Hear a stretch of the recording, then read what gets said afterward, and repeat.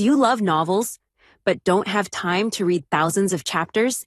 Imagine listening to your favorite stories anytime, anywhere, while driving, working, or relaxing. Here, you'll find premium audiobooks from Pocket FM, Audible, Webnovel, Wuxia, and more, all in one place. Every novel is a one-time payment, no subscriptions, no monthly fees, lifetime access. The full novel list and prices are in the description below. Once you choose a novel, just DM me on Telegram, WhatsApp, or Discord. After payment via PayPal, Ko-fi, or Patreon, you get permanent access to the audiobook on Telegram. And if the novel is ongoing, all future updates are included. Check the description, pick your story, and start listening today. Before we start the video, make sure to like, subscribe, and hit the notification button. Enjoy, and let's go.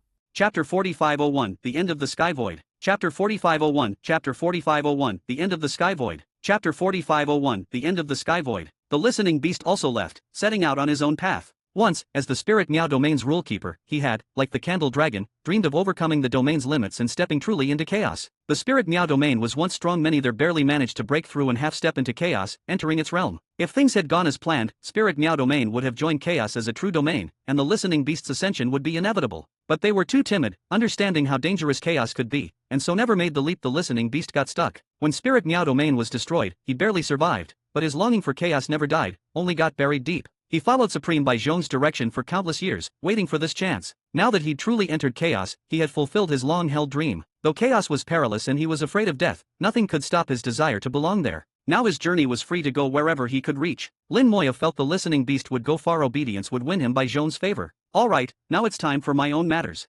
Having resolved the affairs of Flower Fairy and the listening beast, it was finally his own turn. With a single thought, his storage space opened, tearing a rift in chaos to create a channel. With the right of the domain lord, Lin Moya used his power to gather up both domains and send them into storage. He followed in spirit, and within the storage space, the Fifth World Domain and Spirit Meow Domain connected with the Grand World and Kodeo Domain, massively expanding the available territory. The four Silverlight Rabbit Elders, busy nurturing the Grand World, directly witnessed these two domains descending from the heavens. They weren't surprised. Lin Moya had already told them to expect more than 2 in total. 9 domains were to be cultivated. Sending the Fifth World and Spirit Meow domains into storage was just the start. However strong or weak, ruined or whole, they both counted as domains. With the Silverlight Rabbits handling things, Lin Moya had no worries about what followed. He had even more challenging tasks. Still, he shifted his mind into Sky Void. Now under his full control, Sky Void's 5 palaces had fully collapsed to rubble. Within 4 palaces, domain seeds were hidden. With a grab, Lin Moya's domain power broke the defenses and seized the seeds. From the first life to the 4th, 4 palaces, 4 seeds in all. Each had once hosted a blooming domain, but as those shattered, the seeds were left to be reborn. He sensed these 4 seeds were interconnected. They shared one origin. He put them away and surveyed Sky Void. Only you remain. Sky Void was itself a domain origin of the later domains. Back then, the Calamity Supreme and his fellows had once found a perfect domain seed in ancient wastelands. Such perfect seeds are beyond rare. Even Supreme's domains aren't always perfect from the start. A perfect seed doesn't guarantee a perfect domain after evolution. Many accidents happen across eons, and only if every condition is met does perfection emerge. The perfect seed simply gives more hope. With it, the Calamity Supreme used a special method to evolve Sky Void from the seed, then used Sky Void as soil to create subsequent domains. Other seeds couldn't do what this perfect one did. The Supreme employed wild methods, destroying lesser domains and using them as fodder, a strategy only he dared try. Thus, in the perfect seed-born Sky Void, a new, lesser seed eventually split off, inferior in nature to the original. Sky Void Palace was born. Sky Void Lord took charge. First World Domain appeared, grew for countless ages, crumbled, leaving a seed, and so came the Second World Domain. So it divided, with the 3rd and 4th following, and finally the 5th World Domain. But with each split, the seed grew weaker, and after the 5th, it could hardly divide again. Luckily, the 5th World Domain fulfilled the Supreme's plans and no more splits were needed. Turning over old memories, Lin Moya recalled Sky Void's story while refining and absorbing it. Sky Void shrank in his grasp, the palaces fading to dust, all the land returning to its source eventually, a single domain seed. From then on, Sky Void was gone from the world. For the Supremes, the great plot involving it had come to its conclusion. Now in Lin Moya's palm lay 5 seeds, the Sky Void seed the largest and the origin of the rest. All would be re-evolved, nurtured once more into thriving domains. Normally, this would have taken eons and been plagued by mishaps, but with the Silverlight Rabbits, it became simple. Returning to storage, Lin Moya unleashed the 5 seeds. They spun out, blazing in the air like 5 suns. He faced the 4 Silverlight Elders. Here they are. 9 domains in all, please handle it. They hurried to reply, no trouble at all, it's what we should do. Lin Moya glanced at the mountain of materials and the vast plain of ancient ice. Are there enough materials? The elders conferred. The chief replied, this will be enough to perfect the 4 visible domains, but to evolve and perfect all 5 new seeds, we're a bit short unless we use this ancient ice. Lin Moya shook his head. Best to use sharp tools for critical jobs. The ancient ice is meant for compressing domain force later. Using it now would be wasteful. I'll keep sourcing more use what's on hand and leave the ancient ice untouched. And soon you'll have more perfection experts in your clan. With their help, things should speed up again. The chief elder's eyes blazed. Lin, you've bred our clan true perfection. Yes, though only perfection for this place, but it's enough. You lot keep to yourselves, and I promised you your own pure land in October. To read ahead, subscribe to my P at Trian. Chapter 4502, Return to Udeo City. Chapter 4502, Chapter 4502, Return to Udeo City. Chapter 4502, Return to Udeo City. With the Sky Void finished, Lin Moya couldn't help feeling a bit sentimental. This place had once nurtured domain after domain, and just from those alone, dozens had reached chaos level. Who knows how far those cultivators had advanced by now? With great supremes behind them, surely they'd achieved impressive things. One wonders what those people would feel, knowing their domain had vanished. But that was not Lin Moya's concern. With his 9 domains now complete, all that remained was to let the Silverlight Rabbits nurture them. As for the 10th domain, he already had a preliminary idea, but whether it could be realized depended on future attempts. His plan required some prerequisites, not yet in place. Every domain must reach perfection and be fully compressed first. If it succeeded, that would be ideal. If not, I suppose I will need to prepare a backup domain, just in case. The Calamity Supreme arranged for 10 rounds of sublimation with at least 9 domains. It's possible to break the Supreme ceiling. But if there were even more, it should be even better. Why didn't the Supreme arrange that? Why settle at 9? With his skill and allies, finding a 10th domain was no challenge. Why not go further? What was the reason for settling at 9? Was there some obstacle, or is 10 truly impossible? Lin Moya couldn't fathom the Supreme's thinking. He'd only know the answer when he reached that level himself. For now, he would go according to the Supreme's path, perfecting 9 domains. After that, he could further strengthen them, compressing their powers before merging. Though this would raise the difficulty of fusion, Lin Moya was sure he could do it. His foundations already surpassed the ancient Supremes. Back when the Supreme was at Chaos Minor Realm, his body and soul were surely not as refined as Lin Moya's own. There's room to further strengthen both body and soul. I'll have to find a way.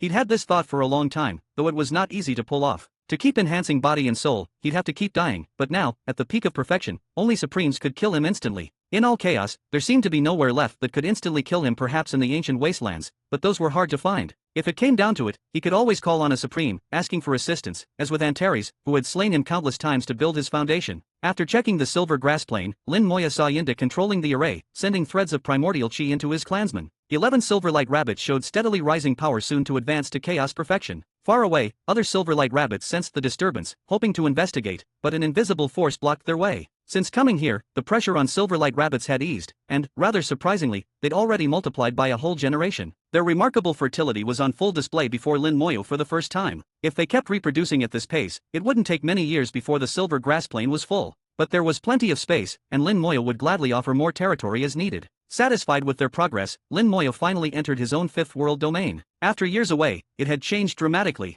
Upon entering chaos, the 5th world domain was washed by chaotic chi. Each creature within bathed in its presence. The chaotic chi subtly affected all beings, steadily strengthening their foundations and accelerating their cultivation. In the past years, talents appeared one after another, until it became the norm. Old strong cultivators, attuned to the new power, saw their own cultivation leap ahead. Some long-prepared experts soared to new heights. Even eternal existences started coming into contact with chaos, feeling and using its power to adapt early. The entire domain was getting stronger. Given a few thousand more years, new chaos-level cultivators would emerge. Lin Moya laid a great array outside the domain to connect it with real chaos. When someone breaks through, they wouldn't be sent to storage, but directly into chaos via the array. This way, no one would notice his storage space. He descended on Udeo City, which had grown larger and more bustling. It was now the heart of the origin continent. Even ancient off-world experts showed their faces here. Yet, regardless of how Udeo City changed, the yard where Xiaowa's group lived remained untouched. Those 4 now stood at Dao Lord level, just half a step from eternity. As elites, they were unmatched within the continent and even the domain. Besides them, Udeo City hosted many other formidable cultivators.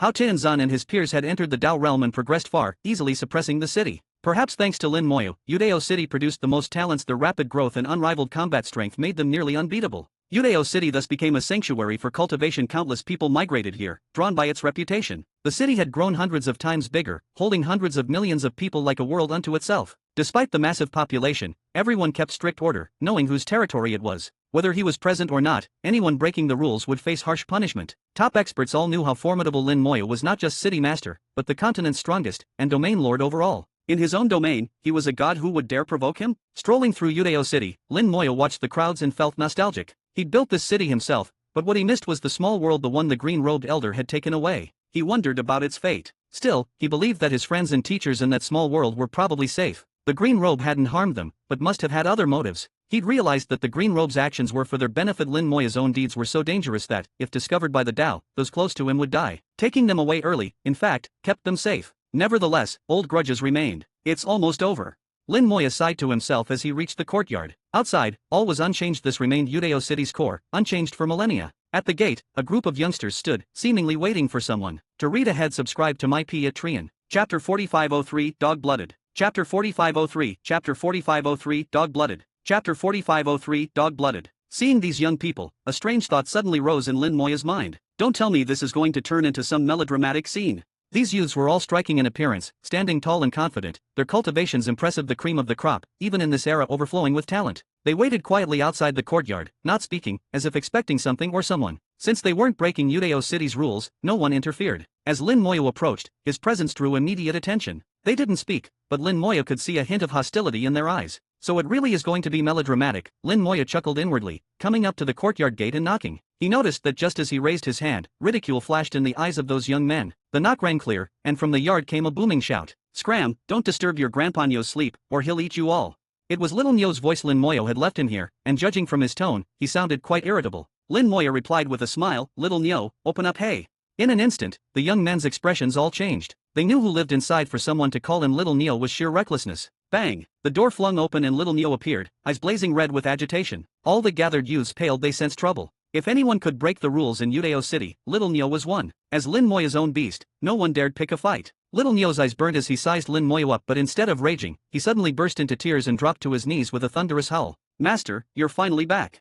Tears streamed down, snot poured from both nostrils, a pitiful mess. Everyone was stunned. How could this fearsome beast suddenly act like this? He just called the young man master, which meant Little Nyo hadn't even cried for 2 seconds when a figure darted from within the yard. Boom! With a crash, Little Nyo was knocked flying skyward, vanishing into the horizon. Xiao Wu barreled out, crying and clinging to Lin Moya. Even as a Dao Lord, Xiao Wu hadn't changed one bit, still the same old self, always clinging. She sobbed, Wah! Master, you're finally back. Tears ran freely. She was little better than Little Nyo. Lin Moya patted her back. There, didn't I come home? Don't cry. Xiao Wu, Xiao Yu, and Xiao Mei followed, faces bright with smiles. Teacher. Father. They clustered around Lin Moya, their beauty dazzling flowers blooming in spring. Their joy left the young men behind dumbstruck. They'd seen beautiful women before, but for Dao Lords to appear real beauties on a different level. Lin Moya glanced at the newcomers. What are these little guys doing here? Xiao Lu whispered in Lin Moya's ear. There are suitors. They come here every day. Annoying as can be. I wanted to kill them, but most are connected somehow to people in the major worlds. They had ties to Hao Daizun and others, so she'd held off. At least they'd behaved no real trouble. Lin Moya asked, are any of you interested in them? Xiao Yu and the others quickly shook their heads. No interest whatsoever. Lin Moya gave a chuckle and swept his gaze across the crowd. Suddenly, all the young men vanished. He'd moved them to the edge of the origin continent, far from Udeo City. If they could come back, it would be thanks to their own fate. You don't have to kill them, but crippling them wouldn't be a problem. No one would blame you. From now on, if anyone bothers you, just deal with them. Don't be polite. If anything comes up, I'll handle it. Xiao Mei smiled. We're just too lazy to bother. Xiao Yu asked, Teacher, how long can you stay this time? Setting Xiao Wu down, Lin Moya stepped inside. Not long. There's too much to be done outside. Is there anything we can help with? Xiao Yu asked, disappointed when Lin Moya shook his head. They were Dao Lords now, but compared with Lin Moya, they still felt insignificant, always a step behind and never able to truly assist him. Lin Moya sat down at the familiar table, Xiao Wu quick to make tea. His gentle gaze swept across the four. Do you really want to help me? They nodded in unison. Yes. In that case, there really is something you can do. You've been here long enough time to see the outside world. Xiao Yu asked, by outside, you mean? Beyond the domain, Lin Moya replied. Xiao Mei was surprised. Beyond the domain, isn't that chaos? We're not strong enough for that. Lin Moya shook his head. Not chaos. It's somewhere else, a place only you four can go, no one else. Normally, those breaking through to chaos only entered via the array Lin Moya placed, not this mysterious realm. What he meant was the storage space, his own territory, off limits to others. Let's drink tea and chat for a while. When the time comes, you'll be busy maybe for thousands of years to come. Xiao Mei smiled. Good. We've been too idle lately. Besides, we're not big on going out. She glanced at Xiao Wu, the most outgoing of the four. Don't mention it, cried Xiao Wu. Every time I went out, I'd run into a pack of fools so annoying. I really wanted to punch them all out. Then why not talk to them? Lin Moya asked, meaning Hao Tianzun and the other city elders. They're deep in cultivation, so the juniors are handling things. As long as no one causes trouble, we just ignore them, Xiao Mei replied. No one would dare misbehave in Udeo City anyway. The four chatted with Lin Moya, recounting their stories since becoming Dao Lords, visiting the origin ancestral ground, seeing other worlds, but always returning home to Udeo. Suddenly, they glanced toward the courtyard gate. Somehow, the place had become crowded with people. To read ahead, subscribe to my Patreon. Chapter 4504, A New Path for the Four. Chapter 4504, Chapter 4504, A New Path for the Four. Chapter 4504, A New Path for the Four. Many people arrived outside the small courtyard, and Lin Moya made no attempt to hide his return. Returning after so many years, the Lord of Origin Continent and Domain Master drew attention the moment news got out. Some faces were familiar, others were new. Many just wanted to see Lin Moya in person, to meet the legendary figure. Everyone behaved, quietly waiting outside. Nobody made a noise, all aware Lin Moya would sense their arrival anyway. A projection of Lin Moya appeared in midair above, his gaze sweeping the crowd. Does anyone have business here? He sounded casual, exerting no pressure, but everyone felt their soul tremble. Many were forced to fight the urge to kneel and bow. Within the Origin Continent, the strongest are Dao Lords, yet the gap between them and Lin Moya was immeasurable. If he wished, he could kill any of them with a glance. Finally, a middle-aged man stepped forward and bowed. Junior Hao Zugwang greets the Domain Master. Hao Zugwang. Lin Moya studied him, noting he looked much like Hao Daozun. With a calculation, he understood. He was Hao Daozun's son. Unexpected, but a pleasant surprise. Hao Daozun had once helped Lin Moya, a favor Lin Moya would never forget. With a flick of his finger, Life's Chronicle and a wisp of primordial chi entered Hao Zugwang's body. Hao Zugwang shuddered and beamed with delight, knowing he'd received a priceless gift. At the same time, Lin Moya's voice reached his ear. This is your fortune, bestowed by me. You'll learn its value in time. Tell no one. Hao Zugwang managed to remain calm and silent despite his elation. Lin Moya's voice echoed across Udao City. I'm only back for family business today, but since fate brings you here, I grant all of you an opportunity.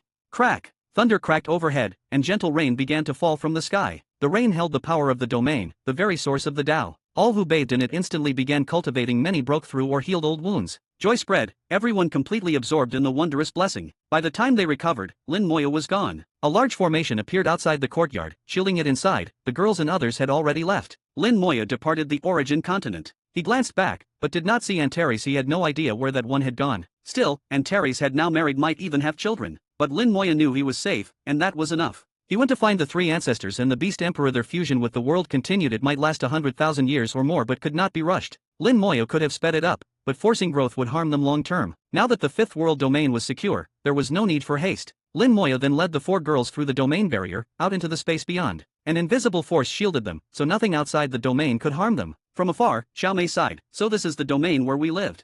Xiao Wu added, Origin Continent is just a corner, and we're merely specks of dust within it. How tiny we are. Indeed, chaos, domain, Origin Continent, great world, small world, each nested within the other. They were only one life among countless others hardly worth mentioning. Lin Moya said, billions of beings, who isn't dust in the cosmos. But dust can still be swept up in a storm and blanket the world. Don't overestimate, but don't belittle yourselves. In this world, the Tao heart should rise above heaven and earth. Whether or not they understood, he did not know these were lessons they needed to realize for themselves. Xiao Wu's eyes darted about as if searching for the Origin Continent above. There was no way to pick it out among the millions of worlds. Xiao Yu asked, Teacher, what do you want us to do here? Lin Moya replied, You know the domain's edge is chaos, but this isn't chaos. They had heard of chaos, though never seen it, and had reckoned that breaking out of the domain put them straight into chaos. Xiao Mei asked curiously, If not chaos, then what? This is my own private domain of sorts. It's similar to chaos, but not quite. Many new lives are being born here. You must adapt to this place and its Tao, and find these newly forming souls. Leave your soul marks in them. Don't worry, these young lives are still weak. Marking them means they'll become your helpers one day. And their strength will provide further support for you. Xiao Mei was still unsure. Why were new lives forming here, and why would they serve as helpers? If this isn't chaos but Lin Moya's private domain, what's really the difference? And if they wanted to go further once they broke past the domain, shouldn't they go into chaos and become true beings? If not, how could they transcend? Lin Moya went on. You used to walk the same path as others, Tao Lord, eternity, transcendence, chaos realm. But now, a small change. The path you'll walk is a new one, never before traveled. The destination is unknown, perhaps harder than before, but it will certainly go farther. Don't ask why, just go, experience it yourselves and feel the new world. With that, Lin Moya led them deeper, letting them glimpse the many realms, grand world, spirit Miao domain, and others. Then they saw the threads of primordial chi like filaments drifting through the void. Their eyes brightened with excitement, even if they did not grasp what the primordial chi was, only that it was precious. Lin Moya said, This is primordial chi, one of the world's fundamental powers, even stronger than source power. But your realms are still too shallow. You can't absorb it directly. If I helped, you'd gain strength, but it would hurt your affinity with heaven and earth. So, go find the souls and leave your marks. Those native to this realm can absorb the primordial chi. Through them, you'll draw in the power and deepen your own insight. Is that clear? To read ahead, subscribe to my Patreon. Chapter 4505, Little Neo with no bottom line. Chapter 4505, Chapter 4505, Little Neo with no bottom line. Chapter 4505, Little Neo with no bottom line. Lin Moya spoke of his understanding of the universe, but the four clearly didn't comprehend. His words were simply too advanced. He was describing his own insights about the nature of the world, not just the Tao. The four were all Tao Lords, but only within the domain. If he'd discussed Tao truths, they might have kept up. But what he spoke of was on a higher level, a deeper understanding of existence that was entirely beyond their grasp. For them, the storage space world was unfamiliar, its laws known only to Lin Moyo. He alone could control and alter it at will, others had to try to understand it on their own. Lin Moyo said, "It's fine if you don't understand. Just remember my words for now, and someday you'll get it." All four nodded. They naturally listened when he spoke. Then Lin Moyo drew out 4 runes, imprinting them into the 4 souls. These were not chaos runes, but unique to this world, able to exist here eternally without worry of time. With these runes, the 4 could move about the storage space freely, unaffected by primordial chi. After finding newborn beings and imprinting their souls, they would use these creatures as conduits to absorb primordial chi.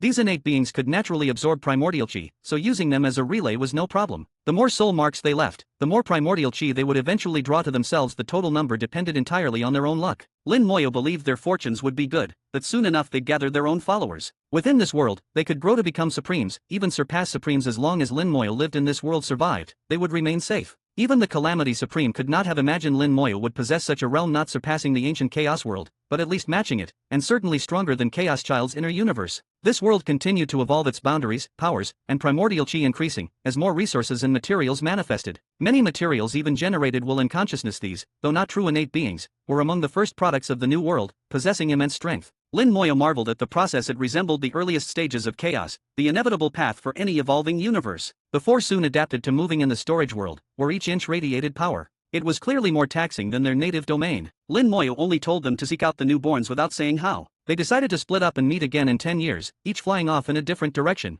At this stage, actual birth was still far off. They were safe here, especially because Lin Moyo had laid down a rule whereby danger would trigger their instant return. As the world's master, Lin Moyo was all-powerful here. After settling affairs for the 4, Lin Moyo suddenly heard faint cries from little Nyo. The bull he'd sent flying was now broadcasting a weak signal via their soul link. Lin Moyo laughed. "I really did forget about you. All these years, little Nyo had stuck by the girls, if not to great effect, then at least as a loyal companion. In the great world, too, he'd fought at Lin Moyo's side. You come here, too." With a thought, Lin Moyo mobilized the 5th world domains law, forming a huge hand in bringing little Nyo across. Little Nyo stared blankly around the storage world, momentarily lost, but seeing Lin Moyo, he quickly regained his composure, grinning ingratiatingly. "Master, you really didn't leave me behind after all. Would you want to be abandoned?" Little Nyo shook his head. "It's my honor to serve you. All I want is to be your bull. Wherever you go, I'll follow." Lin Moyo eyed him sharply. "I hear you made trouble with lots of cows in Origin Continent, even founding your own breed." Little Nyo grinned slyly. "Wasn't that all thanks to your glory, master?"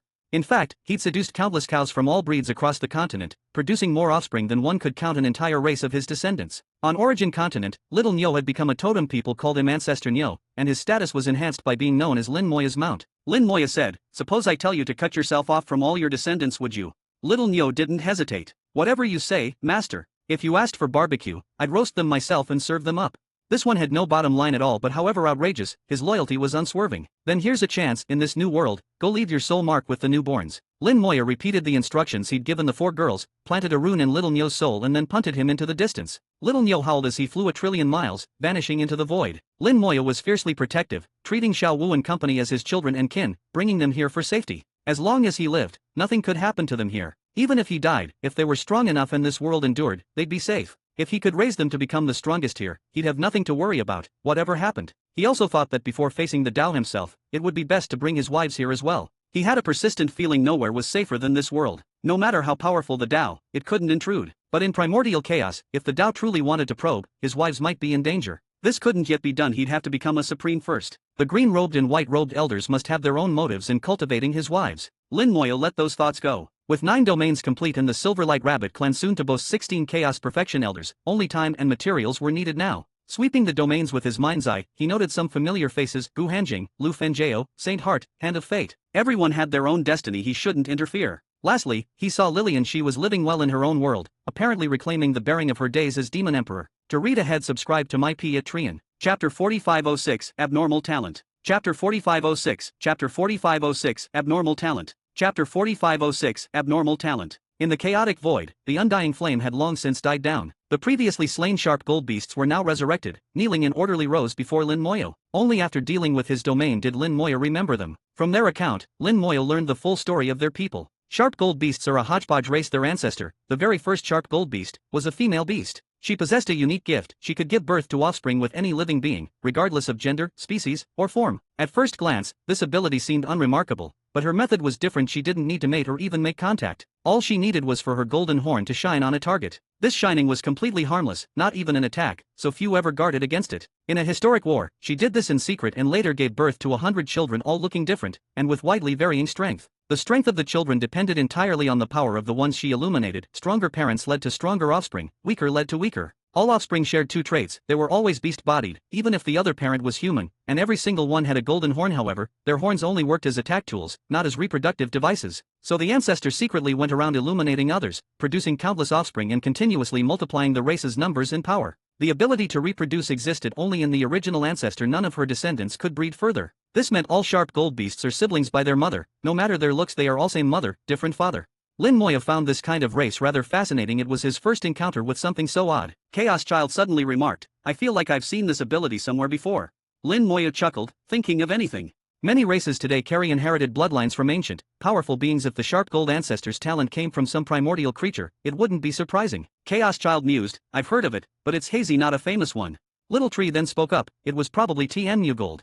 Yes, Chaos Child replied, "That's a TNMU gold, a nobody, but the ability was twisted." Little Tree explained, TNMU gold gained intelligence and the ability to reproduce via golden rays. Anyone struck by her golden light was instantly marked, and she could bear their offspring. She left many children among great experts, but her children were always weak and strange looking, Little Tree said. And she herself lacked any fighting strength. Her talent was just revolting, and people eventually wiped her out, Chaos Child added. Imagine how it feels to suddenly learn you have a new child. Descendants of TNMU gold formed a bloodline connection to the parent strong beings, who could sense their new children. Suddenly gaining offspring, especially ones looking bizarre but sharing your blood, disgusted many, so TNMU gold was exterminated. Little Tree concluded, but she wasn't wiped out completely. Some fragments survived, was swallowed by a strange beast, and eventually evolved into the sharp gold beast race.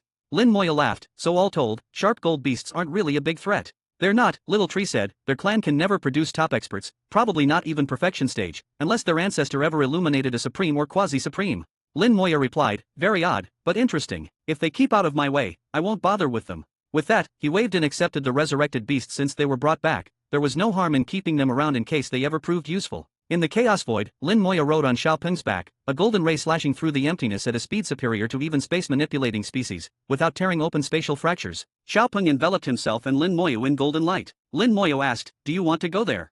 The matter of the storage space wasn't widely known. Only Lin Moya, Xiaopeng, Chaos Child, and Little Tree were aware. Lin Moya had considered letting Xiaopeng go, but decided Xiaopeng's presence was still valuable in primordial chaos. Still, he sought Xiaopeng's opinion out of special affection. Xiaopeng shook his head. "I don't want to go for now. I'm useful here. I can help father." "Alright," Lin Moya agreed. "Whenever you want, you can go."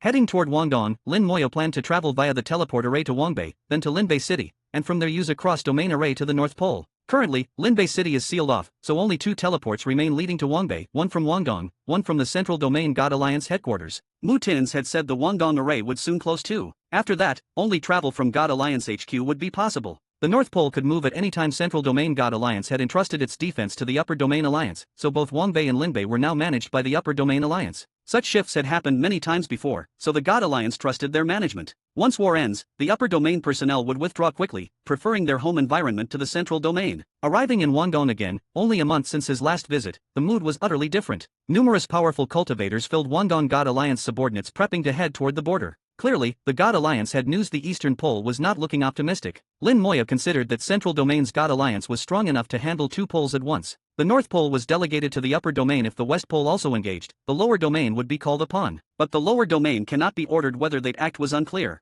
A great war is brewing, Lin Moya murmured. It had been years since a full-scale 4-pole, 3-domain war broke out. Originally it seemed a fight only between the West Pole and Central Domain, but now events spiraled into broader conflict. Lin Moya sensed this escalation had deeper reasons, likely tied to that thing from ancient chaos, maybe even concerning a supreme, or the Tao itself. Either way, it was not as simple as it looked. Arriving at the Guangdong array, Lin Moya found himself blocked. "Sorry, senior, the teleport arrays have all been claimed these days." Chapter 4507, The Four Seas Sect. Chapter 4507, Chapter 4507, The Four Seas Sect. Chapter 4507, The Four Seas Sect. The teleport array was occupied? Lin Moya discovered that the teleport array was indeed closed, forbidding anyone's entry. Blocking his way was a woman at the Tao Lord level, wearing the uniform of the Central Domain God Alliance, obviously someone from a subordinate faction. Her attitude was polite, calling him senior and looking apologetic. Lin Moya didn't press her, but asked, "Why is the array occupied?" She replied, "The people from the Four Seas sect are coming. Since their group is large, the teleport is reserved for them for several days."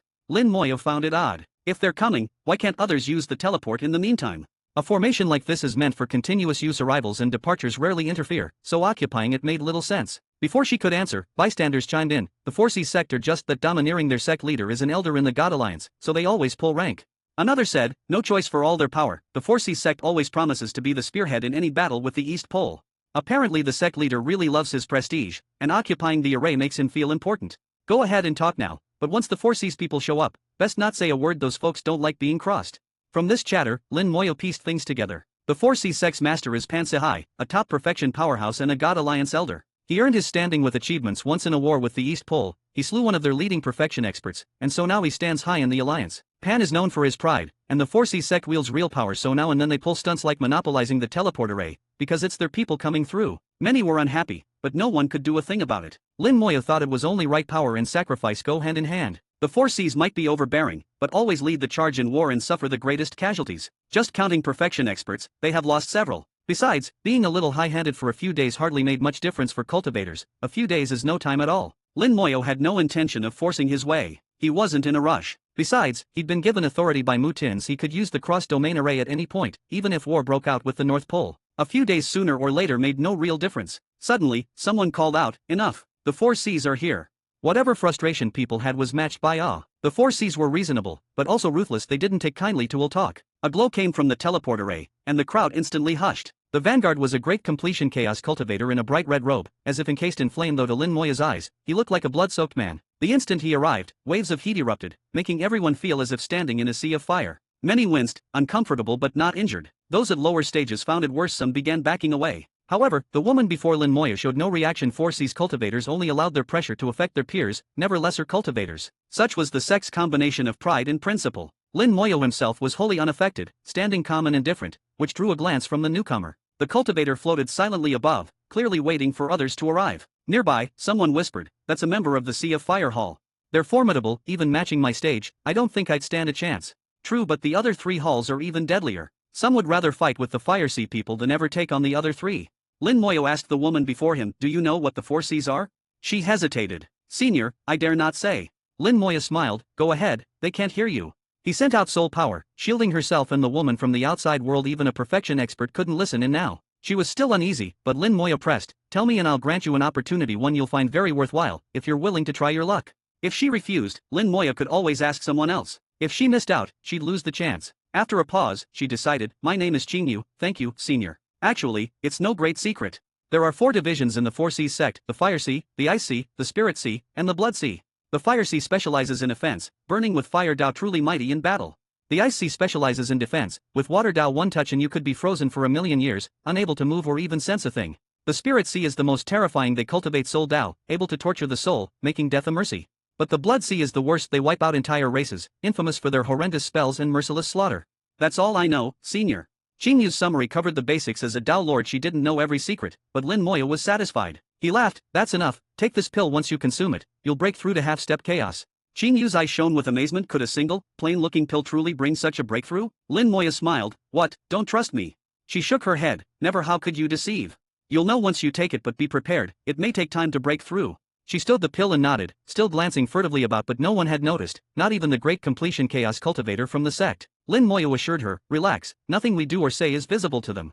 And at last, Qingyu realized it was true. She had no idea how, but was thoroughly awed. The teleport array activated once more, letting loose a surge of overwhelming force. To read ahead, subscribe to my Patreon. Chapter 4508, if you want to talk, come down, I'm too lazy to go up. Chapter 4508, Chapter 4508, if you want to talk, come down, I'm too lazy to go up. Chapter 4508, if you want to talk, come down, I'm too lazy to go up. Someone else approached. The aura of a perfection powerhouse oppressed the scene before they even arrived. Those at Chaos Minor Completion felt nothing, but the great completion cultivators visibly paled, each backing away to escape the pressure. Firelight appeared in the air. It was another Blood Sea division member of 4C's sect, this time at the elder level. A figure clad in blazing red stepped from the teleport array. The earlier arrivals instantly bowed respectfully. Welcome, Elder Tianmi. And the elder known as Elder Tinhuo appeared, his body solid and wreathed in burning robes, his very presence forming a sea of illusory fire in the skies above eastward border. Everyone saw the fire sea, even though it was only an illusion. Elder Tinhuo stepped from the array, hovering in midair, eyes sweeping aggressively over the crowd. No one dared to meet his gaze. All avoided his eyes by looking down.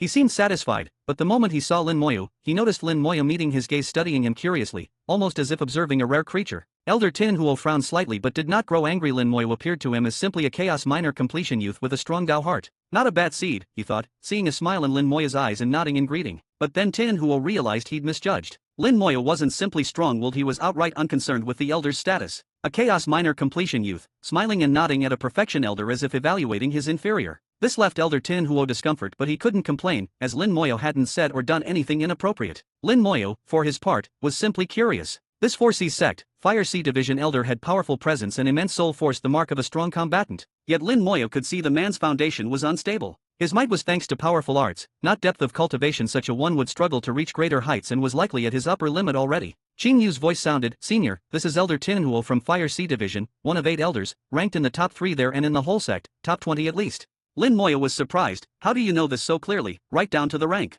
Qing Yu explained, "It's public record. The Central Domain God Alliance keeps detailed rankings for all major factions. If you're ever curious, you can check." Lin Moyu chuckled, "So that's it. I've never browsed their database." Qing Yu continued, "The database has comprehensive rankings for all strong cultivators in the 4 poles and 3 domains. Of course, my own cultivation isn't high enough to access everything. I've only seen what's permitted at my level." This prompted Lin Moyu, "What about Wine Venerable, how is he ranked?" Qing Yu replied, "Wine Venerable is counted as one of the Central Domain's true peak experts. Everyone knows of him. If there's a ranking, he's definitely in the top 10. But really, those top experts are only unofficially ranked. Everyone makes their own lists. Some people say Wine Venerable is the undisputed number 1 under the Supreme Realm." Lin Moyu laughed, "That's true, everyone has their own ideas about rank."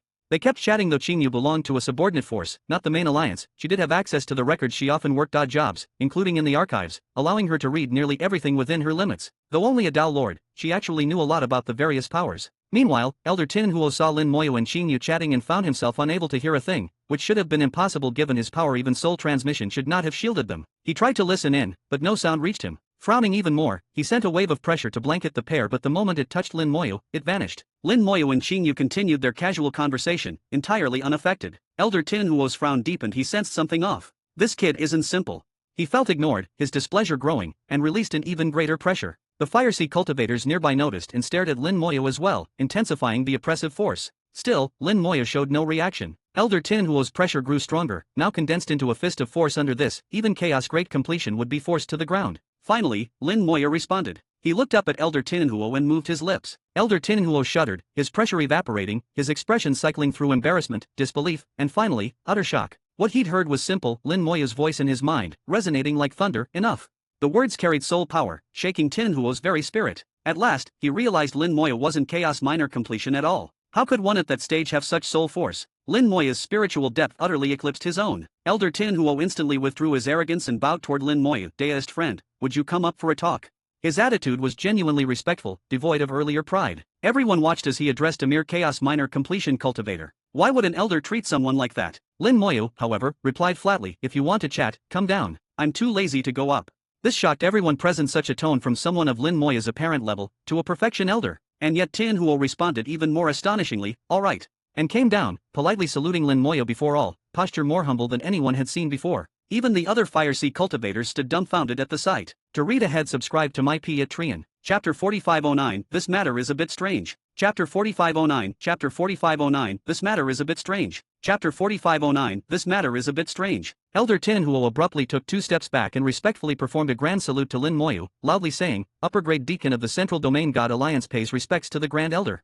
Qing Yu beside him was briefly stunned, and then she too quickly bowed, her voice trembling. "Qing Yu greets the Grand Elder."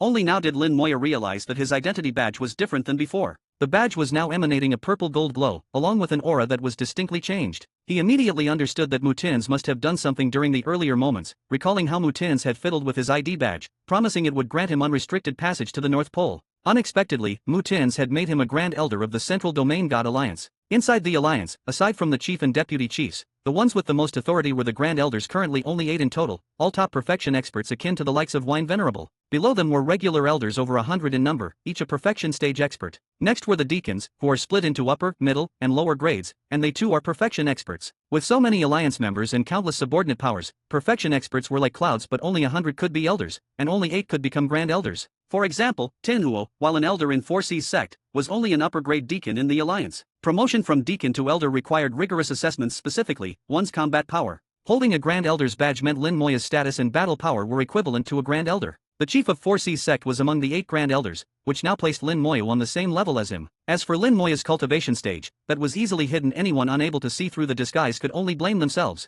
Lin Moya instantly saw through it all. Within the alliance, rank was absolute. As a Grand Elder, Tin Huo had to pay major respects. Anything less would be seen as disrespect. Lin Moya said, "No need for such formality." What did Deacon Tin Huo want to discuss?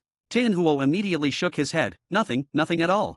He had nothing to say. He was just curious before, but now, knowing Lin Moya's new position, he dared not presume. He turned to ask, "Grand Elder, is there something you need here?" Lin Moya replied, "I'm headed to the north border, but with the array occupied, all I can do is wait." Tin Huo's expression changed, and he smiled wryly. "If we'd known you were going, Chief would never have blocked the array." Lin Moya said, "It's no trouble, I'm not in a hurry. But your large showing, does this mean war with the East Pole is about to break out?" Tin Huo nodded. "That's what our intelligence suggests. There are East Pole infiltrators already inside." Lin Moya asked, "They must be perfection experts, correct?" Tin Huo confirmed, "That seems to be the case. Our chief stationed us here specifically to deal with those from East Pole. And it's not just us, others are coming, and several Alliance elders have gone to Lin East City to prepare for battle." "But..." He hesitated, so Lin Moya prompted, "But what?" Tin Huo replied, "I feel there's more to this. The information we've received is strangely murky, but I can't say for sure, just a hunch." Lin Moya encouraged him to continue. "Let's hear your speculation." Tin Huo said, "When polar domains go to war, the Supremes have an agreement. They don't interfere directly, only observe. But they may plot and influence events behind the scenes. This time, the South Pole struck first, but East Pole is being unusually discreet, unlike previous wars, where they were always the aggressors." "That's suspicious. And the intelligence we've received is vague, just stating that East Pole could strike at any time. This has drawn most of our forces to Lin East City, leaving other areas thinly defended." Though Tin Huo cultivated the path of fire and seemed hot-tempered, he was actually sharp and knowledgeable due to his alliance rank. He had misgivings and ideas but couldn't really voice them, lacking authority. Lin Moya asked, "Have you shared these thoughts with the chief?" Tin Huo replied, "I have, but after receiving the intel, the chief left, ignoring local matters." Lin Moya was puzzled. "Why?" Tin Huo said, "If my guess is right, the intelligence named the Supreme of Extreme Flame from East Pole a sworn enemy of our chief who killed his Dao companion. As far as the chief is concerned, nothing matters more than revenge." "Supreme of Extreme Flame?" Lin Moya noticed Tin Huo's hesitance. It was a sensitive 4C sect matter. He turned to Qing Yu. "Do you know the details?" She nodded. "It's no secret. The Supreme of Extreme Flame is a top perfection expert from East Pole, and because he killed the 4C's chief's Dao companion, the chief swore to pursue vengeance at any cost. A hatred born of such a personal loss truly was immortal, and it explained why the chief cared little for anything but his revenge, even at the cost of countless lives." Lin Moya asked, "Have you mentioned these concerns to any other Alliance elders?" Tin Huo responded, "The chief is a Grand Elder. If he says nothing, there's no point in telling others, they'd only defer to his word. Still, we 4C's elders have discussed it and all feel something is off, but there's nothing we can do except obey orders." He had little choice in the matter. The teleport array activated again, more people arriving. For the rest of the day, the 4C sect arrivals continued. After the Fire Sea came the Ice Sea, turning the north border into a world of fire and ice. Next was Soul Sea, and finally Blood Sea. Midway through the Soul Sea's transport, a strange ripple swept forth from chaos itself, instantly enveloping the north border. The running teleport array buzzed and then abruptly halted. To read ahead, subscribe to my P at Trian. Chapter 4510, This decides both victory and life or death. Chapter 4510, Chapter 4510, This decides both victory and life or death. Chapter 4510, This decides both victory and life or death. Space was completely sealed off, even the teleport array stopped functioning. In the next moment, the grand formation of Guangdong began to activate, an enormous array encapsulating the entire region. On the surface of the array, numerous apertures appeared, each radiating a deadly aura. This defensive formation was not simply for protection, it could attack as well as defend, boasting immense offensive power. Meanwhile, the Central Domain God Alliance's fortifications rapidly transformed into a war fortress, rising into the sky and merging with the formation as its core. Elder Tin Huo's expression changed. "They really have arrived. This is East Pole's space-fixing Grand Array." "No need to panic, nothing will happen," Lin Moya replied, unfazed. The so-called Grand Space-Fixing Array meant little to him. Sealing space and blocking transmission arrays was a feat he could easily perform. What set the array apart was its massive scale, encompassing trillions of miles. Within its range, not only space was locked down, but even the laws were disrupted, greatly reducing the speed of all cultivators. Even perfection-level experts found their speed limited to that of chaos minor completion. The design was to prevent enemies from escaping. However, those from East Pole who used the array had ways to minimize its effects on themselves, thus widening the power gap. Seeing Lin Moya so calm, Elder Tin Huo also composed himself as a Grand Elder. Lin Moya's combat capabilities matched the strongest, if not his own sect master. With such an ally, East Pole's ambush might not succeed after all. A force appeared outside Guangdong, a massive flying fortress filled with people. They had come from East Pole, appearing human-shaped, but none were actually human. True humans were rare in East Pole, most were exotic beasts, or at best, half-human in some form. With the array fully operational, a voice resounded through the city. All cultivators below chaos level in Guangdong follow the array's instructions and enter the nearest core, preparing to fight. Beams of light descended from the sky, carrying all cultivators below chaos level into the formation as array cores, providing energy to the formation. In battles among the extreme domains, once started, no one could escape no matter their realm, even ordinary people had to fight. Qing Yu bowed to Lin Moyo, Grand Elder, I'll join the array. Go ahead, Lin Moyo replied. For many, the array was protection so long as it was intact. Guangdong would be safe if it broke, even the aftershocks would be deadly. As people took their positions in the array, a figure appeared in the sky. Foresees sect, assemble outside the boundary, prepare for battle. Elder Tinhuo shuddered, it's the sect master, he's here. Lin Moya smiled, he never left. Sect master Pan Sehai, a peak perfection expert on par with Wine Venerable, had been hiding in Guangdong all along. He'd concealed himself from everyone but not Lin Moyo. As a veteran, Pan Sehai had already realized the suspicious intelligence, guessing an East Pole raid was likely. Thus, he never actually left, waiting in Guangdong and ensuring the transmission array stayed occupied. The slow pace of the Foresee's arrival was deliberate, intentionally buying time. And sure enough, as the transfer was half complete, the enemy struck. Pan Sehai appeared outside the city cloaked in an aura of terror. A middle-aged man stood atop a sea of blood, countless vengeful spirits swirling behind him, shackled by crimson chains emerging from the sea souls from his many victims, doomed to eternal torment. The blood sea was a supreme treasure, truly dreadful. Pan Sehai himself had grown up amidst bloodshed, and his killing intent was enough to shatter the Dao heart of even a chaos stage expert. He glared at the fortress from East Pole and said coldly, extinguishing flame, it's time to settle our score. A voice laughed from within the enemy fortress. Unexpectedly, a great variety of fire images filled the chaos, volcanoes, oceans, firebirds, flame serpents, blazing suns. All things were shaped by fire, worlds themselves unfolding in flame. Even before seeing the man, Lin Moya could tell his fire Dao was supreme. The Flame Lord flew from the fortress, King of Fire, and all flames paid him homage. At his appearance, all Fire Sea cultivators of Four Seas sect looked stricken. Their fire indeed, their entire fire Dao seemed forced to submit to his authority, a suppression from the very level of the great Dao itself. Pan Sehai snorted, and a drop of pitch-black blood shot from his blood sea and exploded in the void, sweeping away the suppression. Hatred shone from his gaze, but he did not lose control. Let's fight elsewhere. The Flame Lord laughed. Fine, today we'll determine who's stronger. Pan Sehai corrected him, this is a battle of life and death. Good, then let it decide both victory and life or death. The Flame Lord split the void and charged away. Pan Sehai sped after, both vanishing a moment later. With their titanic power, even the aftermath could annihilate bystanders if they fought here. Both Guangdong and the East Pole Fortress would be doomed. After their departure, the battle shifted to the others. Transmission halfway done, the Four Seas weren't all assembled, other forces hadn't arrived. Only the Four Seas contingents, a handful of itinerant cultivators, and Guangdong's own grand formation remained. No one yet knew how many lay hidden in the enemy fortress, but battle was inescapable. The Four Seas began arraying their ranks. Luckily, both Fire and Ice Sea divisions were present, forming their complete formations. The Soul Sea division was half arrived, unable to form a proper battle array. They'd have to fight alone. Even Elder Tinhuo was nervous. This wasn't some ordinary squabble, but a domain-level war, where even perfection experts commonly fell. He couldn't know if he'd survive. The enemy war fortress hummed, their formation powering up as strong beings began emerging, beasts from East Pole, not human, taking on their true forms in space. There weren't many, just 100, but each was a perfection expert. The faces of Four Seas disciples turned grim. How could they stand against 100 perfection foes, especially with over 10,000 chaos great completion underlings behind, while their own numbers were only in the hundreds? With space sealed, outside help would not arrive. An eerie laugh echoed, Pan Sehai is gone.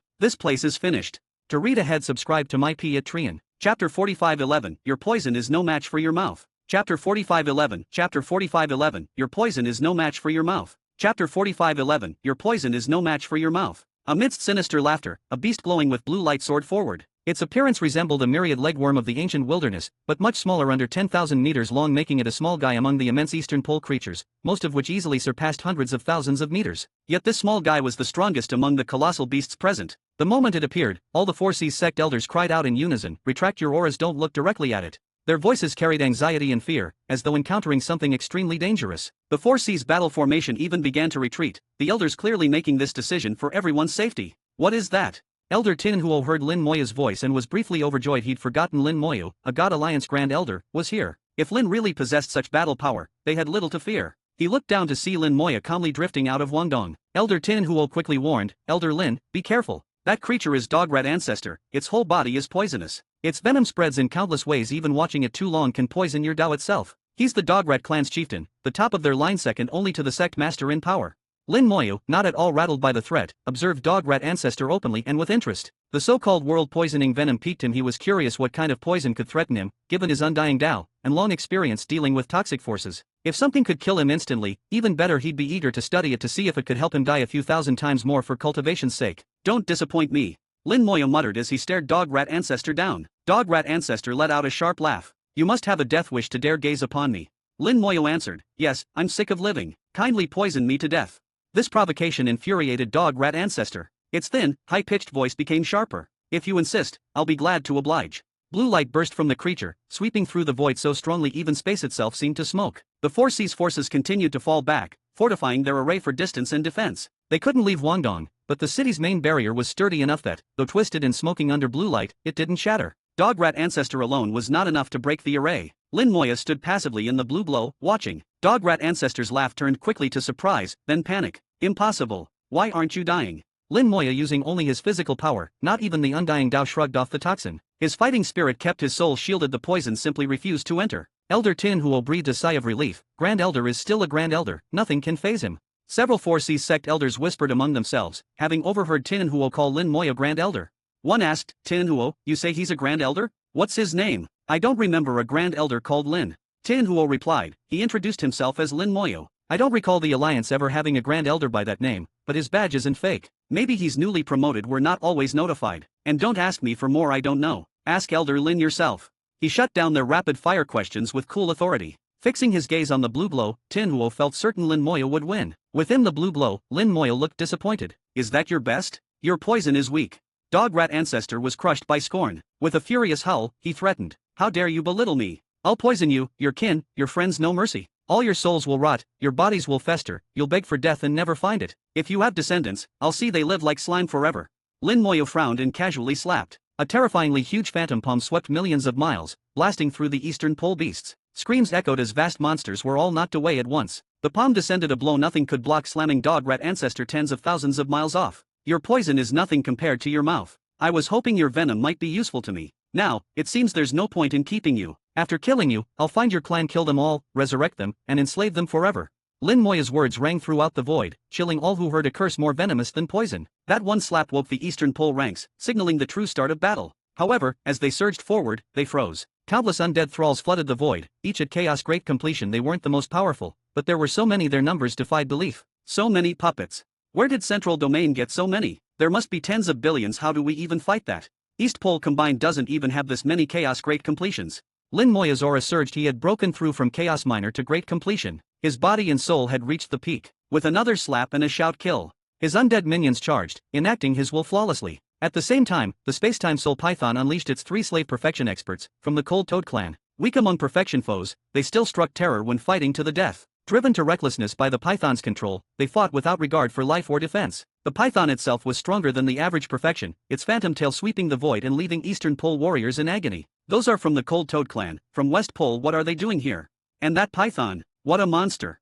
This Lin Moya, where does he get so many tricks? Cries of confusion rose as Lin Moya called forth more power. Golden light sparkled, Xiaoping dove into the thick of battle, reaping lives without pause. To read ahead, subscribe to my P at Trian. Chapter 45:12, How many can escape? Chapter 45:12, Chapter 45:12, How many can escape? Chapter 45:12, How many can escape? A sea of undead minions surrounded the Eastern Pole invaders, while the Spacetime Soul Python rampaged the battlefield with its trio of controlled subordinates. Now revived, the Spacetime Soul Python had no fear of death. If slain, it would simply resurrect. The 3 controlled subordinates understood nothing of death when facing Eastern Pole perfection experts. They slaughtered recklessly. Xiaopeng darted at full speed, a streak of golden light across the battlefield, breaking up the space wherever he went, causing many perfection experts to be injured or forced away. They couldn't keep up with Xiaopeng's movements, nor counter his attacks. Defense was pointless. But since Xiaopeng was not yet strong enough to instantly slay perfection experts, he mostly ignored chaos great completion enemies, leaving those to the undead minions. From the very start of the battle, the Eastern Pole invaders were suppressed. Their war fortress was itself a treasure, incredibly powerful, worth several times the force of ordinary perfection experts. But against endlessly swarming undead, it lost its decisive edge, unable to turn the tide. Undead minions attacked unceasingly from all directions,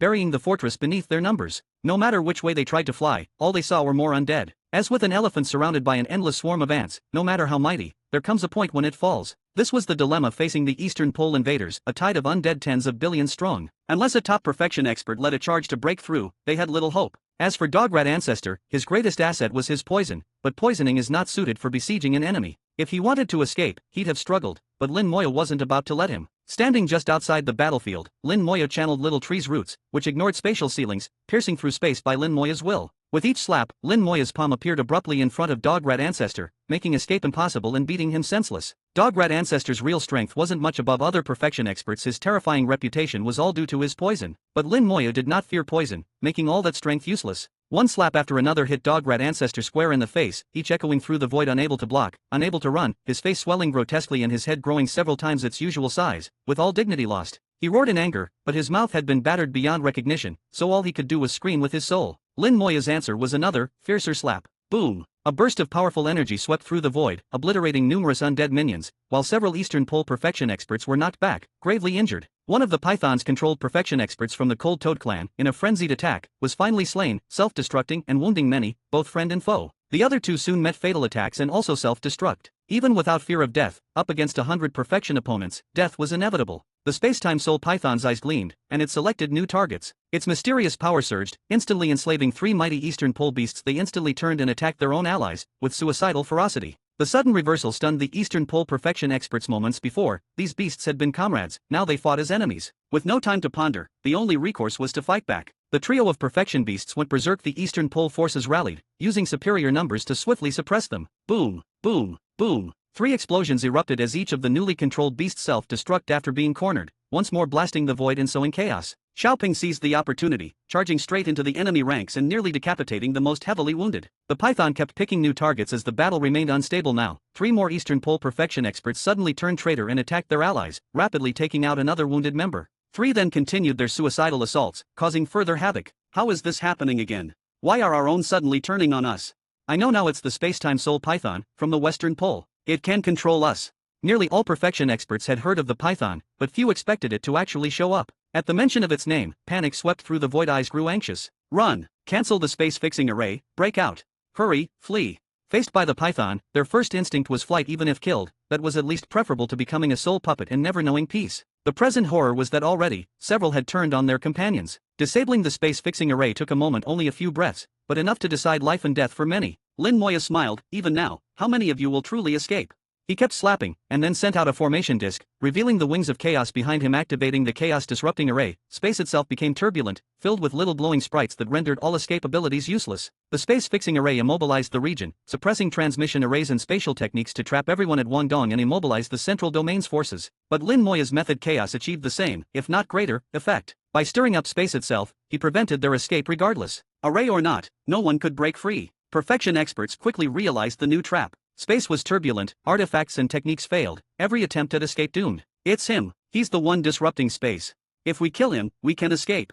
They converged on Lin Moya, fighting through the undead horde, determined to slay him for a chance of survival. Lin Moya only laughed, bold, but nowhere near enough. He flicked his finger, sending out several drops of heaven and earth mother water. To read ahead, subscribe to my P at Trian. Chapter 45:13, Trying to Break Out with the Fortress. Chapter 45:13, Chapter 45:13, Trying to Break Out with the Fortress. Chapter 45:13, Trying to Break Out with the Fortress. Heaven and Earth Mother Water is the true core of the Pure Land of the Western Extreme. Chaos Divine Water is derived from it. Even though Chaos Divine Water is many times weaker than Heaven and Earth Mother Water, Western Extreme's perfection experts still dare not touch it. Back when Lin Moya emerged from Chaos Divine Water, it shocked a group of top perfection experts. Now, Lin Moya used Heaven and Earth Mother Water directly, transforming it into a tsunami, its power vastly superior to Chaos Divine Water. If any perfection expert was caught in it, their physical body and soul would be corroded. If not killed instantly, they would be severely wounded, their cultivation plunging, and never again reaching perfection. Retreat quick, get back! Someone screamed while they didn't recognize Heaven and Earth Mother Water. Their instincts told them how terrifying it was.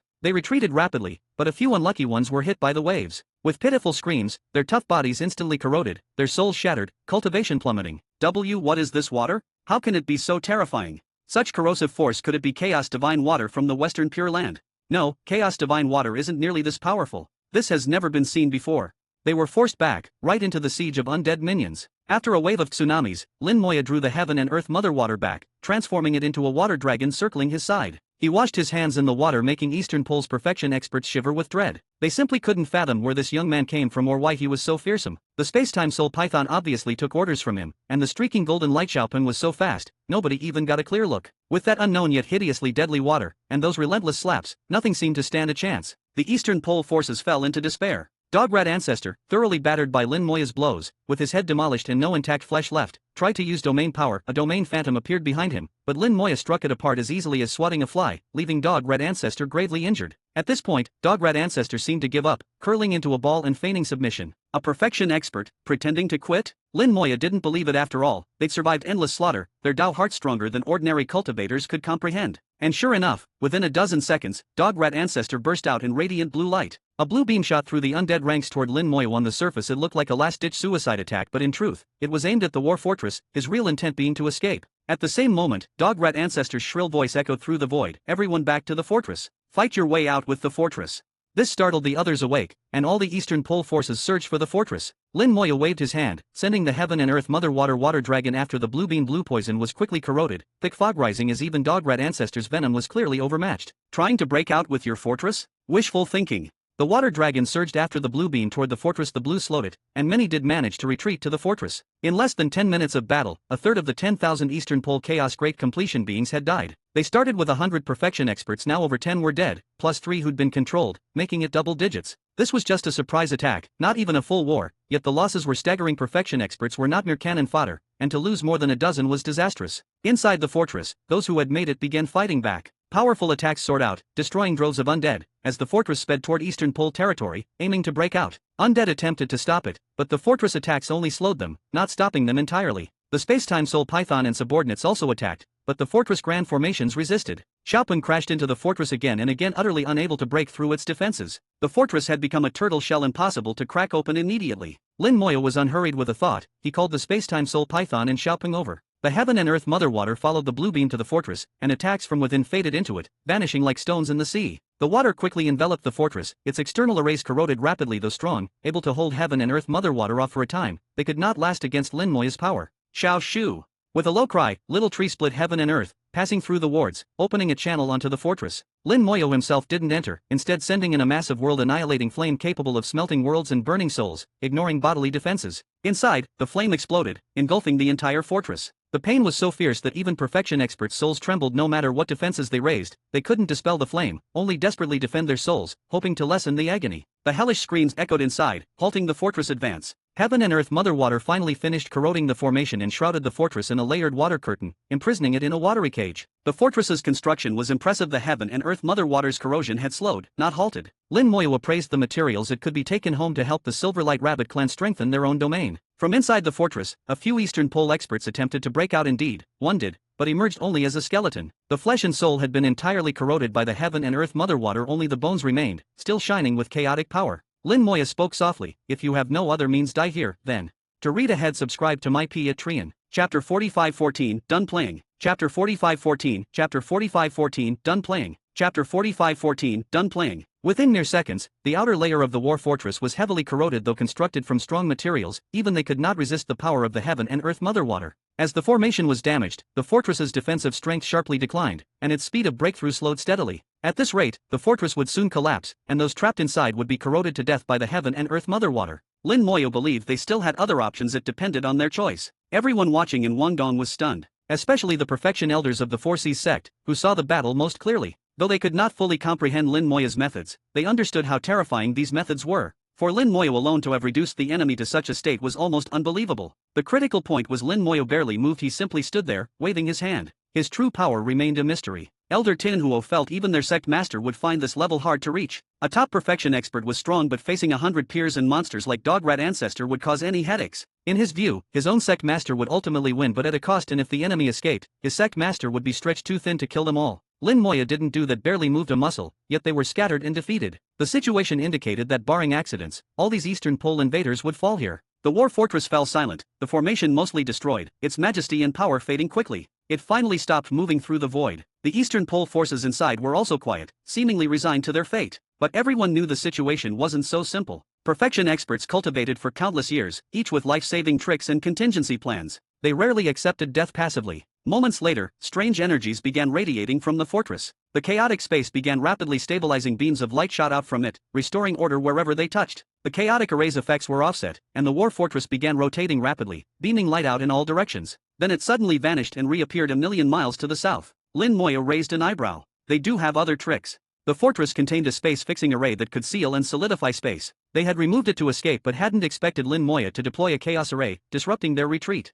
Unable to escape the chaos array, they had to reactivate the space-fixing array. By balancing these two arrays, the fortress stabilized space enough to teleport away. Stabilizing space with two conflicting arrays was difficult, showing there was a powerful array master inside adjusting the balance. As space stabilized, the fortress could teleport, but the stability was incomplete, limiting distance and direction. Lin Moya calculated the time they had, a few seconds at most before space would be fully stable. He smiled at their escape tactic with slight disdain. Their array master was skilled but couldn't match him. Lin Moya flicked his fingers. Chaotic runes scattered into the void. The chaos array shifted, destabilizing the space again. To stabilize space requires balance between two arrays. Lin Moya disrupted the chaos array's balance, making space chaotic once more. With space disturbed or solidified, the fortress could not teleport. The fortress's beams altered quickly. Lin Moya adapted his power to maintain instability. He didn't use the wings of chaos, even withdrawing them, relying only on manipulating the chaos array in a duel between array masters. His unseen opponent deserved corresponding respect, a respect only other array masters understood. Lin Moya repeatedly adjusted the chaos array. The enemy countered swiftly. Within a minute, the array had been modified once. The 4C's perfection elders were stunned. Elder Tin Huo muttered, "Elder Lin, he's actually an array master." Someone nearby said, "He's no ordinary array master. His rune drawing speed is the fastest I have ever seen." Another retorted, "He doesn't really draw runes. The majority are instantly formed by thought. Only a few complex ones require actual drawing." That was correct. Lin Moya could instantly form most chaotic runes. Only the few most complex required drawing, which was nearly instantaneous. With a stronger soul and deeper understanding, Lin Moya could one day form all runes instantly. Elder Tin Huo admitted limited knowledge. Someone said, "Elder Lin is stronger. He alters arrays in one breath, while the opponent takes 3 breaths. There's a big gap. Right now, Elder Lin is just toying with the opponent. I think he's about finished." Though the enemy was also an array master, not of Lin Moya's realm and depth, they could see Lin Moya's supremacy. Soon Lin Moya sighed, done playing.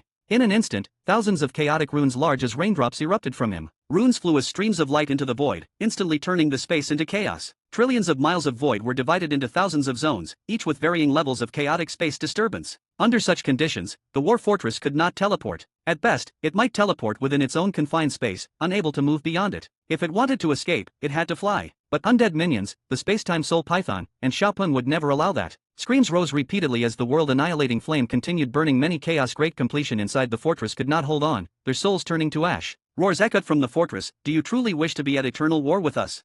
This indicated the enemy had few good options left. Even if they had plans, none were certain. Lin Moya ignored them and relaunched the attack. Undead minions and the python infiltrated deeper as heaven and earth mother water bore into the fortress. Those inside realized Lin Moya's intent. They stopped shouting. A huge presence surged, and a giant appeared in the void. He was none other than the Flame Lord. To read ahead, subscribe to my P at Trian. Chapter 45:15, Blow It Up for Fun? Chapter 45:15, Chapter 45:15, Blow It Up for Fun? Chapter 45:15, Exploding to Your Heart's Content. Why did the phantom of Flame Lord suddenly appear inside the war fortress? Lin Moya wasn't sure at first, but quickly understood. As the Flame Lord's phantom appeared, a point of fire surfaced far off. The flame quickly expanded, becoming countless firebirds, fire dragons, even volcanoes sweeping in from afar. The speed surpassed that of perfection experts, and the fire illusions paved the way by burning through space itself, destroying it so thoroughly it could not remain chaotic. Flame Lord strode atop the fires, swiftly advancing from the broken void. Those guiding fire illusions streamed into the war fortress, revitalizing it. The fortress hummed, resonating with Flame Lord, forming a path of fire between them. So, the war fortress belongs to you, Lin Moya realized.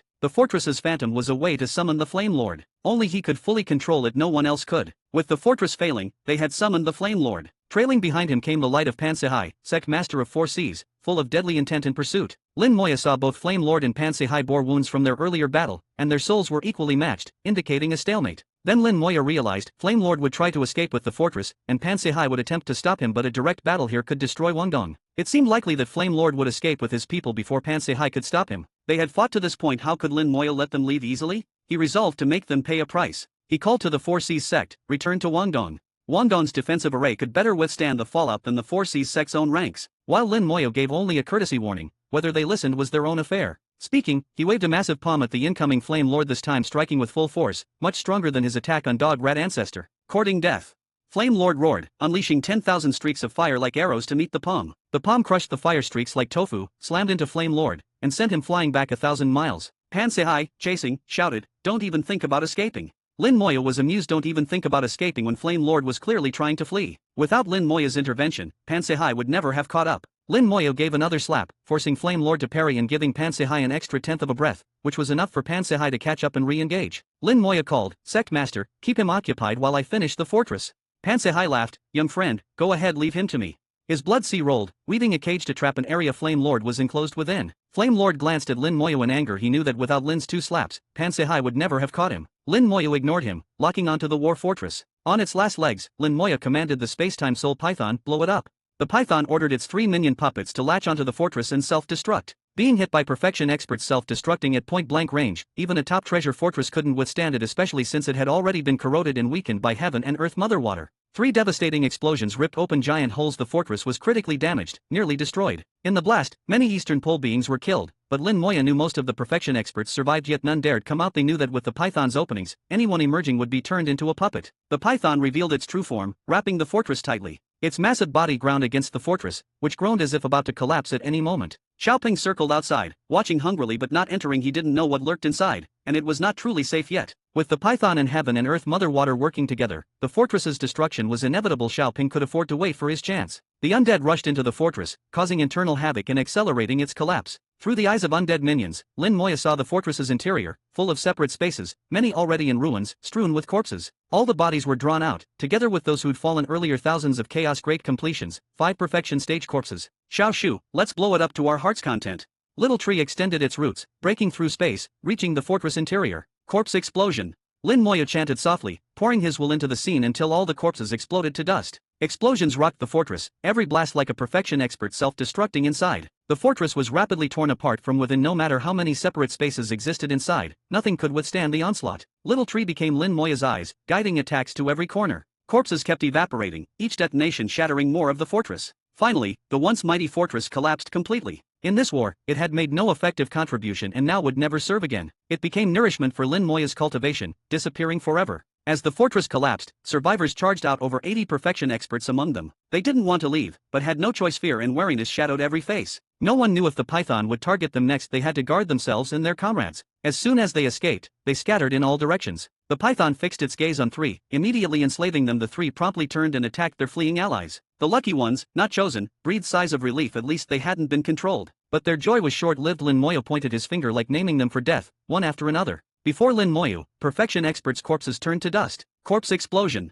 Explosions echoed through the void. Those chosen by Lin Moya were destroyed instantly, both body and soul. To read ahead, subscribe to my P at Trian. Chapter 45:16, Killing Frenzy. Chapter 45:16, Chapter 45:16, Killing Frenzy. Chapter 45:16, Killing Frenzy. Explosions rang without cease. With Lin Moya's soul strength now so powerful, he could easily lock onto these perfection experts. Anyone he targeted by name had no escape. Within cascading explosions, they were utterly obliterated, both body and soul. Once dead, even their corpses wouldn't be left behind. They were used again by Lin Moya as material for the next round of blasts. Waging war by using the spoils of war was Lin Moya's specialty and the enemy's worst nightmare. With murder in his heart, Lin Moya unleashed every means he had. Today, none would survive. Inside and outside the Guangdong formation, everyone was stunned. Before, Lin Moya had only used physical blows, slapping Dog-Rat Ancestor into agony. People knew he was strong, but never imagined this level. When he lifted his hand to kill, the nature of the entire battle was transformed. Seemingly invincible perfection experts were as babies before him. When targeted, they'd be wiped out in the next explosion, without exception. No one could comprehend Lin Moya's methods. Their horror was beyond imagining. With the void thrown into chaos, not even perfection experts could escape, racing through space as fast as possible, but even the fastest couldn't outpace Lin Moya's thought. He pointed again and again, death following each gesture. In less than 2 minutes of soul-shattering detonations, all Eastern Pole perfection experts perished except for the 3 under the Spacetime Soul Python's control. None escaped. Even Dog-Rat Ancestor, once a figure of dread and venom, was likewise blown apart. What should have been a flawless ambush ended in total disaster, solely because of Lin Moya. Meanwhile, the battle continued among the undead minions. The Spacetime Soul Python, with its 3 thralls and Xiaoping, now joined the war, slaughtering the Eastern Pole Chaos Great Completions en masse. Their foes, in utter despair, knew none would survive. Some tried to self-destruct, but the undead army was too vast. A single explosion might take out thousands, but more would instantly revive, none worse for wear. With an enemy like that, hope was impossible. Some undead minions even carried off remains of the ruined fortress, which Lin Moya promptly swept into his storage. Though ruined, its materials could still be recycled. Lin Moya had grown thrifty and wasted nothing. Sounds of anger and laughter echoed from afar. Flame Lord, seeing all his perfection allies dead and his treasure seized, was consumed by fury, his glare at Lin Moya blazing with murderous intent. Pan Sehai, however, only laughed. Good kill. Excellent. These bastards deserved it. Flame Lord, you old undead, it's your turn next. Once I kill you, I'll storm the East Pole and wipe your entire clan from existence. Flame Lord roared, I'll slaughter you first. Boom. Fire detonated. Flame Lord morphed into a fire giant, a sea of flames blasting Pan Sehai back thousands of miles. A giant 1,000,000 miles high filled the void, growing 3 more heads and 6 arms. In that instant, Flame Lord was 4-headed and 8-armed, endless fire converging into flaming treasures in each hand. Pan Sehai rushed back, crying, he's going all out. That's his true form for battle to the death. Be wary, deist friend. Before he could close, Flame Lord's 6 arms swung, all 3 heads turning to fix on Pan Sehai. Weapons flared, transforming to fire dragons that attacked from all directions, their path smashing space to rubble and sealing off Pan Se-hi's escape. Blood Seed Banner Rise. Pan Se-hi roared, yanking up a massive banner from the sea of blood beneath his feet. The blood sea instantly boiled with the screams of countless vengeful souls, rushing to meet the fire dragons. Collisions rocked the world, some souls consumed dragons, some were vaporized, but the fight raged ever more fiercely. Pan Se-hi waved his banner again and again, it growing larger each time, and he himself swelling in size. Soon, he too was a million-mile giant, matching Flame Lord's stature, wielding the blood banner as his weapon, dueling in the skies. Fire dragons swept the world trillions of miles around were a sea of flames. Pan Se-hi conjured a sea of blood, endlessly colliding with the fire. The blood banner vibrated violently, releasing wave after wave of soul-crushing attacks. The legacy of the Blood Sea and Soul Sea divisions lay in that awe-inspiring banner. Flame Lord fought for his life, Pan Se-hi matched him, the battle on a razor's edge, and Pan Se-hi seemed, if anything, to have the upper hand. But as Lin Moya watched, he sensed something was off. He felt Flame Lord's soul was not displaying the abandon of one pushing to the utmost. Boom! With a mighty crash, Flame Lord and Pan Se-hi clashed again. Endless flames engulfed Pan Se-hi, who grunted and was hurled away. His own domain sparked into being, pouring power to snuff out fire. Flames still roared on the blood banner, burning it through in places, visibly damaging it. But Pan Se-hi's eyes shone, he laughed even while retreating, I win after all.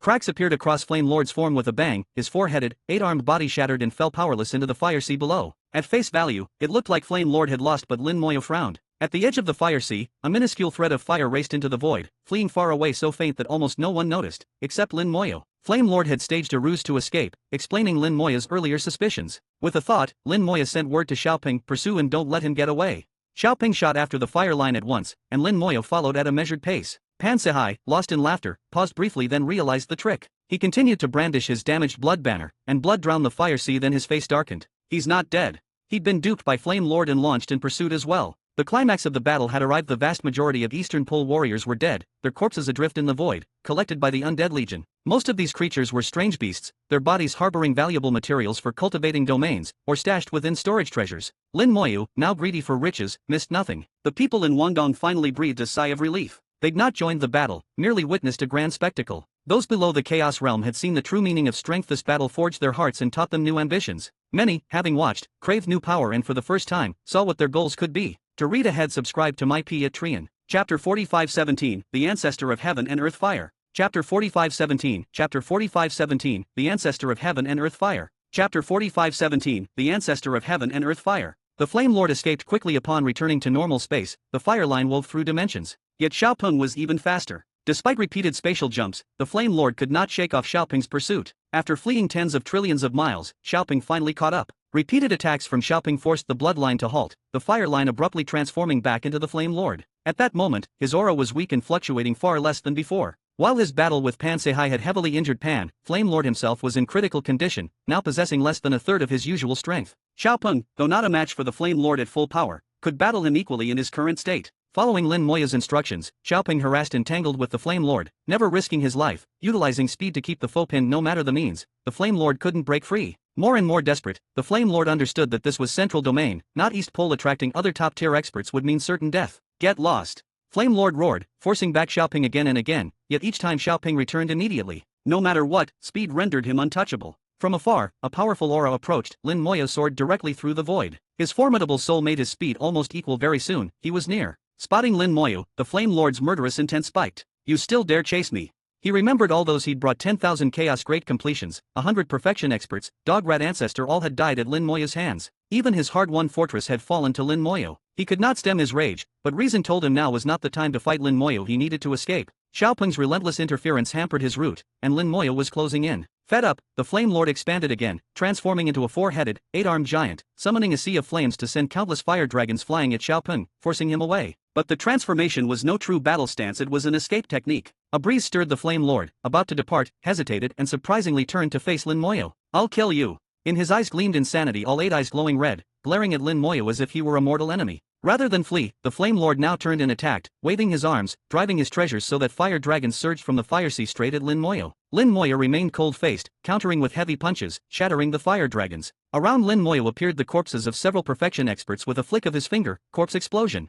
Boom! The fire giant exploded instantly, half its body blown away, 8 arms reduced to 4. The Flame Lord screamed in agony. The blast seemed to awaken him. His rage vanished instantly. What happened? I intended to escape. How did my mind suddenly change to fighting Lin Moya? I shouldn't have. This isn't the time. I can't kill him now. He realized something had twisted his thoughts. Lin Moya's interference. Terror overwhelmed him. He sensed he might die here. He didn't want to accept that billions of years spent in cultivation, destroyed in a moment. How could it be? Already locked in battle, he poured his energy into a desperate last stand, casting a sea of flames that swept the void. In that instant, he burned with peak power. If I must die today, I'll take you with me. You wish, Lin Moya replied coldly, pointing again and again. All the corpses he brought instantly disintegrated with more explosions. The Flame Lord was never given a chance to retaliate before his final outburst was even finished. He'd been reduced to a sorry mess. His body shattered, the fire giant vanished, soul flames extinguished in repeated detonations. The void trembled, a mournful cry echoed through the chaos. This was a lament from chaos itself, a sign of heaven marking the death of a top expert. It meant the Flame Lord had touched the pinnacle of the Tao. If he had advanced further, he'd have passed into quasi-supreme realm. Such figures were rare. Their deaths resonated with heaven and earth, though that was the extent of the recognition. Pan Sehai, rushing over, abruptly stopped upon hearing the lament, a sound audible only to the mightiest, chilling the soul. Flame Lord has fallen. Pan Sehai whispered, accelerating toward the aftermath. As the Flame Lord died, the fire sea faded away, leaving only a thin fire line in the void. This fire line was no thicker than a finger and less than half a meter long. It was the Flame Lord's essence. Little Tree commented, so it's him. Seeing the fire line, Lin Moya's previous suspicions were confirmed. Apparently, the Flame Lord was tied to an ancient existence. Chaos Spirit added, that guy is seriously hard to kill. Lin Moya held the fire line in his palm, asking, so what is it? Little Tree explained, this is Heaven Fire, known as the ancestor of heaven and earth fire. He once proclaimed that as long as there is fire in the world, he'd not die or be destroyed. Chaos Spirit snorted, full of contempt, immortal, indestructible, my ass. He died not long after making that claim. Ancestor of heaven and earth fire, was he worthy of the title? He was just a narcissist. It's not like he was the only fire in heaven and earth. How could he claim to be the fire ancestor? In my opinion, the master's two kinds of fire are stronger than his.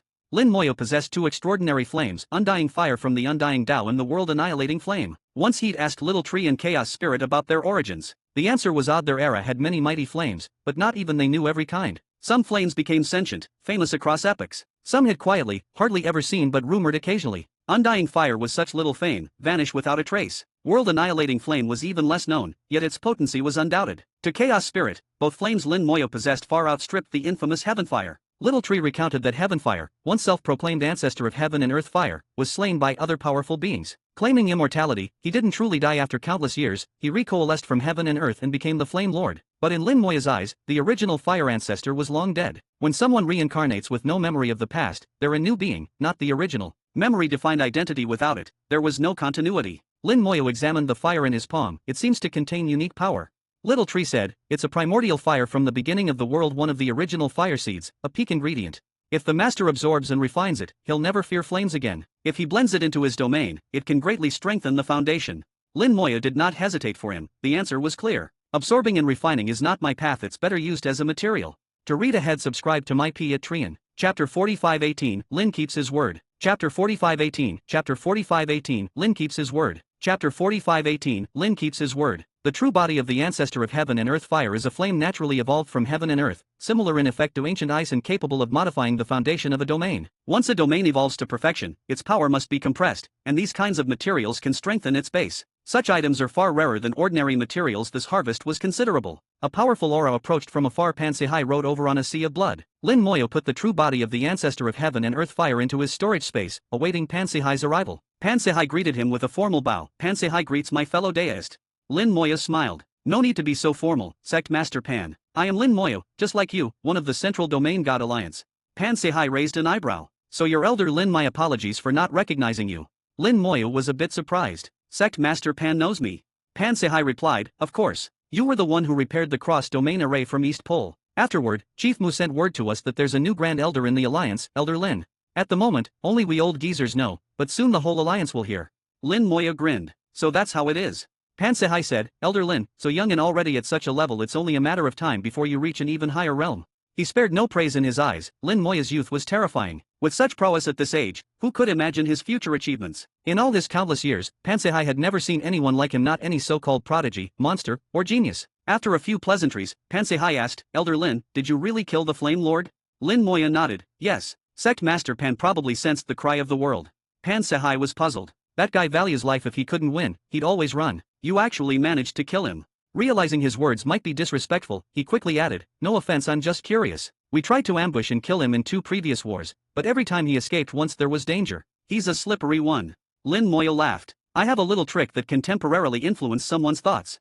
In truth, when the Flame Lord wanted to run, Lin Moya used Chaos Spirit's power via the Soul Disorder Pearl to affect his decisions. The Flame Lord's soul was strong, so the effect wasn't absolute. There was no way to override his intent, only to subtly steer his choices. By leveraging the Flame Lord's killing intent toward Lin Moya, it nudged him to choose battle instead of flight, closing off his only escape route. Such influence is subtle. The Flame Lord never even realized he'd made the wrong decision and lost his last lifeline. Lin Moya, of course, did not elaborate further, and Pan Sehai did not pry, recognizing the courtesy already shown. Pan Sehai laughed. Elder Lin's techniques are extraordinary. Defeating the Flame Lord is a watershed moment for the Central Domain. East Pole has lost a major general. If war does come, our advantage will grow, or at least, our pressure lessens. Lin Moya replied, it was lucky timing. The Flame Lord's doom was set. Sect Master Pan, about what you said before, you plan to exterminate the Flame Lord's entire clan. Did you really mean it?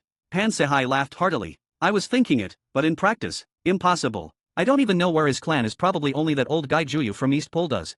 He admitted, most of his threats were bravado. Little Tree said, the Flame Lord has no clan. He's the ancestor of heaven and earth fire, born from primordial flame, with no kin. Lin Moya responded to Little Tree, so he has no kin. Otherwise, there might be some fragments, but if not, that's fine. A thought occurred to Lin Moya. Perhaps he should seek out more ancient characters. They might help him compress his domain's power. But Lin Moya was not a bloodthirsty person. Unless someone was his enemy, he wouldn't kill strangers without reason. He said, earlier, fighting Dograt ancestor, I vowed to wipe out the entire Dograt clan. I don't break my word. Does Sect Master Pan know where their den is? Pan Sehai shook his head. That clan are hiders, not as elusive as the Flame Lord, but still hard to pin down. To my knowledge, they're disliked even in East Pole, so their base must be in some remote corner. But since you made that vow, if we invade East Pole next time, I'll help look, but don't count on much. Lin Moya nodded. Thank you then, Sect Master Pan. Chatting, they returned to Wangdong. With battle ended, the formation faded and everyone dispersed. Soon, the city was bustling again. 10,000 Chaos Great Completion corpses were taken by Lin Moya, stored away for later. He ignited a sea of fire inside his storage, throwing the corpses in to be refined, useful material separated from dross. He also collected all their storage treasures, over 3,000 now ownerless and theirs for the taking. Little Tree and Chaos Spirit were tasked to open them one by one and retrieve useful items. Thousands of Great Completion storage artifacts, surely an ample haul. The Silverlight Rabbit clan has a unique advantage. No matter the grade or quality, all materials can be put to use. With Pan Sehai lifting the teleport controls, Lin Moya could travel to the North Pole. The teleport wasn't blocked any longer. Ironically, Pan Sehai's insistence on holding the teleport earlier spared Wangdong in the end. Pan Sehai walked Lin Moya to the array personally. Everything here will be reported exactly to the Alliance. You'll surely be rewarded. Lin Moya replied, it wasn't all me. Had you not gravely wounded the Flame Lord, I'd never have managed so easily. Pan Sehai laughed, you're too modest. Safe travels to North Pole, Elder Lin. Lin Moya saluted. Thank you.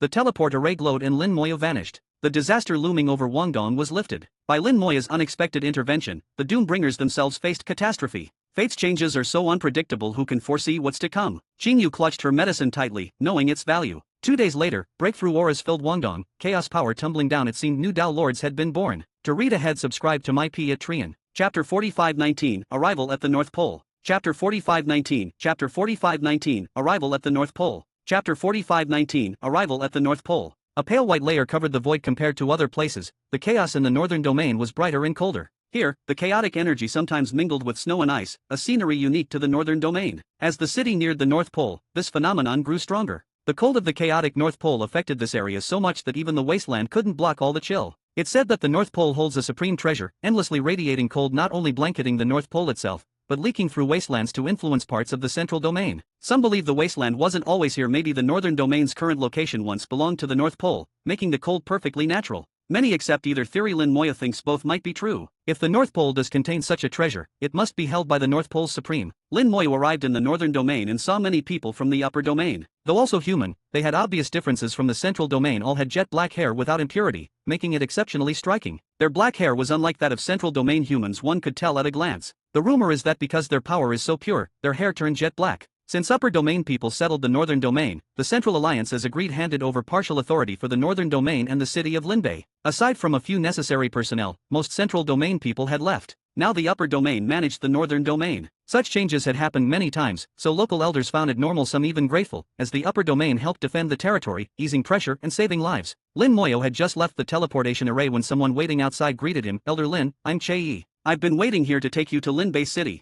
Che-Yi had received orders from Mutins and waited for days. Lin Moya said, Dea is Che, apologies for the delay at Wangdong. Che-Yi answered, what happened at Wangdong has spread through the alliance. Your strength is truly impressive, Elder Lin. To slay 10,000 Eastern Pole elites and 100 perfection experts alone is a miracle. No wonder he was so respectful. Che was a perfection expert, and ranking aside, Mutin's message alone would justify his deference. This world respects strength. Show enough power, even mere courtesy becomes real, and nobody dares offend even if it's just on the surface. Lin Moya smiled. That's too much praise, Deas Che. Let's head out. Che said, the warship is ready, please come with me, Elder Lin. He explained the situation, because the North Pole could act at any time, the Upper Alliance now managed the Northern Domain, and North City was closed off. Travel from the Northern Domain to Linbei City required the Central Alliance's special warship Mutins posted Che here specifically to guide Lin Moyo. On the way, Upper Domain cultivators watched with guarded eyes, their tension palpable. Lin Moyo found it strange why so tense when there was no war yet. Their gaze seemed hostile, like seeing an enemy. Che didn't explain until they boarded the warship and left the Northern Domain. Don't mind them, Elder Lin. The Upper Alliance people have taken over here. Our Central Alliance status means little.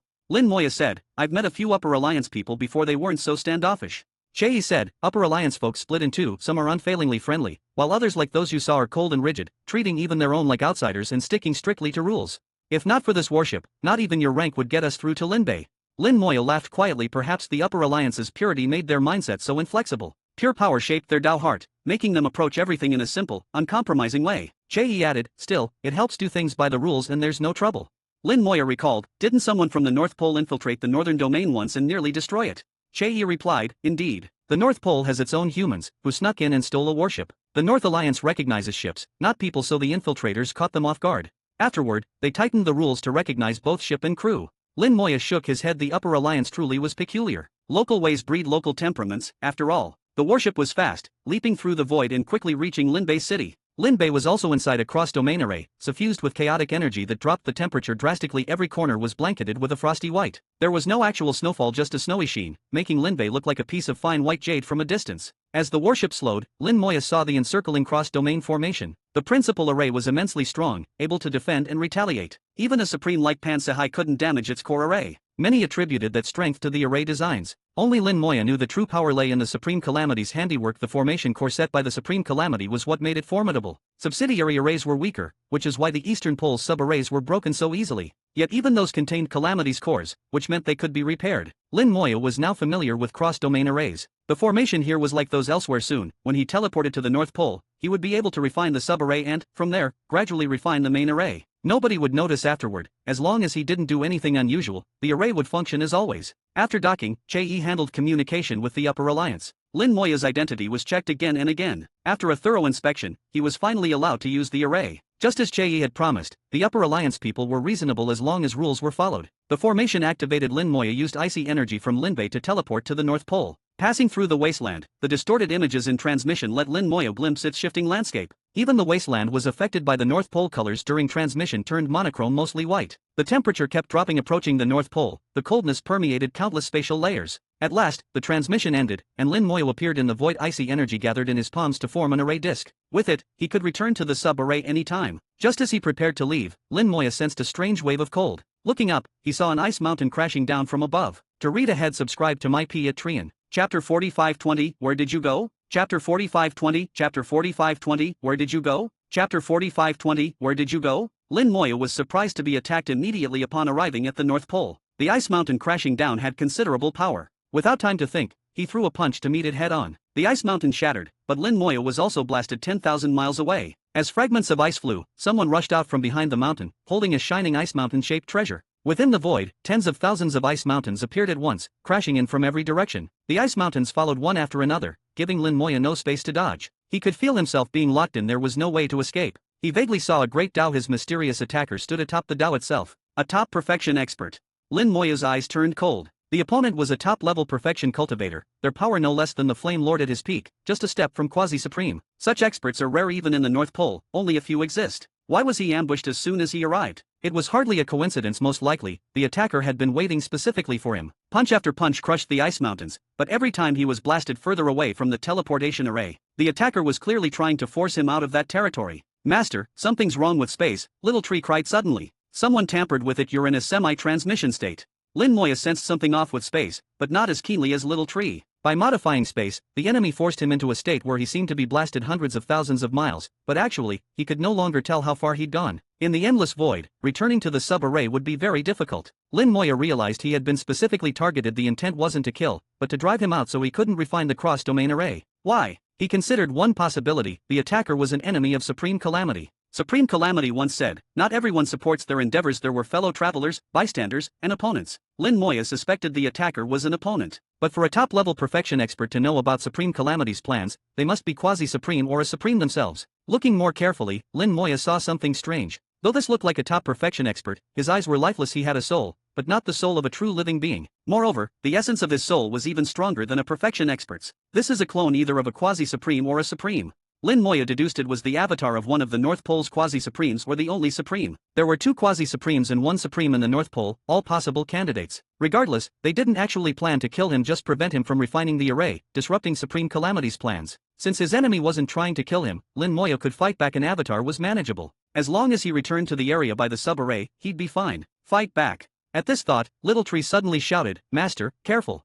All the ice mountains suddenly stopped, their thousands of forms frozen in the void, forming a giant array. Activating, the array conjured a monstrous ice mountain, far greater than an entire domain. Lin Moya had never seen such a mountain. Compared to the million-mile peaks of the domain, it was as dust to a planet. Just the impact from this ice mountain could shatter a domain. Boom! As it took shape, it suddenly shattered, breaking up both itself and the surrounding space. Countless channels appeared in the void, whirlpools emerged. Behind them lay the ancient wilderness, where Lin Moya had been before. The attacker shattered all space, intent on sending Lin Moya to the ancient wilderness, forcing him out of the North Pole. The whirlpool's suction was immense, like invisible hands grabbing hold of Lin Moya. Had no external force been involved, Lin Moya could have resisted. But now, targeted by an expert, fresh ice mountains blocked all exit routes. Lin Moya tried using corpse explosion, but the ice mountains affected space and soul power, making it impossible to lock on. Under these conditions, it seemed he could only enter the whirlpool and head for the ancient wilderness. That was the enemy's plan, not his. "Little Tree!" Lin Moya called out, pulling out the ferry vessel and diving in headfirst. "Here it comes!" Little Tree warned, roots shooting out, breaking time and space to forge a passage. No matter what lay at the end, the ferry vessel shot through. Lin Moya disappeared in the next moment, the ice mountains vanished. The top-level perfection expert gazed at the spot where Lin Moya vanished, eyes narrowing at the rapidly fading space channel. So troublesome. He sent his thoughts afar, then turned and left. Deep in the North Pole, 2 figures were playing chess. The chessboard, spanning the void, held over 1,000 lines, bigger than Mutin's 999-line board. The 2 were stronger than Mutin's. One wore a deep blue robe, his hair blue. The other was bare-chested, flaming red hair. Both radiated cold energy. The blue-haired figure studied the board, saying coldly, "That piece escaped." The red-haired man was startled. "Wasn't your goal to drive him away? His escape suits you." Blue Hair shook his head. Driving him away meant removing him from the North Pole, not seeing him vanish to an unknown place. "Oh?" Red Hair asked, surprised. "Not even you know where he went?" Blue Hair shook his head. "He may have left, he may not. Hard to say." Red Hair laughed. "To escape from you, that's a feat. Why not just kill him?" Blue Hair answered, "If you killed his piece, we'd both die." Red Hair was skeptical. "How's that possible?" Blue Hair shook his head. "You can't understand how terrifying he is. Only those who fought him do. For example, the Sword Supreme who just returned. If she gave her all, she could kill you and injure me." Red Hair said, "I rose late and never crossed her path, but our realms are similar. The gap can't be that huge." Blue Hair replied, "The gap is immense. I oppose his plans because I fear death. I can kill his chess piece, see?" Red Hair said, "So it's best to trap, not kill." Blue Hair still shook his head. "Not even trapping, only fend off."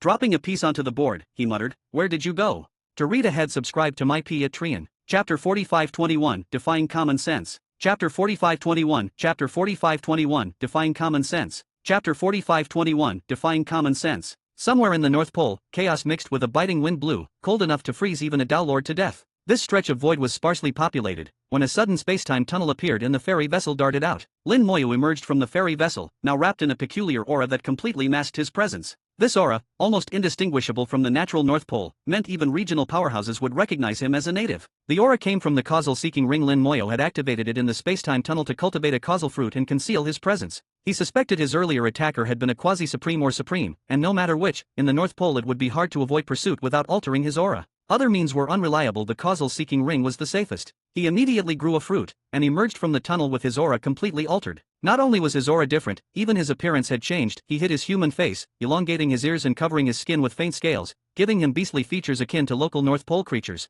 These changes made him blend in more easily. Scanning his surroundings, he found only desolation. He picked a direction and began flying, while Little Tree scouted ahead for orientation. The coldest region of the North Pole is always at the very center. Moving outward, temperatures gradually rise. By sensing these thermal differences, he could estimate his distance from the center, and then by shifting directions and measuring changes, pinpoint his location more precisely. After investigation, Lin Moya determined he was in the southeast of the North Pole relative to the center and closest to the East Pole and Central Domain. Mapping the major formations set by Supreme Calamity in the North Pole confirmed his exact spot. His next step merited thought. The enemy knows I plan to refine the formation, stationed an avatar within the domain formation, so there must be a guard, likely another avatar near the Supreme Calamity's formation in the North Pole's depths.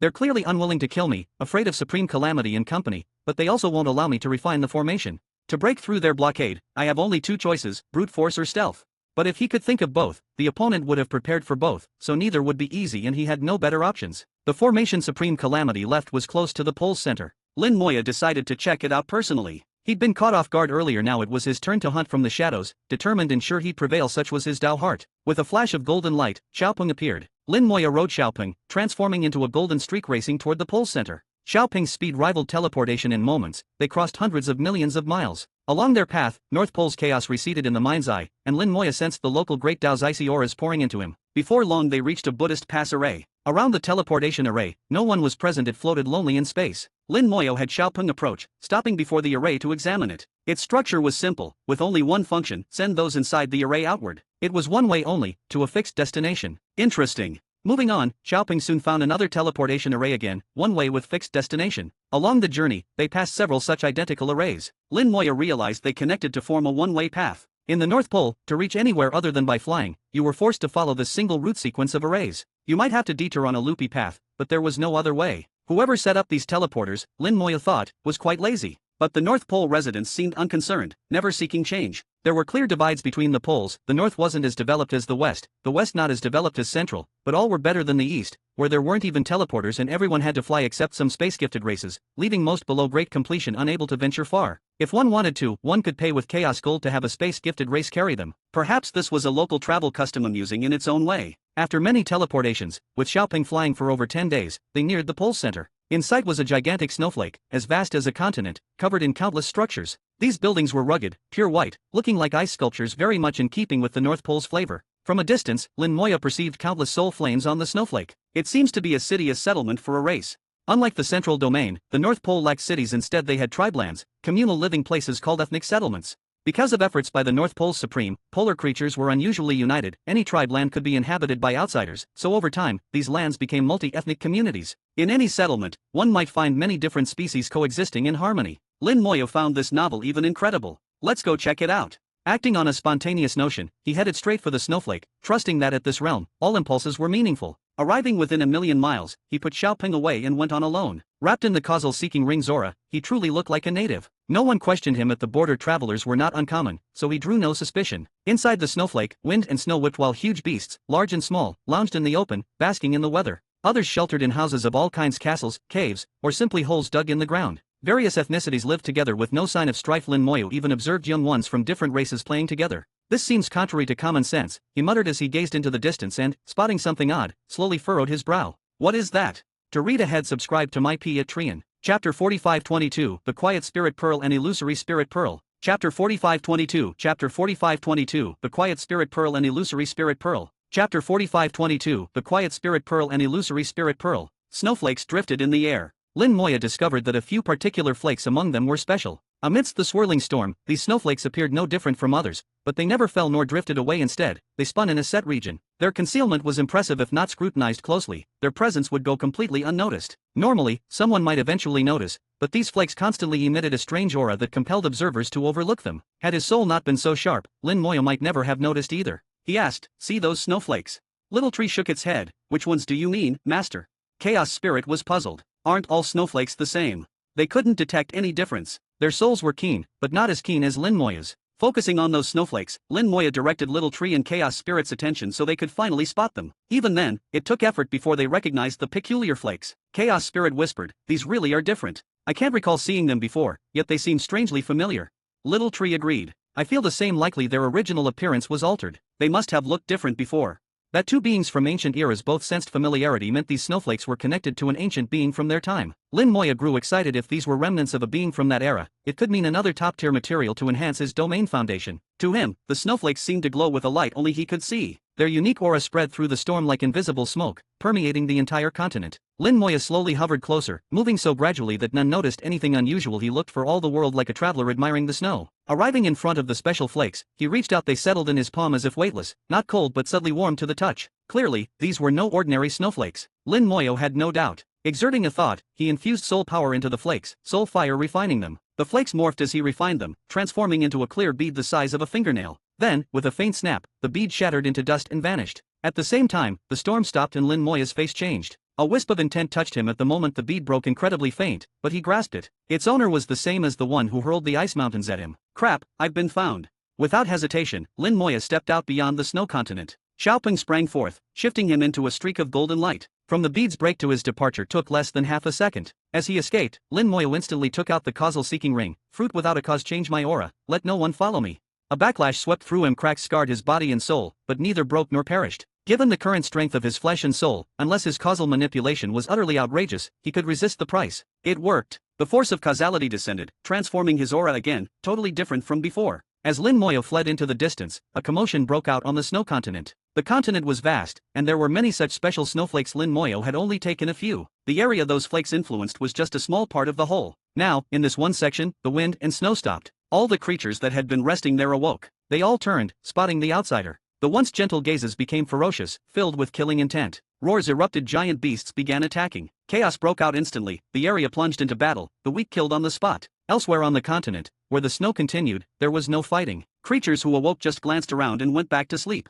So a strange scene appeared. One patch of the continent was racked with savage combat, the rest lounged about lazily, indifferent. Suddenly, a rift opened in the void. A blue-robed, blue-haired North Pole Supreme descended. Frowning faintly, he tossed a bead, which dissolved into snow and fell. Snow resumed, the fighting halted abruptly. A moment ago, beasts were slaughtering each other, the next, they were back to being close brothers. The Supreme gazed toward the void. He clearly had not found Lin Moya, and said in a low voice, "So you're still in the North Pole, always looking for trouble. Take care not to get involved in my affairs.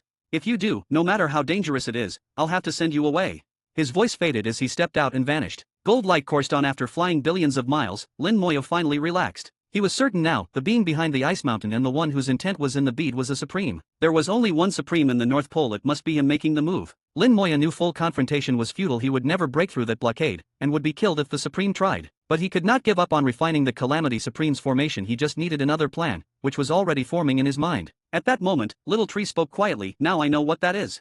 Chaos Spirit added, "Me too, it's the Quiet Spirit Pearl." Little Tree, not just the Quiet Spirit Pearl, but also the Illusory Spirit Pearl. Lin Moya asked, "What are the Quiet and Illusory Spirit Pearls?" Little Tree explained, "Back then, heaven and earth bore several Spirit Pearls at once. Besides the Disorder Spirit Pearl, there were others: Quiet Spirit, Illusory Spirit, and so on. The last two never developed spirit of their own before they did. They were taken by others and, if anything remained, their will was erased."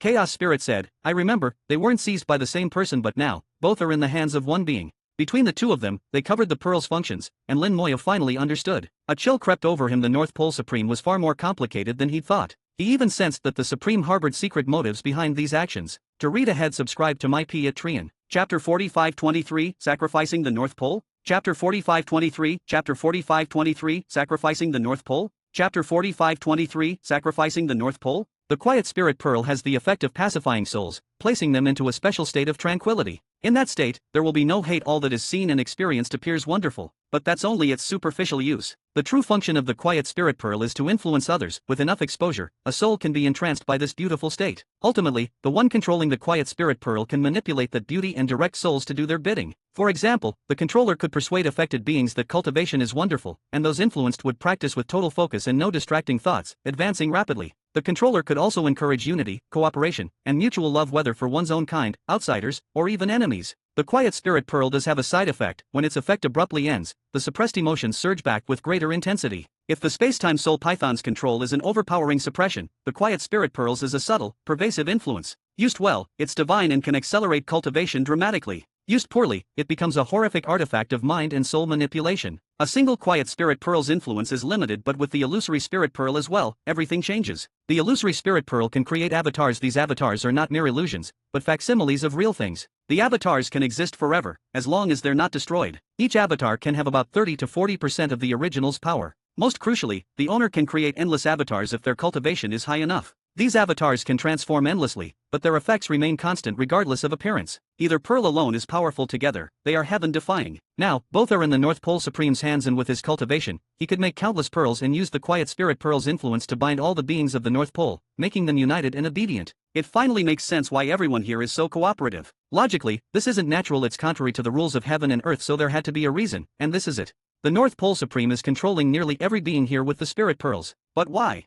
There must be a deeper reason. Lin Moya realized there was much more he didn't know about the Supreme's ultimate motives. Furthermore, there were two quasi-supremes in the North Pole besides the Supreme. The quiet spirit pearl might not affect those with strong Tao hearts and souls. Such profound beings would surely notice something was amiss. If no word leaked out, perhaps the quasi-supremes and top-level perfection experts were all involved. Though the North Pole Supreme stands alone at the top, that doesn't mean no one else has a voice. Even if they can't openly oppose him, they could spread rumors. If the other Supremes of the realms learned of this, even the North Pole Supreme would have trouble. That the secret was so well kept meant the stakes were immense. Chaos Spirit lowly muttered, I think I remember something. Maybe the Supreme wants to do that.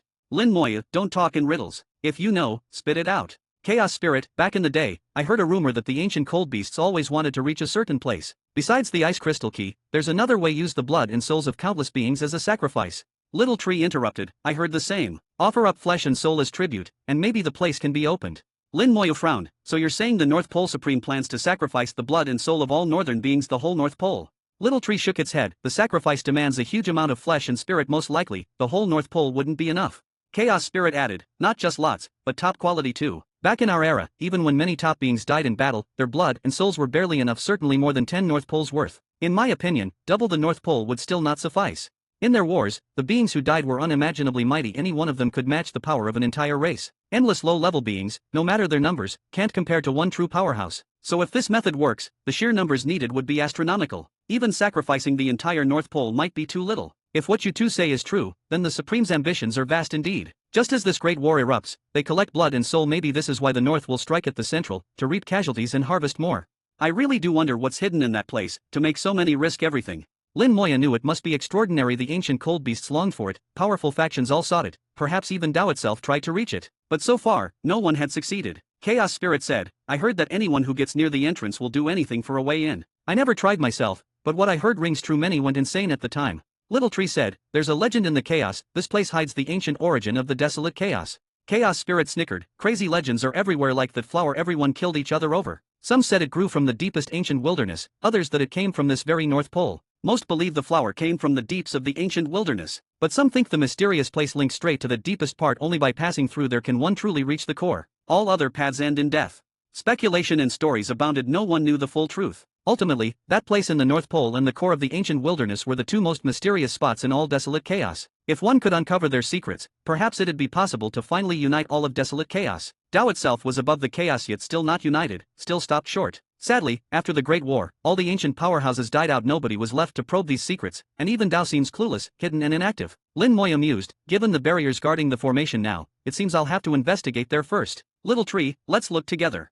He decided to spend some time searching carefully in the North Pole. Little Tree and Chaos Spirit both fully supported him. They too burned with curiosity for that place. To read ahead, subscribe to my P at Trian. Chapter 4524, Danger. Chapter 4524, Chapter 4524, Danger. Chapter 4524, Danger. Although the North Pole is vast, Lin Moya was not without direction. By comparing Little Tree's and Chaos Spirit's memories with the present geography, they could roughly deduce the ancient location's position within the current North Pole. After extensive calculation and verification, the spot lay not far from the North Pole's center, about 10 trillion miles north of the center. The center itself is the coldest place in the North Pole, with a radius of countless trillions of miles, far too frigid for even native creatures to easily approach. This central point constantly emits icy cold with the power of the Great Tao, forming a sacred cultivation ground for many perfection stage experts. The closer to the center, the more perfection experts gather. It is said that more than 90% of all perfection experts in the North Pole reside around this center, along with an elite group of powerful great completion cultivators. Lin Moya, however, did not fear the cold. His physical and soul strength made even the lowest temperatures seem like a gentle breeze.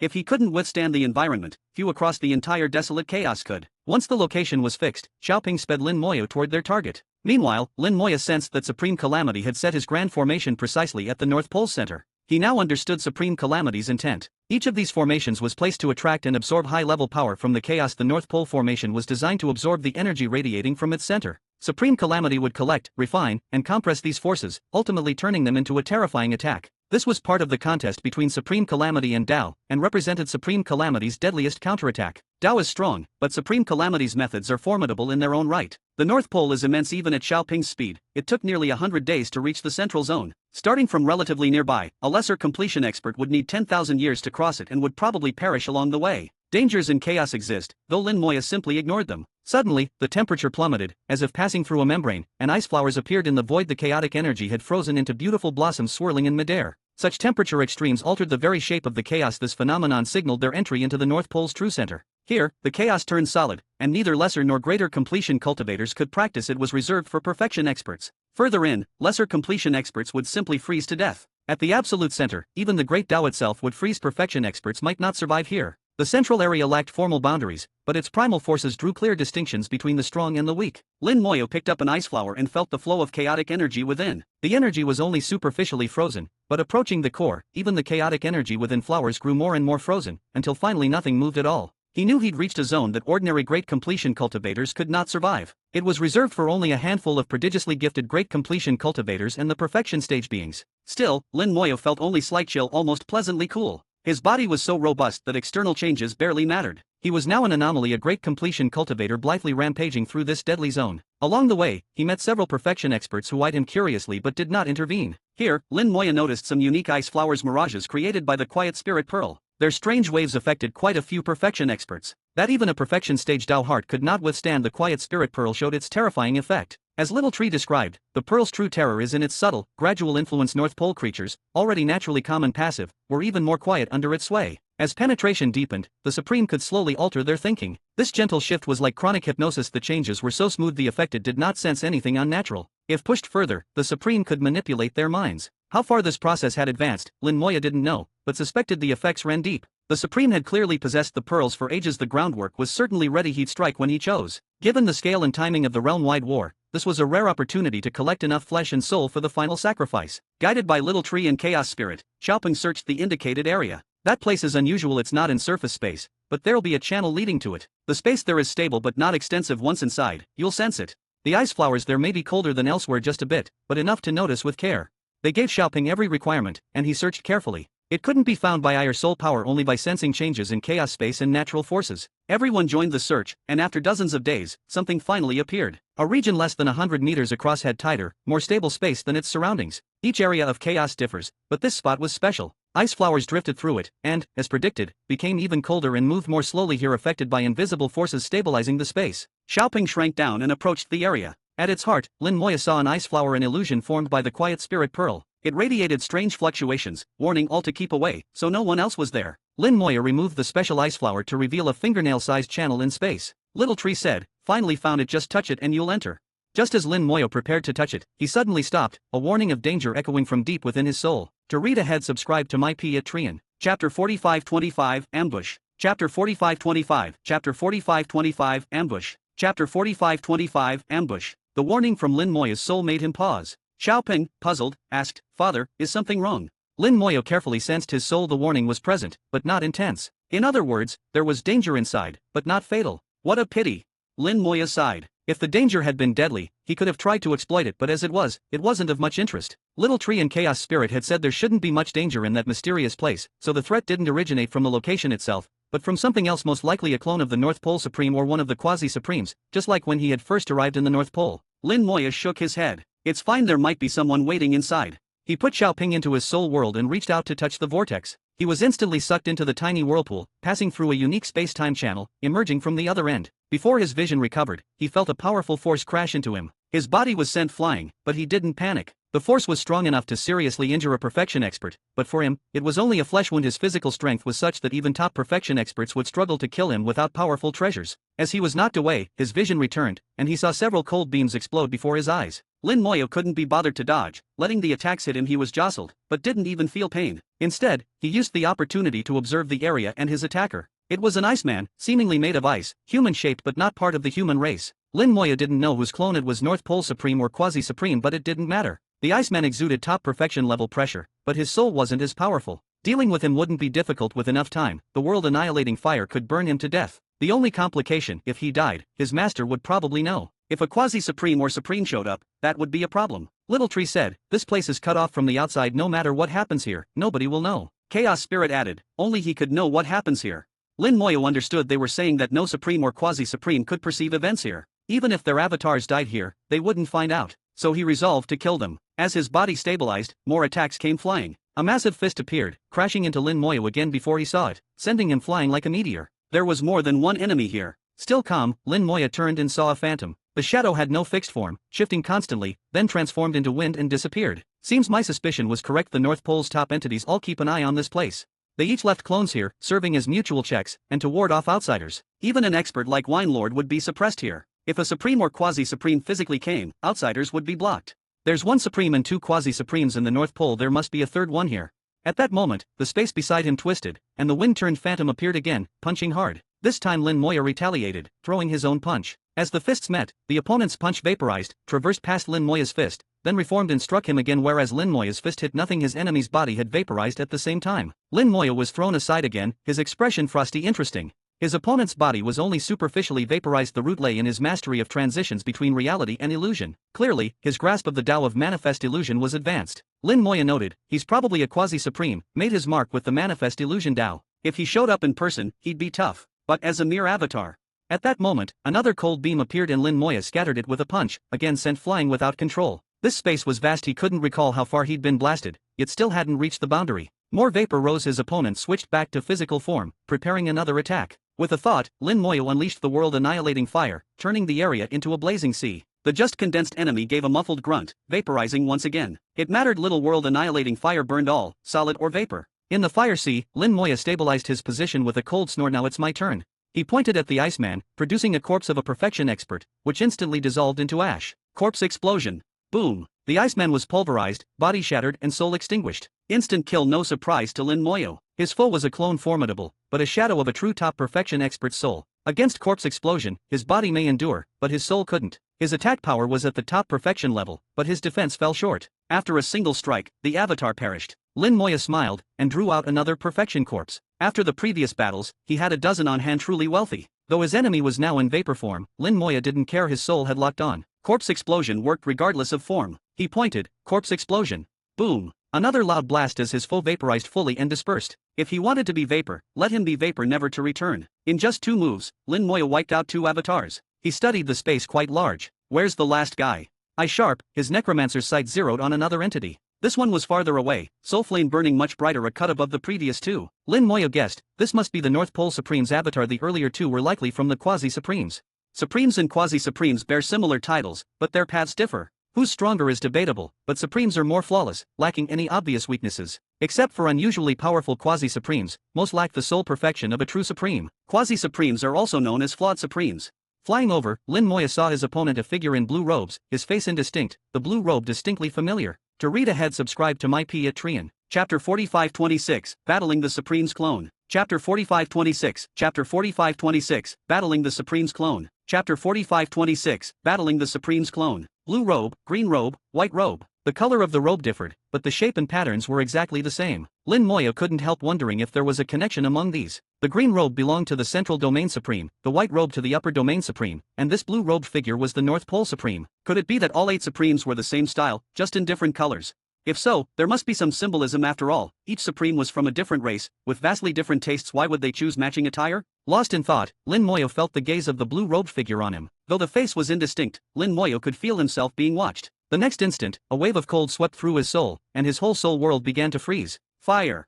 Lin Moya shouted. The flames of his soul blazed, driving out the chill. Just for a moment, he felt a bone-deep murderous intent from the other. If his soul hadn't been strong enough, he would have died already. Silent and formless, the blue-robed Supreme's soul attack was far deadlier than the previous clones. Lin Moya tried to lock onto the foe, but found it impossible. The figure was right before him, visible to the eye, yet on the soul level, could not be locked at all. This hadn't happened since his adventure in the Western Pure Land. Their soul's tier is too high. It wasn't simply a matter of soul strength, but one of soul level. Lin Moya ruled invincibly within chaos rank, but the foe stood on a higher rung. Even if Lin Moya's soul power matched, on the level scale, he was beneath the Supreme. Such differences were inherent to the rules of chaos. Tiers could not easily be crossed. The blue-robed figure rose slowly, waves sweeping from him, and in an instant, the world turned blue. Blue rain fell, freezing all heaven and earth. Ice crystals covered his body, icy dread piercing to the marrow. The Supreme's ice bypassed Lin Moya's physical defenses and could freeze him to death. Still, Lin Moya's flesh was strong enough that it would take a long time to kill him. Even so, Lin Moya snorted coldly. Yi Yanjian and the space-time soul serpent appeared, charging at the Supreme amid the blue rain. Yi Yanjian was a quasi-Supreme from the Chaos Spirit's inner world. Though a bit weaker than a true Supreme, he was no small force. Lin Moya figured a quasi-Supreme would be enough for a Supreme's clone plus the soul serpent and 3 more underlings. Even if they couldn't kill the Supreme's clone, they should be able to suppress it. But reality proved otherwise. The blue-robed figure vanished. Lin Moya watched as his soul spread and body merged with the world, becoming one with the blue rain. Supremes could merge entirely with chaos wherever chaos existed, so did they. Legend said, if chaos could not die, neither could a Supreme. Yet Lin Moya knew that wasn't quite true. Supremes could still be killed. At least, Dao could do it. Yi Yanjian launched a barrage at the blue rain. For a second, the rain paused. The soul serpent whipped up the space, causing a countercurrent in the blue downpour. But the rain only grew thicker, blue light saturating space, the cold intensifying. Ice covered Yi Yanjian and the others. They tried to dispel it, but gradually slowed under the deepening blue. Yi Yanjian raged with fire. Dragons shot upward, but were shredded by blue light. Attack after attack, but with little effect. He was pressed down, unable even to fly skyward for long. A quasi-supreme from an inner world was so outmatched that he couldn't handle even a supreme's clone. This surprised Lin Moyo. The soul serpent fared even worse, half frozen, much weaker, and slower. As for its three subordinates, they were immobilized entirely. A supreme really is hard to handle. Looks like the first supreme's clone I met here was being polite, not really trying to kill me. But this clone is ruthless, probably under orders to slaughter any intruder. Lin Moya said to Little Tree, bring him out, lock him down. If he couldn't lock on, Little Tree could. Even though not fully recovered, he was once a peer of Supremes. His soul was their equal. With his help, targeting the Supreme's clone wouldn't be a problem. Alright. Little Tree had been waiting. Roots stretched through the void, stabbing into the blue rain source, tearing through layers of blue light. The blue light tried to freeze the roots, but Little Tree's space-time power kept the roots shifting between places. What looked here was not really here. Any root the blue light froze was only an illusion. Roots thrashed the blue light, lashing in the air. The two fought for supremacy. Each blue strand was a manifestation of the Supreme's clone, each containing a thread of soul. Little Tree's goal, shatter those blue lights, forced the Supreme to manifest once more. Lin Moya flicked a finger, sending world-annihilating fire into the sky. A sea of flames. These flames burned the soul and gave Little Tree the edge. Together, they shattered the blue light. Strands of soul reassembled into the blue-robed figure. Got him. As soon as he reappeared, Little Tree shouted in excitement. Lin Moya wasted no time, aiming and crying, corpse explosion. Boom. The blue-robed figure exploded, most of his body destroyed, and his soul badly damaged. Supreme clones were indeed tougher than quasi-supremes. One corpse explosion wasn't enough to finish him. But no matter, Lin Moya used another this time. The Supreme's clone couldn't resist and was utterly annihilated. With the blue light gone, a blue crystal appeared in midair. Ultimate blue crystal. Lin Moya snatched it up. An exceptional treasure, the material used by the North Pole Supreme to forge his clone. No match for ancient ice, but still a top-tier resource. With the three clones destroyed, Lin Moya could finally examine the place. This enormous space resembled an entire independent world, perhaps much like the Chaos Spirit's inner world, with its own rules and also those of Chaos. It was isolated from Chaos, not a full separation, but a relative one. In the distance, Mist's Rosa Palace began to take shape. To read ahead, subscribe to my P at Trian. Chapter 4527, The Ultimate Temptation. Chapter 4527, Chapter 4527, The Ultimate Temptation. Chapter 4527, The Ultimate Temptation. Lin Moya flew over and entered the mist, seeing the palace inside. He showed astonishment in his eyes. Why does this palace look so familiar, as if I've seen it somewhere before? Chaos Spirit said, that's because its appearance changes. It looks like whatever kind of palace you've seen. To me, it's an enormous pearl. Little Tree said, everyone sees it differently. To me, it's a locked garden full of Chaos God Kings. So it changes shape for each person. The palace looks different depending on who's looking. To Lin Moyu, it was a palace, but he'd seen many places and landscapes, so why did it appear as a palace now? Its shape felt familiar and casual, as if seen before but also not. He searched his memory but couldn't remember where. In front of the palace was a large door. When his attention focused on it, the door grew huge, filling his entire vision. At this moment, the palace itself ceased to matter. The only thing that mattered was the door. Open it. You must open it. Inside is everything you want. As long as you open it, you'll get anything you desire. Countless thoughts rose in his mind, all converging into this one: open the door at any cost, no matter the effort, even if it meant death. His soul didn't warn him, but Lin Moya realized something was wrong. He shuddered himself awake. The urge to open the door was so natural, which made it feel unnatural. He shouldn't desire with such abandon. How could it be worth staking his life on opening the door? Yet he had really thought that way. He recalled Little Tree's words, anybody who comes here is driven to open the door at all costs. This must be the reason. The door itself has a special power. It alters thoughts, making opening it the paramount need, above life. This influence is far stronger than the quiet spirit pearl. Not a subtle nudge, but almost direct mind control. Suddenly, Chaos Spirit automatically flew toward the door, slamming into it with a heavy thud, bouncing off but immediately trying again. Lin Moya grabbed him. What are you doing? Chaos Spirit struggled. Let me go, I must break it open. You won't break it open, Lin Moya replied. Chaos Spirit shouted, I don't believe it. Let me try. Lin Moya had no choice but to capture Chaos Spirit in his soul world and restrict his freedom. Chaos Spirit wailed in protest, but Lin Moya barricaded him with a cage of soul power. Without Lin Moya's permission, he could not leave. A drop of purified water flew out, turning into a waterfall that doused Chaos Spirit, calming him down.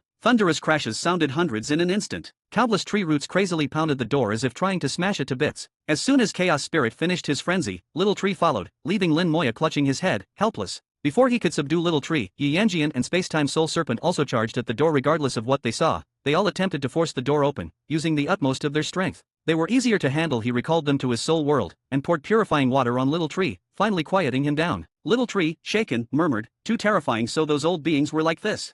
Chaos Spirit recovered, "That must be it. I had only heard they went mad, but never thought it would be like this." Lin Moyo asked, "What did you feel just now?"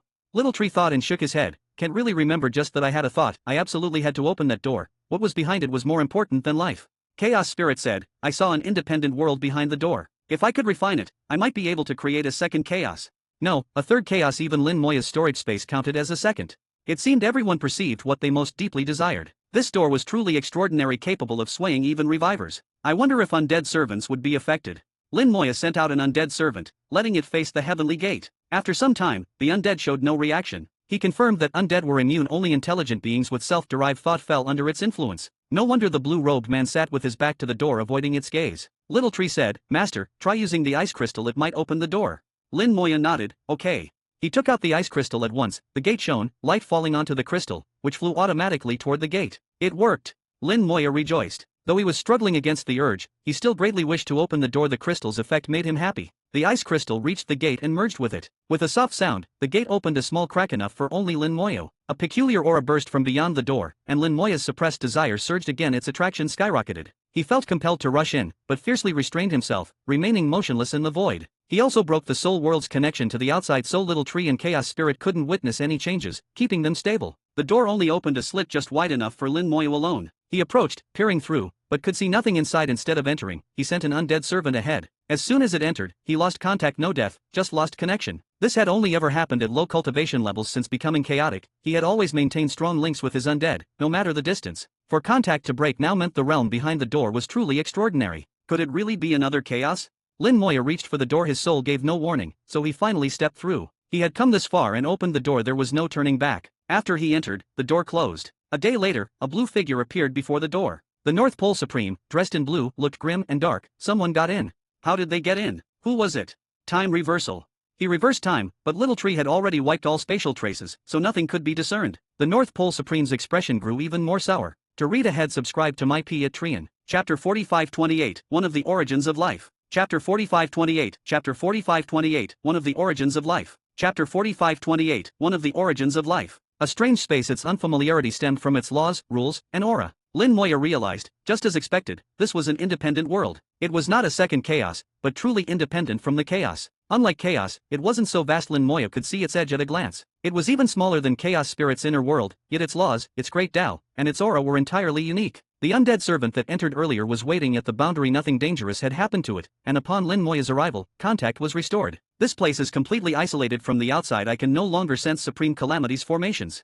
If the outside of the gate merely isolates from a Supreme, Tao can still investigate. But this gate isolates even from Tao. But somehow, this place still has a connection to chaos. What exactly is it? Interesting. Lin Moyo carefully sensed everything around him. He was 80% sure that no one had ever been here, and he was the first. The environment was uncommonly pristine. He felt no trace of living creatures. He surveyed the area nearby. Hundreds of materials floated, over 1,000 pieces in total. He had never seen any of them before, but they looked extraordinary. These 1,000+ materials, of different sizes, spun slowly and uniformly around the same center point. The scene resembled a planetary system, with planets orbiting a star. Looking at the center, Lin Moya saw a mass of energy, something inside it swirling, but unidentifiable from outside. He was about to inspect it when voices called out from his soul. Little Tree and Chaos Spirit reminded him that his soul world was still sealed, and they couldn't see anything. He lifted the seal, and Chaos Spirit immediately exclaimed, "Wow, amazing stuff. Do you recognize it?" Lin Moyo asked. Chaos Spirit laughed, "Not all of it, but I know most. A lot of old friends."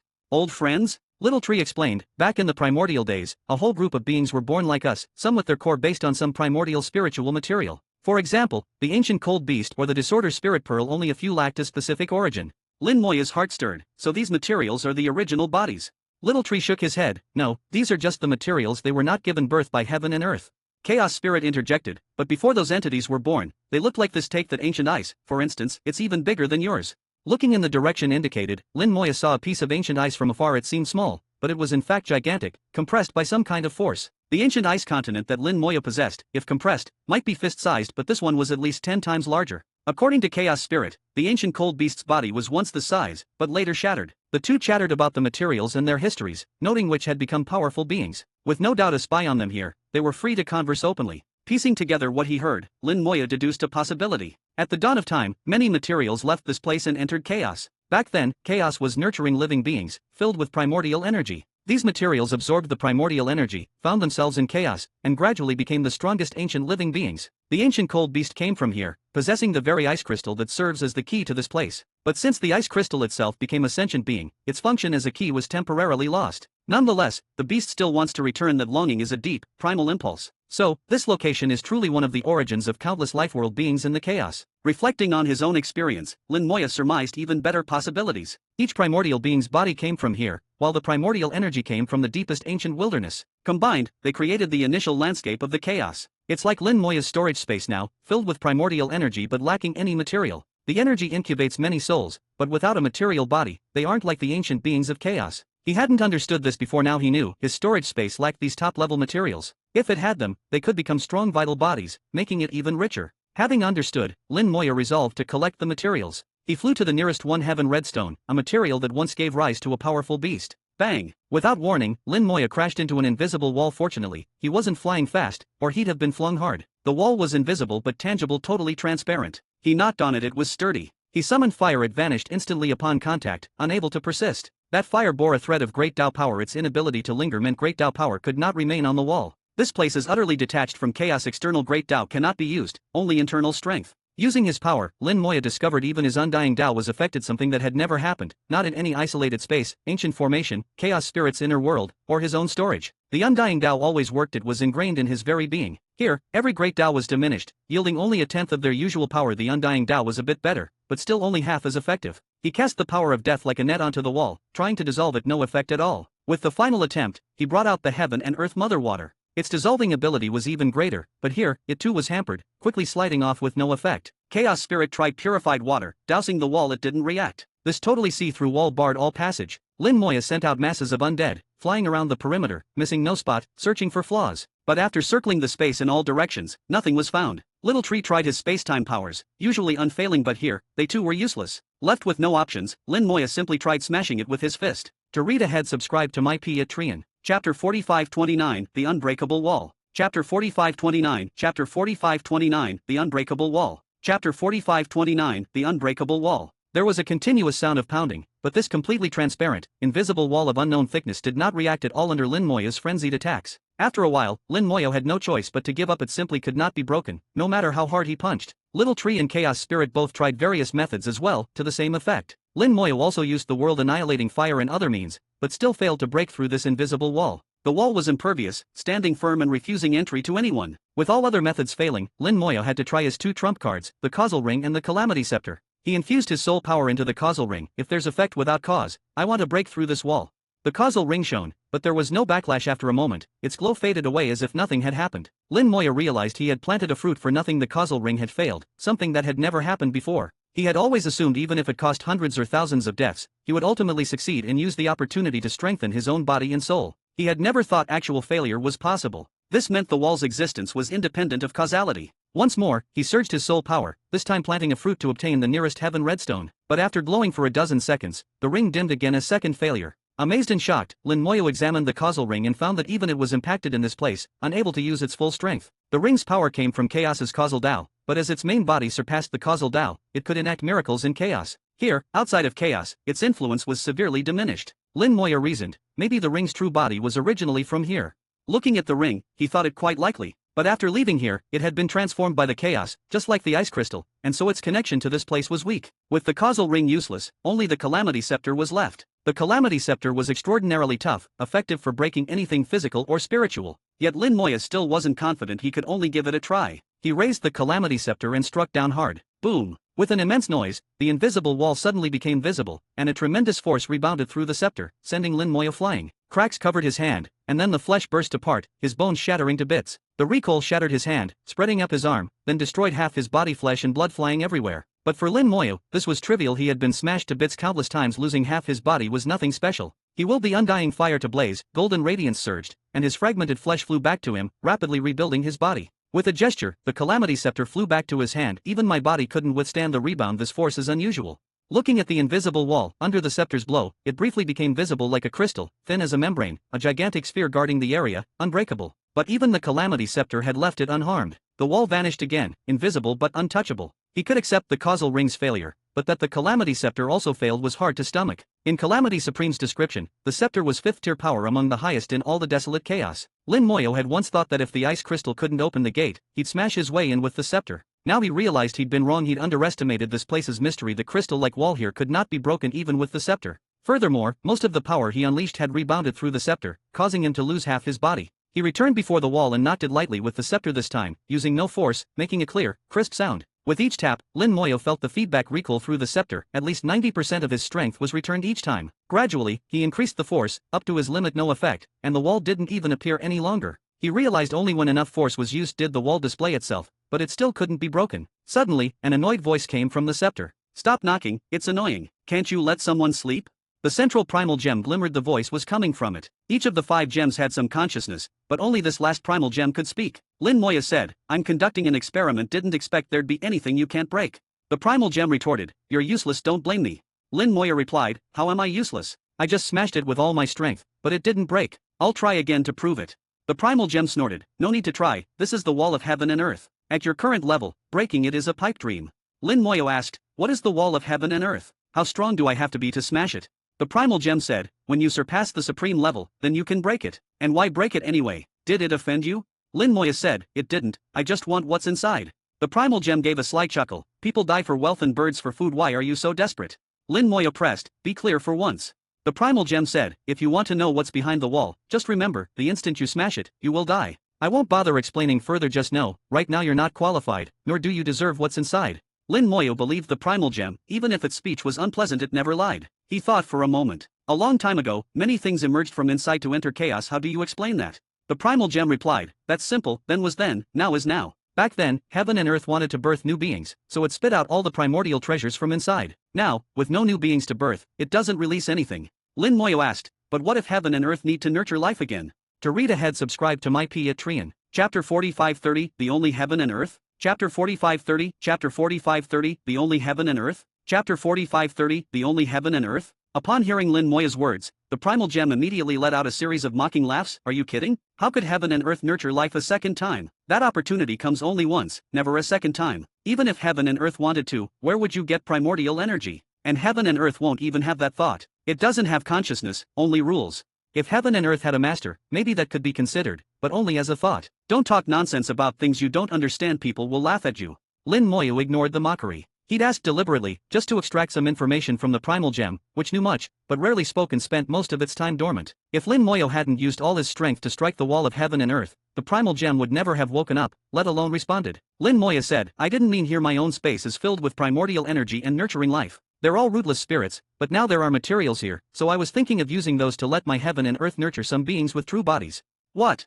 the primal gem yelled. A small figure appeared atop the gem, staring at Lin Moyo in shock. He obviously didn't believe it, his face full of surprise. "How can you have primordial energy? That's impossible, impossible. Let me take a look." Lin Moya smiled slightly and opened his storage space, sending the Calamity Scepter inside. From within came the primal gem's amazed voice, "It really is primordial energy. So much." Lin Moya let him look for a while, then took him out again. No matter what, the Calamity Scepter was under his control. Unless Lin Moya wished it, the primal gem couldn't enter. Back outside, the little figure conjured by the primal gem was still astonished. "You actually possess a heaven and earth. Although it's weak, it's true heaven and earth."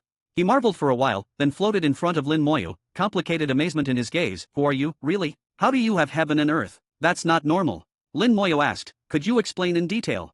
The primal gem hesitated but finally relented. "Fine, since you ask so earnestly, I'll take pity and tell you. The desolate chaos is a whole, belonging to a single heaven and earth. Now there is only this one. When heaven and earth is born, primordial energy arises. It can nurture living beings. If there are no corresponding heaven and earth materials, only rootless spirits are born, with no true bodies. Such heaven and earth is incomplete. It will not create all kinds of materials or beings, and its great Tao is singular. This is called dead heaven and earth. If it has heaven and earth materials, and they fuse with primordial energy, each material's attribute can produce a separate great Tao, perfecting heaven and earth. This is called living heaven and earth.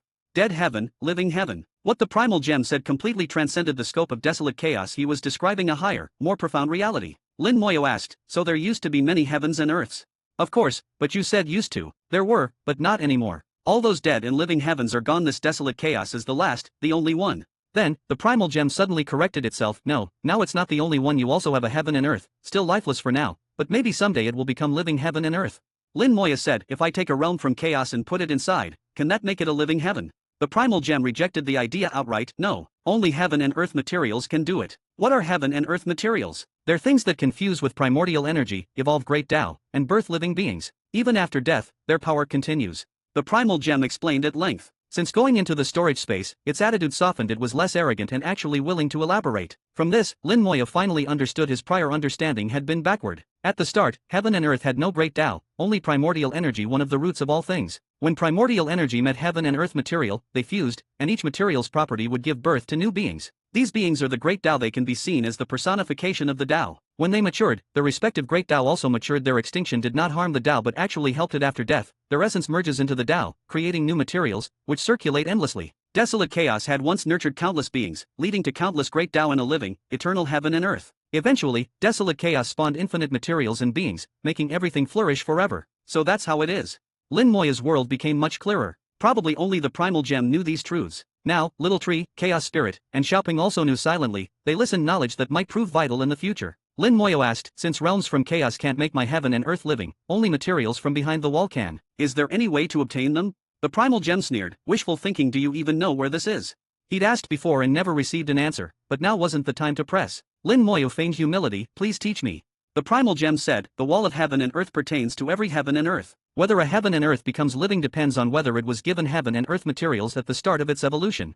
If not, then it's dead heaven and earth. If it is, then it has a chance to become living heaven and earth. Long ago, a supreme tried to claim its materials, but even they had to give up, unable to break the wall. Of course, it's not absolutely unbreakable. If you surpass heaven and earth and become a supreme, and use my full power, then you might break the wall. But by then, you won't need these materials, because you'll already rule desolate chaos. It's truly odd. Someone like you, possessing a heaven and earth. I've never seen it before. In the past, all supremes came from inside a heaven and earth and only gained control after surpassing it. You're an anomaly.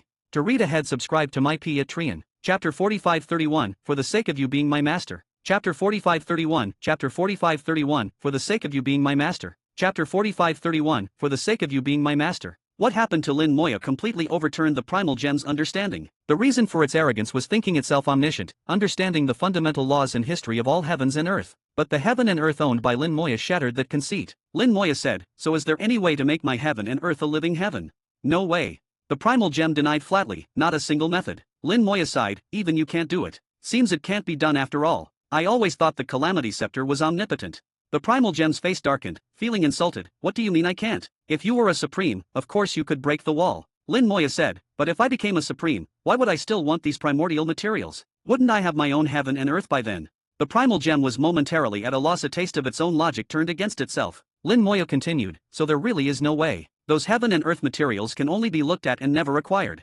Pity, I once believed that as long as you were present, nothing was unbreakable. Forget it. Consider this trip wasted.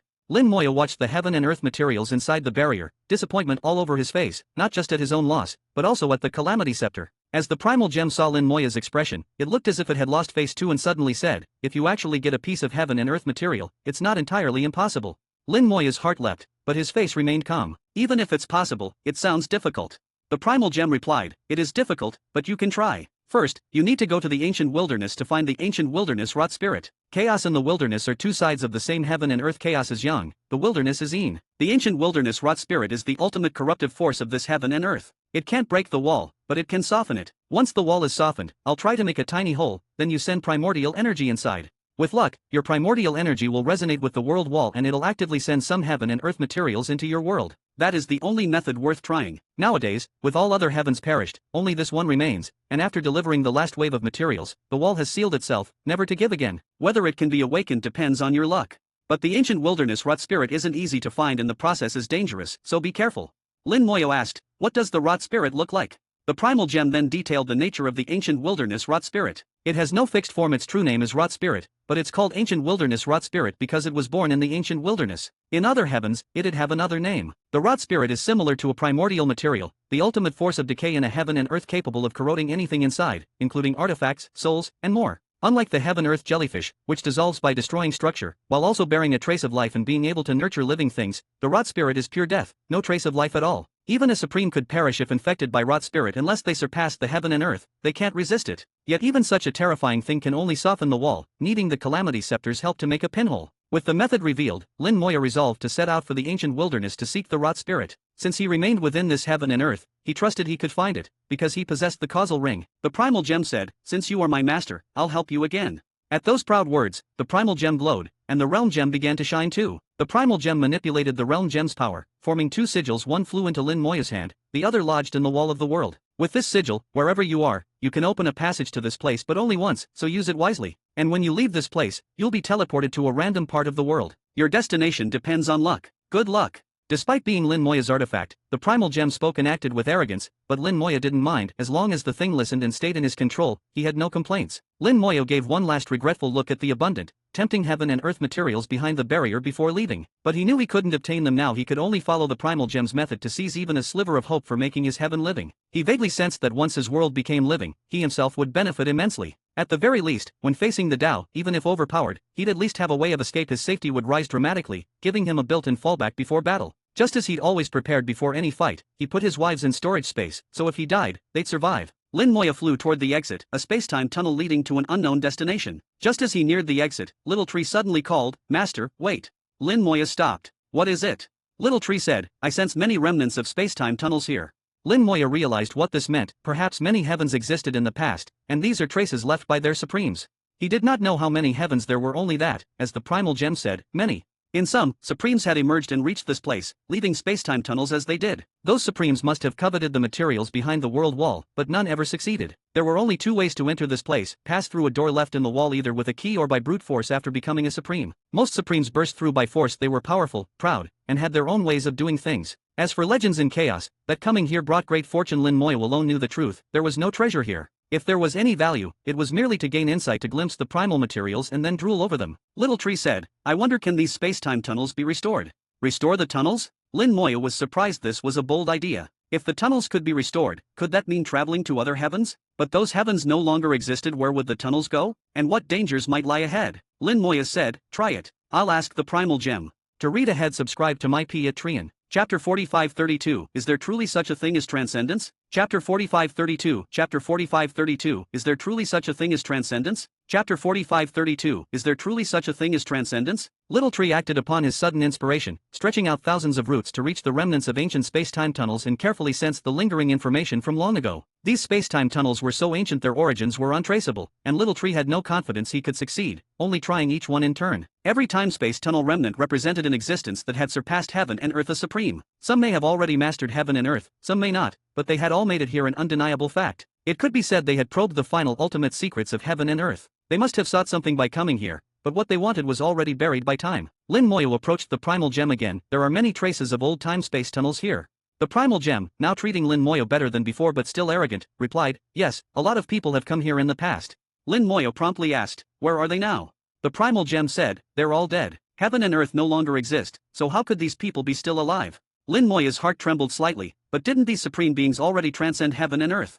In his understanding, once one transcended heaven and earth, even if heaven and earth were destroyed, such ones wouldn't die, they'd be beyond it all, untouched by its fate. His words made the primal gem snicker. "My master, do you even know what transcendence means?" Lin Moya wasn't offended. He wanted to draw out more information, tamping down any annoyance. "Well, you tell me." The primal gem chuckled. "Since you're asking so sincerely, I'll tell you, no living being is ever truly outside of heaven and earth, not really. Even if they become supremes, master the heavens, and think themselves detached, when the heavens die, they will realize there is no true transcendence. When the heavens perish, so do they. And the reverse is true. When they become one with heaven and earth, if they die, heaven and earth will pass away with them." Lin Moya understood the point. Just like perfection realm beings possess domain worlds, when they die, domains collapse. If the domain collapses, they usually die too, exceptions being rare. When this rule is magnified to the scale of the entire heaven and earth, they and supreme beings are bound together, living and dying as one. Lin Moya asked, "No exceptions?" The primal gem shook its head. "No exceptions. There used to be so many supremes, and so many heavens, but they're all gone now. Who knows what happened?" Lin Moya tentatively asked, "Why did they die?"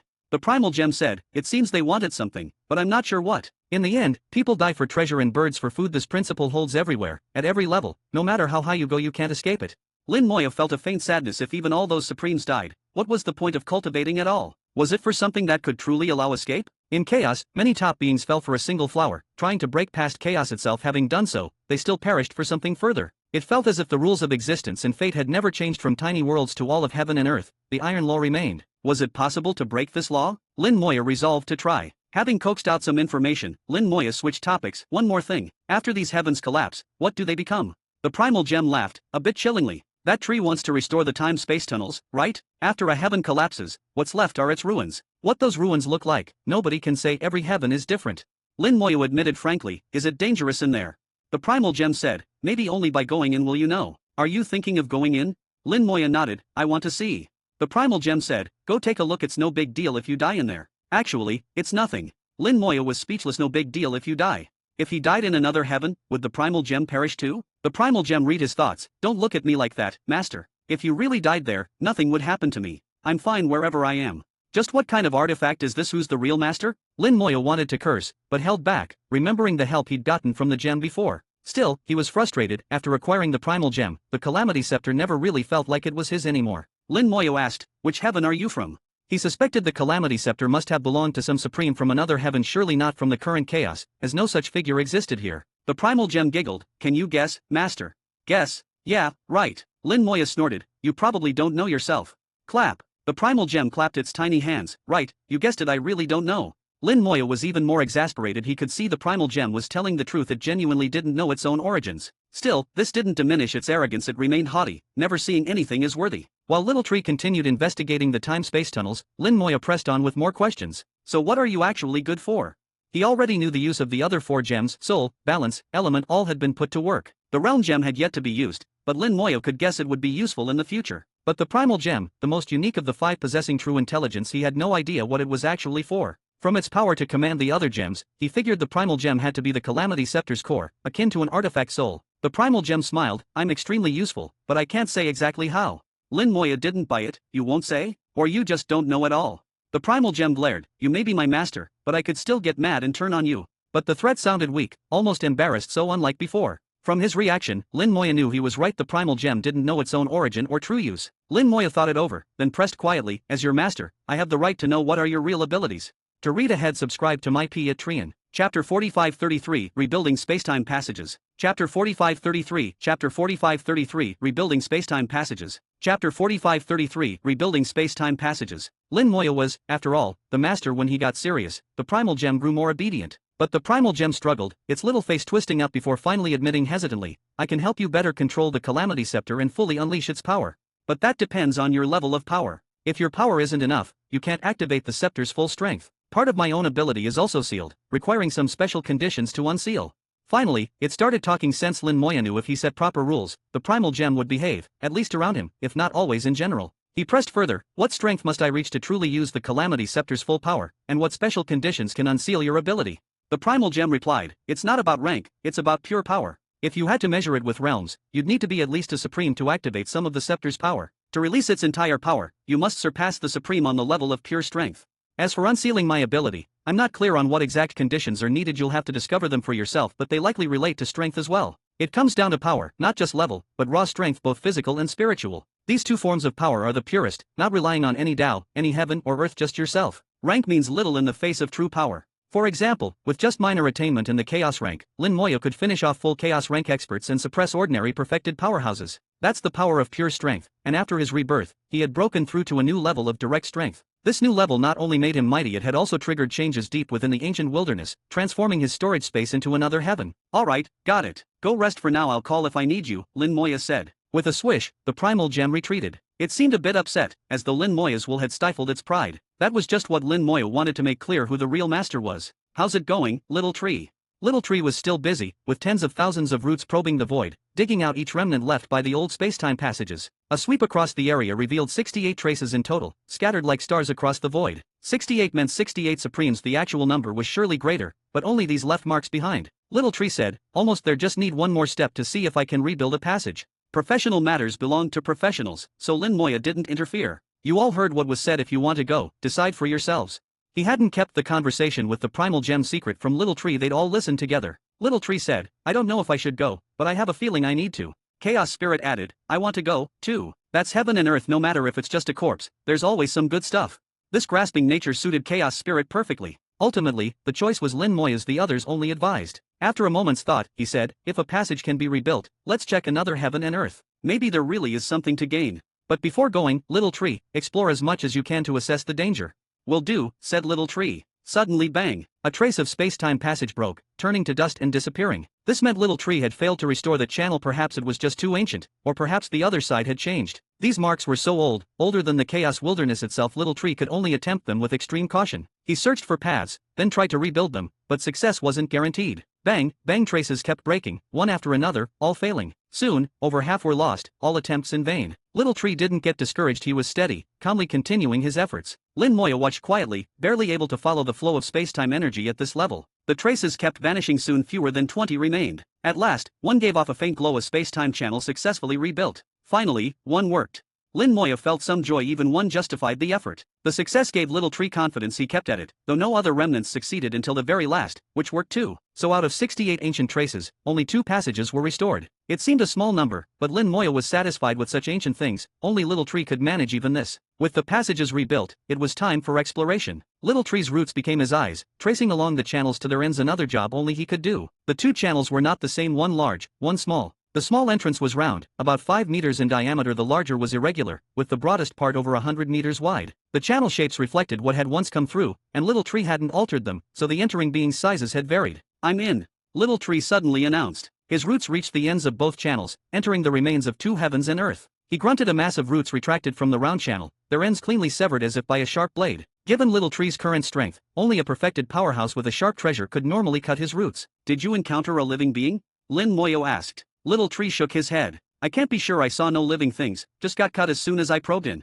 Chaos Spirit asked. "No other information?" Little Tree shook his head again. "No, it was too brief. I'll try again." He tried several more times. Each time, roots were cut instantly. It didn't much affect Little Tree. Just hurt a bit, but he persisted, probing with different angles and rhythms. Finally, he learned something. The rules there differ from chaos. Once I entered, my power was fully suppressed, my very being altered. It's not sharpness. On the other side, I became weaker there. And I still never saw anything alive, so I don't think the cut came from a living thing. That place is dangerous, extremely dangerous. Little Tree described everything he sensed for Lin Moya's reference. Compared to the dangerous circular passage, the large, irregular channel seemed fine. Little Tree had transmitted an image of it back. To read ahead, subscribe to my P at Trian. Chapter 4534, Another Heaven and Earth. Chapter 4534, Chapter 4534, Another Heaven and Earth. Chapter 4534, Another Heaven and Earth. In the image, there was a scene of desolation, not the void of chaos, but true ruin everywhere. Dust and ash covered everything, remnants of a former world, countless materials, the flesh and blood of mighty beings, and all matter reduced to this state. When this heaven and earth was torn apart, countless trillions of living beings inside perished instantly. All the treasures, the rare materials, all the things that beings used to fight and kill for even their fame and power were obliterated in a single moment. Suddenly, tears welled up in Little Tree's eyes. Chaos Spirit asked, "What's wrong with you?" Little Tree whispered, "I feel a sorrow." Lin Moya replied, "It should be the lament of heaven and earth."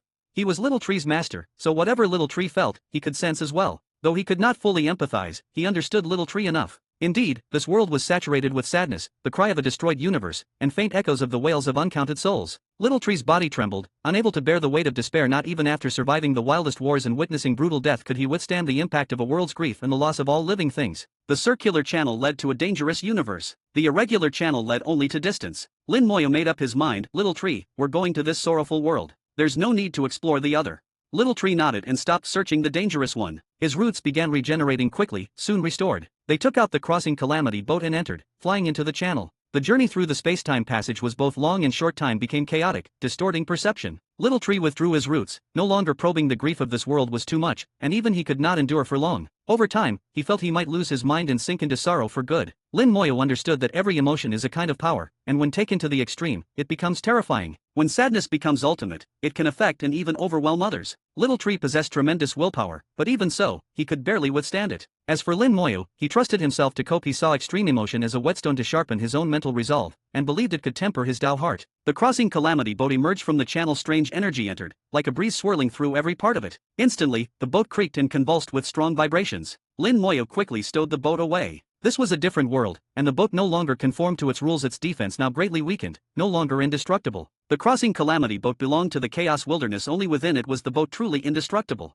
Rules of every world were all powerful. Each world was unique. This held not only for the boat but for Lin Moya as well. All his Taos vanished. He could not sense a single one. Throughout his path, Lin Moya had dabbled in many Taos, even if often shallowly. Controlling fire, summoning rain, and so on were never a problem. Now, none of this worked. Different worlds, even those with similar Taos, have their own underlying laws. Chaotic Taos were useless here. If they worked, that would be the anomaly. Moreover, this world had been destroyed, and its law structures long since shattered, making them utterly inaccessible. What surprised Lin Moya was that his undying Tao still worked. Though weakened, suppressed as it was at the world's barrier, it remained usable. So the undying Tao really is extraordinary.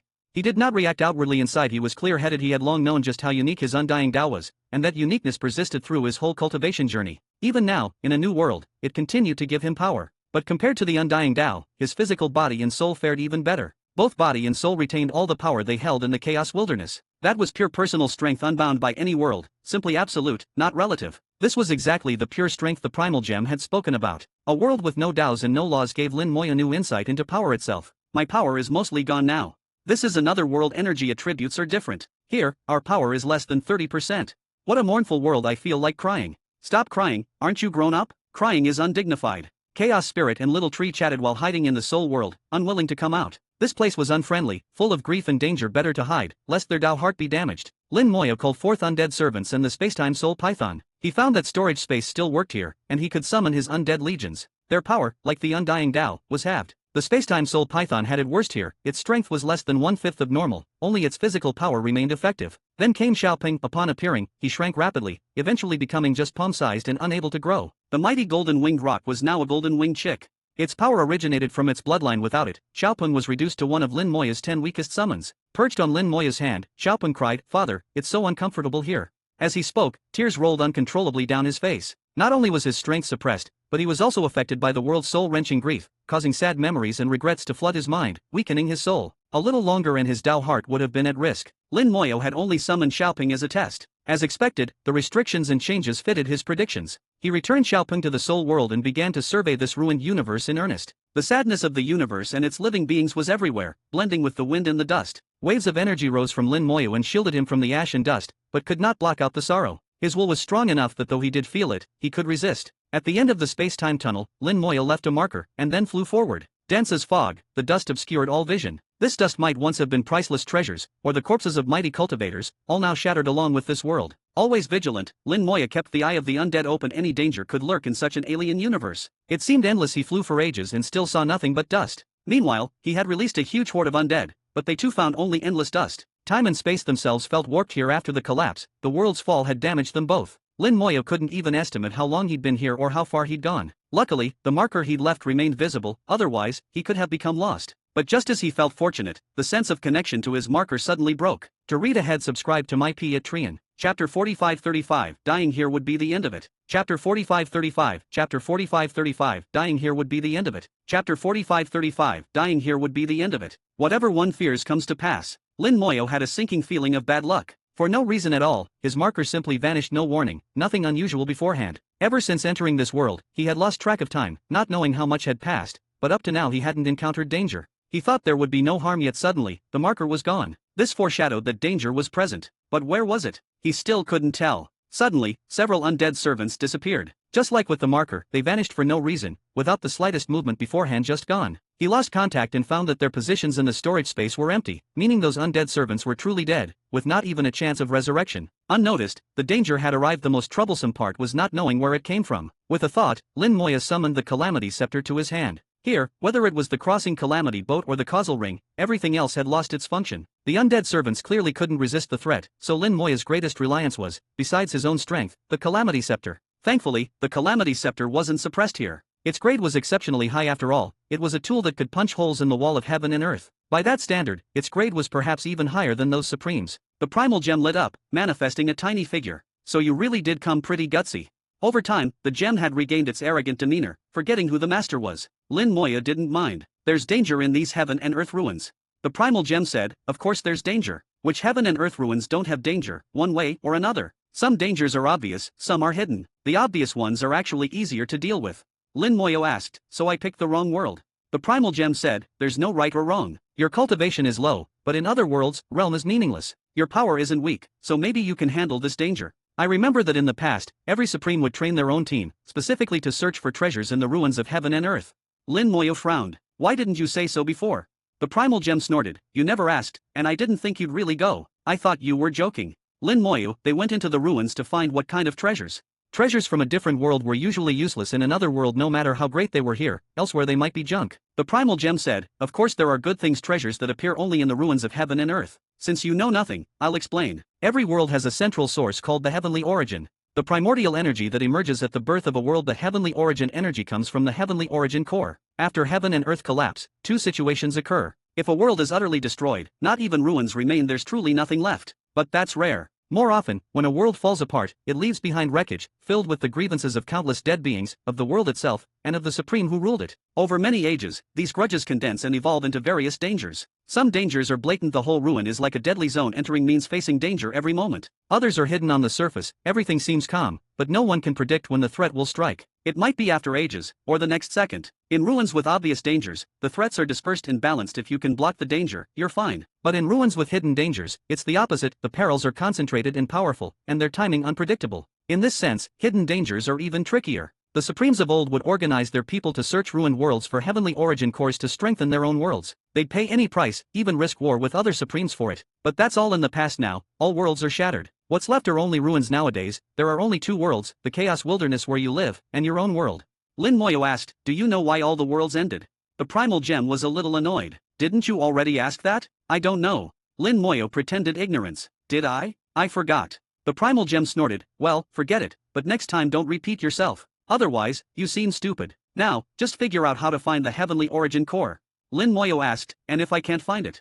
The primal gem said, you'll be stuck here forever, or maybe you'll die here, and that's that. Honestly, that's not so bad, better than endless fighting and killing outside. Lin Moyo was speechless. Can't you say something positive? The primal gem replied, just speaking the truth, there's nothing special about endless fighting and killing. But he didn't finish. Suddenly, a warning rippled through Lin Moyo's soul, causing him to retreat by instinct. He saw a gray beam descend from the sky, hitting the spot he'd just stood. The gray light appeared silently, then vanished without a trace, as though it was never there. At the sight of it, Lin Moyo felt a shudder in his soul. His instinct screamed that the gray beam was extremely dangerous. His marker and the undead must have been destroyed by it. There was a strange force in the gray beam, capable of annihilating everything. The primal gem said, see? That's one of the dangers, this slaughter light. It can erase anything, and whatever enters this world will be targeted and attacked. But it's impossible to say when it will attack. Lin Moyo said, if this is all, I can dodge it. The primal gem said, of course it's not all, this is just the beginning. There will be more, and slaughter light is just one danger. I can sense that while this world is destroyed, it still holds a lot of residual power. There will be more dangers. Other ruins may have turned entirely to dust, but this world once was very mighty. The supreme who ruled here must have been truly fearsome. Be careful. Lin Moyo said quietly, got it. If the next attack comes, I'll use you as a shield. The primal gem was unconcerned. Fine by me, but you can't rely on me forever. What you really need is that heavenly origin core, otherwise you really can't leave. Lin Moyo's eyes brightened. You know how to find it. The primal gem laughed, if you sincerely ask, I'll tell you. Actually, it's not hard to find. To read ahead, subscribe to my Patreon. Chapter 45-36, Little Soul, come out and work. Chapter 45-36, Chapter 45-36, Little Soul, come out and work. Chapter 45-36, Little Soul, come out and work. The heavenly origin core is the genesis source of an entire world, and its position never changes. It lies always at the center of each world. In the past, when a world was whole, its vastness made it nearly impossible to find the central point. It was like the Chaos Wilderness, nobody could ever really locate the center. But after a world collapses, the whole thing shrinks. Now it's even smaller than a major world, making it much easier to search. Now the only problem is endless dust. Dust obscures vision and weakens soul perception, so actually locating the core amid all this is still very hard. Searching inch by inch might take forever. The primal gem recommended a simple and effective method: use heavenly origin energy as a guide to search for the core. No matter how different a world's DAOs or properties are, all heavenly origin cores share a deep, fundamental similarity. The origin energy will resonate with the core, helping to locate it. The primal gem said, that's how they did it before. You have origin energy, so you can do the same. Almost all the heavenly origin energy is spent at the birth of a universe, yet some always remains in the core as the root of the world. When a supreme arises and gains dominion, that energy in the core can be drawn out. Then, by using it as a guide, people would search ruined worlds for more cores, trying to collect extra origin energy to strengthen their own world. This was the normal way. Lin Moyo wasn't a supreme, but his storage space was full of origin energy. He could use it freely. Lin Moyo asked, if I find a core, can I boost my own world's energy? The primal gem flatly denied it. No, you can't use it. Lin Moyo was surprised. Why? The primal gem replied, your world just awakened its own spring. The origin energy keeps growing. You're not even close to full. You don't need anything from outside. Also, your world, who knows if it's truly living or dead? If it's still dead, then extra origin energy is useless. A dead world can't last long, at most a billion years, then it will break apart completely. And there's another reason. Seeing the primal gem hesitate, Lin Moyo pressed him, what reason? The primal gem explained, you might not need the origin core, but we do. So, he meant the other 4 gemstones. The Calamity Scepter is home, the primal gem is the chief steward, each stone can live on its own or interact with the others. Lin Moya said, no matter what, I still need to leave here. Whether useful or not, he had to find the core, without it, he'd be trapped. Suddenly, Lin Moya retreated another step as 2 gray beams fell before and behind him. His keen soul could sense the slaughter lights coming and dodged just in time. But this time, 2 came one after another, tracking his movements. The primal gem said, you're being targeted. The slaughter light will keep coming, and faster, though on its own it's not so bad. What you really have to worry about is what else might show up. Lin Moyo asked, such as? The primal gem answered, plenty. Slaughter light is just heaven and earth's and its creatures' killing intent. But all kinds of negative emotions, resentment, anger, pain can form resentment light, wrath light, pain light, etc. When a world collapses, its emotional energies peak and turn into all kinds of things. I actually hope a few special ones appear. It almost sounded like he was looking forward to it. While they talked, hundreds more undead servants were erased by slaughter light. Their ability to resurrect was useless here. Judging from their times of death, the frequency of slaughter light attacks truly was increasing. Lin Moya wasted no more time. He released a strand of origin energy. At once, it shone faintly and streaked off into the distance, forming a bright line through the dust. He followed it. The origin energy wasn't fast and kept changing direction. Lin Moya sensed it was resonating with something out there. The primal gem explained, when a universe is destroyed, its core leaks some origin energy. That's why there's always residue here. And these leftovers disrupt resonance, making the path go awry. But that's alright. Eventually you'll still find it. As they searched, the primal gem morphed into a tiny figure, darting about, eyes scanning for something. Lin Moyo had no idea what, so he didn't ask. Meanwhile, the origin energy he'd released was fading. The environment was wearing it down. At this rate, in half a day it would be gone entirely. Lin Moyo muttered, Supreme's searching for cores is a gamble. Sometimes, they lose their origin energy and gain nothing. The primal gem agreed, exactly. It's a risk. When many teams search the same ruined world, there's often a fight, even a Supreme-level war. Lin Moyo asked, why didn't Supremes come themselves? The primal gem shook his head, they can't. They represent a whole world. If they enter another world, it will collapse. Supremes are so strong that if they force their way into a foreign world, that world will shatter. So they train teams to search ruined worlds for them. There were many ruins, as so many dead worlds self-destruct and became fragments. Half a day later, the first strand of origin energy had all but faded, moving slowly. Lin Moya released another, and continued searching. During that half a day, grey slaughter lights kept falling ever more often, ever more numerous, but Lin Moya's keen soul allowed him to dodge every one. All undead servants had been recalled. Leaving them out now was pointless and fatal. The primal gem said, we're getting close.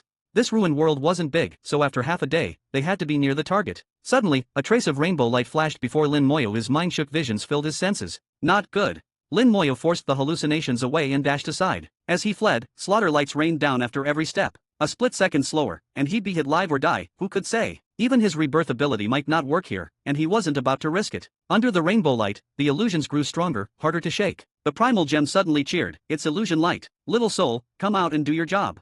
To read ahead, subscribe to my Patreon. Chapter 4537, Dividing the World Remains. Chapter 4537, Chapter 4537, Dividing the World Remains. Chapter 4537, Dividing the World Remains. Little soul? What's that supposed to be, and what work is it supposed to do? Suddenly, the soul gem lit up, and a tiny vortex appeared on its surface. Though small, the vortex's pull was endless. All the rainbow light in Lin Moya's vision was sucked into the vortex, and the illusions vanished. The little soul called out by the primal gem was in fact the soul gem. The soul gem devoured the rainbow light, and Lin Moya sensed a will from it, as if it was not full yet. The primal gem laughed, no rush, there's still more to come. Lin Moya asked, what was that just now?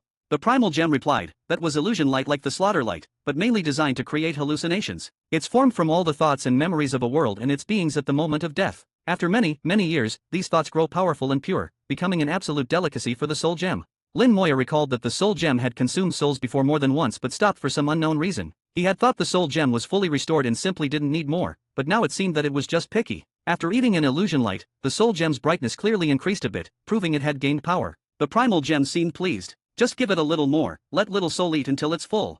They continued to follow the trail of origin energy, and Lin Moyo asked, if the soul gem can eat illusion energy, how do the other gems grow stronger? The primal gem responded, little element needs to swallow primordial elements, but only those from the dawn of creation, not ordinary elements. If you find the core, you might be able to get one or two. The realm gem is simple, the origin core is its best food. Balance gem is more complicated, it needs to swallow a thread of life force from a living world, and then a thread of deathly chi from a dead world. Both are required to keep it balanced. Lin Moya said, what about you? The primal gem shook its head. I don't need that stuff. The words carried the usual pride, obviously dismissive, but it would not say what it actually needed. Lin Moya summarized, so, the origin core goes to the realm gem, the first elements to the element gem, the world's vitality needs to be saved for the balance gem, and the illusion light goes to the soul gem. If the origin core is gone, this world will collapse completely, not even ruins left. That seems a waste. On a whim, Lin Moya conjured a flame in his hand world scorching fire, which remained usable here, unaffected at all. As he expected, its level was not inferior to the chaos wilderness. Even a supreme couldn't control such a flame. Even spanning between worlds, it could still be used. The primal gem said, of course the world's not useless. Your world scorching fire can refine it. World remains are second best on its food list. Lin Moyo asked, do you know where it comes from? The primal gem said, not exactly, but I know some things. It's called world scorching fire, it's very high level, and I understand some of its functions. Lin Moyo asked, the world remains are the second best food. What's the best?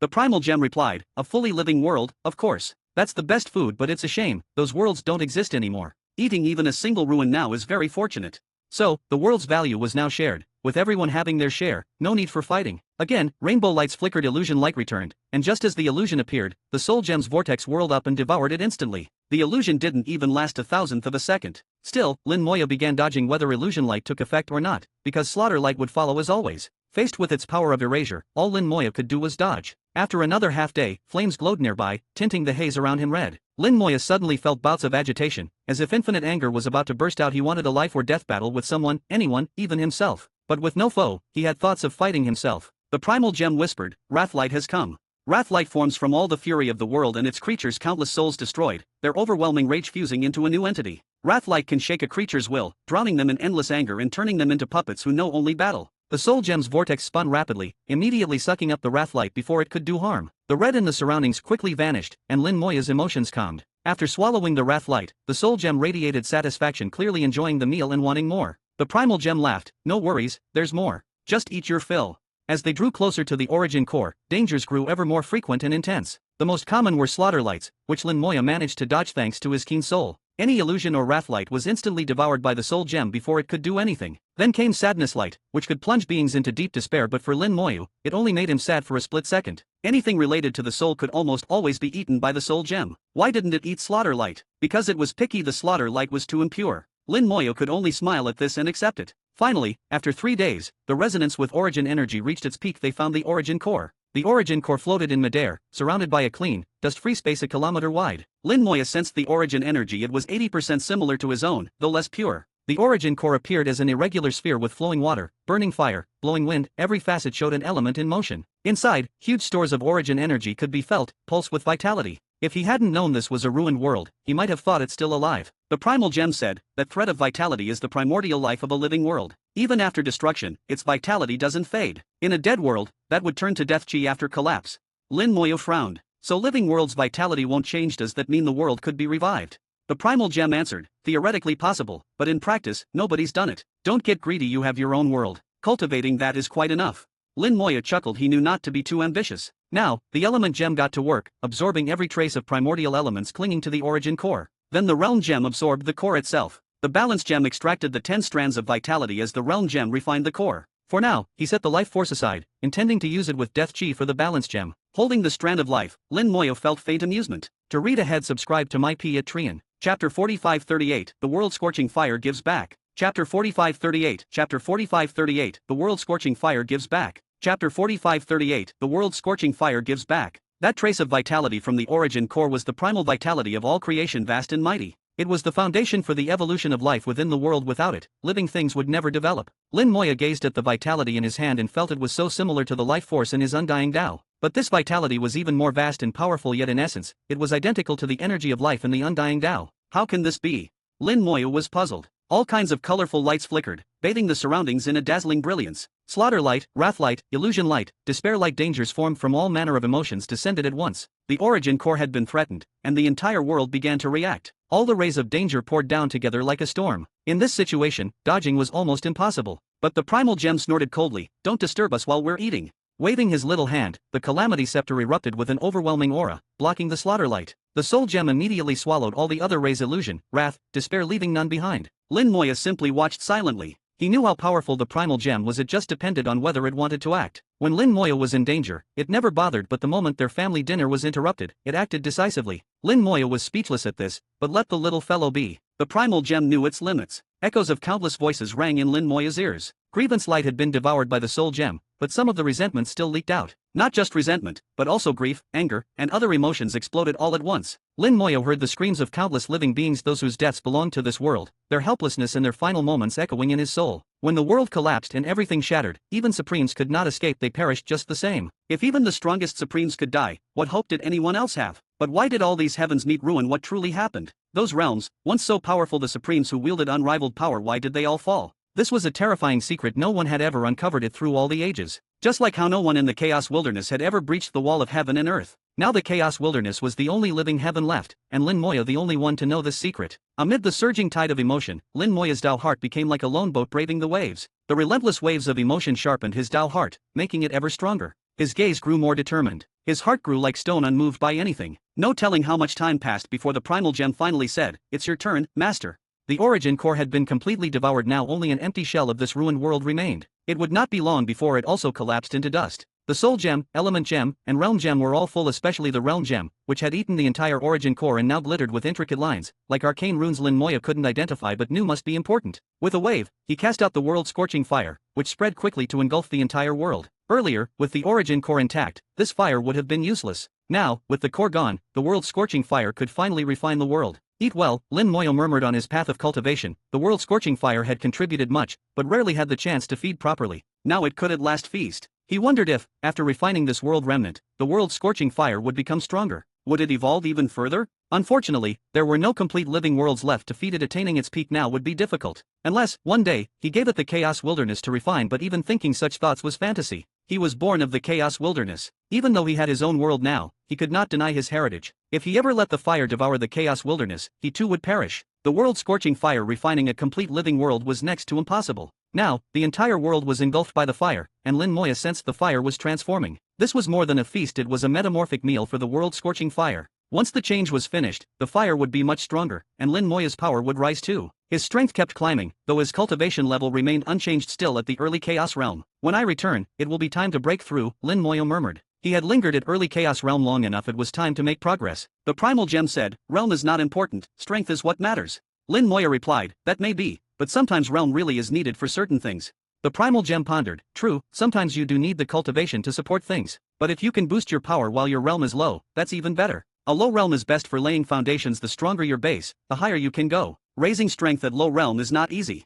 Suddenly, threads of firelight streamed from all around and poured into Lin Moyo's body. The firelight filled his limbs and then ran into his soul. His whole being grew warm. His already formidable soul and body began to grow yet stronger. What's happening? Lin Moyo was shocked. This had never happened before. He turned to the primal gem, only to see a "Don't look at me, I know nothing" expression. Lin Moyo focused and sensed the fiery energy was coming from the world-scorching fire. While refining the world-scorching fire had sent some of its most refined power back into Lin Moyo. This world had once been mighty, and even destroyed, traces of its best remained. Now, some of these traces were Lin Moyo's to keep, transformed into pure strength to fortify his body and soul. As the world-scorching fire continued giving back, Lin Moyo felt his power double when it finally ended. Both body and soul doubled in might. Previously, he could kill late Chaos Realm with one blow and suppress perfected chaos. Now he believed he could punch out a perfected chaos level, even go toe-to-toe with the strongest of that level. His power had already surpassed the Chaos Realm, and Lin Moyo even fooled himself into thinking that, with only raw body and soul without using Dao or techniques, he might match a Supreme. Of course, that was fantasy. Supremes always called on their Dao, and he'd still be overmatched. But if he could drag a Supreme into another world, where Dao was useless and only pure strength mattered, could he kill one?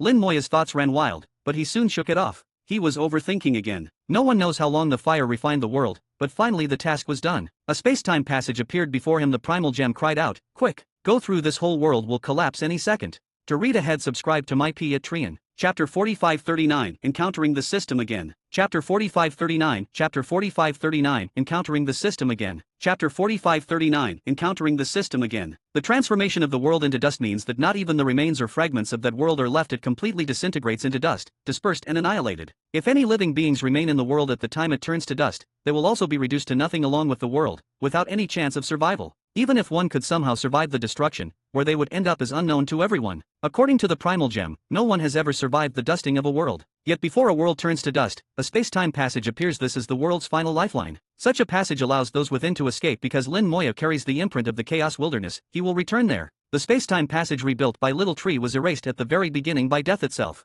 At the urging of the primal gem, Lin Moyo entered the space channel, with the world scorching fire returning at the same time. The instant Lin Moyo entered, he glanced back at the little that remained of the world, its final ruins dispersing into dust. Beyond the dust, there was endless void, a bottomless abyss. Just looking at it, Lin Moyo felt his soul drawn in. In that brief moment of looking, his soul spontaneously developed a massive rift. "Don't look, you'll die," the primal gem shouted. Lin Moyo tried to close his eyes, but suddenly saw something. Rather than shutting them, he forced them open, straining to see. This happened in less than a tenth of a second, and his soul almost shattered instantly. The space-time passage shut, with Lin Moyo carrying his broken soul through the tunnel. Purple light flickered, and his soul tried to piece itself back together. But the healing was slow, as if some invisible force resisted his rebirth. The Calamity Scepter's soul gem glowed, sending an earthy color into his soul, aiding its reconstruction. With the soul gem's help, Lin Moyo finally achieved rebirth. The primal gem scolded, "Master, you're too disobedient. I told you not to look." Lin Moyo didn't reply, lost in thought about what he'd seen moments before. He'd glimpsed a familiar figure, the long-lost system. Years had passed, but he still remembered the moment the system vanished from his soul's void. That scene had burned itself into his soul and could not be forgotten. Later, in the great world, the system reappeared once, saving him. That had felt like a backup plan, as if the system had anticipated something dangerous would occur.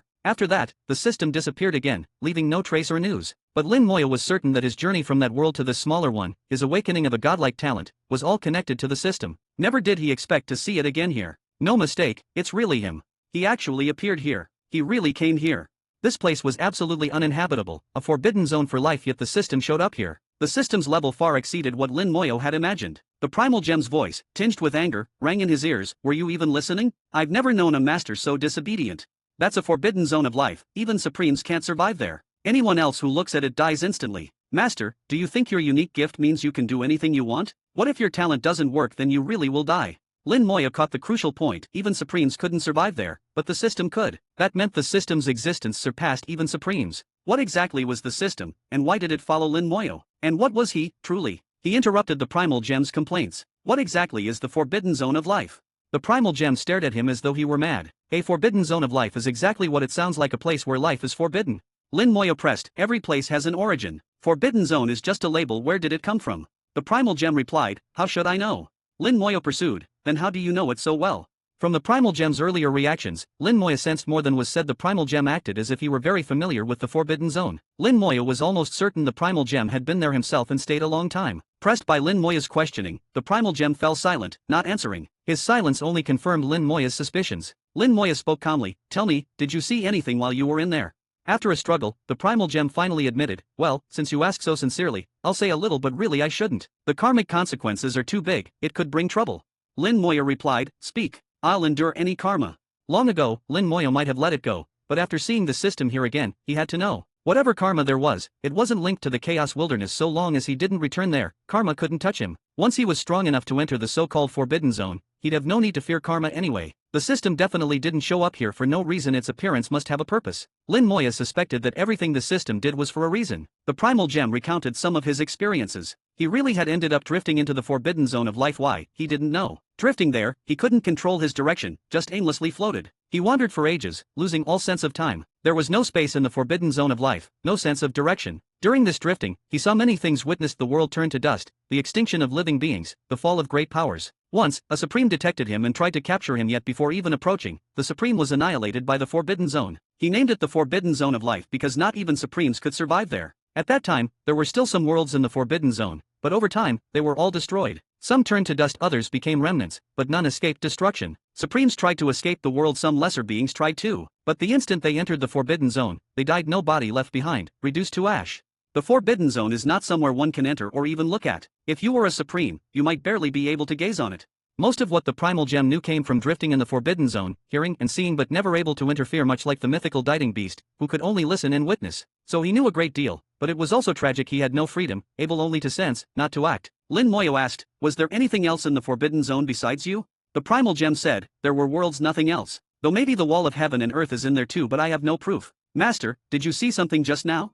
Special thanks to Garlies for donating. Thank you for the support. To read ahead, subscribe to my Patreon. Chapter 4540, It's just that my strength isn't enough. Chapter 4540, Chapter 4540, It's just that my strength isn't enough. Chapter 4540, It's just that my strength isn't enough. Lin Moyo said, "I saw a familiar face." He did not mention the system. This was his deepest secret, something he would never tell anyone. Impossible. The primal gem jumped up in shock, all its metaphorical fur standing on end. "That's impossible. there can be no living being in the forbidden zone of life. Its reaction was so intense, it was clear that what it had seen and heard in the forbidden zone had become a fixed belief. Lin Moya knew that his comment contradicted the primal gem's worldview, which was why it reacted so fiercely. Not only the primal gem, but seeing the system affected Lin Moya deeply. He simply didn't show it so obviously. I never said it was a living being. Since you could survive there, why couldn't someone else? The forbidden zone is so vast even if you spent countless years there, could you really see every corner?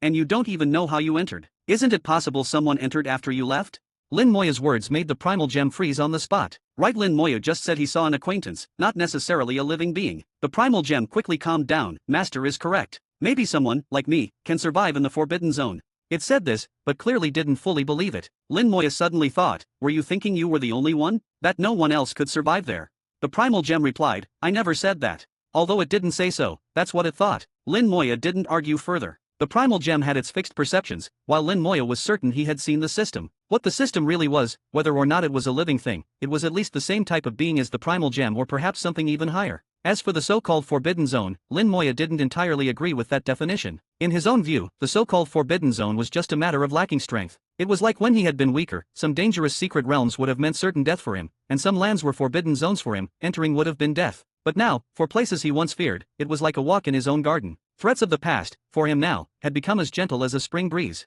So, the primal gem's forbidden zone was for him simply a place he wasn't yet strong enough for. One day, I'll set foot inside and find the system. I'll get answers directly. The space-time passage carried him onward, where he gradually sensed a familiar aura up ahead, the aura of the Chaos Wilderness. He had returned home. Inside the soul world, the three who had been hiding for so long were now lively again. During their time in the world remains, they'd almost lost their powers to fight. That powerlessness oppressed them, the threat of death forced them to hide. Over-reliance on Tao rules is a common flaw of strong beings. In their own worlds, they may be very strong, but as soon as they leave, their strength is less than a tenth. Back in ancient times, teams trained by Supremes to search world remains focused on nurturing their soul and body, not relying on Tao's. In Lin Moya's view, such strength was foundational. This was the proper way to walk through all worlds. As the passage neared its end, the Calamity Scepter was stowed away. It was better to keep a low profile in the chaos. The newly lively Xiaoping flew out and resumed his job as Lin Moya's mount. Father, what was in that other place? When Lin Moya sealed the soul world, the others were unaware of his experiences or the conversation with the primal gem. Lin Moya smiled. There were some benefits in that world. I gained some life experience. Xiaoping just nodded, not thinking too much about Lin Moya's words. At least we're back. That place was far too dangerous. Lin Moya agreed. It was dangerous, but it's still a place worth returning to when the chance comes. Little Tree spoke up. Master, there's still another one. There was one more openly dangerous world remain. Lin Moya hesitated. Let's go later. It wasn't that he didn't want to, but the gems on the Calamity Scepter were still digesting the gains. If they went now, it would be a waste. There weren't many world remains left to find, so they had to conserve resources. With the imprint of the Wall of Heaven and Earth, Lin Moya could return anytime. The primal gem said it could be used only once, but Lin Moya could always trick it into making him a new one. He could also study the imprint and maybe replicate it himself, and then not trouble the primal gem at all. The passage reached its end. Lin Moya's brow furrowed. Be careful. At the very moment they emerged, an overwhelming aura assaulted them. Attacks swarmed in a dense barrage. Without even seeing clearly, Xiaoping turned into a golden light and fled far away, immediately escaping the attack's range. Along the way, many attacks struck but were smashed by Xiaoping's momentum. The golden light didn't just show speed, it was a shield for Xiaoping. The attacks were dense but weak, only at early Chaos Realm at best the strikes meant nothing to Xiaoping. Sight returning, Xiaoping was surprised. This isn't the South Pole. The environment was nothing like the South Pole, no bitter cold. Lin Moya replied, we must be near the South Pole. He'd been to the East, West, and North Poles, just never the South. The environment here was unfamiliar and unlike the other poles, so it had to be the South. And before he left, only the South Pole had actually gone to war with the Central region. After returning from that world remain, they hadn't just entered the South Pole, they dropped right into a battlefield. Xiaoping asked, what should we do? Lin Moya surveyed the battle and gave a soft then smiled. What a coincidence. Xiaoping said, Father, did you see an old friend?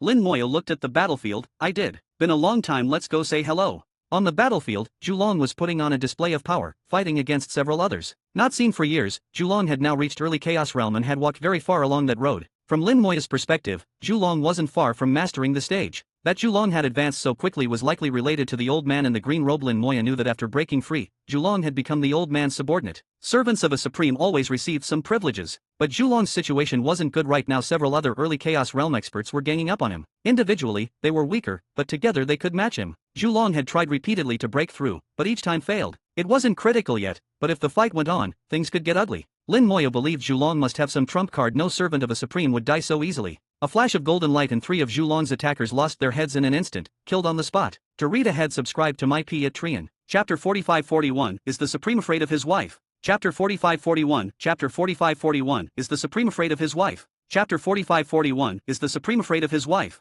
The golden light flashed twice, and out of the 7 opponents besieging Zilong, 6 were instantly slain. Zilong was frozen in shock, as were his adversaries. None of them understood what had just happened. To Zilong, his enemies dropped dead for no reason. To those enemies, they wondered how their companions died so suddenly. Xiaopeng's golden light retracted and settled not far away, and Lin Moya smiled faintly. "The last one's for you."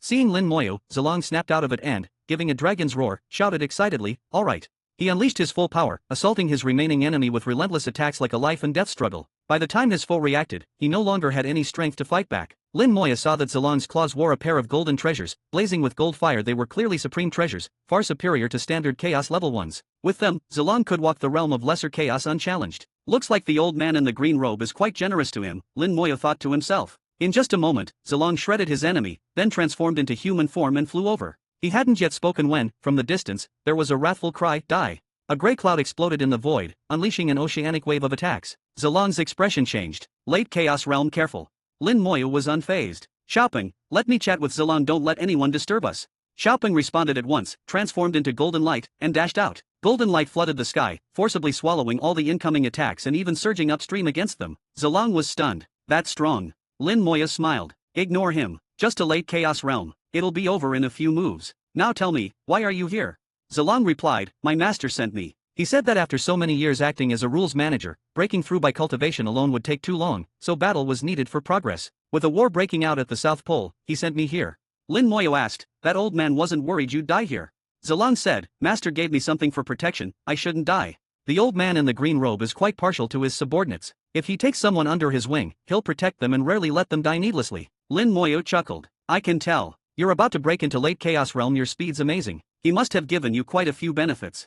Zilong's expression turned odd, his mouth twitching as if wanting to say something, but he held back. The master he mentioned was the same old man in the green robe that Lin Moya always called so casually a titled Supreme. For Lin Moya to call a Supreme like that seemed highly disrespectful. Yet from Lin Moya's mouth, it felt entirely natural, leaving Zilong not knowing whether to smile or frown. After a moment, Zilong finally said, "You progress even faster in that one there."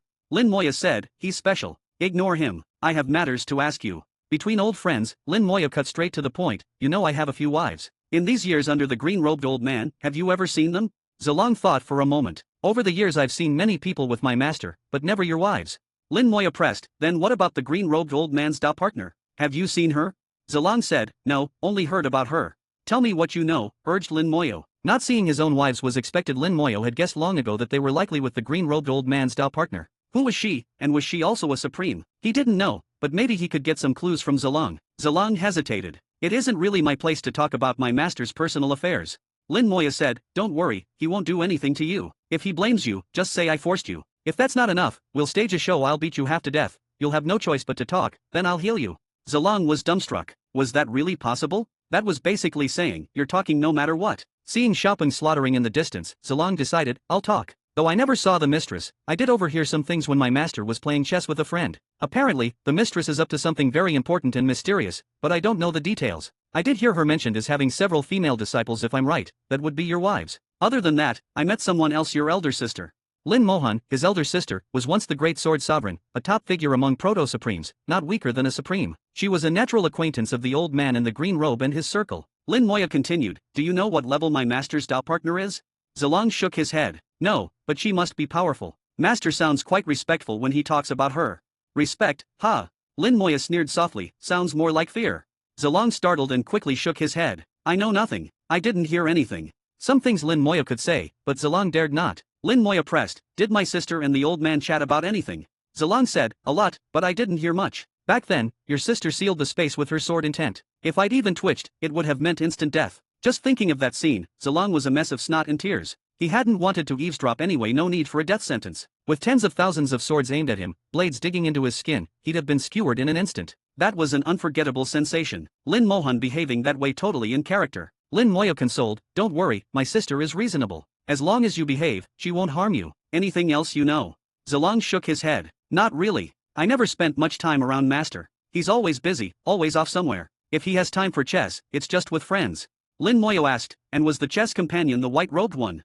Zilong said, "No, that's the Celestial Supreme of the upper domain. He drinks tea well, but he's just so-so at chess. The real chess fan is a black-robed supreme I don't know, but I could feel the killing intent from him. It's scary. Just watching them play, I felt like I was going to die. I didn't dare look. A black-robed supreme Lin Moya took note of that clue. There were currently 8 supremes in the chaos. If the 3 poles and 4 domains each had 1, that left 1 more. If the green-robed old man's Dao partner was also a supreme, that made 8. As for the black-robed, bloodthirsty supreme, Lin Moya suspected he was the supreme of the lower domain. The 3 domains upper, central, lower were allied. The celestial supreme in white was called Bai Zhen. The lower domain folk were powerful and aggressive, so it made sense for their supreme to seem terrifying. Now it all fell into place. To read ahead, subscribe to my Patreon. Chapter 45-42 Insect Tunnel. Chapter 45-42 Chapter 45-42 Insect Tunnel. Chapter 45-42 Insect Tunnel. The information Zilong provided seemed insignificant, but to Lin Moyu, it was extremely important. He now knew more about his wife's situation. They should have become disciples of the green-robed old man's Dao partner.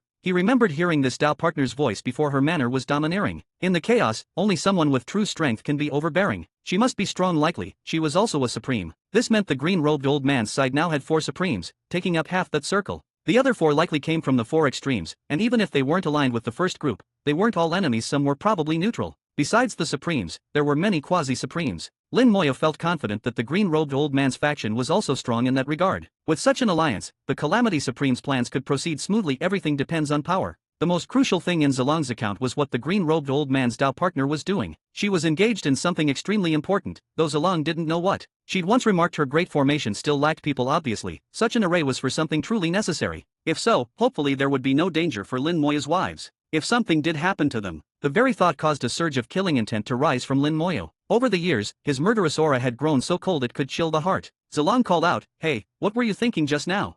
Lin Moyo instantly hid his killing intent. "Nothing. This fight is basically over. Where are you off to next?" Zilong replied, "I belong to the Central Domain Divine Alliance. This big battle is just one tiny part of the overall war. I have to return to the base and wait for the next action. What about you?" Since Xiaopeng's appearance, the battle ended early. Most of the Southern Pole's powerhouses had been slaughtered by Xiaopeng. Many in the Central Domain Alliance were now without opponents. The fight was finished. It was like a tiger suddenly joining a flock of sheep, and that tiger was friends with one flock. The outcome was clear. Lin Moya said, "Coming to the Southern Pole was an accident for me. I have something else to do here." "Is your alliance stronghold far from the inter-domain formation?" Zilong replied, "Not close. The big array's location is top secret. We come by special artifact, and after arriving in the Southern Pole, we're far from the array." Lin Moyo understood this was for safety. "Alright then, I'll go do my business first." Zilong replied, "Be careful, some old monsters in the South Pole have awakened. If you go deep, you might run into them." Lin Moya said, "No problem unless a supreme acts, I'll be fine." Zilong warned, "Also, the Southern Pole's supreme doesn't get along with my master. If he does attack." Lin Moya laughed, "I'll cry for help. Let's see if anyone comes to save me." Zilong found that amusing. Some joke. Really not funny. Lin Moya waved at Xiaopeng, who darted to his feet. "Let's go." Turning into golden light, Xiaopeng shot off. Zilong glanced around at the carnage bodies everywhere. Most slain here were at early Chaos Realm, some were half-step Chaos Realm, and a few at late Chaos Realm. None could withstand Xiaopeng. Zilong called out, "Clean up the battlefield. We're leaving." Golden light left a long trail, streaking across Southern Pole's empty space. Southern Pole's environment wasn't like the East's heat, the West's cold, or the North's freezing chill. Of the 4 extremes, the South was the most balanced and moderate. Near its eastern edge it was a bit warmer. Those regions were dominated by fire path beings. Near the western edge it was colder. Water path beings prevailed. Where Lin Moya was now, near the central domain, it was evenly mixed, similar to the central domain itself. Each region fit a different Tao. On the surface, that was Southern Pole's character. But look deeper and you'd see the real Southern Pole was actually at its southern tip, next to the ancient wilderness. That was the true, primordial South, unaffected by the other extremes, preserving all its native features. Lin Moya thought of the South as having gathered all its essence in that one region, which was the gathering place of the South's most primal beings. The beings that fought Zilong earlier weren't genuine Southern Pole natives. They'd all been influenced by other extremes in one way or another.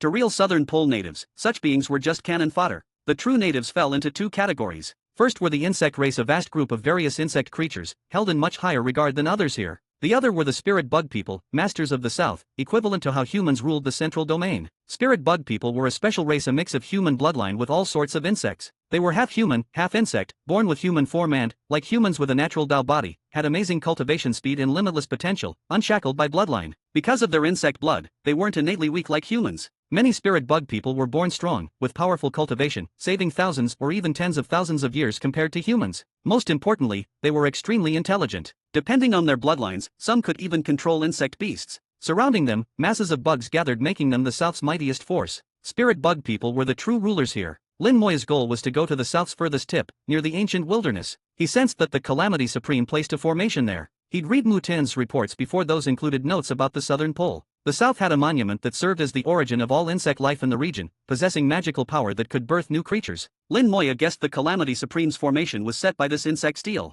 Every formation needed to absorb some special type of power. The steel was probably its target. But the steel was vital. How could the South Supreme allow the Calamity Supreme to siphon its power? No matter how strong, a formation was just a formation. The South Supreme could have easily shattered it. Yet, the Calamity Supreme's array still stood after so many years. Why? There must be some reason. Many mysteries, all demanding a personal visit to unravel. There were no teleportation arrays in the South. Flying from one end to the other even with Xiaopeng's speed would take at least 1,000 years. However, the South did have insect tunnels, similar to teleportation arrays in effect. These tunnels were formed from the corpses of space bugs. Once a space bug died, by placing its head and tail in two places, a wormhole would form between them after a while. Passing through a wormhole let you cross enormous distances in a flash. This was the South's method for fast travel, on par with teleportation arrays. Little Tree quickly found one such wormhole. Once they were sure of the direction, Xiaopeng shot toward it at full speed. To read ahead, subscribe to my P at Trian. Chapter 45-43, Charging into the Insect Tribe's Heartland. Chapter 45-43, Chapter 45-43, Charging into the Insect Tribe's Heartland. Chapter 45-43, Charging into the Insect Tribe's Heartland. Outside the wormhole, Southern Pole natives stood guard. Using a wormhole had requirements. The spirit bug people of the South had set some rules, and you had to meet their criteria. But wormholes didn't require activation like teleportation arrays. As long as you went in, it worked. The guards were there only to prevent unauthorized intruders. Xiaopeng, wrapped in golden light, charged straight for the wormhole. The guards were startled awake, but before they could even react, Xiaopeng was already inside. A few Chaos Realm late-stage guards didn't even realize what happened. They glanced at each other, confused about what had occurred. By the time they figured it out, even the traces of Xiaopeng's golden light had vanished. Two of the Chaos Realm late-stage guards exchanged looks and simply closed their eyes again, deciding to pretend nothing happened. Less trouble that way. Inside the wormhole, Lin Moya could feel space twisting, and they were traveling across space in a unique way. Little Tree said, the head and tail of the space bug create an independent space corridor. Space folds inside its body, so now we're moving even faster than an ordinary teleportation array. Chaos Child asked, did our time have these kinds of bugs? Little Tree shook his head, never heard of them. There were so many strange beings, then no way to know them all. The ones they knew of were only the more famous or powerful beings of their time. Most weaker ones became cannon fodder, wiped out as soon as war began. Maybe some had special abilities, but in the end, it didn't matter. Like the space bug, it was only useful dead, as a wormhole, nothing else. There were billions of types of insects in the southern pole, countless and impossible to enumerate. Chaos Child said, back then, the strongest bug was called the ancient wilderness progenitor insect, wasn't it? Little Tree responded, there were two fairly well-known ones, the ancient wilderness progenitor insect, and also the chaos heavenly insect. But both died early, killed by Lord Gold Sun. Their remains were refined into a powerful artifact. Chaos Child added, I remember when Lord Gold Sun's artifact was nearly finished, an enemy attacked him, and he perished, too. The artifact was never completed. Nobody knows what it was for. Little Tree mused, those two bugs weren't mighty, but they'd both absorbed primordial chi. Tools refined from them should have been quite good. Once they left the world's remnant, the two little ones finally recovered and began bantering. Talking about the past brought vivid images to mind. It was clear from their stories that the ancient wilderness was constantly at war and chaos. The weak were killed or eaten, and even then, their remains were crafted into artifacts, a miserable fate. Even the strong fared little better. They died later, but they, too, died in the end. Bugs were considered insignificant. The strongest bugs were easily killed and made into tools. Even now, though the southern pole has bred new bug creatures, none were likely to be truly powerful. Spirit bug people, on the other hand, intrigued them. The bugs were forgettable, but combining their blood with humans brought about new changes. The wormhole soon neared its end. Xiaopeng shot out at high speed, and finding no guards at the exit, disappeared into the void again, trailing golden light behind. Little Tree kept searching for more wormholes, while Xiaopeng barreled in, always ignoring the guards. The bug tribe's guards seemed quite fond of sleep, usually crouched and motionless. Using his speed advantage, Xiaopeng could rush in before they ever reacted. Most guards preferred not to make trouble, but as they got closer to the southern pole's southern tip, the tribe's guards grew more alert. Finally, on one journey toward a wormhole, Lin Moya saw a squad, dozens of Chaos Realm late-stage bugs standing firm at the wormhole, clearly waiting for him.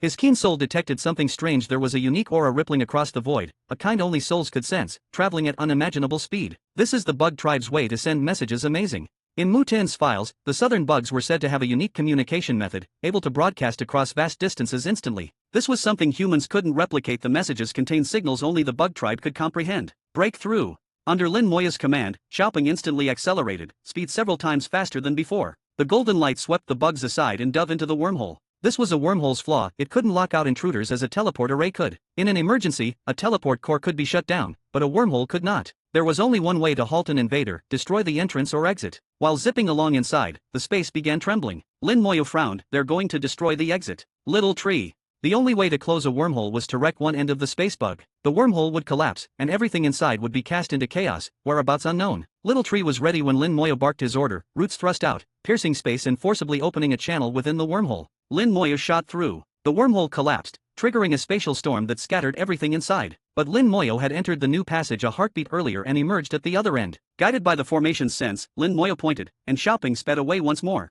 Lin Moyo had now entered the southern pole's core. Bug tribe auras were everywhere and messages flowed in all directions, received by countless bugs. He hadn't been dumped into chaotic space, but was quickly discovered by the bugs. An intruder was inside. The bugs sprang into action. Countless bugs awoke from hibernation to hunt for Lin Moyo. No hiding now.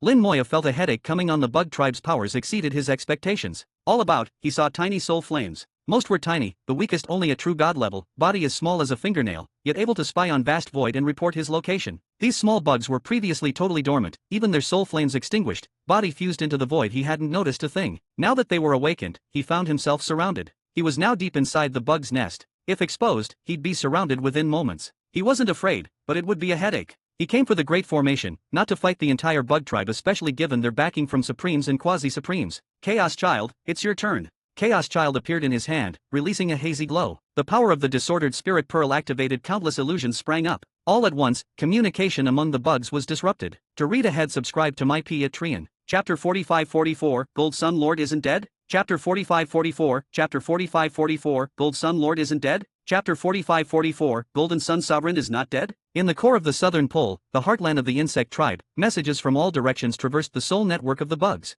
Here, Lin Moyo saw, the bugs had built an immense communications mesh, reminiscent of smaller worlds he'd seen, where insect tribes used their own networks for instant messaging, no matter the distance. Back then, such a network was simply the mother bug controlling her spawn, but here, it was the entire insect race communicating, and without disrupting each other. Lin Moyo considered this soul-level network extremely advanced, as close to perfection as could be, but he also deduced there must be a core source enabling it all. Just like the familiar bug tribes, there had to be a queen for the southern pole. The core was most likely that steel of bugs. He was almost certain in his mind, it must be that bug steel. Chaos Child unleashed the power of the disordered spirit pearl to its utmost. This was the first time since fusing with the orb that he'd let it run absolutely wild. The disordered spirit pearl's greatest use was in soul interference, making others see only what you wanted them to see. Lin Moyo didn't know exactly what the bugs would perceive, but after the orb's power spread, the whole soul network fell into confusion. As the chaos widened, the effect snowballed. Disorder rippled ever farther through the bug tribe's network. The pearl itself caused no harm, just deep confusion. The bugs never detected that anything was wrong with themselves. With the orb cast, Xiaoping encountered no resistance, traversing several spaceworm tunnels with ease, encountering no further blocks. The bug tribe's guards, who should have intercepted Lin Moyo, simply ignored him. Everything has two sides.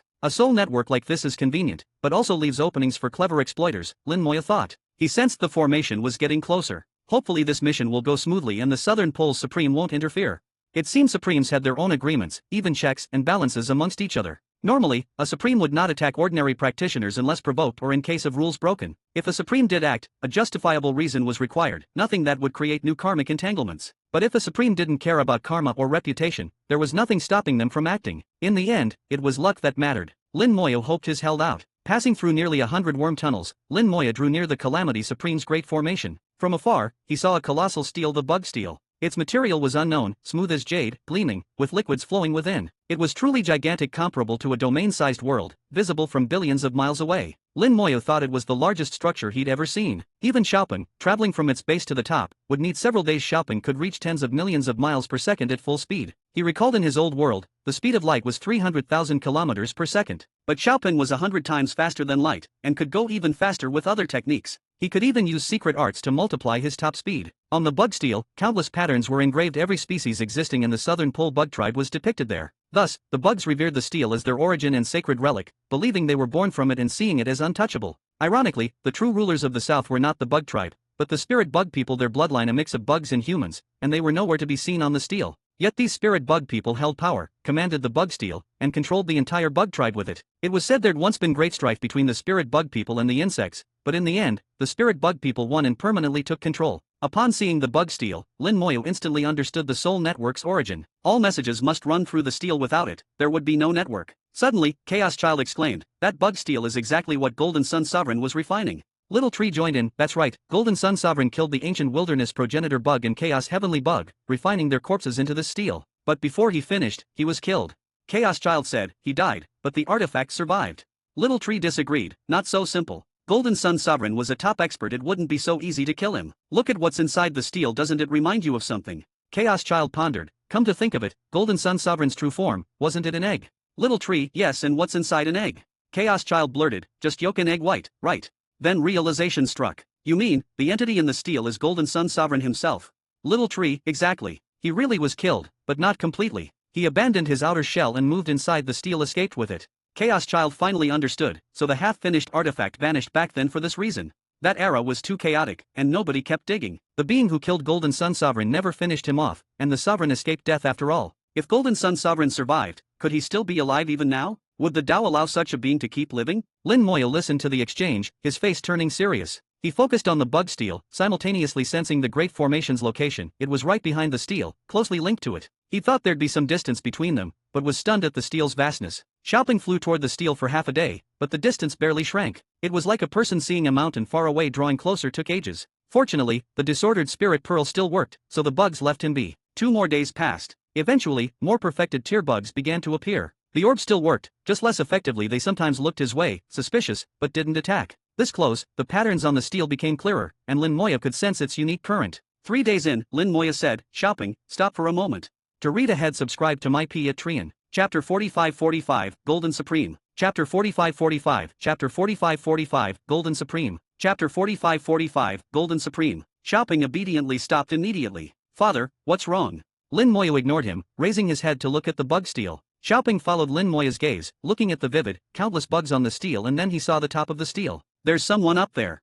Xiaoping couldn't help but cry out in shock. Seated on the enormous bug steel was a person, so small compared to the steel he looked like a speck of dust. Yet the instant Xiaoping saw him, a chill ran up his spine. He couldn't look away, all his attention was drawn in. Even the existence of the steel itself seemed to vanish in comparison. He became the absolute center of this stretch of space without rival. A supreme. Xiaoping blurted out. The only thing that could give him such a feeling now was a supreme. If it were just an ordinary top-tier perfected expert, Xiaoping might not win, but wouldn't be scared. Only a supreme could make him feel terror. Lin Moya said calmly, the Southern Gold Supreme. He didn't get Xiaopeng's reaction. His own soul was so powerful that supremes had become almost ordinary to him. Besides, he'd dealt with supremes before, so he hardly felt anything now. The Gold Supreme of the Southern Pole wore a golden robe, styled just like any other supreme, merely differing in color. Gold Supreme turned to look, meeting Lin Moya's eyes. In that moment, Gold Supreme's figure appeared to swell in Lin Moya's perception. An invisible power wrapped around Lin Moya. He didn't resist. He could sense that this force was no threat. His soul gave no warning. Trusting his soul, Lin Moya accepted it. The void seemed to twist for an instant, vision blurred, and he was suddenly standing right before the Supreme. Across vast distances, an instant had brought him to the top of the bug steel. Lin Moya put Xiaoping away and respectfully greeted the Supreme. Lin Moya of the Central Domain Human Race greets Gold Supreme. He spoke without humility, yet not arrogantly, showing respect, but also equality. No need for formalities. Please, sit. Gold Supreme didn't care for etiquette, simply gesturing for Lin Moya to sit. There was no tea table before him, only the emptiness of the steel surface, as if he and the bug steel were inseparably entwined. Lin Moya had the feeling that this Supreme had been sitting there for countless years. Remembering the conversation between Little Tree and Chaos Child, Lin Moya suddenly wondered, could this Gold Supreme actually be the legendary Golden Sun Sovereign from the old times? But if he really was, how had he managed to escape the Tao's pursuit, and even reach the rank of Supreme? Carrying these doubts, Lin Moya sat and asked tactfully, were you waiting for me? He couldn't ask directly, he had to probe from the side, seeking clues from the Supreme's words and expressions. Gold Supreme replied, I was waiting for the inheritor of the Calamity Will. Is that you? Lin Moya answered, it seems so. Are you friend or foe to him? Gold Supreme remained expressionless, impossible to read. Friend, he said. Lin Moya probed further. Are you planning to kill me?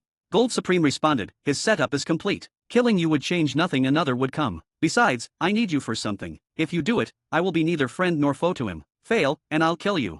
Lin Moya fell silent, weighing the truth of Gold Supreme's words. His tone contained no emotion, utterly unrevealing, but when Lin Moya listened very carefully, he picked out genuine killing intent. Gold Supreme was not joking. Gold Supreme went on, don't think I'm bluffing or that I have any scruple. I know you have Supremes behind you, more than one, most likely. But what of it? I'm sitting right here. Would they dare to step in? If not for a promise from the Calamity Brat back then, he could never have set up his formation here in the first place.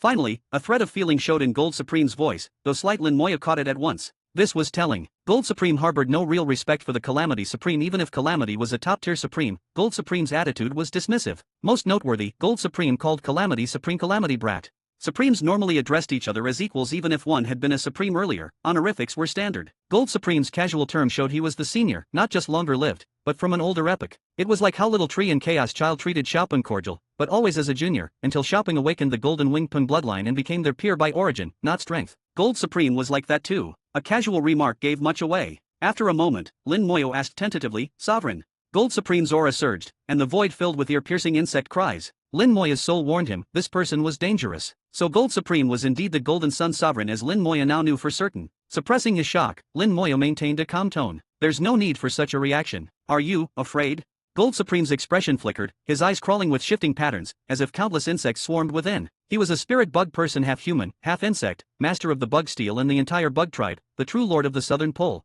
If angered, he could plunge the whole south into disaster. The bug army could flood the 3 domains and 4 extremes in blood. Lin Moya met his gaze unflinchingly, wholly unafraid. A few words could never unnerve a Supreme. That would mean his Tao heart was worthless. If Gold Supreme was acting this way, it could only mean he was putting on a show trying to seem easy to deal with. Well, Lin Moya would play along. The colder he stayed, the harder it would be for Gold Supreme to read him and the more Lin Moya could learn. After a while, Gold Supreme composed himself. "How did you know?" Lin Moya answered, "Just a guess. I'd heard stories about you living until now, and becoming a Supreme is remarkable indeed."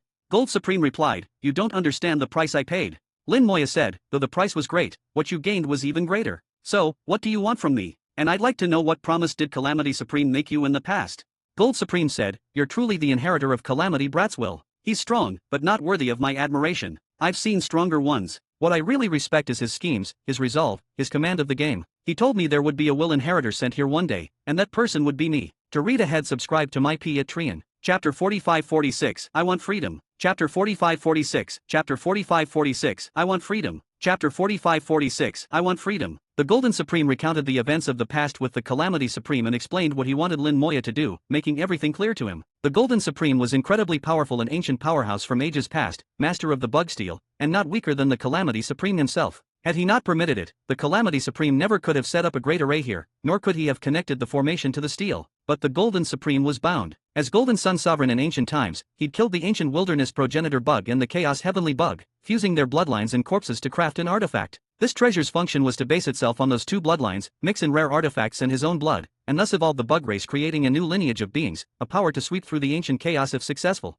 Such were the conditions of that era. But at the final stage of forging his treasure, an enemy arrived. He was killed. Before dying, he sent his soul, bloodline, and all into the near-complete bug steel, and with his last strength, escaped with the steel. He lost consciousness. The steel drifted through unknown void for ages. Luckily, it wasn't discovered by another powerhouse and refined, or he'd have been truly annihilated. When he finally awoke, he used his soul as fire, blood as the lead, and finished refining his creation. The steel was completed. He became its master, and, rooted in it, regained a physical form. But he awoke to find the world's rules had changed. A hidden overlord, the Tao, now controlled things. He realized his age was over. The ancient wars ended, all other powerhouses perished, and he alone, a shattered remnant, survived. Perhaps it was thanks to merging with the artifact that the Tao did not notice him, and naming himself Gold, he steadily grew stronger through the bug steel. Along the way, he killed many others, blending their bloodlines into the steel, evolving it as he planned until it became the bug tribe itself, and he was the Golden Supreme. Later, others discovered traces of the Tao, but all died without exception. The Tao always worked behind the scenes. No one knew what it was doing. None dared pry too deeply. Golden Sun Sovereign was especially cautious, hiding out of fear of being found. Then the Calamity Supreme noticed the Tao, but instead of acting immediately, he spent countless years arranging a plan. The Calamity Supreme found him in the southern pole, asking to use the bug steel's might for a grand array. He refused, even clashing with the Supreme. The result, he gained a slight advantage, especially before the steel, where even the Calamity Supreme couldn't force his way. Killing the Calamity Supreme was no easier, though. The Calamity Supreme then offered a condition the Golden Supreme couldn't refuse. Once the formation was set, someone would come to carry on his will, a person who could help Gold break free from the bug steel. After becoming a Supreme, what Gold wanted most was to be free from the steel. The steel had made and saved him and let him survive, but after losing his freedom, escaping it became his one true desire. The Calamity Supreme hadn't made empty promises. He had sought out the Quasi-Supreme best at fate, even though that one would suffer calamity for it, and truly prophesized the event. Gold believed it. He agreed, letting the Calamity Supreme set the array. Countless years have passed. He at last welcomed Lin Moyo. If Lin Moyo cannot fulfill the Calamity Supreme's promise, he will not hesitate to kill him. A useless man, why keep him around?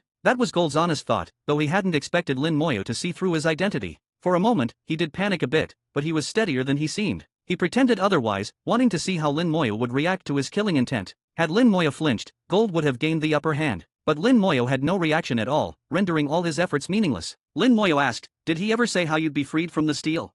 Gold shook his head. He only said the inheritor would know. You believe that? Lin Moyo was surprised. The Calamity Supreme's words, even with a Fate Master's prophecy, sounded less than reliable to him. Fate was always changing. Even what happened the next day could be totally different, let alone after countless ages. But Gold disagreed. It's not the calamity brat I believe in, but that fate quasi-supreme. His calculations were never wrong, and if anyone sensed my identity, it was him. Besides, the calamity brat schemes were exceptional. I was also curious to see if he could one day kill that guy. Freedom, that may be true freedom.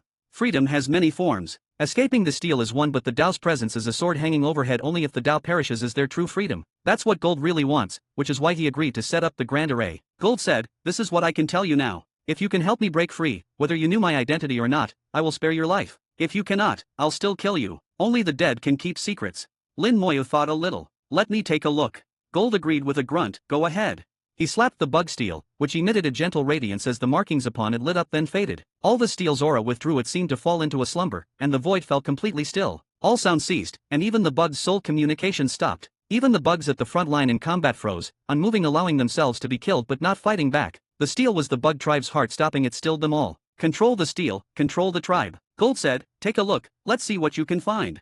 He spoke with a double meaning. He refined the steel, knew all its secrets. He doubted Lin Moyo could see anything new. Lin Moyo probed the steel with his soul inside. It was unfathomably deep, and would take time to inspect. As he investigated, he asked, "Have you asked anyone else for help over the years?" Gold replied, "They're not worthy to help me." Lin Moyo wore a strange expression. "In your state, you're still so proud. That's something, all right."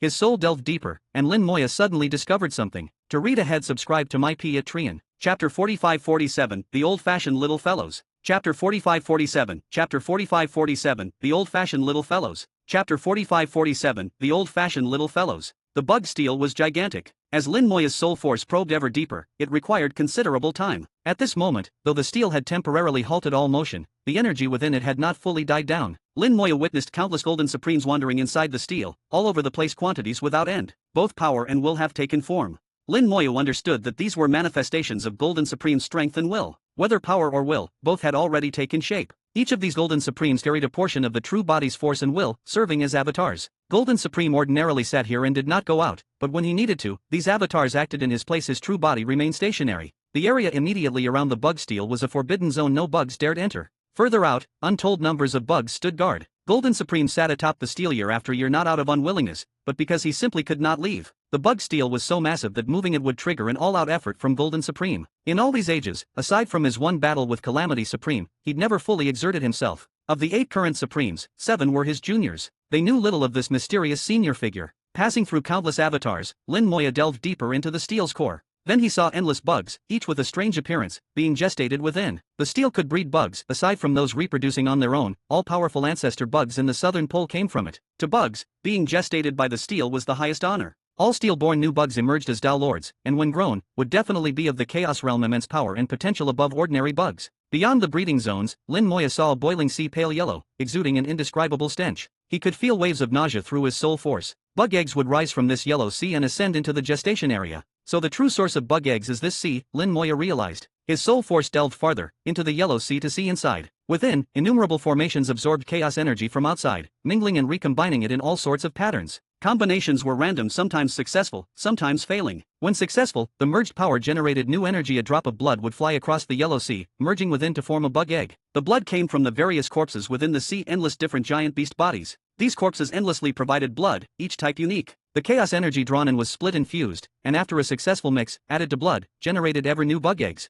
Some were strong, some weak. The combinations possible were countless, so the bug varieties bred were endless. Just like permutation and combination. Lin Moyo sighed quietly. Back then, Golden Sun Sovereign's idea of this was simply genius. If the steel had existed while the ancient titans yet lived, their blood would have been worth much more, and the primordial chaos's power much greater. If the steel appeared then, Golden Sun Sovereign's vision might truly have been realized. Now, though, chaos's power was far diminished, and strong beings with valuable blood were rare, the bugs bred could only dominate the southern pole. This is fate. Lin Moyo's sense swept through the sea and deeper into the steel's innermost core. He was convinced, besides Golden Supreme himself, maybe no one had reached this place before. If his goal was to destroy the steel, he only needed to shatter its core. No matter how strong the steel, its core couldn't be limitless. Of course, if he tried, Golden Supreme would kill him instantly. Again, Lin Moyo saw countless Golden Supremes, but these were not avatars. They were imprints left within the steel. They permeated every inch, infinite, filling the very heart of the steel. As long as Golden Supremes will existed, nobody could take over the steel. Even if he faced mortal danger, he could abandon his body and again use the steel to escape. Reforming a body in the future wouldn't be difficult, and his level would barely fall. No matter the era, Golden Supreme always prepared a way of retreat for himself. With enough time, his power could shatter void entirely, letting him slip away into the most ancient wilds. Once within, even the Tao would have to expend vast power to track him down. Here, Lin Moya saw a vast net. It caught up all the Golden Supremes, leaving none out, and a single thread from the net stretched subtly outward, tightly linking to Golden Supreme's body. But Golden Supreme himself seemed completely unaware. At the instant Lin Moya saw the net, he realized he'd found the real problem. That's probably it. He was 70 or 80% sure still. He wanted to confirm. He called out, "Senior, have you ever noticed a vast net at the steel's core?" Golden Supreme showed surprise. What net?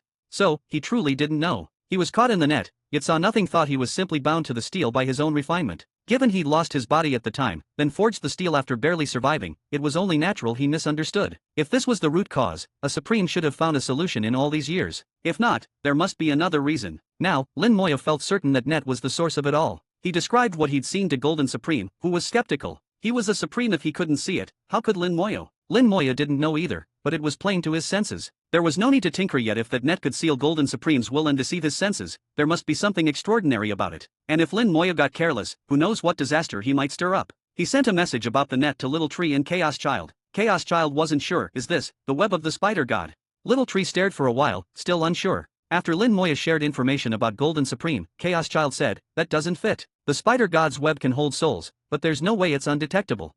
Little Tree suddenly said, "But if there's one other thing added in, it could work. Remember the 1,000-legged spider was killed by the ancient wilderness progenitor bug, right?" Chaos Child nodded. "Yeah, everybody knows that." Little Tree said, "Didn't the hidden spirit pearl end up with Chaos Heavenly Bug?" Chaos Child was stunned. "You mean the hidden spirit pearl?" Little Tree confirmed, "Yes, though he never finished refining it, or he wouldn't have fallen to Golden Sun Sovereign." Chaos Child said, "That explains it then. It must be the hidden spirit pearl."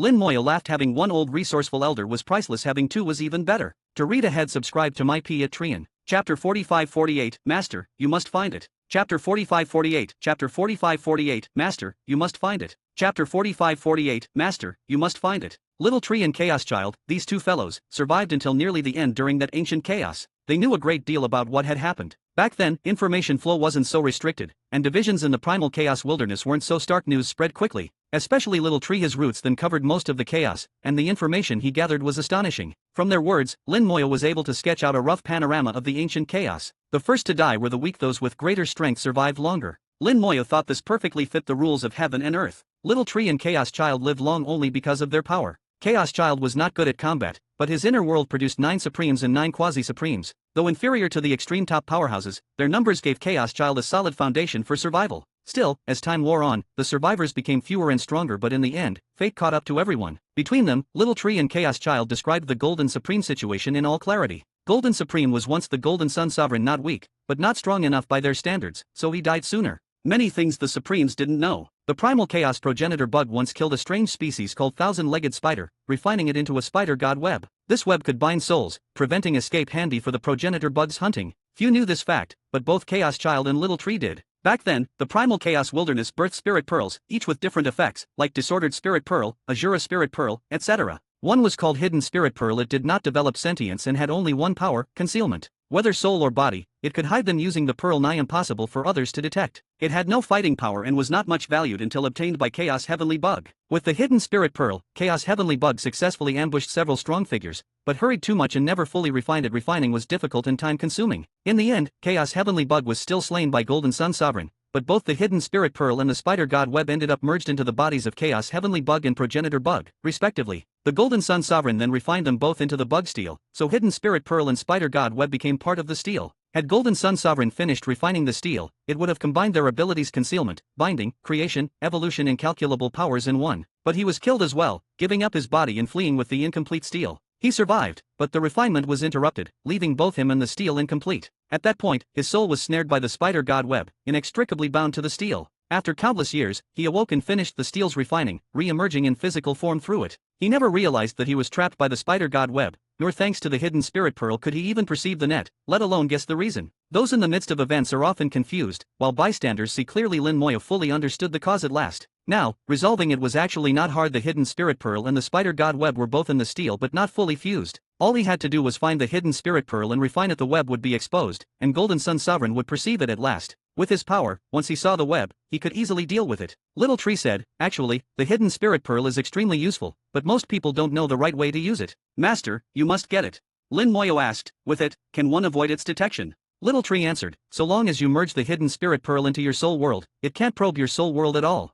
The pearl only had the hiding power, but the less diverse its powers, the more powerful its effect. Even the Tao couldn't detect it. Little Tree had searched for the pearl before, but never found it until it was unexpectedly acquired by Chaos Heavenly Bug. Had Chaos Heavenly Bug fully refined it, Golden Sun Sovereign could never have killed him. Now the hidden spirit pearl was inside the bug steel. Though the space inside was vast, with careful searching, it could be found. Lin Moyo began following the spider god web to search. The web had a set structure and pattern. In the far corners, everywhere was filled with Golden Supreme's soul imprints. Even if I refine the hidden spirit pearl, it'll take him a long time to break free, Lin Moyo calculated. After so long, they've nearly become one. It'll be excruciating for him to get out. Still, that wasn't Lin Moya's problem. As he searched, the web grew thinner, even Golden Supreme's soul imprints faded. Lin Moya knew he was closing in. Eventually, the web vanished, along with all soul marks of Golden Supreme. By feel, the place seemed empty, void of everything, but in fact, it was full of soul imprints and the invisible web. He couldn't touch the web. If he did, his soul force would be stuck as well, and he might lose all chance of finding the pearl, or even be caught by its effect. The difficulty had risen to a near impossible level, too hard for anyone but him. Lin Moyo thought a moment and found a solution. Here, in the chaos, he could use the cause-seeking ring. Golden Supreme stood right in front of him. Lin Moyo activated the cause-seeking ring inside his soul.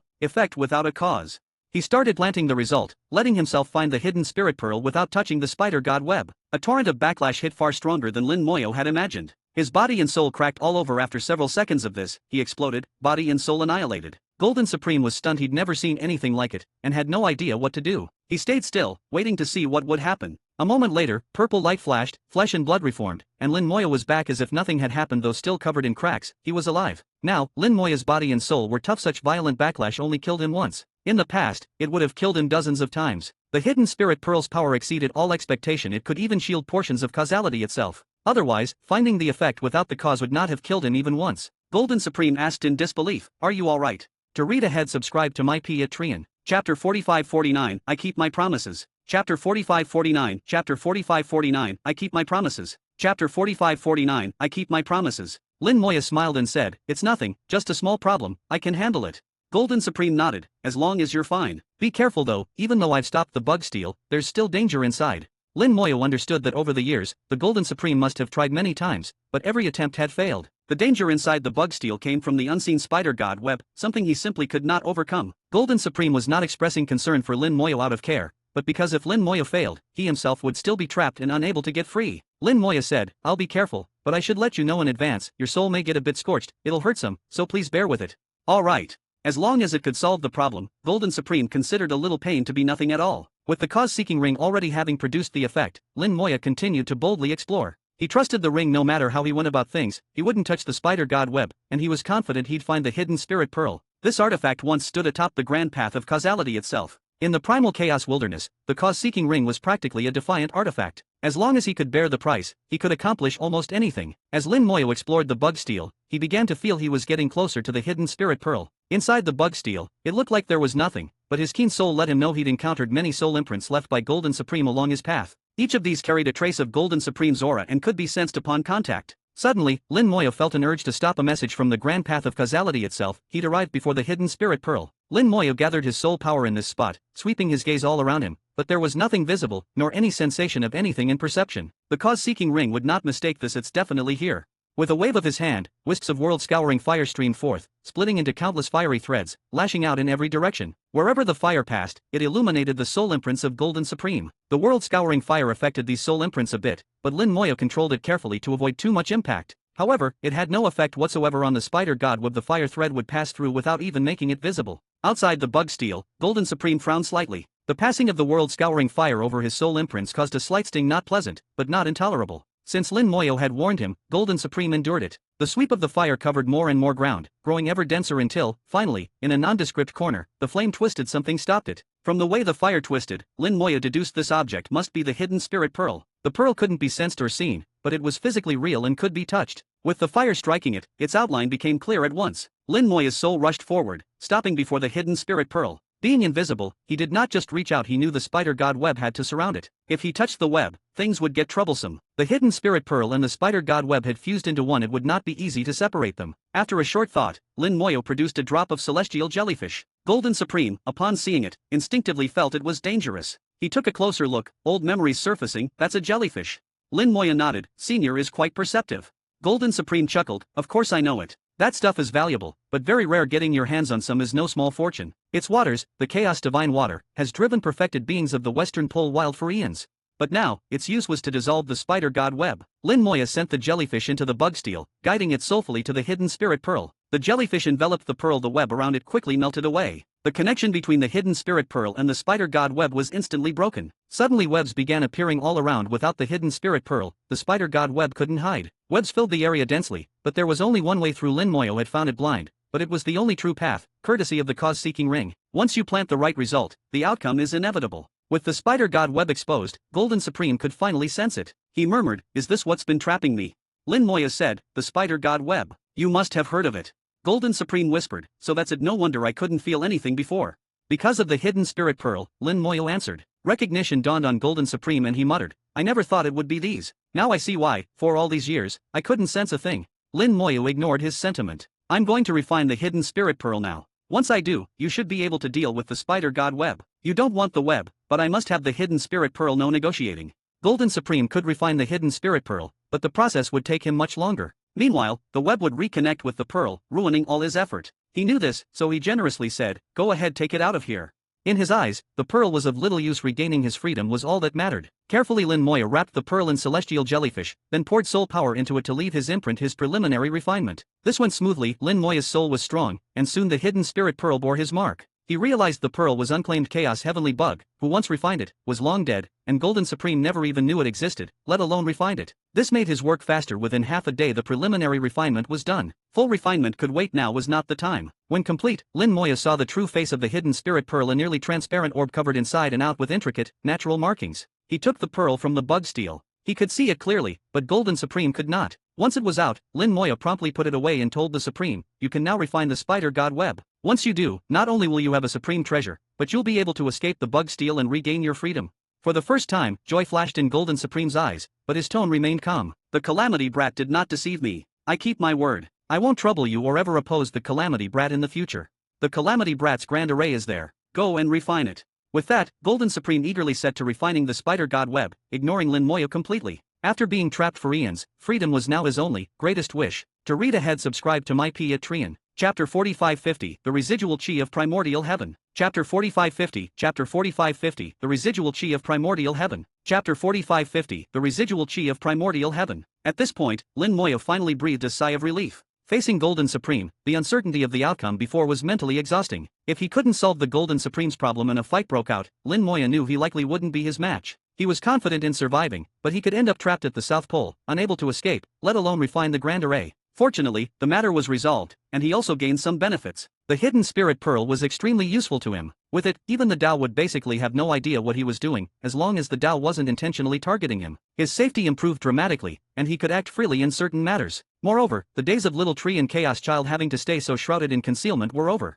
In all of heaven and earth, there are few things that can evade the Tao. The Calamity Scepter is one, and the hidden spirit pearl can, to some extent, do so as well. In certain aspects, the hidden spirit pearl's function even surpasses the Calamity Scepter. Lin Moya sent the hidden spirit pearl into his soul world, igniting the soul fire to begin refining it. In terms of pure soul power, Lin Moya wasn't that much weaker than the old Chaos Heavenly Bug. Fully refining the hidden spirit pearl would still take a long time, at least 10,000 years. But Lin Moya had methods. With the help of the celestial jellyfish, the speed could be much faster. Also, his soul power was nearly unlimited. Little Tree continually supplied soul force, further accelerating the process. So instead of 10,000 years, it would take only a bit over 100 years to fully refine the pearl. And as the refinement progressed, the soul world's ability to hide itself would steadily increase. While refining the hidden spirit pearl, Lin Moya left the bug steel and headed toward the Calamity Supreme's formation. The bug steel was so large that even if the Grand Array looked close, the distance was still quite great. Lin Moya traveled on Xiaoping not to save time, just out of laziness. Xiaoping flew for several days, finally arriving before the Grand Array. The space around the Grand Array was distorted. Lin Moya sensed a spatial pathway connecting the Grand Array to the bug steel.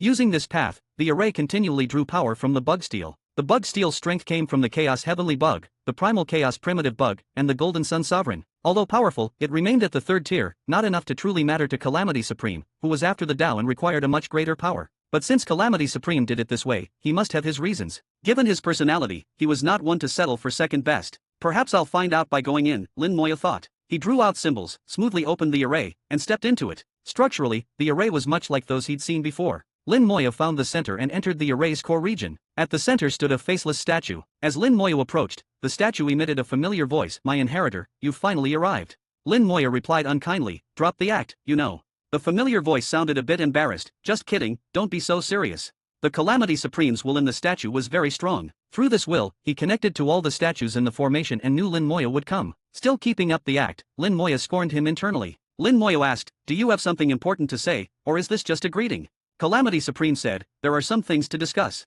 Don't you think it's curious that I set up this grand array here?"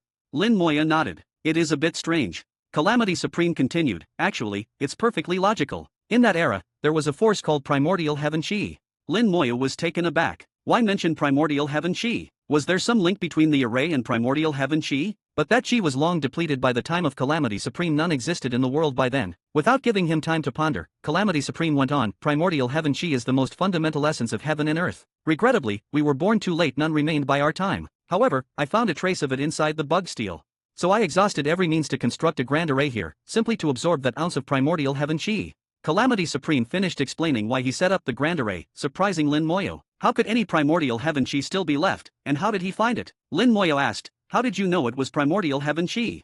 Calamity Supreme laughed. "We old fellows walked all over the primal chaos wilderness, picked up a lot of treasures, and learned about many things from ages past. Primordial Heaven Chi is no great secret among us ancient ones, and I have the means to recognize it. I won't bore you with details. Just so you know, I've already taken away that bit of Primordial Heaven Chi from the bug steel. Apart from the chi, I also refined the energies within the bug steel, gathered the essence, reverted it to its origins. Part of it has been siphoned away by the array, the other part one left for you. The pool up ahead is yours. If you're not picky, soak in it. It will do you much good.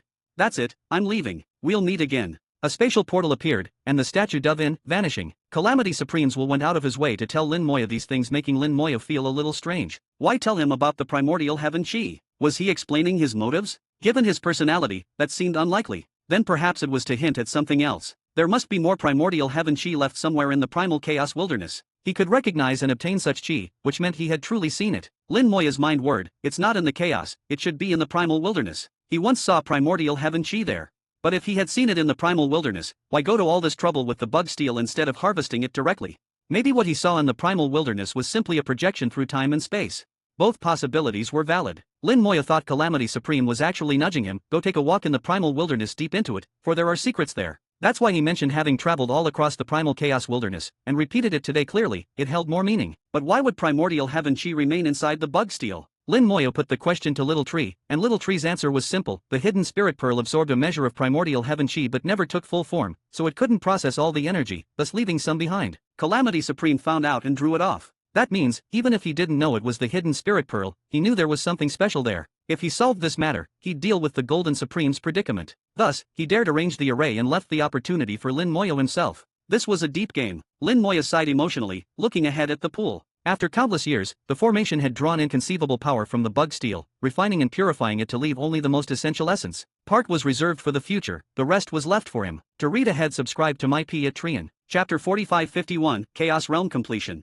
Chapter 4551, Chapter 4551, Chaos Realm Completion. Chapter 4551, Chaos Realm Completion. Coming to the edge of the pool, Lin Moya saw that the pool was not large, just 5 meters on each side, with a shallow, still surface. It looked like water, but it wasn't water. It was pure, concentrated power, refined from the bug steel until only the essence remained. This power contained no Tao, so anyone could absorb and use it. Lin Moya understood that if he entered, his power would surge, and he would have no problem advancing to the peak of the Chaos Realm. However, Calamity Supreme did not force him and left him the choice. If Lin Moya disliked absorbing external power, he could simply abstain. No matter how thoroughly refined, external force still carries another's mark, especially power from the bug steel, which bears the imprint of the Golden Sun Sovereign. This may seem irrelevant most of the time, but in certain situations, it could be troublesome. The energy had already been refined to an extreme. Lin Moya saw there were just 2 more steps to perfection. He said, "Let's purify it." Chaos Child responded and flooded the pool with the water of purification. With its cleansing power, any lingering will in the pool was thoroughly erased. As the purification continued, Lin Moya's keen senses noticed subtle changes. Certain things were erased,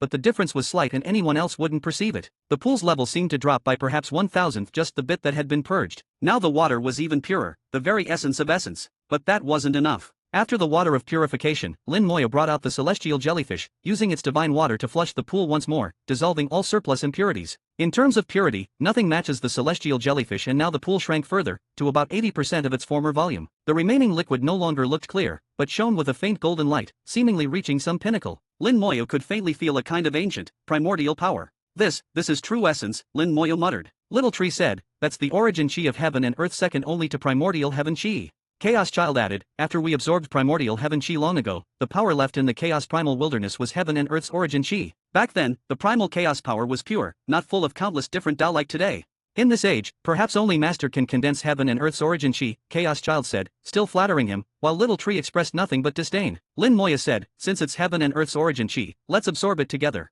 You both could use some recovery. Chaos Child cheered, really? For us. Lin Moya smiled, I don't need much, just a little to break through, the rest is yours. Although he'd extracted such rare essence, Lin Moya had no desire to absorb it all. He was already at minor accomplishment in Chaos Realm, just a hair away from completion. He would only take enough to break through, keeping his foundation stable and boosting his power greatly. The rest, Little Tree and Chaos Child could have, though not abundant, it would aid their restoration. With the hidden spirit pearl, even if they both fully recovered, as long as they didn't leave the soul world, not even the Tao would notice. They could afford to be bolder. Lin Moya began absorbing the origin chi. As it entered his body, it rapidly transformed into his own power and merged into his soul. He could feel his cultivation rising swiftly, so much so that it shocked even him. The speed was tens of thousands, maybe hundreds of thousands of times faster than normal. A year's absorption here would equal tens of thousands, or hundreds of thousands, of years of regular cultivation with Chaos Chi. This is fine flour. Lin Moya realized what Little Tree and Chaos Child ate in the old days was so exquisite that current Chaos Chi is like rough grain by comparison. It's not that rough grain is bad, it's just that after getting used to fine flour, you can no longer go back. No wonder Little Tree and Chaos Child recover so slowly. The Chaos Chi needs to be refined countless times to even come close to meeting their standards. It's easy to see why the ancients were nearly invincible at their level. The foundation is everything without comparison, there's no understanding of the gap. Lin Moya felt even more convinced by his own path. Always solidify the foundation first, even if cultivation goes slowly, the foundation must be strong. Only by proceeding step by step can you go far. Even now, he didn't want to absorb too hastily. He processed and comprehended little by little, letting the energy seep in. As his power rose, he reached the very threshold between minor accomplishment and peak accomplishment in the Chaos Realm. There was a membrane he could break through with just a nudge. But this wasn't ideal, so he stopped just at the limit and kept absorbing the origin chi steadily. For several days, he continued until the essence was used up. Then, naturally, the blockage vanished on its own. Lin Moya didn't do anything, but heard the sound of the barrier breaking, as if pearls were falling into a tray, crisp and clear. For others, breakthrough brings an abrupt surge of power, but for Lin Moya, his aura grew slowly, steadily, until it stabilized. He had advanced to Chaos Realm completion, but externally it just looked like he'd barely entered the stage. No one could tell his foundation was absolutely solid. Unlike others, he didn't need centuries or millennia to stabilize his new level. As soon as he broke through, he was already solid and could wield all the strength of his new realm. Your turn, take it slow and don't rush, he said to the others, sitting by the pool to contemplate the changes that came with peak Chaos Realm. Little Tree and Chaos Child were careful, absorbing only what they needed, knowing that the hidden spirit pearl wasn't fully refined and it was wise not to go overboard. A root from Little Tree reached out to absorb the origin chi. Chaos Child began pulling in wisps with his own power. Both of them were cautious, just as Lin Moya anticipated. Lin Moya examined his own changes. After reaching Chaos Realm completion, his power was much stronger, but the change wasn't as striking as the simultaneous strengthening of both body and soul. All his undead followers grew stronger too. Their levels now just surpassed his, nearing the middle completion of Chaos Realm. If he used Ascension, they'd rise to top completion of Chaos Realm. The next level, Perfection, was still out of reach in the chaotic void. There was no domain to support it. Yet Lin Moya had a trick. With Primordial Heaven Chi, he could shatter this boundary. And he had no shortage of Primordial Heaven Chi whatsoever. With a thought, he sent some Primordial Heaven Chi out to the chaos beyond the grand world, letting his undead followers bathe in it. Their strength did not actually increase, but certain limits were shattered for them. To read ahead, subscribe to my Patreon. Chapter 4552, Breaking the Limit, Refining the Hidden Spirit Pearl. Chapter 4552, Chapter 4552, Breaking the Limit, Refining the Hidden Spirit Pearl. Chapter 4552, Breaking the Limit, Refining the Hidden Spirit Pearl. The Primordial Heaven Chi nourished the undead followers. While it did not increase their strength directly, it shattered the upper limits on their potential, allowing them to surpass the usual ceiling of Chaos Realm completion. Even in the absence of a domain, they could now possess the power at the perfection level. Lin Moya sensed that without the Primordial Heaven Chi, his undead followers' combat power would have stopped at Chaos Realm completion. No matter how miraculous his techniques were, they could not ignore the restrictions of the Chaos Rules. This rule, established since Chaos first formed, is the unbreakable iron law of this world. There is only one way to overcome it, that is Primordial Heaven Chi. In ancient times, it was by relying on primordial heaven chi that the greatest experts could break past this iron law even without a domain. They could reach perfection or even go beyond it, rivaling supremes. To them, realms were all illusory, only actual power was real. Now, the primordial heaven chi of the primal chaos wilderness has been exhausted. Any remaining traces are too little to sustain the undead followers. Luckily, Lin Moyo possessed another world, where the primordial heaven chi was near infinite, enough for his undead followers to use. However, there was a problem. Undead followers who reached perfection power levels in the primal chaos wilderness would draw the attention of the Tao if they acted. Thankfully, with the hidden spirit pearl, this issue was perfectly solved. Once Lin Moyo finished refining it, its effect could cloak every follower, allowing them to avoid the Tao's notice. Perfect. Lin Moyo clenched his fist, satisfied with the breakthrough. As long as his cultivation advanced, his followers' power could continue to grow up to the true ultimate limit. But where that limit lay, he did not yet know. Only by reaching it would he find out. He focused on refining the hidden spirit pearl, his absolute priority. Only when it was fully refined would he be able to act more freely, and Little Tree, Chaos Child, and even Xiaoping could fully restore themselves. Because the pearl had only one function, it was incredibly powerful. The purer a function, the greater its potency. While refining the hidden spirit pearl, Lin Moyo also multitasked, refining the grand array at the same time. Little Tree and Chaos Child continued absorbing the origin chi of heaven and earth, restoring their strength. Everything progressed orderly. Gradually, a peculiar aura emerged around Lin Moyo. It was so faint that others would easily miss it, or even unconsciously ignore it. Once this aura enveloped Lin Moyo, he seemed to vanish from the world. Little Tree and Chaos Child both noticed the anomaly while absorbing origin chi. "Master, your aura disappeared," they said in unison. In their perception, Lin Moyo was gone. Even the soul world seemed to turn into emptiness. They could not see anything within, as if they stood in a void. The two could still see each other. The hidden spirit pearl hadn't yet affected them. This was just what Lin Moyo wanted. "It's the effect of the hidden spirit pearl. Carry on and don't worry about me," he instructed. Though only partially refined, the pearl was already displaying incredible results.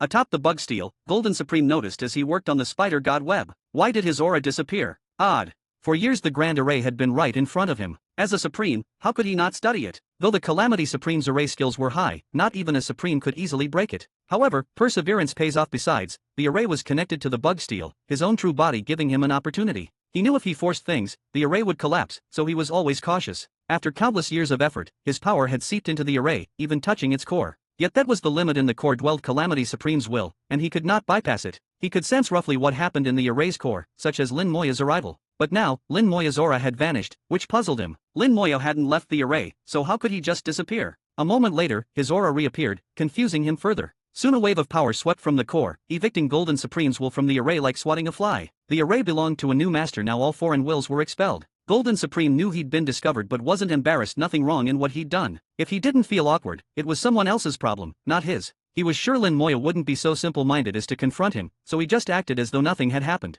In just a few days, Lin Moyo fully refined the Grand Array, much faster than before. Inside the core, he could see the outside world and glanced at Golden Supreme. Supremes are cautious. Of course he'd inspect things after so long. That's why Calamity Supreme left his will in the core, to guard against other Supremes. Every move had manifold purposes. His careful planning let his schemes endure so long. With the array complete, Lin Moyo threw himself fully into refining the hidden spirit pearl. Little Tree and Chaos Child continued absorbing origin chi. They didn't go too fast. It took them 50 full years to use up the pool's accumulated essence. By now, both had recovered over 60% of their strength, comparable to top perfection level experts. If they reached over 80%, they could surpass perfection and match quasi-supremes. At their peaks, both were no weaker than true supremes. Chaos Child's inner world once contained 9 supremes and 9 quasi-supremes, who could force ordinary supremes to retreat when united. After 50 years, the hidden spirit pearl was half refined. In 50 more, it would be done. Now its aura covered the entire soul world, then spread over Lin Moyo's whole body. At a thought, he could vanish from the chaotic void. The pearl's effect also covered Little Tree and Chaos Child. Thus, even at full power, they no longer risked Tao detection. Chaos Child said, "Master, should we revive another quasi-supreme?" He had revived Ji Yanjian before, and had recovered enough strength for another attempt. Lin Moyo considered, then shook his head. No need. Reviving a quasi-supreme doesn't help much. In reality, such revived beings were barely stronger than top perfection experts and could not use full power, hardly any different except for intimidation. Since Lin Moyo himself had nearly the same strength, and since revived quasi-supremes took much trouble, he saw no point to it. When Chaos Child recovered, he could manage the supremes and quasi-supremes himself. Lin Moyo said, "Now that the origin chi is used up, it's time we go." To read ahead, subscribe to my P at Trian. Chapter 4553, Yet again, an era ends. Chapter 4553, Chapter 4553, Yet again, an era ends. Chapter 4553, Yet again, an era ends. After Lin Moyo left the Grand Array, it quickly shrank, hiding itself in the void until only a tiny spot remained. From then on, the array had an owner at Lin Moya's thought. It could be activated at any moment. In Lin Moya's soul world, invisible lines began to connect the various grand arrays, and a unique pattern was starting to emerge. When all arrays were fully refined, they would form a symbol, unleashing astonishing power. Riding atop Xiaopeng, Lin Moya returned to Golden Supreme's side. "Senior, my matter is settled. How are you faring?" Golden Supreme replied, "I've resolved a tenth of it. A few hundred more years and I'll be completely free." Even after completing just a tenth, he already felt much more at ease. He knew that once the spider god web was fully refined, he could separate from the bug steel. Then he could go anywhere, and the bug steel would become a precious treasure in his hands, along with the spider god web. A trace of joy appeared on Golden Supreme's face. He was in high spirits. Lin Moya smiled. "Then I congratulate you in advance, Senior." Golden Supreme said, "You've reached greater completion of the Chaos Realm. It seems Calamity Brat left you some good things." Lin Moya nodded. "Indeed, Senior Calamity left some things for me." Golden Supreme said, "Though things from external sources raise your realm quickly, don't over-rely on them." Lin Moya replied, "Thank you for the advice, Senior. I understand." Golden Supreme said, "Now that you are leaving, we may never meet again. You're not bad in my eyes, so let me warn you, he isn't easy to deal with, and Calamity Brat's plans may not succeed. Yang and Bei Aishong, for all their effort, don't do much. On the other hand, Zixing, what she's doing may actually be useful." Lin Moya asked, "Who is Zixing?" Golden Supreme answered, "Supreme Zixing, Yang's Dao companion, one formidable woman. She's not inferior to Calamity Brat. Since ancient times, only a handful have impressed me, the rest are trash." Lin Moya gave a wry smile. "That's because you have high standards, Senior. From my perspective, they're all far beyond reach." Golden Supreme snorted, "Beyond reach? Trash is trash, no matter what." Lin Moya asked, "Then, who actually meets your standards, Senior?" As someone who had survived from ancient times, Golden Supreme was usually aloof and hard to talk to. While his mood was good, Lin Moya took the chance to ask more and glean whatever he could. Golden Supreme replied, "Only a few: Zixing, Black Flame, Supreme Sword, Jiri. Those four are worthy. You may be added to the list in the future." In his eyes, Yang, the green-robed Supreme, Bei Aishong, the white-robed Supreme, Juyu of the East, Xingquan of the West, and the Supreme of the North were not much. He did not expect to be ranked so highly. Lin Moya felt somewhat honored. He replied humbly, "That's too much praise, Senior. I never imagined such a thing." Indeed, he had never wanted merely to be their equal. Lin Moya always aimed to surpass them, even surpass the Tao. Golden Supreme, not knowing this, said, "You're just being modest. As Calamity Brat's inheritor, you're not far off." Lin Moya asked, "May I ask what Supreme Zixing is doing?" Golden Supreme shook his head. "No idea, she's very mysterious. But I can sense her undertaking something extremely dangerous. She seems to have a group of young women helping her. If you get involved, be careful. You're aligned with Calamity Brat." Back then, he gathered allies for his schemes and made some enemies. Juyu Supreme of the East and Jiri are siblings. They have old grudges with Calamity Brat. If you run into them, run quickly. Lin Moya understood this was a clear warning. Juyu Supreme and Jiri will truly kill if provoked. After a bit more idle talk, Lin Moya took his leave. After he left, Golden Supreme narrowed his eyes. Another eye appeared on his brow. In an instant, the void blazed with light. His third eye shone like a blazing sun across the world. His soul murmured in a voice only he could hear, "After all these years, I'm finally free. I can finally go to that place. Maybe I can go even further." That third eye gazed far into the distance, through chaos itself, into the primal wilderness. Suddenly his whole body trembled, his soul's voice became heavier. "Something is coming again. The last time something came, the entire chaos and wilderness were thrown into turmoil and our era ended. Is something coming again to end this era? Time is running out. I need to hurry and escape this calamity." Fear crept into his voice. Memories from bygone ages welled up. The ignorant do not fear those who live too long and know too much, fear all the more. Riding Xiaopeng, Lin Moya mused. Golden Supreme said Supreme Zixing and her group are up to something dangerous, but what? He suspected his own wife was among these women. If it concerned Zixing, and Golden Supreme said it was dangerous, it was surely serious. He worried for his wife. Yet it was not time to seek them out. Even if he tried, he would have no way to find them. He could only trust the old man in green and Supreme Zixing. Both promised no harm would come to his wife. Little Tree found the wormhole. As a strange aura spread from Lin Moya, he vanished from the void. The power of the hidden spirit pearl wrapped around him. No one could see or even sense him, not even a Supreme. Then that power also engulfed Xiaopeng, who noticed he couldn't even see himself anymore. Amazing. He marveled at the hidden spirit pearl's wonders. Only Lin Moya was unaffected as its owner. He could see everything he wished. No spirit pearl born at the dawn of creation was simple. It was all about knowing how to use it. With bold steps, he entered the wormhole, attracting no attention. The way home was smoother than the journey out. Nothing stopped him. He could sense the Zerg soul network was fully back. He swam through it like no one else existed. Very soon, he left the South Pole's core and headed for its outskirts, where battles still raged. He would search for the sub-arrays of the cross-domain Grand Array and refine them. Once he succeeded, only the North Pole would remain. Now that he had the hidden spirit pearl, even if a Supreme stood guard, that array would not be a problem. To read ahead, subscribe to my Patreon. Chapter 4554, As long as the fist is big enough. Chapter 4554, Chapter 4554, As long as the fist is big enough. Chapter 4554, As long as the fist is big enough. Lin Moya arrived on the battlefield between the South Pole and the Central Region, flying silently and unnoticed. Thanks to the hidden spirit pearl, he was completely concealed, neither visible nor detectable. Along the way, he witnessed several large-scale battles. Ever since the Bug Steel's restoration, even the Zerg had regained their combat capabilities. Major battles raged across the void at the South Pole's central region border, some spilling all the way into the desolate scars. The corpses of many powerful beings floated in space. Strangely, not a single drop of blood was to be found, and even souls had entirely dissipated. North Pole Supreme made a move. Lin Moyo immediately guessed the cause. The North Pole Supreme needed living flesh, blood, and souls to conduct a life sacrifice ritual on the gate of the world's wall. They wanted to breach it and search for fortune within. They didn't realize that the so-called world's wall was empty. Even if they got in, they'd only find emptiness. No, not quite. Now there was also the new time-space tunnel reconstructed by Little Tree. If they did enter, not even a Supreme could survive for long. Lin Moya searched the battlefield, using his connection to the Grand Array to pinpoint the location more precisely than he'd managed in the West. He also activated the cause-seeking ring, planting the result and further locking in on the right place. Riding Xiaoping, he silently crossed half the battlefield, drawing close to where the cross-domain Grand Array was located. Suddenly, Lin Moya glanced aside. There seemed to be nothing there, yet he distinctly sensed someone. The feeling vanished a moment later. Left. The other party was also hiding, suppressing their aura, but lacking a hidden spirit pearl, they still couldn't escape Lin Moya's notice. That region looked to have recently seen heavy fighting. Fresh corpses littered the area. There should have been blood and soul fragments, but all were gone collected, just like the blood. This proved it beyond doubt. The North Pole Supreme had indeed taken action. Decades have gone by. Wonder what's happening at the North and East Poles. The West probably just puts on a show. Even if fighting breaks out, it's not for real. Yet, something feels off. A strange sensation bothered him, but he couldn't quite say what it was. He talked it through with Little Tree and Chaos Child, inviting their thoughts. Little Tree said, "Master, some of the rules of chaos are changing." Lin Moya mused, "Because of that thing in the deepest primal wilderness?"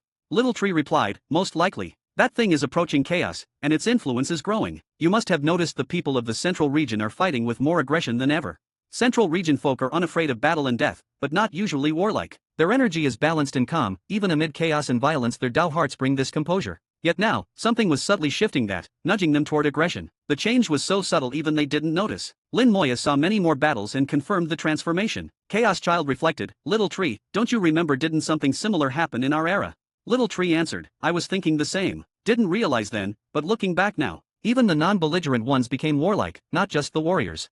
I used to think it was for that flower, but, in truth, a few of them never cared about the outside world. Unless the flower was laid before them, they wouldn't have fought. But later," Chaos Child added, "once my memory came back, I reflected maybe what doomed our era was exactly that flower's influence." Little Tree agreed, "Yes, the flower's appearance invisibly changed us all, sparking great chaos, and ended our era." Chaos Child mused, "Now that something new is emerging in the primal wilderness, is another era's end upon us?" But Little Tree was doubtful, not necessarily. Back then, there was no one in the ancient wilderness able to suppress everyone, so chaos only grew. Now, someone of that caliber exists. It may not spiral so wildly again. Even so, Little Tree was not confident. Lin Moya reflected. What they said made sense, but holes remained. Little Tree, sensing Lin Moya's unease, asked, "Master, do you feel something's wrong?" Lin Moyo answered, "Uncertain, not wrong, just incomplete. This thing's arrival is known to us, to the Supremes, so surely to it as well. With its power, it could easily intercept anything midway, so why hasn't it moved? Is it unable, or has this thing blocked its perception somehow, escaping notice? Or maybe it's waiting. When it got the flower long ago, it became the strongest, but didn't truly reign over the wilderness. It must have faced some problem. Is it possibly waiting for chaos to erupt, or for another being of its level so it has a rival, a stepping stone for further ascent? There's a phrase, break before build. Only the Tao itself knows what the Tao intends. But one thing is clear, it will never be content with its present state. Maybe this emergence from the depths is just its chance. This new thing, changing the nature of chaos, could very well spark the sort of catastrophe that gives the Tao its opening." Lin Moya's speculations left Little Tree and Chaos Child both deep in thought. They pondered their own long-ago experiences as they worked through Lin Moya's logic. After a moment, Little Tree murmured, "Master considers things more completely than us. Maybe it's waited and watched all this time for just this opportunity. Whatever this new thing is, it may be exactly what it needs." Chaos Child added, "Or maybe it simply knows much more than we do, so it acts with better information, while we can only guess." Lin Moyo agreed, "That's true. Plus, it works in the shadows, observing the whole of chaos and controlling the Supreme's actions. It can step in at any moment to push things the way it wants." Little Tree's eyes gleamed, "But now, we too are about to enter the shadows. Maybe we can finally change the course of things."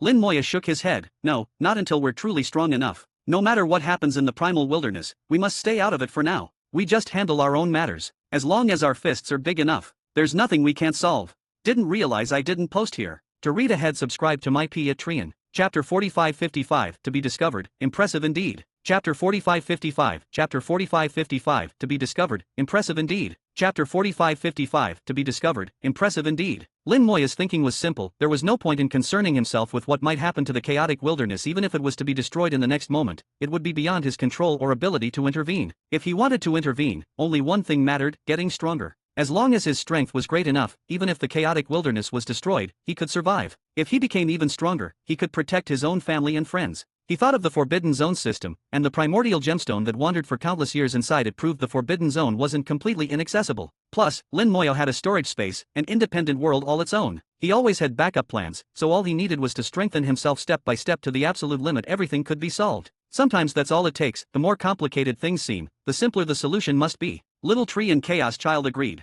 Strength is the foundation, anything more is just pointless concern. Passing through yet another battlefield recently ravaged by war, Lin Moya saw blood still hot and boiling, soul fragments echoing with resentment, howling in the void. Most of the dead were from the South Pole, nearly all South Pole Zerg. In the South Pole, Zerg were as expendable as cannon fodder. He'd seen enough at the bug steel to know just how many there were at the core. If the bug ocean broke loose, they could easily crush all his undead followers through sheer numbers. The battle between the South Pole and Central Region looked fierce, but for the South Pole, it was just losing disposable pawns. The Central Region's cultivators lost a few as well, but not nearly as many, and when Central Region folks die, they stay dead, unlike the Zerg, who can be reborn from the bug steel. Lin Moya didn't interfere. It seemed to him that life and death were each one's fate. If you die in battle, that's destiny unless you go against the heavens and change your fate. Even he had tribulations and needed to defy fate again and again in order to survive. As he neared the end of the battlefield, a figure appeared with a black treasure bottle, sweeping up all the blood and souls in the void. The aura clearly marked him as a North Pole native. Only at greater completion of the Chaos Realm, he violated no rules by being there. Under his feet was a jet black sword, an artifact used to hide oneself from sight, impossible for most to detect.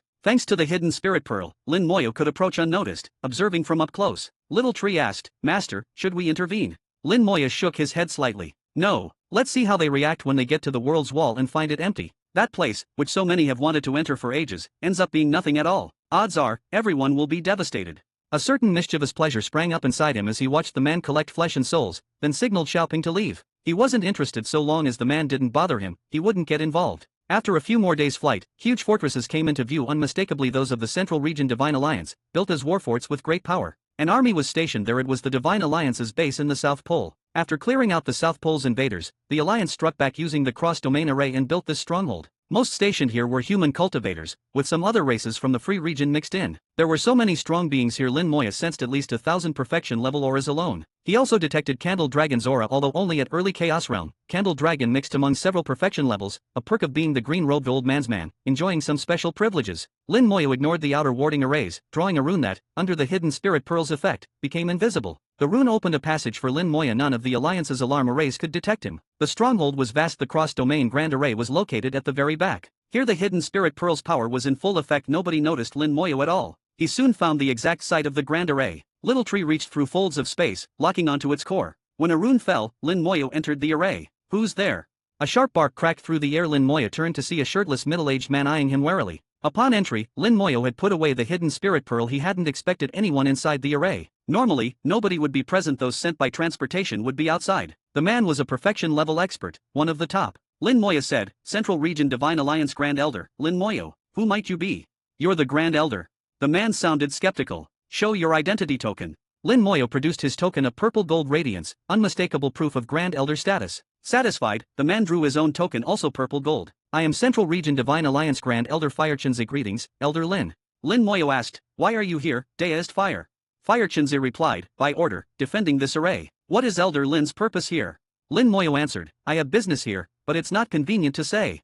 Firechinze paused, a hint of displeasure in his look, but showed no overt reaction. "Then is Elder Lin returning to the Central Region?" Lin Moya shook his head, "Not for now." As they spoke, Lin Moya strolled calmly to the array's core, evidently quite familiar with the formation. Firechinze trailed warily behind. His orders were to guard the array, no matter who showed up. Lin Moya didn't stop him, just chuckled, "If Elder Fire is so concerned, I'll take my leave." He drew another rune and activated the array. It began humming, and Lin Moya vanished from Firechinze's sight. "Gone." Firechinze was baffled by Lin Moya's coming so suddenly and then leaving just as abruptly. Whatever, gone is good enough.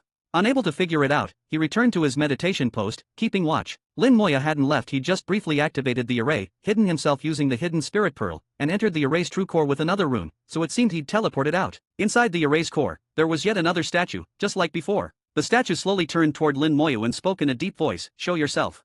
Lin Moyo grinned, to be discovered impressive indeed. To read ahead, subscribe to my Patreon. Chapter 4556, Scheme Within a Scheme. Chapter 4556, Chapter 4556, Scheme Within a Scheme. Chapter 4556, Scheme Within a Scheme. All along, no one had ever been able to pierce the concealment of the hidden spirit pearl. When he tested it before, not even Golden Supreme could see through it, but now Calamity Supreme's lingering will had managed to detect him. Even though this was the core of Calamity Supreme's formation, Lin Moya's understanding of erase told him this shouldn't be possible. Lin Moya noticed some clues, leading him to several suspicions. He withdrew the hidden spirit pearl and asked, "Is there something you want to tell me?"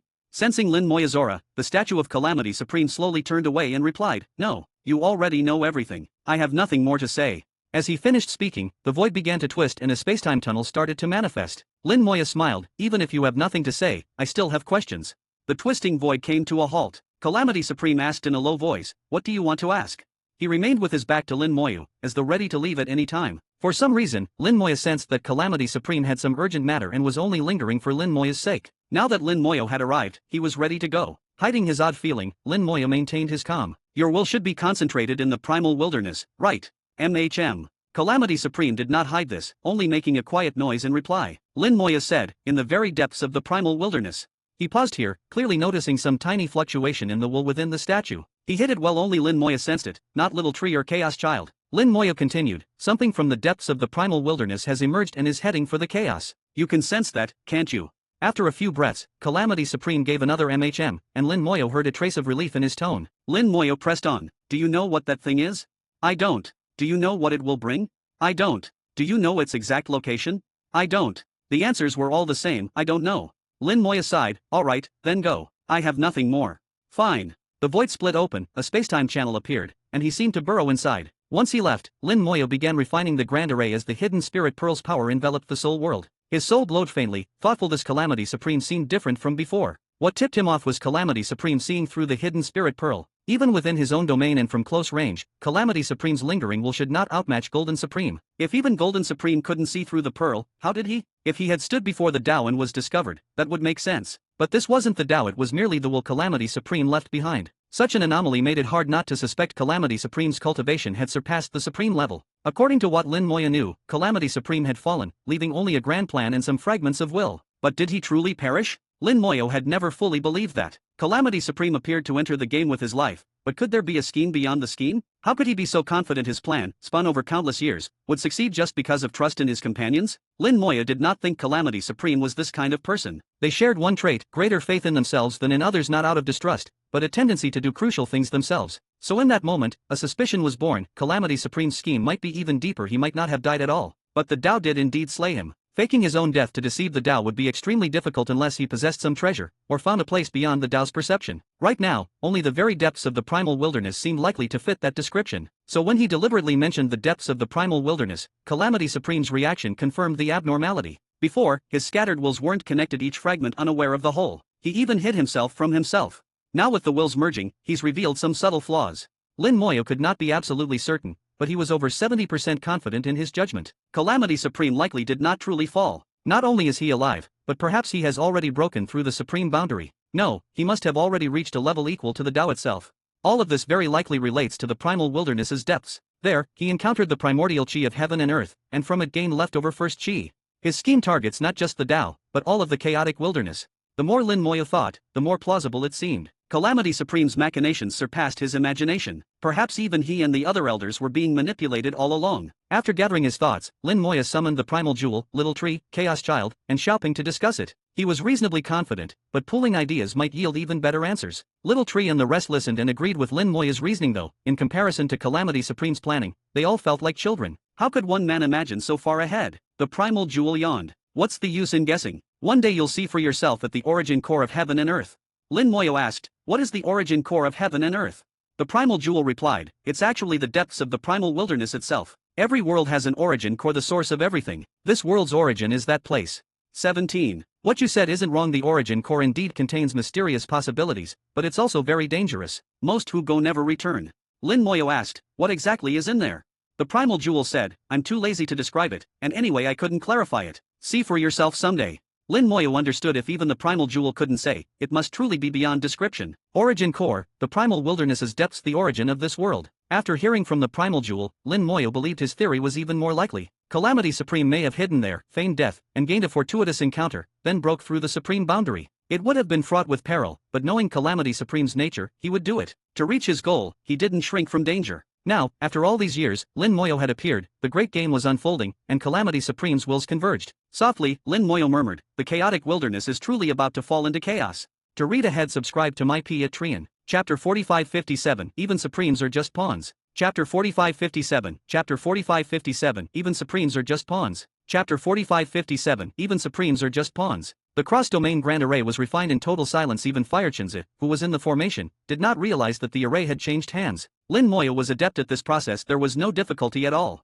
By now, 8 of the 12 grand arrays in the primal chaos wilderness had been refined. The ones remaining included the cross-domain array between the central region and the North Pole, and the arrays in the North Pole, Upper Realm, and Lower Realm. The arrays in the upper and lower realms were no big deal. The upper, middle, and lower realms were all on good terms, predominantly human, and had frequent interaction. The North Pole, however, was different. Its Supreme had his own plans and was at odds with Calamity Supreme. Last time Lin Moyo went, he hadn't gained an advantage. Luckily, with the hidden Spirit Pearl, returning would now be much easier. Unless the North Pole Supreme himself guarded the array, his avatars wouldn't be able to detect Lin Moyo. As for those 2 quasi-supremes, they could be completely disregarded. When the cross-domain grand array was activated, Firechinze opened his eyes yet discovered nothing unusual. Nobody came, nobody left, so how could the array have just activated? Strange, could something be wrong with this array? Firechinze muttered. In the depths of his eyes, a flame flickered, turning into thin red lines. Unconsciously, he was becoming less willing to think things through. The entity from the depths of the primal wilderness had begun affecting all of chaos. Living beings throughout the chaos were changing, becoming restless, more prone to violence. This was a universal influence. Regardless of how deep your cultivation, you still felt its effects. The only difference was that those with stronger Dao hearts changed less and more slowly, while weaker-willed ones changed more drastically. The process had only just begun. It would soon be more obvious. As the ghost that triggered this, Lin Moyo teleported from the core of the array back to the central region. He arrived in Linese City in the Leaf region, which was heavily guarded. When the array was activated, several perfection-level experts turned their attention to it, but no one emerged, so they were puzzled. Nobody went and nobody came. Did the formation just transmit air? Using the hidden Spirit Pearl, Lin Moyo left Linese City and headed for Wangnan border. Close to Wangnan, he withdrew the pearl and used his status as Grand Elder of the Central Domain Divine Alliance to enter. The teleportation array in Wangnan was closed at the moment, but as Grand Elder, he could use it. At the local Alliance branch, he caught up on current events, then teleported to headquarters, and from there set out for Wangbei border. For reasons unknown, Lin Moyo felt an increasing sense of urgency. Chaos would soon erupt in a major way, so he needed to finish refining the arrays as quickly as possible. He also needed to advance his cultivation, solidifying his foundation while doing so, and push Silverlight Rabbit to nurture its own domain. All of this had to happen simultaneously. None of it could be neglected. Even though he suspected Calamity Supreme had even greater schemes, and that he himself might only be a pawn in it, Lin Moyo had no choice but to keep playing the part. He knew he was a pawn, but still had to battle inside the game. Someday, he would leap from the board and turn on the player himself. If my suspicions are right, then I am a pawn, no doubt. But which Supreme in the chaos isn't? With the entire primal chaos wilderness as the chessboard, Calamity Supreme truly impressive.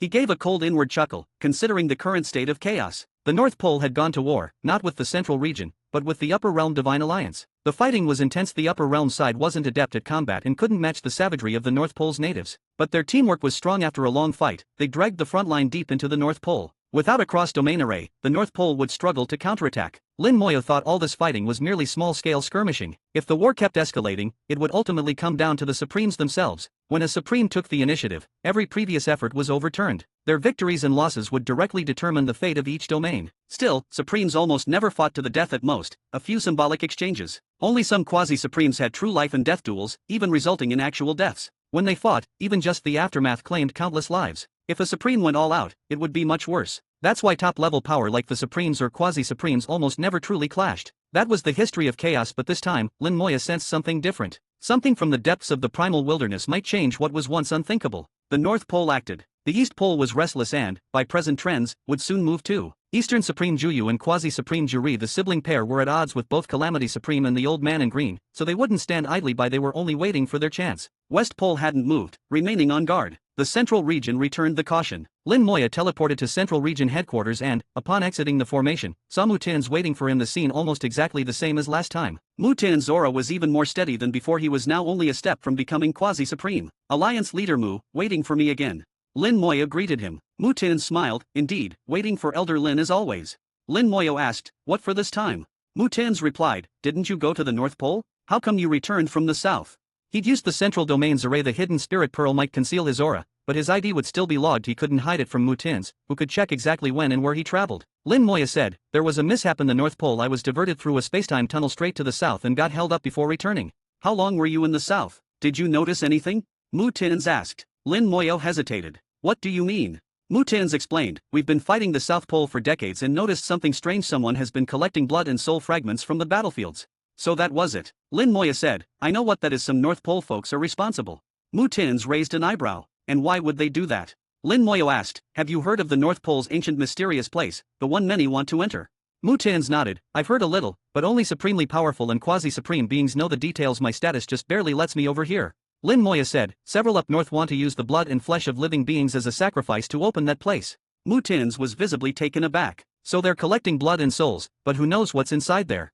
Lin Moya simply smiled and shook his head. He certainly wouldn't admit that he'd actually been inside. At that moment, green light flashed before his eyes and someone stepped out. To read ahead, subscribe to my Patreon. Chapter 4558, Maybe There's Still a Chance in the Primal Wilderness. Chapter 4558, Chapter 4558, Maybe There's Still a Chance in the Primal Wilderness. Chapter 4558, Maybe There's Still a Chance in the Primal Wilderness. When Mutins saw the visitor, he immediately paid his respects. "Tins greets master." The visitor was the old man in the green robe, Supreme Boyang of the Central Region. Unexpectedly, he turned out to be Mutin's teacher. Lin Moya casually offered a greeting. "Senior, long time no see."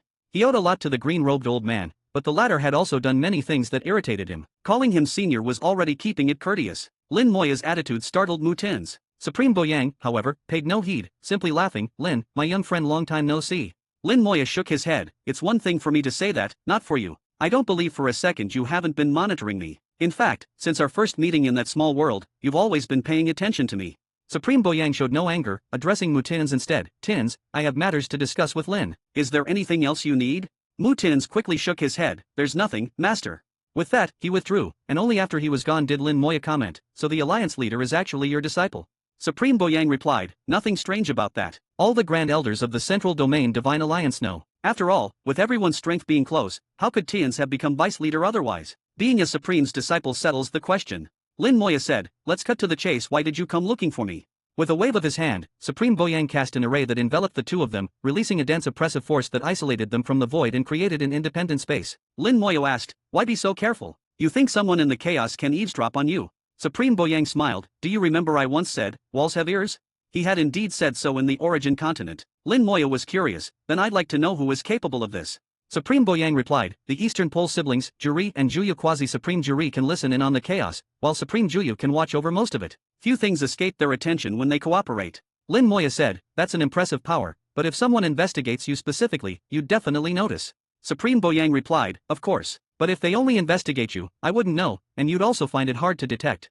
"Find it hard to detect?" Lin Moya thought his soul was no less sensitive than any Supreme's. If someone probed him in secret, he'd sense it. But if Supreme Boyang said so, he'd let it go. "So, why did you come find me this time?" Supreme Boyang asked. "I wanted to ask you, what is the North Pole's mysterious place truly like?" Lin Moya paused, realizing, "So you're very clear on my movements." Supreme Boyang shook his head. "Don't misunderstand. I haven't been following you." Lin Moya laughed. "Then how did you know?" Supreme Boyang uttered 4 words, "Ice Jade Meditation Mat." He'd long since known that the Ice Jade Meditation Mat was special. He'd once owned it, but only ever treated it as a powerful treasure, not realizing it was actually a key to that place. If he'd known sooner, he would have gone long ago. When Lin Moya refined the mat, turning it into ice crystal, Supreme Boyang sensed it. From then on, he occasionally tracked Lin Moya's location. So when Lin Moya suddenly disappeared in the North Pole, and the spot corresponded to that mystical area, it meant Lin Moya had gone inside. Lin Moya said, "Actually, it's nothing much. There are some things inside, but for us, completely useless, and we can't even take them. In short, there's no benefit."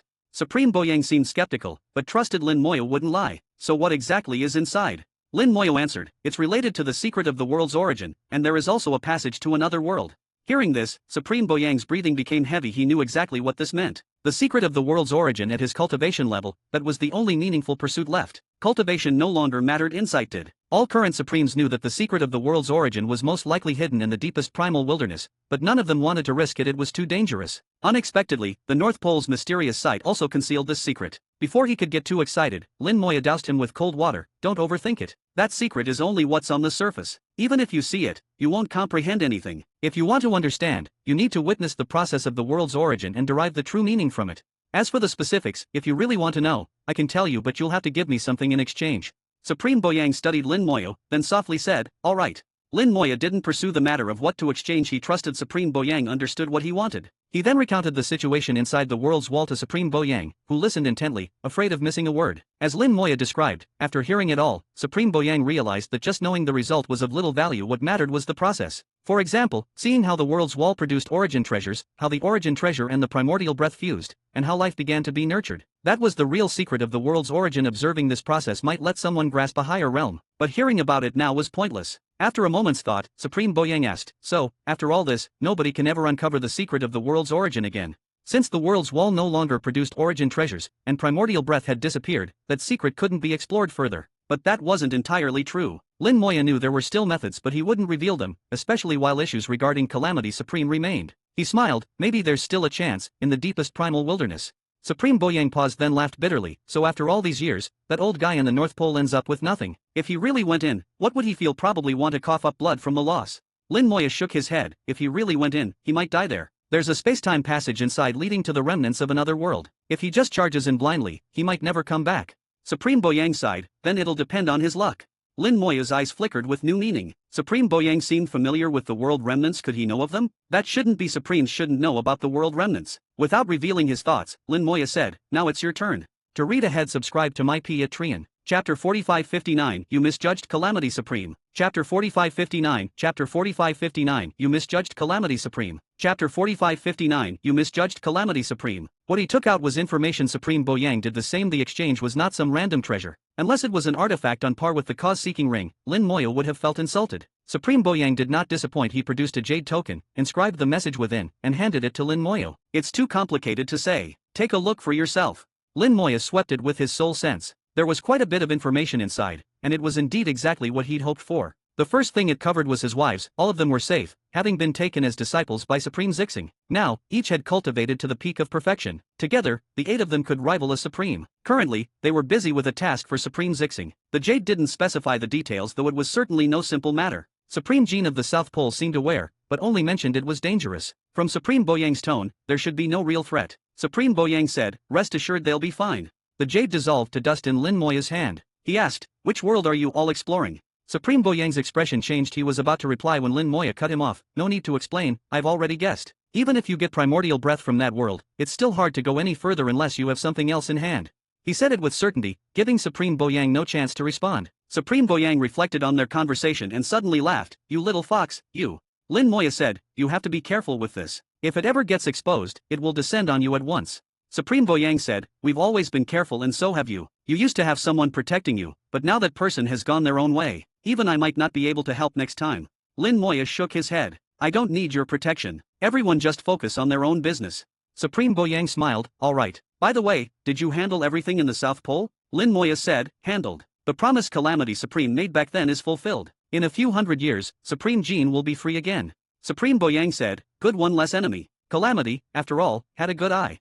In his heart, Lin Moya sneered. Calamity Supreme did have a good eye, but they had all misjudged him. Even if Calamity Supreme never intended harm, fate often interfered. Things were not up to his wishes. Many things, not even Calamity Supreme could fully control. Lin Moya said, "Since you're here, I won't bother anyone else. I'm heading to the North Pole, going to Linbei City to use the cross-domain array." Supreme Boyang smiled, "No problem, I'll take you there." Now that war had broken out between the North Pole and the Central region, Linbei City had been taken over by people from the upper realm. Even Lin Moya had no right to use the array. He'd planned to sneak over, but with Supreme Boyang accompanying, there was no need. Supreme Boyang didn't use a teleport array. He pulled out a flying boat treasure instead. Supreme Boyang said, "This void boat was something I acquired by chance. It's damaged now, not as good as it once was, but it's still faster than a teleport array." Lin Moya saw it was a precious treasure, beyond the Chaos Realm and holding miraculous abilities. The Void Boat was likely on par with the Doer Boat, ancient artifacts formed by primordial breath fusing with world origin treasures. Doer Boat was prized for defense. The Void Boat excelled in speed. Supreme Boyang activated it with soul power and the Void Boat immediately shot through the void.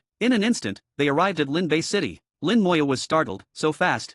It normally took at least 5 days by teleport array from Central Domain Alliance HQ to Wangbei border, and another half-day's flight from the border to Linbei City even riding Xiaoping. Now it felt like less than 30 minutes. Supreme Boyang smiled, "Not actually so fast. We passed through a space-time tunnel. It felt like a moment to you, but a whole day actually went by."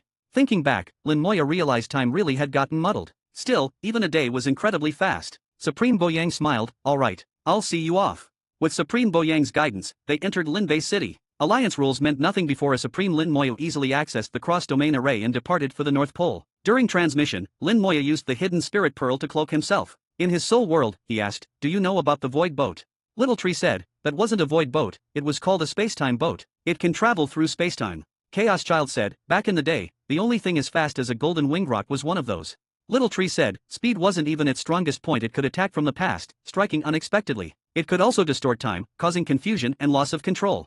Chaos Child added, "But so what? It got destroyed anyway." Sure, it was powerful, but in battle it was weak. 10 blows from it fell short of one returned. In the end, strength decides everything. The original spacetime boat spirit had long since been erased. Now it was just to find treasure. The cross-domain array took Lin Moya through the desolate scars, once again into the North Pole. This time, the hidden spirit pearl kept him completely unnoticed. The white-clad enemy who'd blocked him before was gone. Now Central Region Alliance troops occupied the area. Their war fortresses floated in the void, cultivators were everywhere on alert, faces grim and tinged with killing intent. But for some reason, Lin Moya thought none of these people were strong. It wasn't an illusion, it was reality. Thanks to the hidden spirit pearl, he moved undetected, quickly reaching the cross-domain array and entering its core. Another Grand Elder from the Central Region Alliance was stationed there, but Lin Moya didn't disturb him. He slipped into the core and dispelled the hidden spirit pearl. The statue of Calamity Supreme turned slowly. "You're here at last, and faster than I expected. Do you have questions? If not, I'll leave now."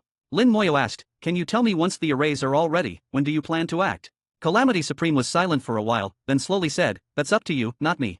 Then corrected himself, "Or perhaps not exactly you, but rather the fate of the world. I can't give a clear time, many things are unfinished, but it will be soon." Lin Moya nodded, "There's chaos coming, I think this is our chance." "Perhaps," replied Calamity Supreme. To read ahead, subscribe to my Patreon. Chapter 4560, Can't You Smash a Little Lighter? Chapter 4560, Chapter 4560, Can't You Smash a Little Lighter? Chapter 4560, Can't You Smash a Little Lighter? The statue departed, just like with the other grand arrays. It went where it was supposed to go. Lin Moya stood in the array, lost in thought. Calamity Supreme had said the decision is in your hands, a phrase with many layers of meaning. On the surface, it just meant that everything depended on when Lin Moya could fully refine all of the grand arrays. Only then would they have the basic prerequisites to mount an attack on the Tao. But that was just the baseline. With only these arrays, at most, they could create some trouble for the Tao, perhaps not even serious trouble. Whether they could truly claim victory still depended on Lin Moya himself. According to Calamity Supreme's plan, at a minimum, Lin Moya would need to reach the Supreme level, and even that might not be enough. Ideally, Lin Moya would surpass the Supreme Realm, achieve tenfold sublimation, gather the strength of 10 domains, exceed the Supreme limit, and unleash the full might of Calamity's authority.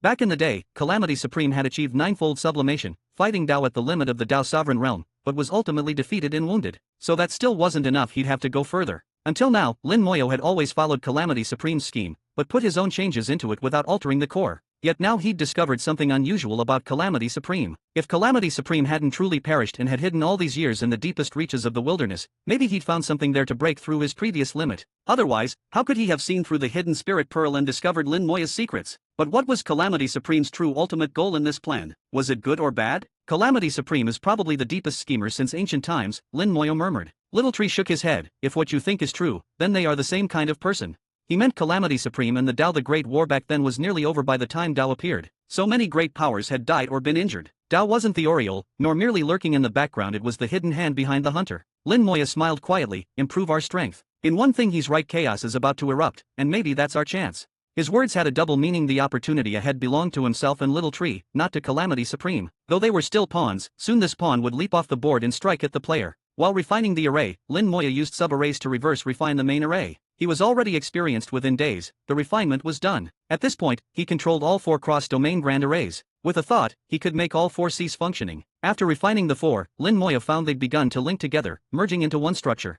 Now, with 4 main and 4 sub-arrays, they acted as one formation. He could freely teleport between them, for example, from a North Pole sub-array to any main or sub-array in the south, wherever he wished. All the cross-domain arrays now marked the exact locations of the remaining 3 arrays. No longer just their approximate area, but with a positional error of less than 10,000 li. In the Chaos Void, 10,000 li is a tiny sliver. One stride could span more than that. Leaving the Grand Array, the hidden Spirit Pearl enveloped Lin Moya and Xiaoping as they flew toward the North Pole's main array. This time he didn't use a North Pole teleportation array, but chose to refine the hidden Spirit Pearl fully along the way, then used the primordial breath to help Xiaoping awaken his entire bloodline. With the hidden Spirit Pearl, even if Xiaoping's bloodline awakened completely, Dao wouldn't find out. At that point, even if Xiaoping wasn't quite at the peak of the golden winged rock, he'd be as fast as a teleport array. There'd be no need to hop arrays anymore. Xiaoping would suffice. Once fully refined, the hidden spirit pearl would keep everyone safe. Xiaoping regains his bloodline, Little Tree and Chaos Child can finally go all out, the protagonist can recover completely, and when the undead minions hit perfection, they'll be able to fight without reservation. The hidden spirit pearl was too important, it had to be refined soon.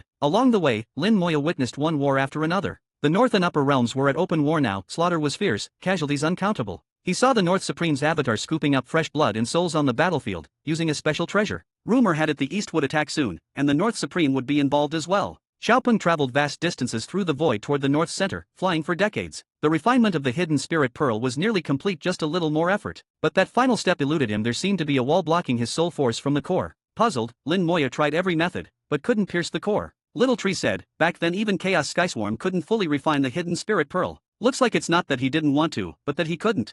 Chaos Child wondered, with your soul force now, you should be able to refine it. Little Tree explained, the hidden spirit pearl is one of the world pearls. It absorbed primordial breath, but never gained sentience. Lin Moya guessed, so the primordial breath gathered at the core, turning into an armor-like shell that protects it. Little Tree said, before gaining wisdom, our instinct is self-preservation. The pearl is the same. Because it never gained wisdom, it used primordial breath for protection. If true, then his soul truly couldn't break it. He roused the drowsing primal gem. Can the barrier at the pearl's core be smashed? The primal gem peered at it, yes, but after smashing it, the pearl is ruined. Can't you smash a little lighter? Lin Moya sighed. It's not about strength. By now the pearl and the primordial breath have fully fused.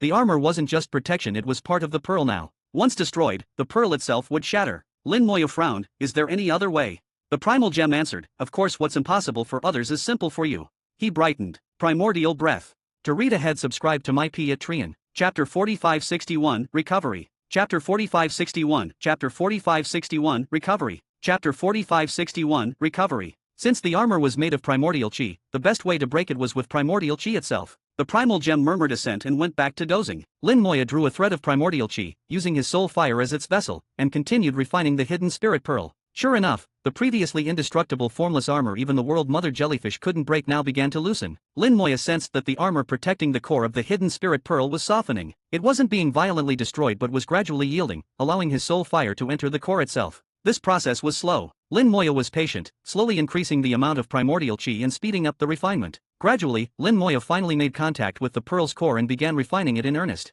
The hidden spirit pearl never developed true sentience, its core felt pure and singular to Lin Moya. Lin Moya felt enlightenment, the pearl's state pointed him toward his own path, his soul should remain pure. He realized the road he'd taken wasn't wrong. He abandoned all other Daos and focused solely on the immortality Dao, thus keeping his soul pure. There was no need to be almighty, going all the way on one path was enough. In ancient times, top life forms like Little Tree all did something similar. Taking hidden spirit pearl as reference, Lin Moya summoned more primordial chi, this time not for refining, but to transform his soul world itself. The soul world was his core, and using primordial chi as the foundation, he forged an armor for his soul world. He couldn't do this previously, as massive use of primordial chi risked detection by the Dao. Now, with the hidden spirit pearl in hand, he could afford to take some risks. Primordial chi was powerful and versatile. With its protection, his soul world became much more resilient to threats. A stronger soul world meant a safer soul, and thus greater survivability. After over a decade, the hidden spirit pearl was completely refined and Lin Moya felt delighted, having gained far more than just the refinement. Now, an invisible armor coated his soul world. By Little Tree's estimate, his soul defense was now several times stronger, and with further evolution, would grow even more formidable. The hidden spirit pearl became one with the soul world, its formless aura spread over Lin Moya himself and over Xiaoping, Little Tree, and the rest. Even they felt as if they'd become isolated from the primal chaos wilderness. The pearl's aura spread further, enveloping even all the undead servants. The undead aura was masked, not true invisibility, but their presence became extremely hard to detect, even though they were still visible to the naked eye. This was enough. Lin Moya knew that his real adversary to guard against was the Dao. Now, unless the Dao showed up in person, he could avoid its detection. Primordial chi again was infused into Xiaoping, helping him fully awaken his golden winged rock bloodline. Little Tree and Chaos Child were both far better than before. They could slowly absorb the chi and truly start recovering. Everything proceeded steadily and methodically. Lin Moya was unhurried, taking every step solidly. The ancient golden winged rock blood started bursting with activity under the stimulation of primordial chi. Xiaoping's speed kept climbing, at a rate that multiplied repeatedly. There was at least a tenfold difference between awakening 90% of the bloodline and full awakening. Battle power wasn't that much greater, but at full awakening, Xiaoping shone with gold and was indistinguishable from the very top experts at perfection level. Due to the hidden spirit pearl, only Lin Moya could sense his aura, others couldn't even see Xiaoping. How do you feel? Lin Moya asked calmly, seated on Xiaoping's back. Xiaoping gave a long, excited screech. Its sound was likewise concealed by the hidden spirit pearl, not spreading outward. With barely contained excitement, Xiaoping said, "It feels amazing. Thank you, father." Lin Moya replied with a smile, "It's your fortune, not mine. How's your own combat power feel right now?" Xiaoping said, "At least 70% of my ancestors' strength. I can fight with any top perfection experts, and even if I can't beat a quasi-supreme, I can escape. Speed was everything. If you couldn't win, you could always escape." Judging from Xiaoping's current speed, he'd reach the Northern Grand Array in just a few years. A journey that would take others tens of thousands of years would take Xiaoping less than a million. Lin Moya said, "Not bad. There's still more primordial chi left. Keep absorbing and refining it. Soon you'll match or even surpass your ancestors' peak power." Golden Winged Rock ancestors only absorbed a little primordial chi, while Lin Moya was supplying Xiaoping almost without limit. The future was limitless. Little Tree and Chaos Child had been absorbing primordial chi for years, starting very slowly due to their injuries. As they healed, their absorption rate rose, and now both were about 70% recovered. Their combat ability was on par with Xiaoping's, not enough to fight a quasi-supreme but quite able to contend with top-level perfection beings. As their recovery advanced, absorption speed would keep climbing, and in another 100 years or so, they'd be fully restored. Several years later, they finally reached their destination, the Grand Array set by Calamity Supreme in the North Pole, the last of the 4 poles. From afar, Lin Moya saw a figure in blue. A blue robe, the North Supreme.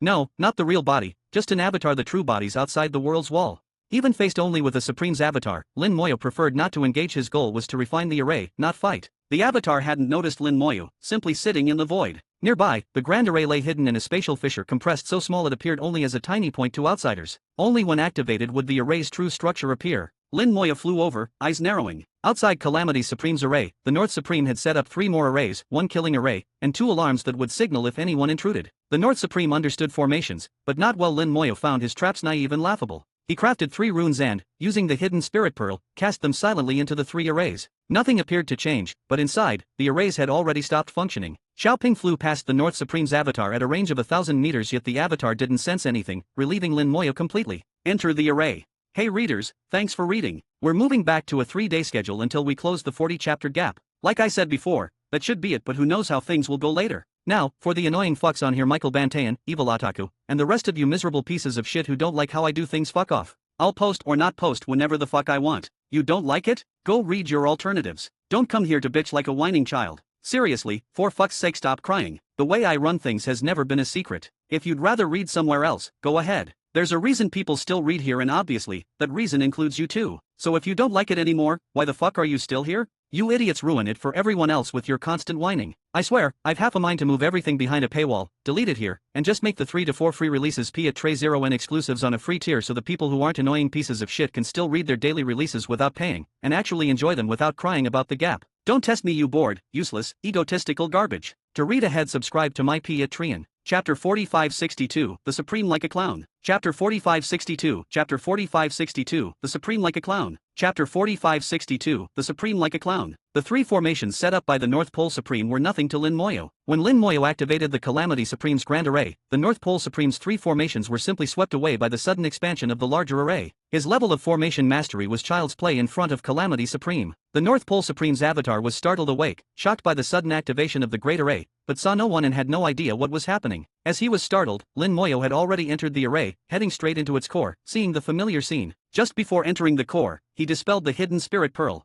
"You've finally come." "I'm leaving," said the statue bluntly, not waiting for Lin Moya's response, opening the time-space tunnel and departing immediately. The will of Calamity Supreme in these statues was now linked, so all information was shared between them. Lin Moya watched as the statue vanished into the time-space tunnel. "Can you pinpoint the location?" Little Tree shook his head. "Too short a time to lock it down. But I can tell this tunnel goes very far, and it's not a normal space-time passage." Lin Moya's eyebrow rose. "What do you mean?" Little Tree replied, "This tunnel has probably existed for ages, not built in the moment, but always there, only activated when needed. There should be a treasure at the other end, which Calamity Supreme uses to construct the tunnel. While I can't sense the exact spot, it's somewhere deep in the primal wilderness." Lin Moya nodded. "Got it. Did you notice how hurried he seemed just now?" This time, the Calamity Supreme was different from previous encounters. He seemed rushed, leaving quickly and unlike before. Just a few decades had passed, but something had changed. The urgency was obvious. Little Tree and Chaos Child both sensed it. What's he rushing for?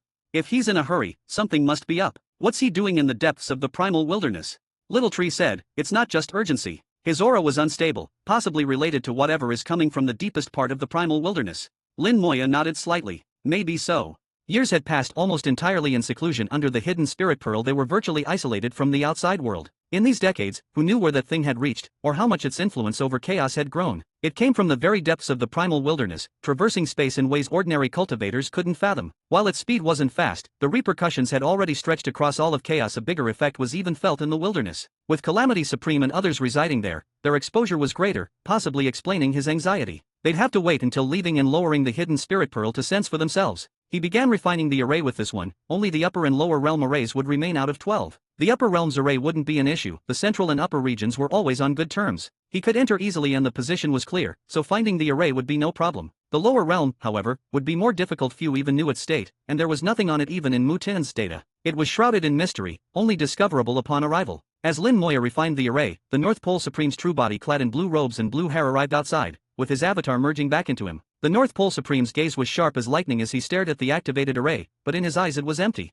Even as a Supreme, he couldn't see what was happening in the array's core, but he sensed something unusual was happening. Someone's entered. Probably him. That gate was just open too. Was that also him? He went in and came out, but I felt nothing at all. What method is he using? Seems I can't catch him by normal means. He pulled out a blue pearl, glowing and chilling. Seal. In an instant, billions of miles of void were frozen, all things silenced. Let's see how you escape this, the North Pole Supreme said coldly. Inside the core, Lin Moya looked up, seeing with his perception the North Pole Supreme holding the blue pearl, freezing vast space. This pearl, it seems similar to the hidden spirit pearl and chaos pearl. Lin Moya judged the blue bead was also an ancient spirit pearl. Little Tree said, that's the water pearl, one of the 5-element spirit pearls born together in ancient times, containing the powers of metal, wood, water, fire, and earth. They're known collectively as the 5-element spirit pearls.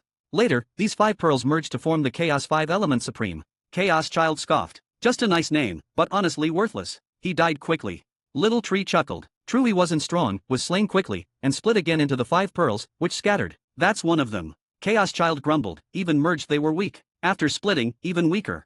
He was picky now, having known much better treasures. Lin Moya said, when I'm finished refining the array, Little Tree, you open a time-space tunnel straight out. Little Tree agreed. No problem. Lin Moya wanted to avoid a direct showdown with a Supreme. The North Pole Supreme thought freezing the void meant Lin Moya was trapped, but that method was useless against him. With Little Tree's strength returning, making time-space tunnels was almost effortless except in special areas his roots once spread across half of chaos. A dozen days later, the array was fully refined. Let's do it, Little Tree, Lin Moya ordered. Little Tree, ready, sparked a route through reality, opening a tunnel billions of miles away. Lin Moya covered himself with the hidden spirit pearl and stepped into the tunnel. The array's core fell quiet, the statue gone, now under new ownership, otherwise unchanged. Outside, the North Pole Supreme had no idea Lin Moya had already left, still keeping watch. After 100 days, the array began shrinking, turning into a speck again. The North Pole Supreme paled with shock. He's gone. He couldn't believe Lin Moya had slipped away right under his nose, not even noticing when or maybe long before. He felt like a clown waiting in vain. Fury burned in his eyes. If I catch you, I will cut you down.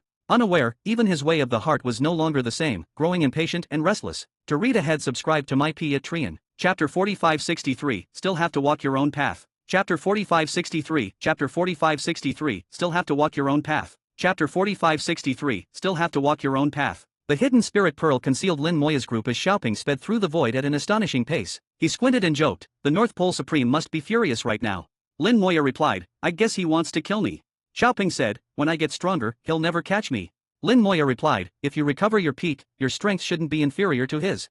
Xiaoping said proudly, of course. Back in those days, the golden winged rock wasn't afraid of any Supreme. The cultivation system wasn't even fully established then, but top living beings were not weaker than the great Supremes. Now, the cultivation system is established, and heavens and earth have strict rules. The number of Supremes is limited to 9. It appears that the world has weakened and can't support more Supremes, but Lin Moya believes that, in fact, the world has become even stronger. The reason for the limit on top-tier power isn't weakness, but the Tao, which occupies too many resources and restricts the number of Supremes. That said, there are still quasi-Supremes below the Supreme level, and they aren't limited. Thinking about the Supreme limit, Lin Moya suddenly realized something he'd overlooked. If Calamity Supreme isn't truly dead, then to deceive the Tao, he must have abandoned his Supreme status. And in his plan, the Supreme position was reserved for Lin Moya. Without the Supreme position, and if Calamity Supreme has already surpassed that realm, no destruction, no creation. Lin Moya realized that Calamity Supreme had probably planned everything including an escape route long before this scheme began. He must have discovered something in the depths of the primal wilderness that drove his schemes. So, Lin Moya had to ask himself, is becoming a Supreme truly the only way?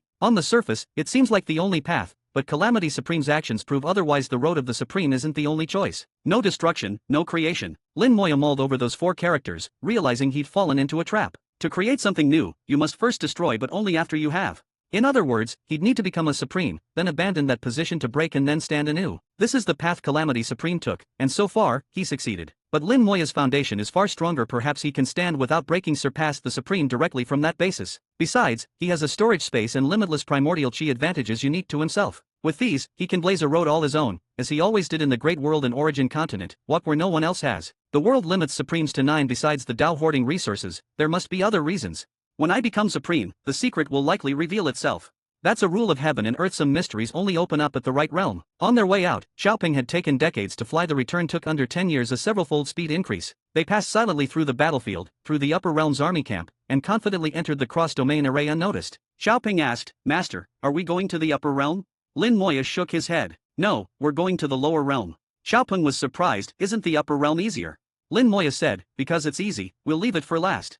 Xiaoping didn't ask more if Lin Moya decided. He trusted him instinctively. Lin Moya had a feeling, once all the arrays were refined, something uncomfortable would happen. On the surface, the arrays look like there is the same thing Calamity Supreme said, but is that really true? Even after refining the arrays, Lin Moya can claim to see through every arrangement from Calamity Supreme. What if Calamity Supreme's formation skills are higher than he imagined, and a trap is hidden at the core? Entirely possible. After discovering Calamity Supreme's strange behavior, Lin Moya became more and more cautious. The cross-domain array's sudden activation drew attention from the upper realm's experts, but they couldn't find the cause. Several days later, Lin Moya quietly returned to the central region. He left Linbei City and entered Wangbei border, finally dispelling the hidden spirit pearl. He intended to teleport from Wangbei border back to the Central Region Alliance HQ, and from there proceed to the lower realm. This is the only way. Familiar chaos energy greeted him, and Lin Moya felt the difference immediately. If you're always in chaos, you barely sense the changes, but leave in return, you'll feel them clearly. Little Tree and the others also noticed. Little Tree said, "That thing's influence has grown even stronger." Lin Moya replied, "Just now, I saw a warlike light in the eyes of those at Wangbei border."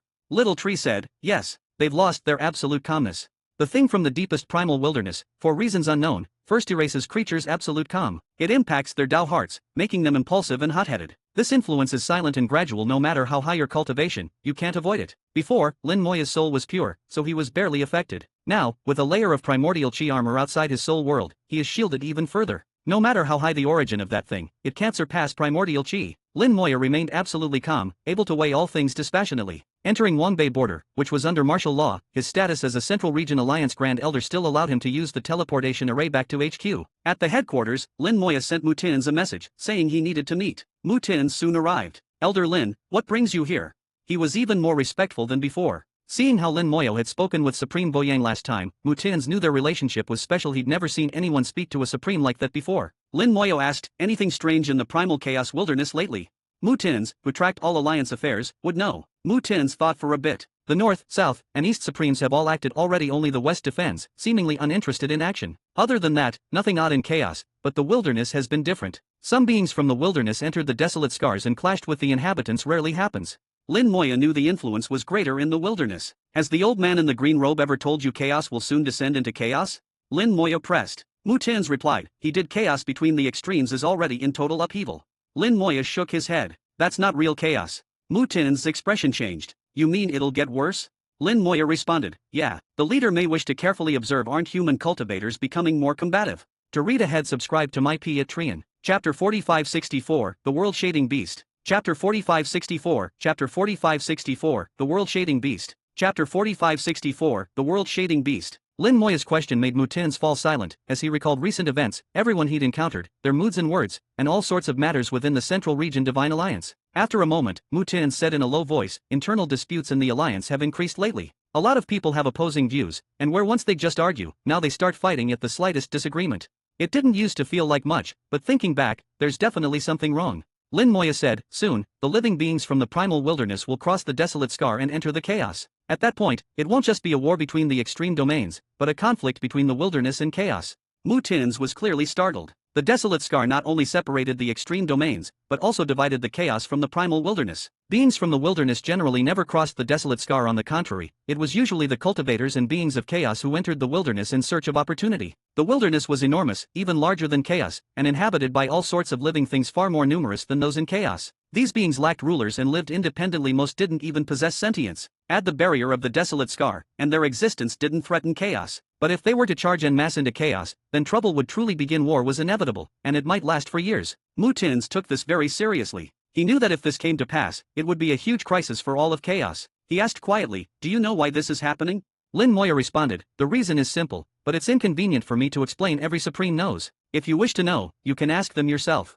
Mu Tian's frowned, master has never talked about this. Lin Moya said, that may be because your master has his own thoughts, or perhaps my answer isn't entirely accurate, but the impact is unavoidable. I think you should make preparations, you may be able to reduce the damage. Lin Moya trusted that Mu Tian's knew what to do. There was no need for further advice after all, Mu had lived countless years and was a wily old fox. Mu Tian's replied, thank you, friend Lin. I'll make arrangements. Lin Moya smiled, there's another matter, I need your help. I want to visit the lower domain, and I'd like to know about its situation. Mu Tian seemed ready, he flipped out a jade tablet. Here's information on both the upper and lower domains. My master said you might visit both, and asked me to prepare in advance. Lin Moya checked the jade. The information on the upper domain was detailed, but very little on the lower domain, and much of it vague at best. Mu Tian said, the lower domain is mysterious, I've never been, and know very little. If you go, be cautious. Lin Moya was puzzled, aren't the upper, central, and lower domains allies? Mu Tian said, they are, but there's little day-to-day interaction. Upper domain people are more sociable, so there's more contact. The lower domain isn't friendly to outsiders. Some have visited, but came back soon after. And, the environment in the lower domain is extremely unfriendly to most people. Mu Tian's put it delicately in the data, it says, the lower domain's Tao is treacherous, the environment extreme, cultivation is difficult, and its treasures have hidden baleful force unusable.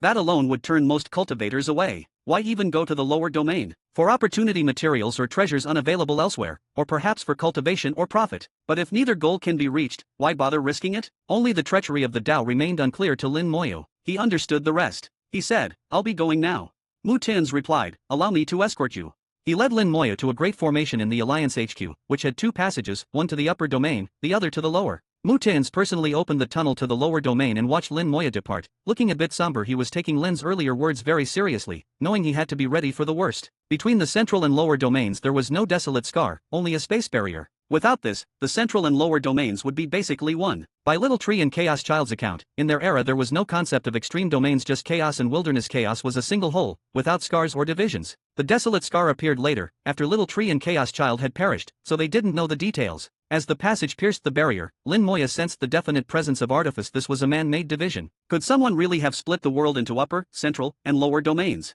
Who could have this power? Not even a supreme, surely. Chaos Child said, I sense a familiar aura in the space barrier. Big Tree, don't you feel it? Little Tree replied, it's the skin of the world-shading beast. Then they explained what the world-shading beast was. In those days, there was a colossal creature of that name. It could change size at will, round, square, or flat. It controlled the power of space spread out. It could cover unimaginable distances, once wrapping up three beings of the same tier by itself. It could layer space endlessly, trapping others. In that era of endless mighty beings, the world-shading beast stood at the very peak. Little Tree wouldn't dare claim he could best it. When Little Tree and Chaos Child fell, the world-shading beast was still alive. But now, it appeared that the world-shading beast had ultimately died, and its hide was used as a space barrier to separate the central and lower domains. The two were filled with emotion, but Lin Moya pondered another issue. In the old days, most great beings fell before the appearance of the Tao, which arrived much later. Every powerful being had a body. What about the Tao's true body? He'd asked Little Tree and Chaos Child before they only knew of the Tao, not what its real form was. When it appeared, the Tao slaughtered countless powerhouses. It killed Little Tree and Chaos Child before either saw its appearance or even knew what method it used to kill them. For that, they both carried deep fear of the Tao. Chaos Child sighed, even the world-shading beast was killed. That thing is truly terrifying. Little Tree said nothing. He didn't want to comment further and avoided talking about the Tao. Soon, they arrived at the end of the passage and Lin Moya emerged into the lower domain. What he saw shocked him. So this is what it's like. To read ahead, subscribe to my P at Trian. Chapter 4565, The Inner World of the World-Shading Beast. Chapter 4565, Chapter 4565, The Inner World of the World-Shading Beast. Chapter 4565, The Inner World of the World-Shading Beast. A blood-colored sky, crimson earth, in the distance, a waterfall poured from the heavens, the stream within made of black and red blood. The scent of blood filled the world, its pungency piercing the soul, and even sealing one's five senses was useless against it. Lin Moya's soul world was protected by primordial chi and further shielded by Little Tree's spacetime power. His defenses could surpass even Supreme's. Even so, some of that stench remained impossible to block, for he could not sever his soul's contact with the world without losing all perception of the outside. Moreover, he needed to view the Tao here. The data described the lower domain Tao as treacherous, but only by stepping into this place could one witness the true meaning of a treacherous Tao. Within the lower domain, Tao was saturated with endless impurities and surging murderous intent, countless chaotic thoughts condensing within it, never dissipating. Cultivating here led only to two outcomes. 1. Lose your reason and become a mindless killing machine. 2. Conquer the bloodlust contained in the Tao, tempering your Tao heart to unparalleled stability, such that your battle strength outstrips all peers. This is why those from the lower domain are so formidable. Both outcomes, however, apply to natives. Outsiders find the Dao here as deadly as poison. After existing in such Dao for long, all local materials likewise develop these qualities, rendering them unusable by beings from other extremes. Of the 4 extremes and 3 domains, the lower domain is easily the most peculiar. Little Tree said, "This place runs with the blood of the world-shading beast." Lin Moyo asked, "You mean the lower domain evolved from the world-shading beast?" Little Tree sensed for a moment, then shook his head. "Not entirely. It's not just the beast's blood that's here." Chaos Child interrupted, "You don't quite get it, let me explain." Little Tree did not object, and Chaos Child took over. The world-shading beast had an inner world. It would drag other beings into it, then create countless spatial layers within to trap and kill them. Once slain, the victim's blood, flesh, and wool would remain in this inner world, available for the beast's use. The more the beast devoured, the stronger it became. Of course, its blood eventually filled with impurities, but those impurities didn't bother the beast itself. Now the beast was dead, its hide had become the spatial barrier, but the blood, flesh, and wool of countless slain beings in its inner world had burst forth alongside its own blood. If I'm not mistaken, this lower domain is actually the world-shading beast's inner world as it once was. Chaos Child, possessing his own inner world, was deeply aware of such rules, so his analysis was definitely more accurate. For the lower domain to exist as the beast's inner world seemed reasonable. Lin Moyo asked, "If the lower domain is the beast's inner world and the space barrier is its hide, what about the central and upper domains?" Chaos Child replied, "The central domain is just regular chaotic space, nothing special. It's at the heart of chaos and gathers all sorts of Daos, truly balanced. As for the upper domain, only a visit will reveal its true nature. Judging by its people, though, it likely has nothing to do with the world-shading beast." Lin Moya said, "Let's see. This place collects not just the beast's intent but that of every being it consumed, each filled with resentment at death. No wonder the place became this way. From what the data suggests, the lower domain is still dominated by humans. Whoever can cultivate successfully here must have a Dao heart far firmer than their counterparts in other extremes.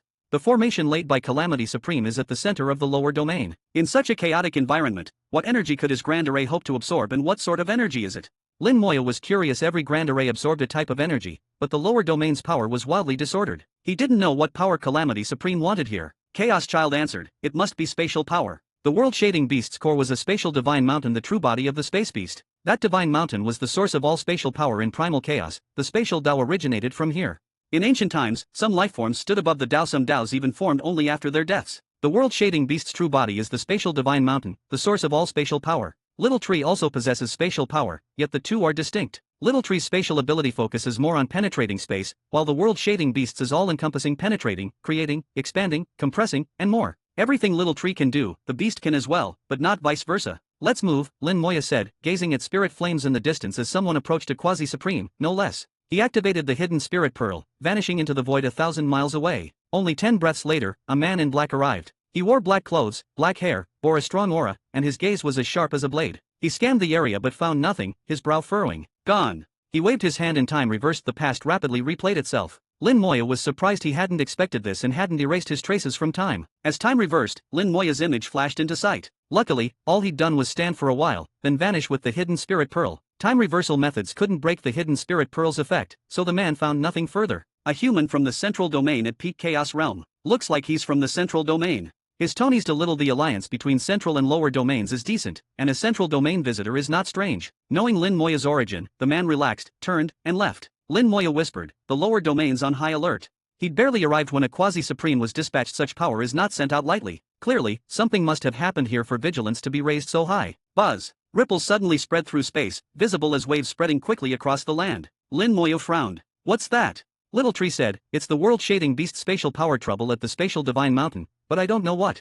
"Xiaoping, let's go," Lin Moya commanded, speeding toward the source. The lower domain wasn't as large as the central domain, being the smallest of the 4 extremes and 3 domains, and Lin Moya hadn't landed at the edge. With Xiaoping's speed, they could reach the center in at most 2 months. Along the way they repeatedly encountered space ripples, which erupted at irregular intervals, sometimes minutes, sometimes days, each time stronger than before. On the journey, Lin Moya saw many giant beasts flying, running, all headed the same way. Lower domain beasts looked bizarre, impossible to describe, but one thing was always true. They were all black and red, as if bathed in blood. These beasts were mightier than those anywhere else. As they neared the center, beast numbers multiplied. After a month, Xiaoping had crossed half the distance. Then, violent energy waves surged from ahead. Blood shot through the air like arrows, space twisted, and blood in the twisting void rained down everywhere. To read ahead, subscribe to my P at Trian. Chapter 4566, Lin Mohan's Inheritance. Chapter 4566, Chapter 4566, Lin Mohan's Inheritance. Chapter 4566, Lin Mohan's Inheritance. The gigantic creatures, each drop of their blood surging like a great river. The hidden spirit pearl grants invisibility, not non-existence. Blood can still touch it. The moment blood touches, however, the pearl makes both disappear. With careful observation, one might even discover the hidden spirit pearl. The hidden spirit pearl is not absolutely flawless, but there are ways to plug this gap. For instance, now Little Tree used spacetime power to move Lin Moyu and Xiaoping into another layer of space. This way, the rivers of blood would pass right through them as if they did not exist. Countless streams of blood, like 1,000 Milky Way waterfalls, cascaded through the heavens and earth. When the blood fell to the ground, it was instantly absorbed and vanished. The smell of blood was even thicker in this space, so pungent as to be nauseating. Very soon Lin Moya saw the two warring sides, a group of gigantic, grotesque lower domain creatures fighting a human female cultivator from the lower domain. The human woman possessed a perfected cultivation level, displaying battle power far above that of ordinary perfection, almost equal to peak experts. The might of the lower domain's living beings was fully evident here. Facing the siege of several giant beasts, she did not retreat. Her sword slashed through the void, unleashing countless sword chi, carving deep wounds on the beasts. Each wound hundreds of meters deep, huge, but on beasts several 100,000 meters tall, but superficial. Blood spurted from the wounds. Her sword contained a special force, halting the healing. Lin Moya watched for a bit, at first intending to leave, for this level of battle was merely worth a look to him. One sword to cleave the heavens.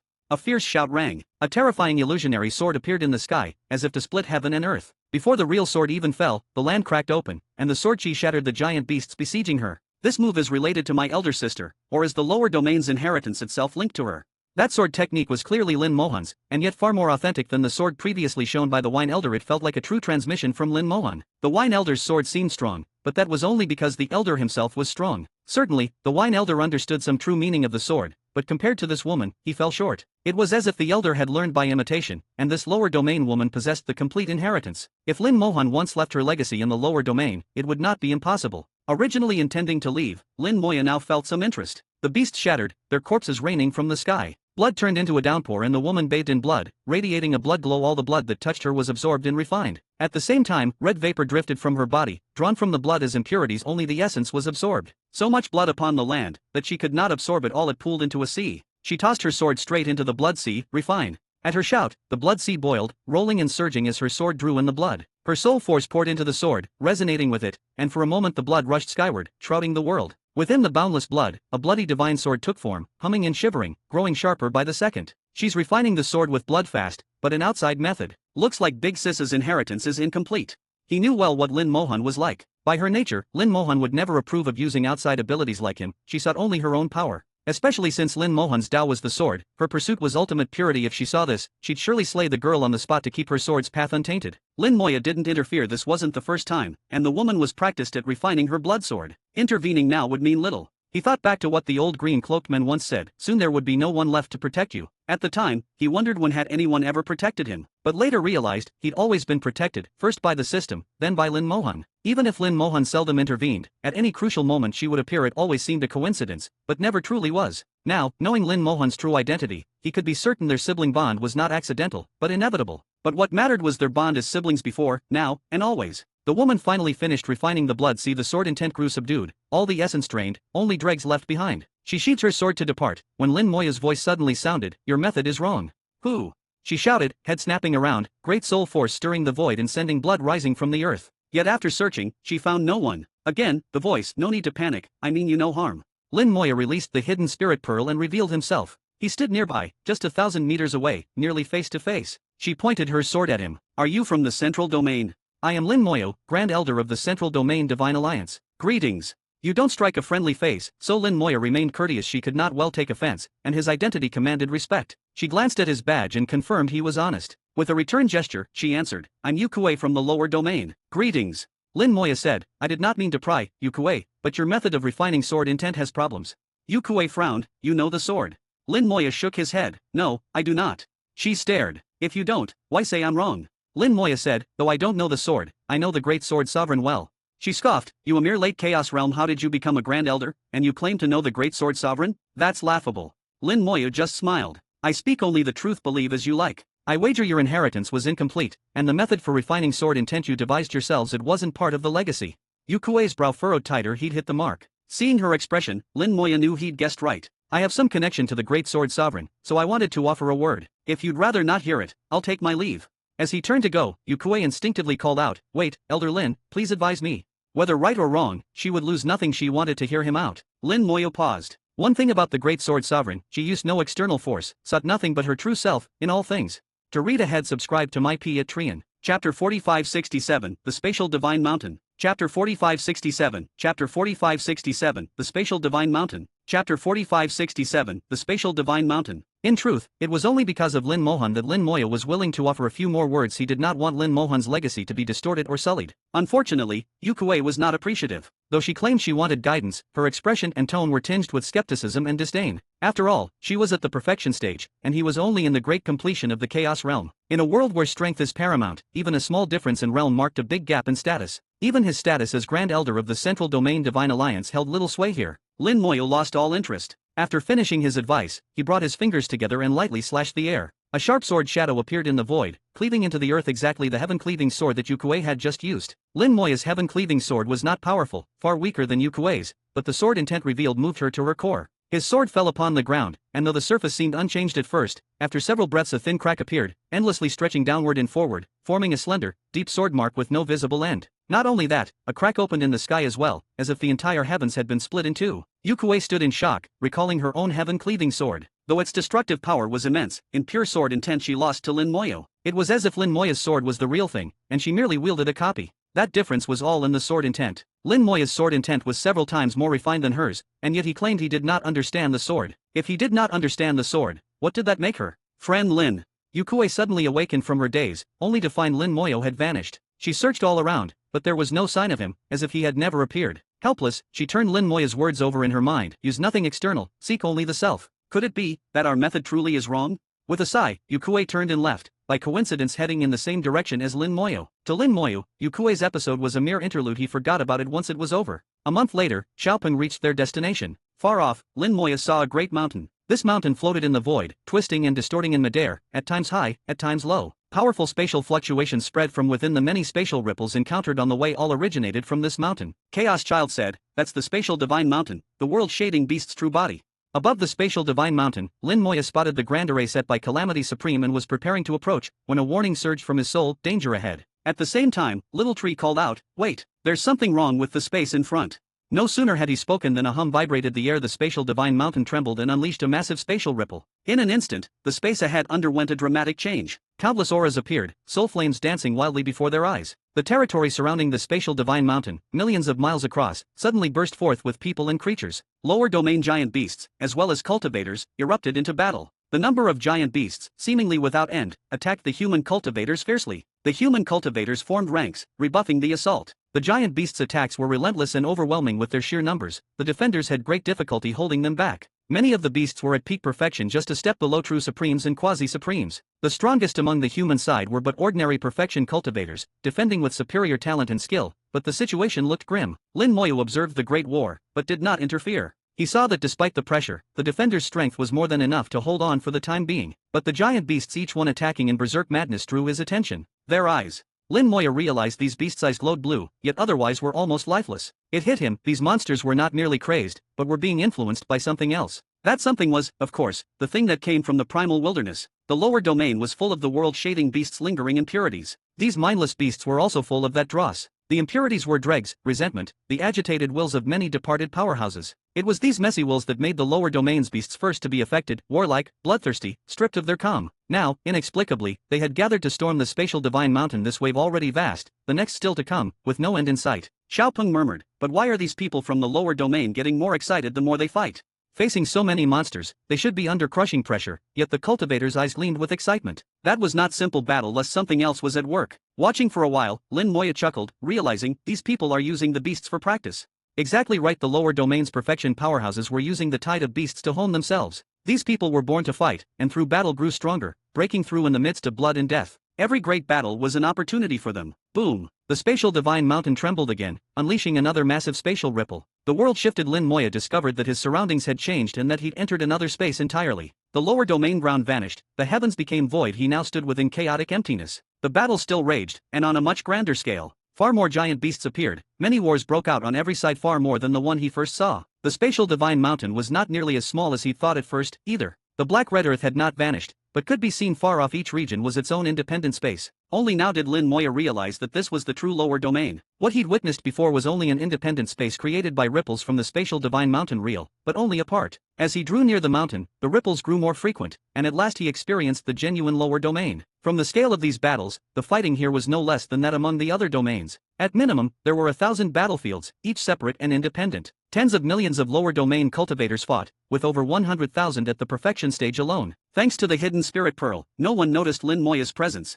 What's within the spatial divine mountain? He wondered aloud. He could vaguely sense something within the mountain. Checking his perception, he realized the grand array was inside the spatial divine mountain. Without a sound, he approached and asked Little Tree, "Anyway inside?" Little Tree was uncertain but pondered. "Something about the spatial divine mountain isn't right. I'll try." He didn't sound confident, but decided to give it a try. Lin Moya let Little Tree work undisturbed. After half a day, Little Tree suddenly acted, quickly erecting a spacetime tunnel. "Master, hurry up.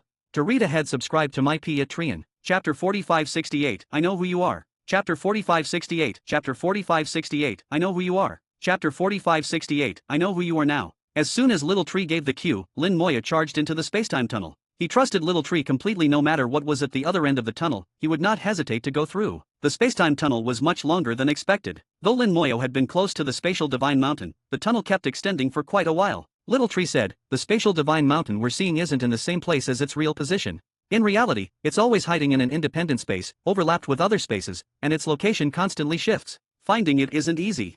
The spatial divine mountain was the true body of the world-shading beast. The beast's peerless ability to wield space was precisely because of this. For the beast, manipulating space was as simple as breathing. A thought could create a multitude of spaces, and its trapped enemies would die, lost to endless dimensions. As Little Tree explained, he was continuously adjusting the tunnel's endpoint, focusing all his attention on tracking the spatial divine mountain. They spent about half a day in the tunnel before reaching their destination. Emerging, Lin Moya saw the spatial divine mountain again. This time, it was 100 times smaller than before, but exquisitely detailed. The mountain's surface was covered in countless mirror-like facets, each displaying a different battlefield. Chaos Child could not believe his eyes. "What is this?"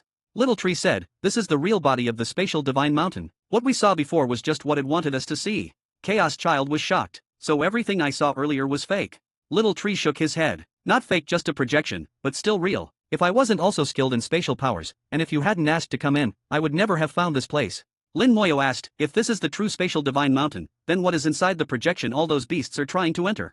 Little Tree said, "That's the inner world of the spatial divine mountain. Within it are countless independent spaces, all different from one another." Chaos Child muttered, "This is complicated." Little Tree, "Not really. Based on this real spatial divine mountain as a foundation, it evolved thousands of independent spaces around itself, then used a projection to wrap them up, making people think it was the real mountain. Then the world-shading beast created an inner world outside that projection, and within that inner world he broke it down into countless spaces too. It's basically like that." Chaos Child cried, "That's like a Russian nesting doll. What's the point?" Lin Moya replied, "There's a point. If you want to hurt the real body, you'd have to break through the inner world and all its spaces, then shatter the projection and its spaces." Little Tree nodded. This way, its security was greatly increased.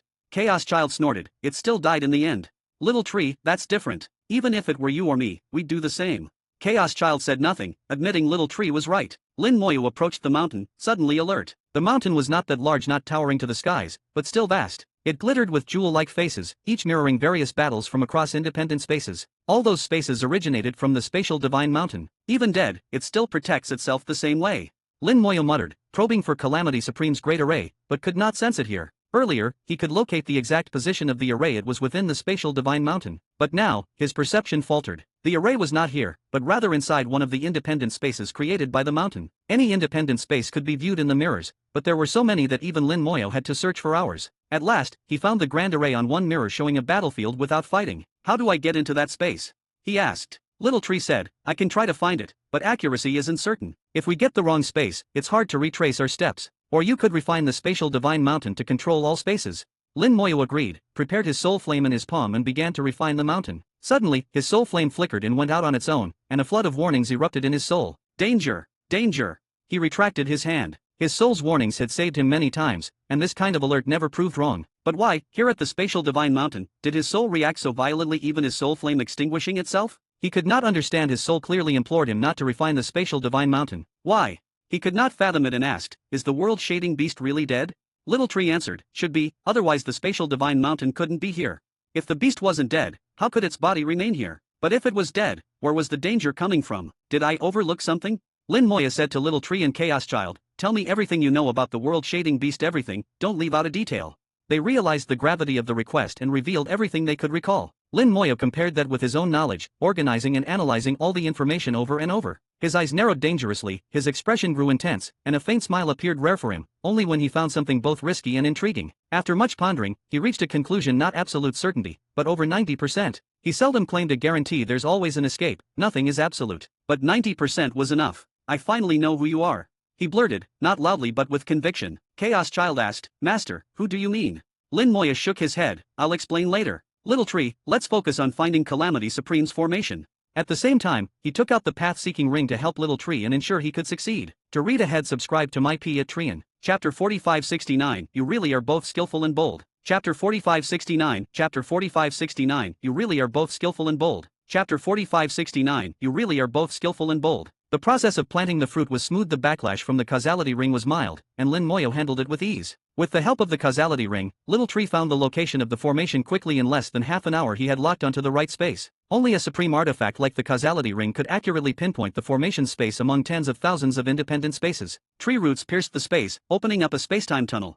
This time, the crossing was short, and in a moment, they arrived. This space was not large, a single, small spot floating in the void. Lin Moyo instantly recognized it as the location of Calamity Supreme's formation. He drew chaos runes, activated the formation, and entered the core region. Inside, a statue of Calamity Supreme turned around. A deep voice echoed, You are here. I am leaving, then. Lin Moyo chuckled, Senior, you really are both skillful and bold. The statue paused, Calamity Supreme's voice sounding again, What did you say? Lin Moyo replied, I meant, you were able to find a fitting independent space within the spatial divine mountain. For that, I'm impressed.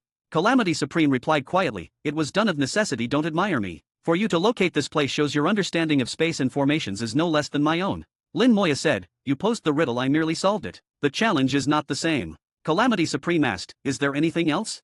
Lin Moyo shook his head. Nothing more. Good luck, Senior. The statue turned, a spacetime tunnel opened, and he swiftly departed. After he left, Lin Moyo let out a small laugh. Truly bold. Chaos Child and Little Tree didn't understand Lin Moyo's comment, but didn't ask either. Lin Moyo began refining the formation. Located within the spatial divine mountain and near the mountain's core, it could endlessly draw on the mountain's power. Spatial power is considered third tier, one level lower than the powers drawn by previous formations, but Lin Moyo knew that the power of the spatial divine mountain was anything but ordinary. He guessed Calamity Supreme understood this, which was why the formation was set there. In other words, the location was carefully chosen. The refining process was smooth. In only a few days, Lin Moyo had completed it. He put away the formation and had Little Tree create a new spacetime tunnel to leave the spatial divine mountain. He left in a hurry, not wanting to linger. No sooner had he exited than potent shockwaves came at him in force. Little Tree reacted instantly, evading the aftershocks with spacetime power. Lin Moyo, who had already activated his hidden spirit pearl, remained unnoticed. Swords materialized in the void, exuding sword intent. These sword intents were very similar to Lin Mohan's, all derived from her legacy.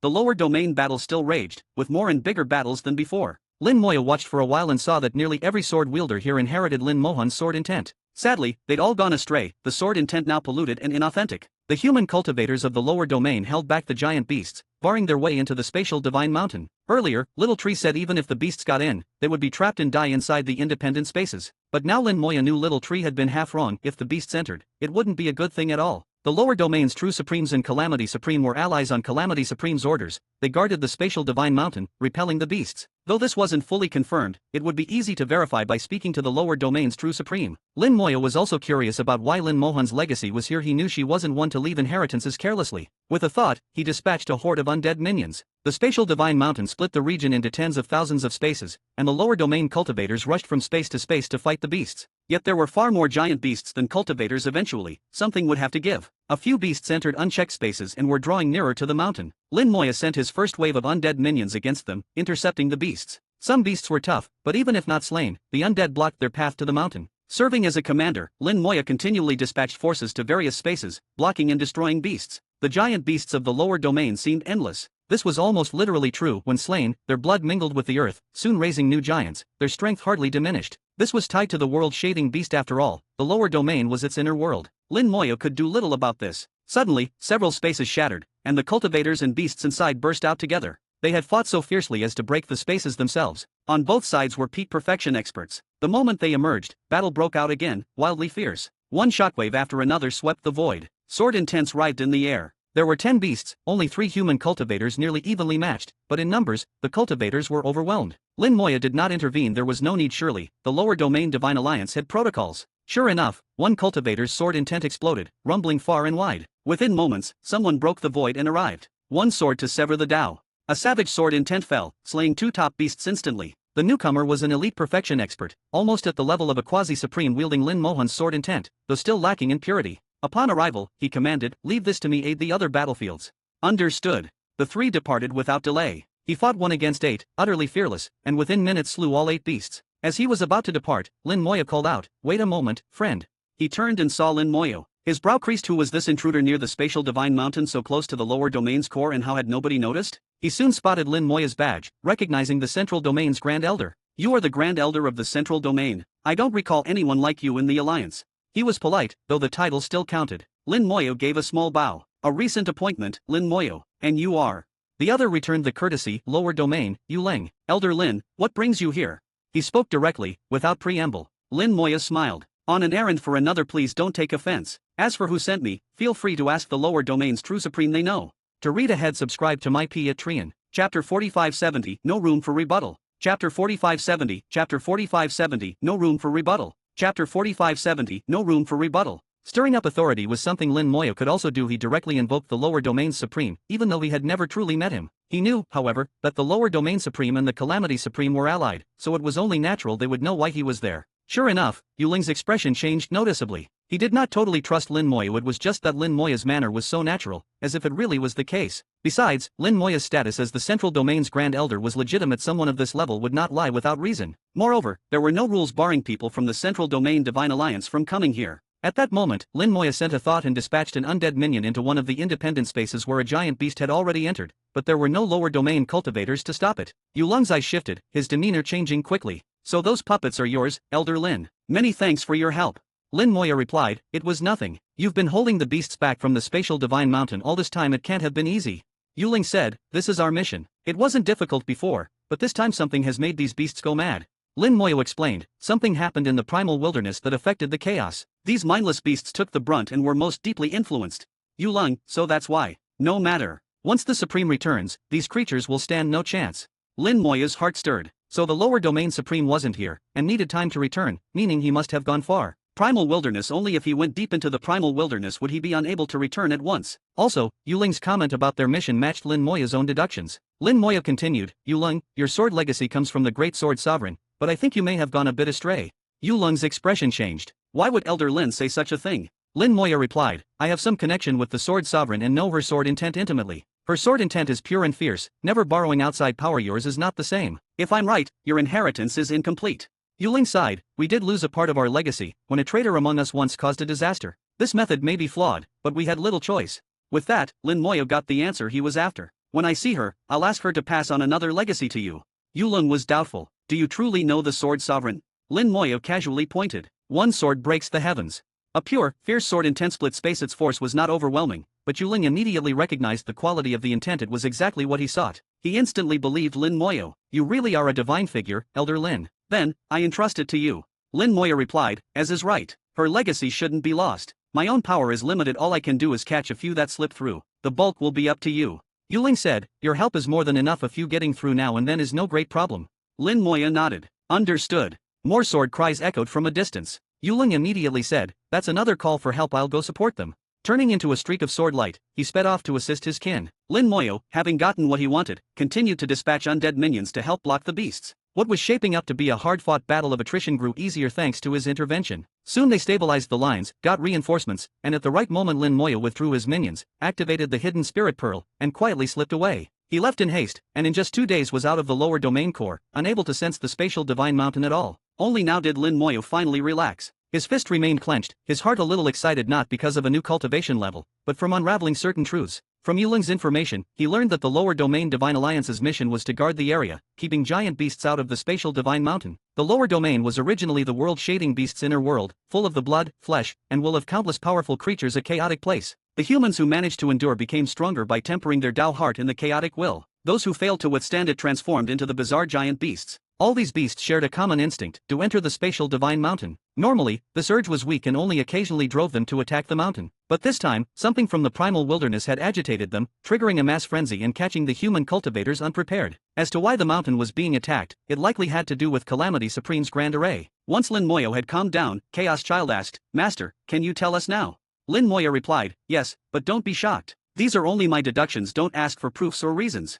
Chaos Child agreed. "We won't, Master. We'll behave." Lin Moya said, "Here's what I've deduced, the one you most fear is the world-shading beast." "Ah!" Chaos Child shrieked, and Little Tree couldn't help blurting out. Both looked at Lin Moya, not disbelieving, exactly, but not daring to believe. They wanted to ask why, but Lin Moyo had already said not to. Lin Moya went on, "But there's reasoning behind my guess. First, the world-shading beast was extremely powerful even in your era, he wasn't yet dead. And, going by your accounts, he is almost impossible to kill. I can't imagine anyone who could. Second, the true body of the spatial divine mountain is entirely unscathed. If the beast was killed, its core would not be like that. Its flesh and inner world became the lower domain. Its true body, the spatial divine mountain, is the core, its hide, the barrier between lower and central domains. It looks as if he was dismembered, but a dismembered being should show injuries, and there are none, not even a mark." "That is not right. From this, I guess the world-shading beast didn't die. What happened to his soul? Where did it go? You all know he only appeared late, but you were already dead by then and never truly met him. Isn't it possible he used his spatial powers to kill you? Don't rush to refute this. From the ground here, it's clear the world-shading beast could devour all life, including their blood, flesh, soul, and maybe secret arts. Building on this, I suspect that later on he obtained the flower, which allowed his soul to break free from his body, becoming a new entity. So he became the Tao, and what remained underwent other changes, a price he paid. But something went awry in this process. The transformation was incomplete, resulting in the lower domain. That's why he's never been able to master the whole chaos after so many eons.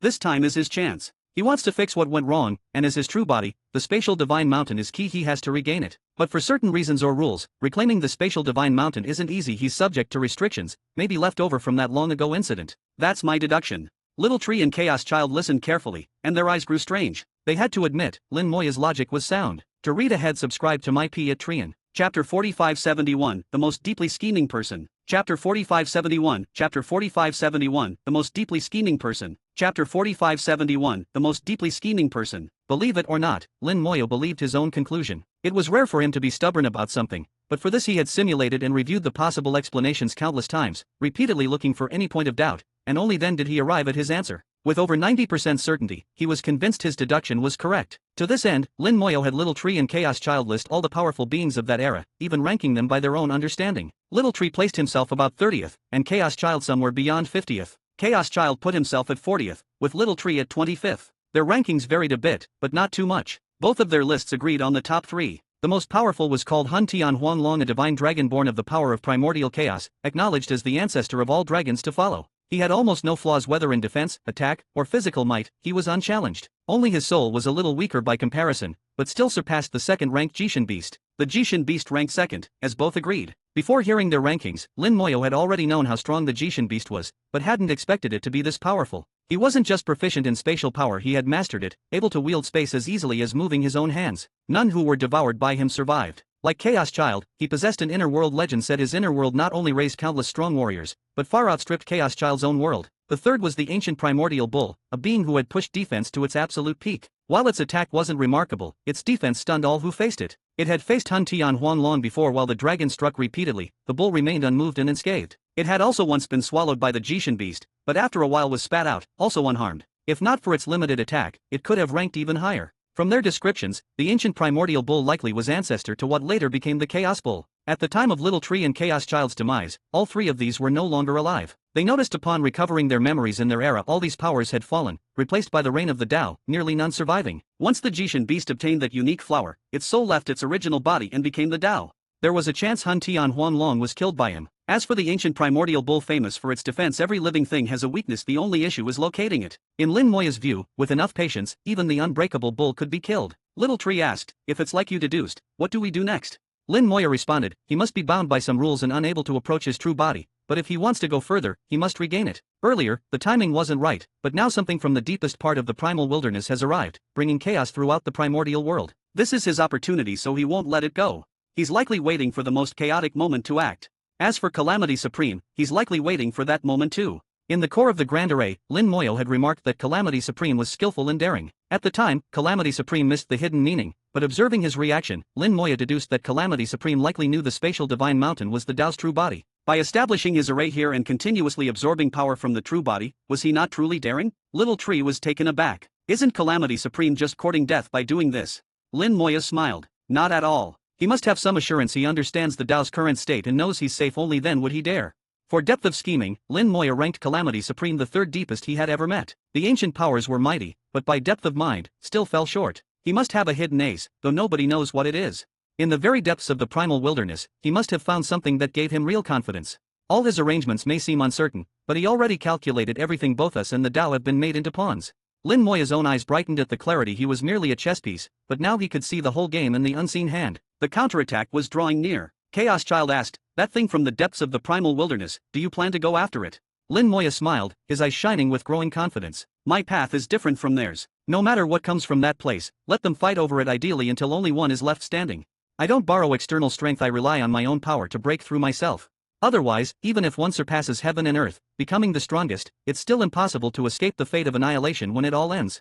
After discovering the existence of supreme beings, forbidden zones of life, and seeing the system in such a zone, Lin Moyo's perspective shifted. Before, he aimed only to surpass the Tao now, but was not enough. He wanted to surpass even the supreme beings, to roam the forbidden zones. His ambitions for the future rose with every step. Having already mapped his future path, all Lin Moyo needed now was the right moment. The 9 domains he kept within his storage space, of which the 5 major realms were nearing perfection, while the other domains were growing rapidly. The 16 Silverlight Rabbit clansmen at the perfected level were all working to nurture new domains for him. In what was once the Void Land, domain seeds were evolving into new domain prototypes, soon to become true domains. Everything proceeded systematically now, he just needed time. What came from the depths of the primal wilderness had yet to fully reveal itself. Its impact on the primal wilderness was vast, but only just beginning to touch the wider chaos. Judging by progress, there was still plenty of time. After some thought, Lin Moyo decided, onward to the primal wilderness. He did not plan to visit the upper domain, not to refine the final Grand Array. If he did, he could lose the initiative. If Calamity Supreme triggered his hidden hand in advance, Lin Moyo would have no recourse.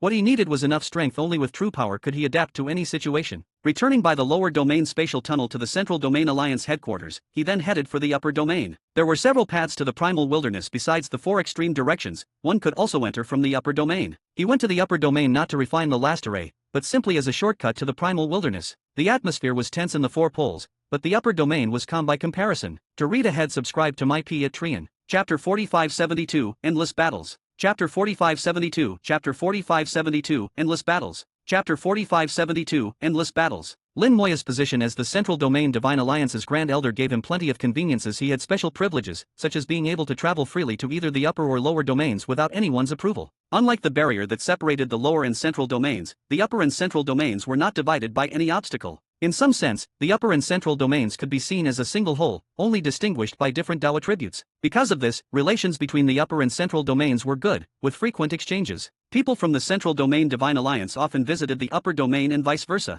Lin Moyo entered the upper domain and, upon leaving the spatial tunnel, quickly found the nearest teleportation array and departed again. After teleporting, he activated his hidden spirit pearl and vanished without a trace. In this way, no one could track his movements at all. For some reason, ever since deducing that the Calamity Supreme had further secret plots, Lin Moyo constantly felt as if he was being watched. Especially in the central domain, each time he transported to the Divine Alliance headquarters, the Watcher was there waiting. This left him uneasy, so if he could avoid using teleportation, he would rather rely on Xiaoping. Xiaoping was eager to serve now that his bloodline was 99% awakened. He was just a step away from completion. His top speed rivaled or surpassed any teleportation. Lin Moyo sensed the aura of the upper domain compared to the central domain. Its Tao force was purer and more powerful. Here, as long as one had talent, there were no bottlenecks. Cultivation would soar swiftly upward, the power of the pure Tao actively assisting each step. Cultivation speed in the upper domain was incredible, much faster than elsewhere. However, this created a problem. Upper domain cultivators had weakly tempered Tao hearts, so in battles between equals, 3 from the upper domain might struggle against 1 from the lower domain. Thus, while there were many strong cultivators in the upper domain, their actual combat effectiveness often lagged behind their numbers. The Tao of the upper domain was so pure that even Lin Moyo found it uncomfortable.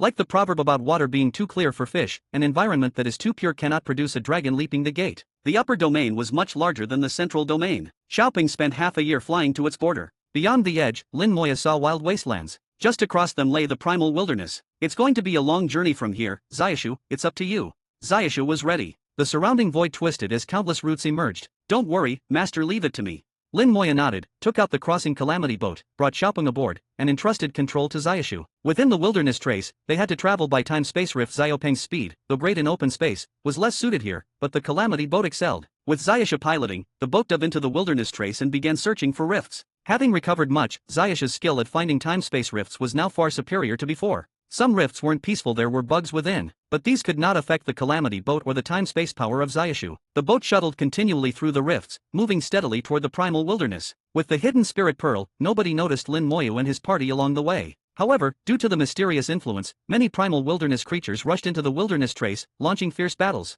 The area became turbulent, fights broke out everywhere, and Lin Moya witnessed many such battles as they traveled. These mindless creatures went all out from the start. There was no concept of holding back. Wilderness traces were covered in fragmented void, which the world's laws would try to heal, but sometimes the destruction was so great it took time to repair. Many time-space rifts were destroyed, yet just as many new ones formed. Lin Moya saw bugs flying out of rifts once they left. They lasted only moments before dying, weak yet still dangerous. He thought of when he'd first entered the chaos back then. Everything was a mystery to him. Now, he'd uncovered most secrets, only a few remained. Looking back, Lin Moya was startled to realize just how high he'd already climbed. He could converse as an equal with supremes, and even those at the peak, he could ignore if he chose. Sometimes, status and cultivation mean little. True strength endures forever. A new battle broke out ahead, a melee between an upper domain cultivator, some primal wilderness creatures, and several native inhabitants. They were all at the great perfection of the chaos realm, a trivial fight Lin Moya had zero interest in. He slipped into the nearest time-space rift. 3 years later, the calamity boat left the wilderness trace. They'd reached the primal wilderness at last. A different set of rules swept over Lin Moya. He could sense them distinctly.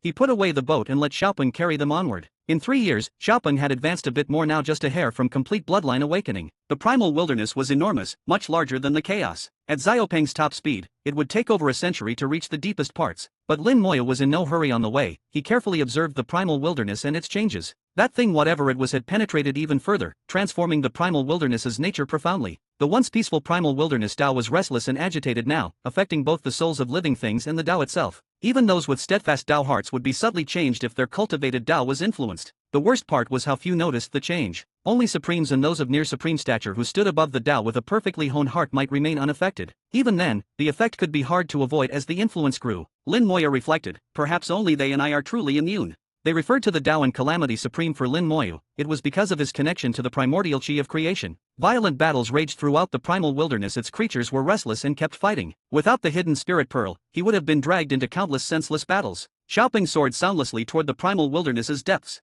In a flash, 10 years passed. Shielded by the pearl, Xiaopeng grew ever faster. When finally fully awakened, his speed shot up by tenfold. Golden-winged rock bloodline finally restored. Just then, Lin Moya felt a vast will sweep over him from afar. Tao had descended. To read ahead, subscribe to my P at Trian. Chapter 4573, The Deduction Becomes Reality. Chapter 4573, Chapter 4573, The Deduction Becomes Reality. Chapter 4573, The Deduction Comes True. Back in those days, the Golden Winged Rock was said to be the fastest. Only the time-space boat outpaced it, but the boat had many restrictions and wasn't truly superior. Xiaopeng's bloodline had fully awakened, letting him show his former majesty. Not only his speed, but his combat power had soared. With another century to adapt, he'd be certain of fighting a quasi-supreme one-on-one, and could even face a supreme in direct battle. Both Xiaoshu and Chaos Child were excited, but the feeling didn't last long before a tremendous will came crashing down. The Tao had arrived. He sensed some deep change in the Tao, detecting Xiaopeng's awakened bloodline. Conceal your auras.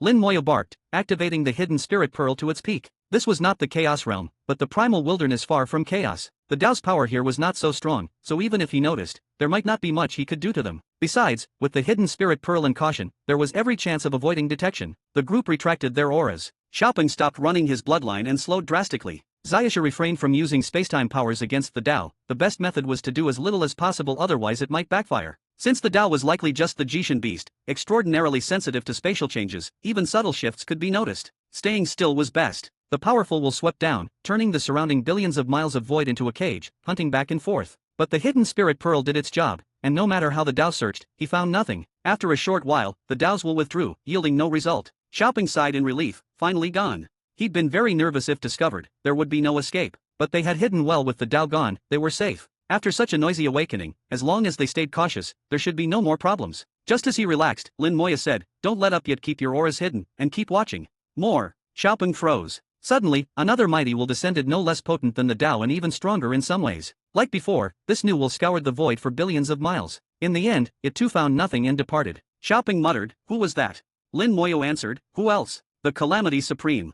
Zayasha sighed. Master's deduction came true. The Calamity Supreme really did have a fallback, a hidden plot. He'd been surprised, but since Lin Moyo had foretold it, he was psychologically prepared. Lin Moyo asked, Zayashu, can you trace the direction of that second will? Zayasha replied, not exactly, but it came generally from the primal wilderness a very far distance.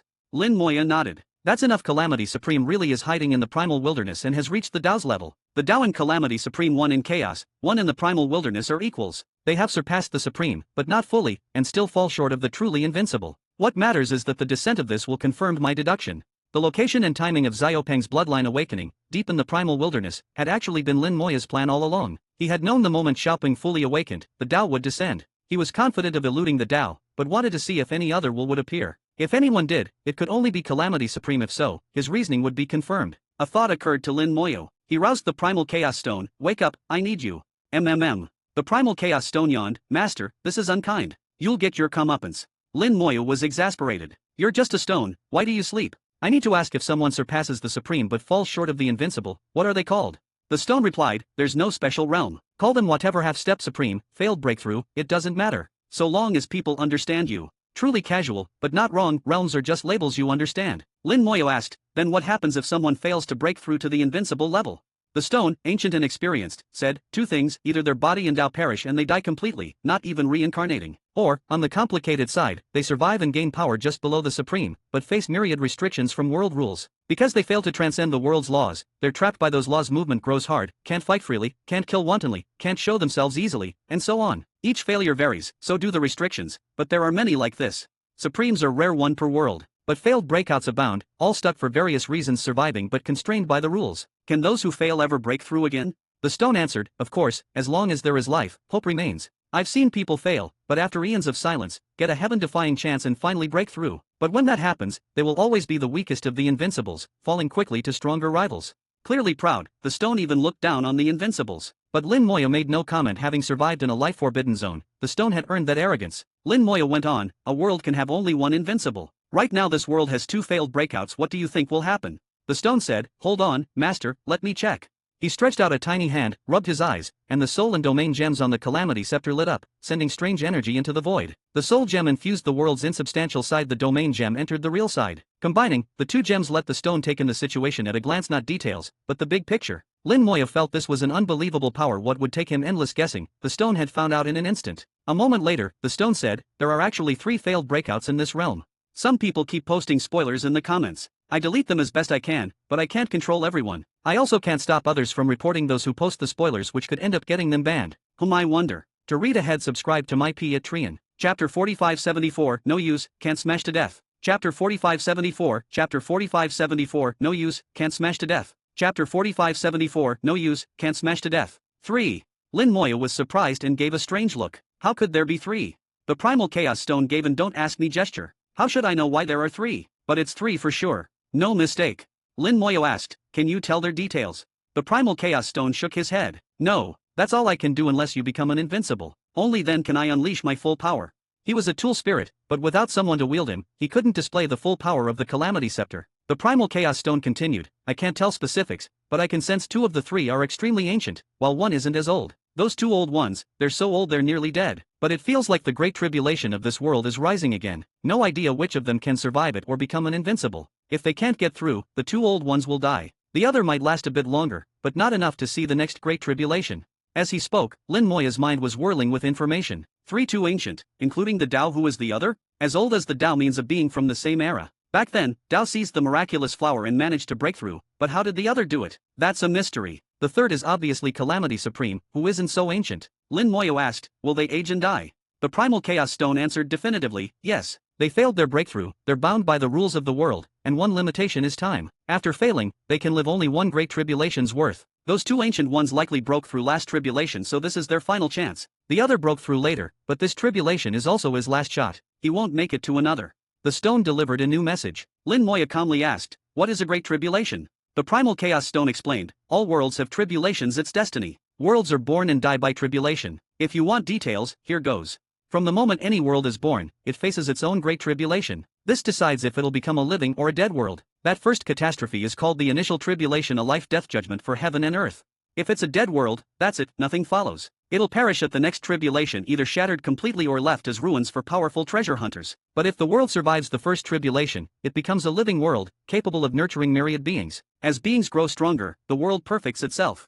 That leads to the second tribulation, called the World Source Tribulation, or the severance of living Tao. Countless beings will die in this tribulation, which then become the origins of various Taos. These serve as the world's foundation for future life. In this tribulation, 1 being in 10,000 survives, hardly any make it. But the world itself gets a sliver of hope, granting someone during the tribulation one chance to break through and become invincible. But for this world, no one sees that chance. 2 tried and failed, barely surviving for now, and their only chance left is at the next tribulation. If they succeed, they become invincible. If not, they just wait for death. There's lots like this. From what I've seen elsewhere, in their desperation, these failures might do crazy things. A few worlds were destroyed like that. Makes sense if your end is certain anyway, why not try everything, no matter how desperate? Lin Moyo asked, so, we're facing the third tribulation in this world? How many do worlds go through? The Primal Chaos Stone said, it varies. Every tribulation weakens the world. Some only survive 3, if no invincible emerges, the world decays and collapses. But some especially mighty worlds withstand many tribulations. I saw one last through 9, but not even then did an invincible arise, so it finally shattered. Lin Moyo asked, how about our world? The Primal Chaos Stone replied, this world isn't that strong, at most it can handle 4. But if those 2 old guys can't break through and go wild, this tribulation could wipe the world out early. And they're very likely to go wild. Just prepare, I've seen it many times, Master. The Primal Chaos Stone for once showed concern. Lin Moyo feigned being flattered. Thanks. Say, I've seen a vision of someone swinging the Calamity Scepter at another, which split off the 5 jewels. Did you know about this? This unresolved question always bugged Lin Moyo. The Primal Chaos Stone claimed to have drifted through the Forbidden Life Zones, but Calamity Supreme's memory showed him smashing Tao with a complete scepter that seemed contradictory. The Primal Chaos Stone replied, of course. I split on my own. Why? Lin Moyo was confused. Why separate the 5 jewels from the scepter deliberately? The Primal Chaos Stone explained, when I came here from a forbidden zone, this world had just survived its second tribulation and was still weak. To adapt, I suppressed my power as much as possible, but no matter what, I was still too strong. I tried and tried for ages, but it didn't work. In the end, I could only go dormant, hoping time would polish my edge. But then someone found me and started using me to bash people. I woke up, all my effort wasted. I got angry, and the world started rejecting me because I was still too strong. So I had to split myself up, waiting for a day when I'd be reunited again. So that's the story. The scepter wasn't shattered by Tao, it was the Primal Chaos Stone's own decision. Finally, an old confusion was resolved at the scepter's level. Tao couldn't possibly break it, so how could he have smashed it apart? Lin Moyo asked, weren't you afraid of being separated forever? The Primal Chaos Stone was confident, no. The pieces are tied by karma. No matter how long they're apart, they'll always reunite. That's fate, unchangeable. Lin Moyo believed him. So back then, if you'd wanted, you could have smashed that guy to death.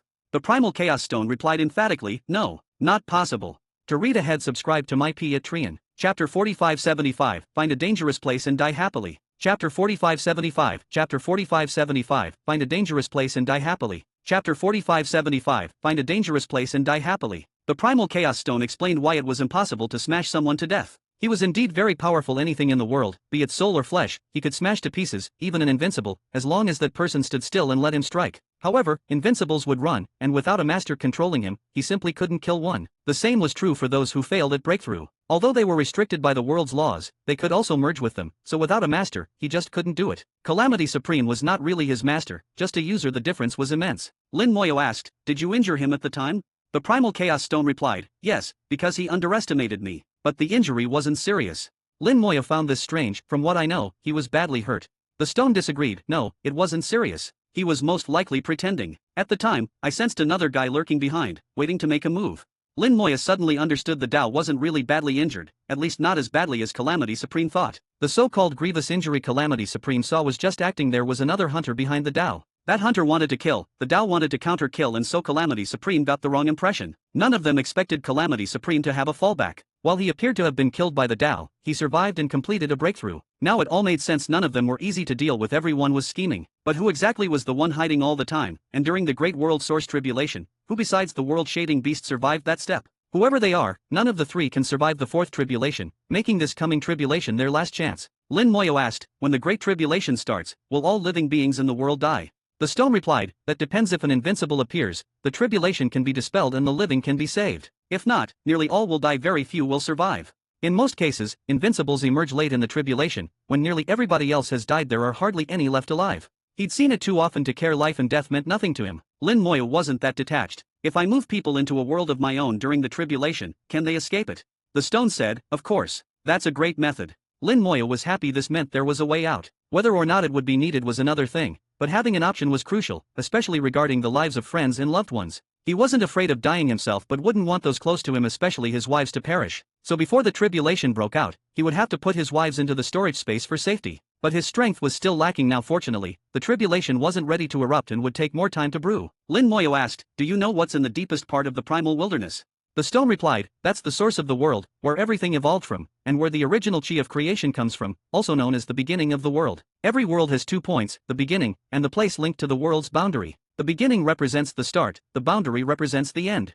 There will always be some original chi in the beginning, and other things left over during world evolution. Sometimes something slips in from the boundary, landing in the beginning with the original chi. As they evolve without being shaped by world rules, all sorts of strange things form. Over the ages, the beginning becomes ever more chaotic. What's really in there, you'll only know if you go in." Lin Moya continued, "From what I know, the last guy who failed his breakthrough only found his chance by venturing to the deepest wilderness." "What do you think?" The primal chaos stone said. "What do I think? I've seen that plenty many go to the world's beginning for a chance, and a few really do break through after, though most just die. If he managed to get something and even make a half step forward after failing, that's already outstanding. There are no rules in the beginning, anything can happen, luck and doom coexist." He looked at Lin Moyo. "Master, do you want to try your luck in there?" Lin Moya said, "Yes, I want to seek my own opportunity." The stone seemed surprised. "Is there something wrong, Master? With your resources, there's no need, just keep cultivating and you'll naturally reach the peak. The tribulation isn't coming just yet, you have plenty of time to reach supreme, then compete with those two for supremacy." Lin Moya shook his head. "No, that's not what I want, it's not enough for me." The primal chaos stone hesitated. "But even you might face mortal danger there." Lin Moya replied, "That's exactly why I want to go and risk death."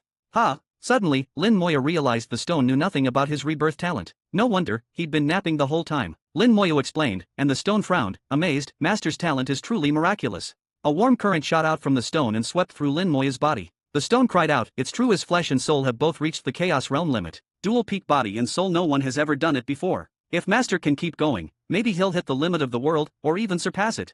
He was amazed. Lin Moyo asked, "Not even invincibles have accomplished this?" The stone said, "Some invincibles have either a body or soul at the absolute limit, just one is already rare. Most invincibles have strong bodies and souls, but neither at the absolute peak. If Master can shatter the world's limit, maybe you'll be able to enter the forbidden life zones after becoming invincible." "Yes, Master is right, those zones really aren't strictly off limits. The only trick is surviving the crushing force within. If you can do that, you can go in." "Master, I support your trip to the world's beginning. Go find a dangerous place and die gloriously." To read ahead, subscribe to my P at Trian. Chapter 4576, Gene Supreme's Bugs. Chapter 4576, Chapter 4576, Gene Supreme's Bugs. Chapter 4576, Gene Supreme's Bugs. Finding a dangerous place to die gloriously, words like tigers and wolves. It was one thing for Lin Moya to say it, but even the primal chaos stone was stating it as self-evident, even sounding eager to urge him on. It made sense, after all, this entity had roamed the forbidden life zones for countless years, had seen everything, but never seen anyone whose body and soul both reached the world's limit. Yet on Lin Moyo, not only were both at the limit, but there was even potential to surpass it. Such an interesting thing, how could the primal chaos stone not be curious? He was clearly very eager to see what would happen if someone exceeded all limits and attempted to enter the forbidden zone. Could the rules be broken? Thinking this, the primal chaos stone wasn't sleepy anymore, wishing Lin Moyo would dash into the deepest wilderness immediately. Lin Moyo guessed what the stone was thinking, but ignored him. He also wanted, in his own way, to die gloriously. But it had to be conditional, in an orderly fashion, much like dying in the womb of the world in the Western Pure Land, within a controlled, manageable range. Achieving that had always been difficult. Antares once helped, but now, in the primal chaos wilderness, the only possible help would be those three beings. Even a supreme like 707 couldn't easily kill him in a way he wanted, couldn't satisfy his requirements. Those three? No way, they were truly courting death themselves. The last space-time tunnel in the world's boundary led to a remnant world that was overtly dangerous, possibly useful, but the cause-seeking ring would fail there, making things less manageable, so it wasn't the first choice. That left only the deepest part of the primal wilderness. Maybe there, the right kind of environment could be found. There was still some way left to that place. Xiaopeng was flying at peak speed, but even Supremes used up time crossing the vast primal wilderness. The further from chaos, the more influence Supremes lost, speed dropped as a result. Within chaos, they could fold space, crossing regions in no time. As chaos grew distant, Dao's power was thinner. Lin Moya noticed his own undying Dao didn't change much, neither stronger nor weaker, it just stayed the same. In fact, except for entering that remnant world, the undying Dao had never really been affected. He was certain he'd fully fused it into himself, making it independent from the primal chaos wilderness. There was no other explanation. On the way, Zayasha constantly sensed surrounding spatial changes, adjusting their direction accordingly. The deepest wilderness was also the world's beginning. It was inside the primal wilderness, yet without any absolute direction. Zayasha hadn't actually entered that far but had probed before and knew roughly where it was, guiding Xiaoping. Along the journey, Lin Moya saw crowds of awakened wilderness beings, all marching or fighting. Every last one had awoken. The number of primal wilderness beings was impossible to count. The powerful usually slumbered, but now all were awake. According to the primal chaos stone, the tribulation hadn't erupted yet, it was still brewing. During this, most ancient beings would awaken. In Zayasha's time, nearly all the strong had perished, but a few must have escaped and hidden in the wilderness. They would wake for the new tribulation, seeking a shot at being invincible. Even if they cared little before, the influence of the tribulation would change their Dao hearts and spur them onward. The tribulation was one for all of primal chaos. Nobody could entirely avoid it. Suddenly Zayasha said, "Master, I've seen bugs." He projected the scene. The bugs were of the kind found in the southern pole, tiny as dust, their presence even weaker than mortals. Yet they could survive in the wilderness. The unique, invasive force there didn't affect them. "Xiaoping, get closer." At Lin Moya's command, Xiaoping approached. Wrapped in the hidden spirit pearl's power, Lin Moya observed the minuscule bugs up close. The bugs were scattered not in swarms over a wide area. As wilderness beasts trampled past, many bugs died. But immediately, neighboring bugs would fly over and consume the dead, then rapidly split to refill their numbers, never really diminishing. Clearly, unless wiped out completely, so long as one lived, their population soon rebounded. These bugs come from the bug tablet. Gene Supreme didn't give them combat power but endowed them with a special trait to survive safely in the dangerous wilderness. He sent them here to search. At this, Lin Moya understood Gene Supreme's goal. He too was seeking opportunities, perhaps also the deepest wilderness. Even among the ancient beings, few knew the exact location of that place, most only heard rumors. Gene Supreme was likely one of them. Dissatisfied, he could never settle at the supreme level, always searching for a way to break through. The bugs were his eyes, extending his reach throughout the wilderness. With this realization, Lin Moya saw how Gene Supreme kept uncovering secrets. He'd mentioned before how Zixing, the Dao companion of Biang Supreme, was doing something dangerous, a detail Lin Moya once found curious. But now it was clear, Gene Supreme scattered all sorts of bugs across the realms. Those bugs spied everywhere, allowing him knowledge of countless secrets, a truly frightening ability, one he didn't even fear being discovered. Within the southern pole, on his own turf, other Supremes wouldn't mess with him. He'd even called Calamity Supreme that little brat, showing total lack of fear. If I could control these bugs, could I then learn things, maybe even find Zixing Supreme and bring Yi and the others back? Lin Moya didn't care what Zixing Supreme was up to if he could find her. If there was any chance, he'd rescue Ning Yi and the others. No matter what dangers might come, the first priority was their safety. With a wave of his hand, vast power swept across. Countless bugs died in an instant. The next second, undying flame turned the void into a sea of fire. To read ahead, subscribe to my Patreon. Chapter 4577, This world is too boring. Chapter 4577, Chapter 4577, This world is too boring. Chapter 4577, This world is too boring. The tiny bugs quickly became revivers. They couldn't speak, but that didn't matter, they had souls, which was enough. Lin Moya spread his soul force and quickly invaded their spirits. In an instant, he saw a huge network spanning the primal chaos wilderness. Countless points of light flickered in the soul dimension, each was a bug. One spot had especially dense lights, the South Pole. Gene Supreme had used his own means to draw a map of the primal chaos wilderness. Naturally, this map wasn't complete, just a rough outline. Before Lin Moya could study it, all points abruptly vanished. Then Lin Moya saw Gene Supreme himself. Gene Supreme's expression was blank, it was impossible to discern his feelings. "Friend Lin, quite a trick." Lin Moya was utterly unashamed. "Just happened by, I was curious." This sort of reply fooled no one. Gene Supreme didn't believe it, and Lin Moya knew he didn't, but trusted Gene Supreme wouldn't call him out. Indeed, Gene Supreme didn't push further. "Are you looking for someone, friend Lin?" Lin Moya didn't hide it. "I'm looking for Zixing Supreme." Gene Supreme's eyes narrowed, hinting at danger. "Why are you searching for her?" Lin Moya replied, "Private matters, inconvenient to say. Could you point me toward her? I'll remember your favor."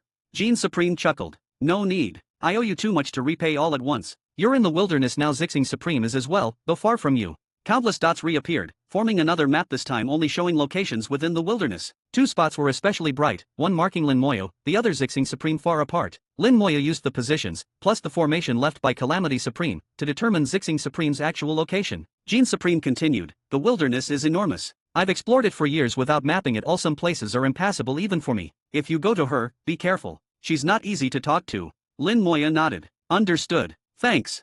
Gene Supreme said, "I wish you luck." All the lights disappeared, and Lin Moya was ejected from the bug network. He reflected on what he'd seen. Gene Supreme hasn't reached the true depths of the wilderness. His bugs probably can't go that far. Zixing Supreme isn't in the deepest part, but is still far away. It'll take ages to get there, and now is not the time. Lin Moya wanted to send Ning Yi and companions into his own world, but with his current strength it wouldn't be easy to seize them from Zixing Supreme. And he didn't know what tricks Zixing Supreme might have for controlling them. Based on what he knew, a Supreme could use any means to reach her goals. Some valued loyalty, but faced with interests, loyalty became secondary. Now was not the time to seek Zixing Supreme, he needed to get stronger first. According to the plan, head for the deepest wilderness. At the very least, I must reach the supreme level in body and soul before I can act. Shopping set off for the depths again. In the South Pole, Gene Supreme squinted at the bug tablet. Another mess is brewing. Wonder if I'll get an opening this time. He's probably headed for the true depths. Calamity Brat went before and found something, maybe I should go myself. Having survived so long, it's time to take a real risk, otherwise, what's the point? This world is so boring, if there's no fun to be found, I'd rather die. His eyes exuded madness, like he might destroy all creation. Shopping flew for decades, covering staggering distance, finally entering the true wilderness's depths, far from the chaos itself. The Tao force of chaos was now faint. In this place, even chaos-level powers lost much of their fighting ability, barely half remained. Top perfectionists could muster only about 60% or 70% here. Supremes were somewhat less affected, but still much weaker than inside chaos. The wilderness's depths were just a term, they weren't at the absolute end yet. Entering the deepest zone would likely decrease even supreme battle power by half. So Supremes rarely ventured inside, they feared it greatly. Lin Moya paused for a day here, letting Xiaoping, Xiaoshu, and Chaos Child get used to it. Their powers suffered too, even Xiaopeng's speed was much reduced. The hidden spirit pearl weakened, the concealment still worked, but not as well. This was almost a blind spot for Dao. Trying to scan from chaos would be extremely difficult. Maybe only Calamity Supreme, being in the wilderness, could investigate here, but he didn't probe as much as Dao, perhaps fearing Dao's notice. After a day of acclimating, Xiaopeng pressed forward, the true wilderness's depths beckoned. After several more years, Xiaopeng slowed further as the Dao force died completely. He became little faster than an ordinary chaos great. The hidden spirit pearl's effect all but vanished. Suddenly, Lin Moyo beheld a vast, pitch-black pit. It was like a tear in the world, slowly turning in the void. It absorbed all light, Dao, and soul power. Nothing inside could be seen. At first sight, Lin Moya's soul felt no alarm, but instinctively he sensed deadly danger. This is the deepest wilderness, the world's true beginning, the source of everything.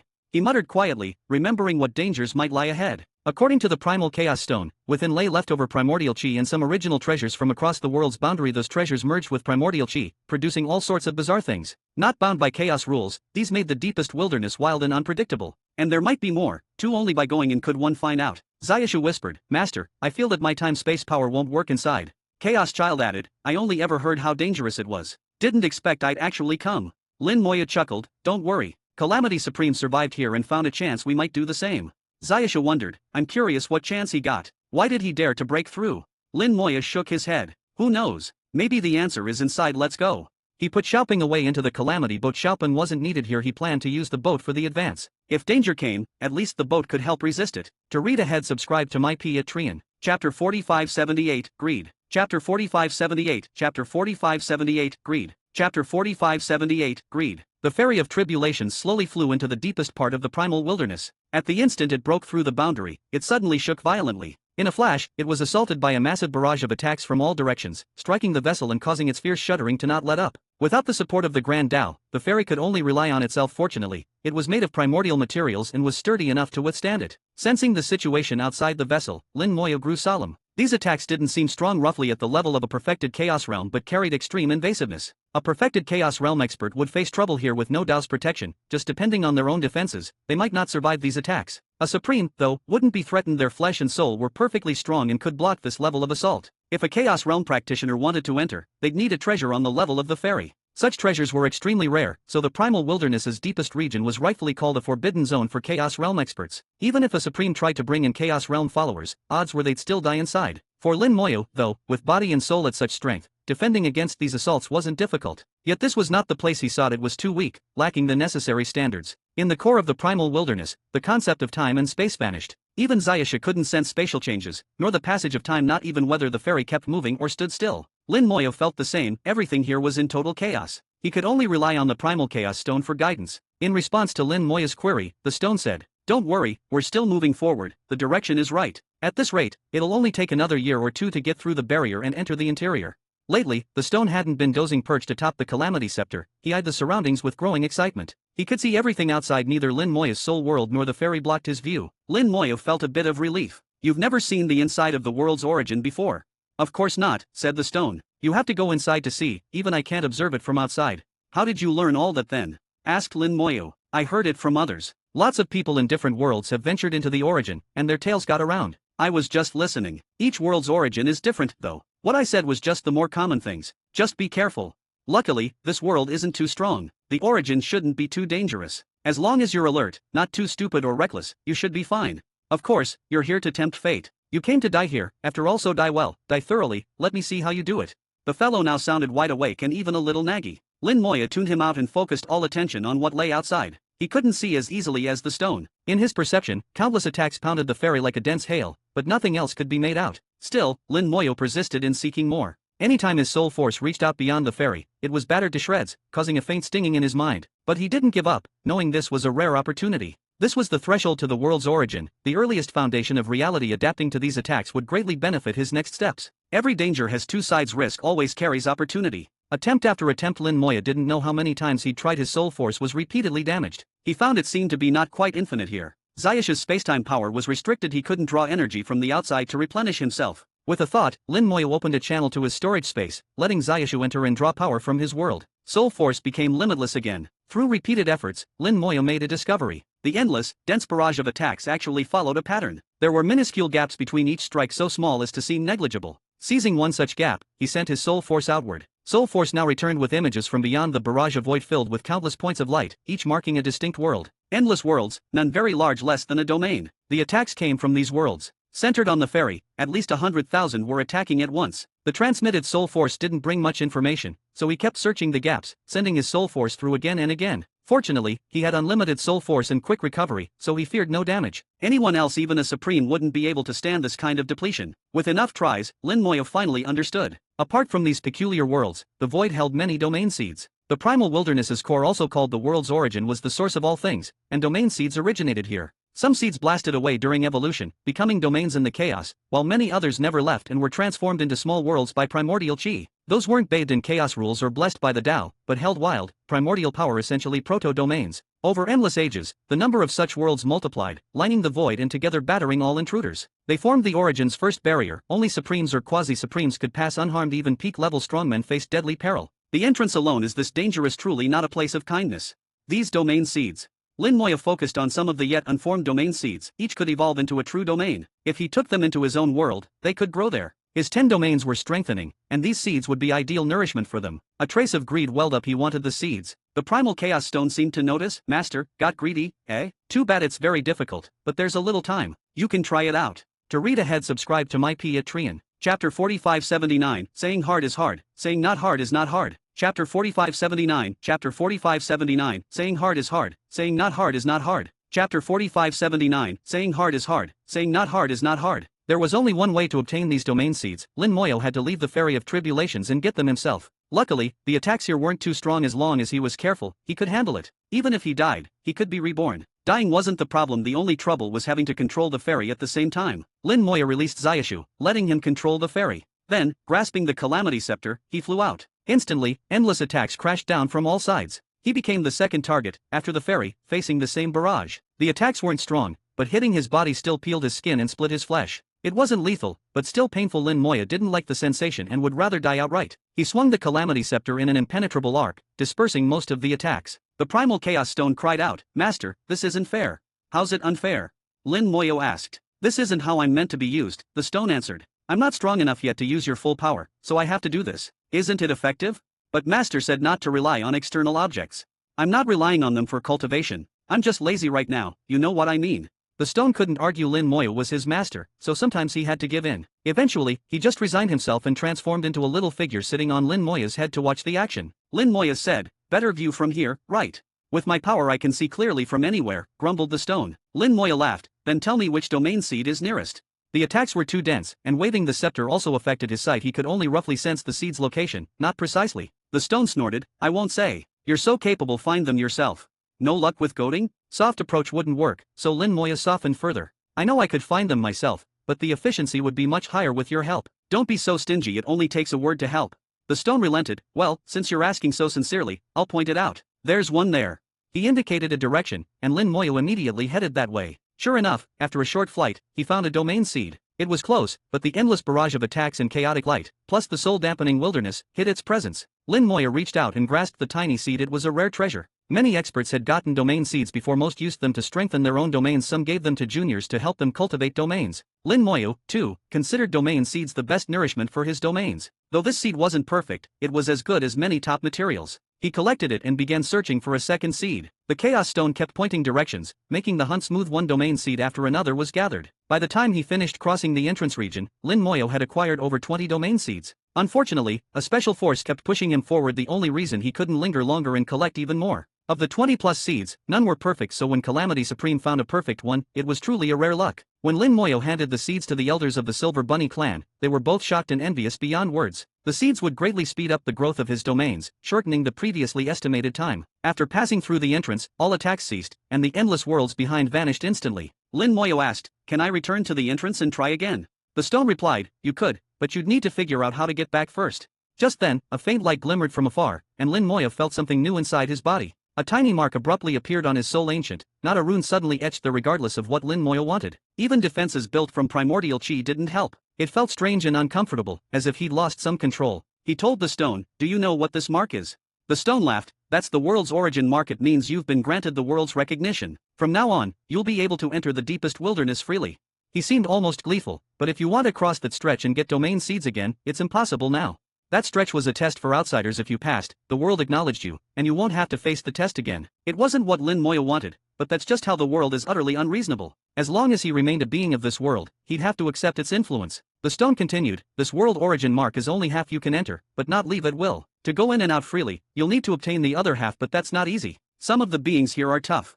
"Some beings?" Lin Moyo just started pondering when the stone cried, "They're coming, watch out." His soul instantly reacted. Lin Moyo almost instinctively turned to nothingness, returning to the ferry. The ferry was battered in wild space as a transparent creature appeared, then struck the ferry and sent it flying. The vessel spun uncontrollably in the void. The enemy's strength was nearly beyond perfection. By pure power, they equaled Lin Moyo, but the opponent had other skills. Their form was invisible to eyes or soul, appearing only briefly during attacks. More abilities were surely hidden. Many wilderness creatures are born of primordial treasures and chi, like those born after the First World Tribulation, possessing one or more unique powers. Lin Moyo chose not to risk fighting, letting the enemy attack the ferry. After all, the vessel was sturdy enough that it could withstand the blows. The stone laughed, "Master, why are you acting cowardly? Go fight." Lin Moyo retorted, "How about I smash them with you?" The stone shouted, "Sure, if you can hit them." Lin Moyo frowned, "Can't be smashed." The stone replied, saying it's hard, saying it's not hard, it's not hard. You can try. Anampagal, you bark like a lion but think like a mosquito. All that noise from a busted phone and a wasted life. You act tough online but can't even hold a connection. Fix your Wi-Fi, crawl out of your alley, and maybe then someone will take you seriously.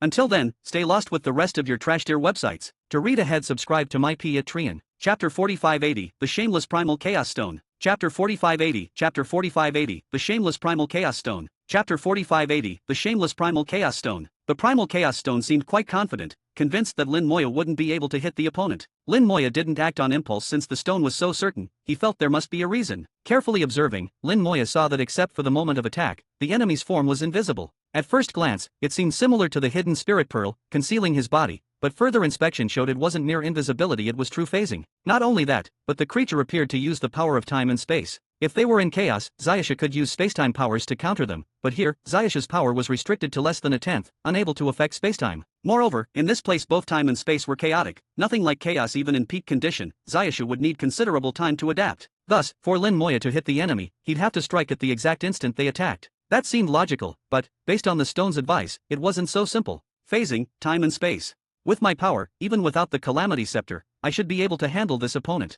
Let's observe more. Lin Moyo decided on further observation. The space here was vast, and the ferry was tossed about like a ball, but it wasn't a problem for now. The creature's attack strength was not overwhelming, just slightly above top perfectionists. Lin Moyo believed he could handle it. If possible, it would be best not to use the Calamity Scepter, though it was his treasure, since it was still an external tool. Especially facing the Primal Chaos Stone, its smug attitude made Lin Moyo want to punch it. After watching for a while, Lin Moyo didn't come up with a solution. He quickly shifted focus, thinking from the origin of the deepest wilderness. This was the origin of worlds, the root of this realm, yet its laws differed greatly, almost an alternate world. Different worlds, different DAOs, entirely different rules. Yet there was a commonality, strength of the body and soul. These two powers belong to cultivators themselves, not to external objects. No matter the world, if strong enough, even if the world's DAO limits abilities, the restriction isn't severe, not like other DAOs which may become useless. Here, Lin Moyo's own flesh and soul were unshackled by realms. Thus, the best way to deal with the opponent was through these two forces. Focusing on that, he had his soul's power sense the chaos around, tracking changes in space and time when the enemy attacked.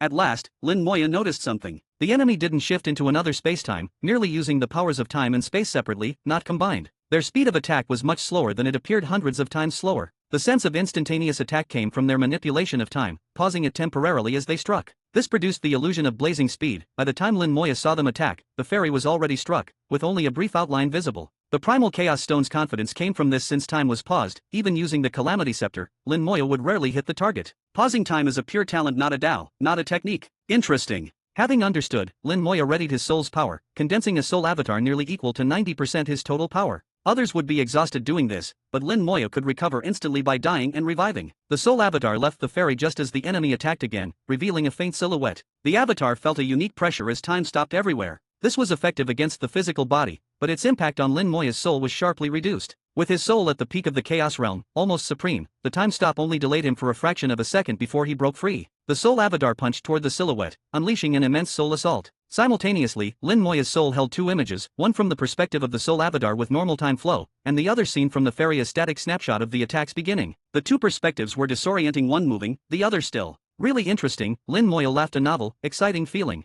In the moving perspective, Lin Moya finally saw the enemy clearly, a round creature, soft as a bubble, fragile looking. The avatar's fist sent it flying, dodging its attack on the ferry this time. As it tumbled, thousands of eyes surfaced on its body, radiating shock. It was stunned that Lin Moya could land a blow such a bizarre life form. Lin Moya smiled again, and the avatar instantly chased after, hitting it again. The bubble creature's eyes narrowed and it vanished completely. Escaped. Not only did it pause time, it could phase its body, vanish at will. Its only weakness was weak attack power. The next moment, the ferry was attacked again. The creature hadn't truly fled, but had phased back into space to strike the ferry. The vessel was knocked flying again. Lin Moya's soul avatar returned, striking again, while the bubble creature repeated its phase and attack on the ferry, ignoring the avatar and focusing as if the ferry were its prey. In the void, a dramatic chase played out. The avatar was strong but couldn't catch it. Lin Moya frowned. It could go on forever. He wondered how long the opponent's assault would last. Meanwhile, the Primal Chaos Stone chuckled. It was unaffected by time stops, watching the whole scene like a show. Lin Moya knew that if he armed the avatar with the Calamity Scepter, he might deliver a killing blow. But the stone's irritating attitude made him give up that plan. Let's see if I can burn him.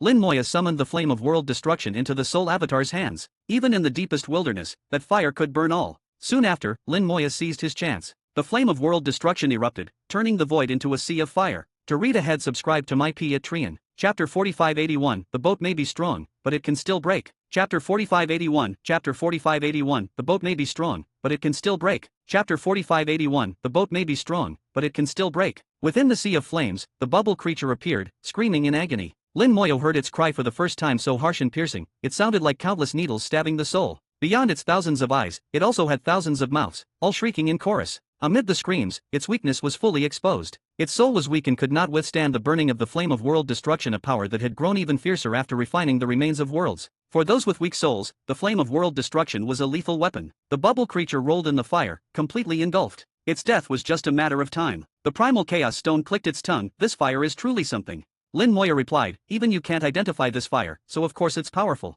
The stone corrected him, that's not quite right. There are lots of flames I haven't seen, but they're just too weak to bother with. Lin Moya didn't bother arguing. It didn't matter. If even the knowledgeable stone couldn't recognize the fire's origin, it showed how extraordinary the flame of world destruction was. Not only could it refine worlds and remnants of creation, but it was also a supreme tool for destroying souls far beyond most treasures, even rivaling the Ferry of Tribulations. In Lin Moya's mind, the flame's power surpassed even the Calamity Scepter. Why did that mysterious master entrust him with the flame? Who was the mysterious master within the great world? Lin Moya had seen only a shadow, unable to ascertain the person's identity, and shrouded in mystery. The bubble creature was finally burned to ash, soul devoured by the flame becoming its fuel. After its death, Lin Moya saw a wisp of primordial chi emerge from its soul, which the flame of world destruction also consumed. Leftover primordial chi, it seems different from what's in my storage space, Lin Moya mused. With a single glance, he could instinctively distinguish the two, though the difference was subtle, only he might notice it. Previously, he'd observed that the primordial chi in world remnants was also distinct from his own. The stone commented, that's normal, different worlds, after all.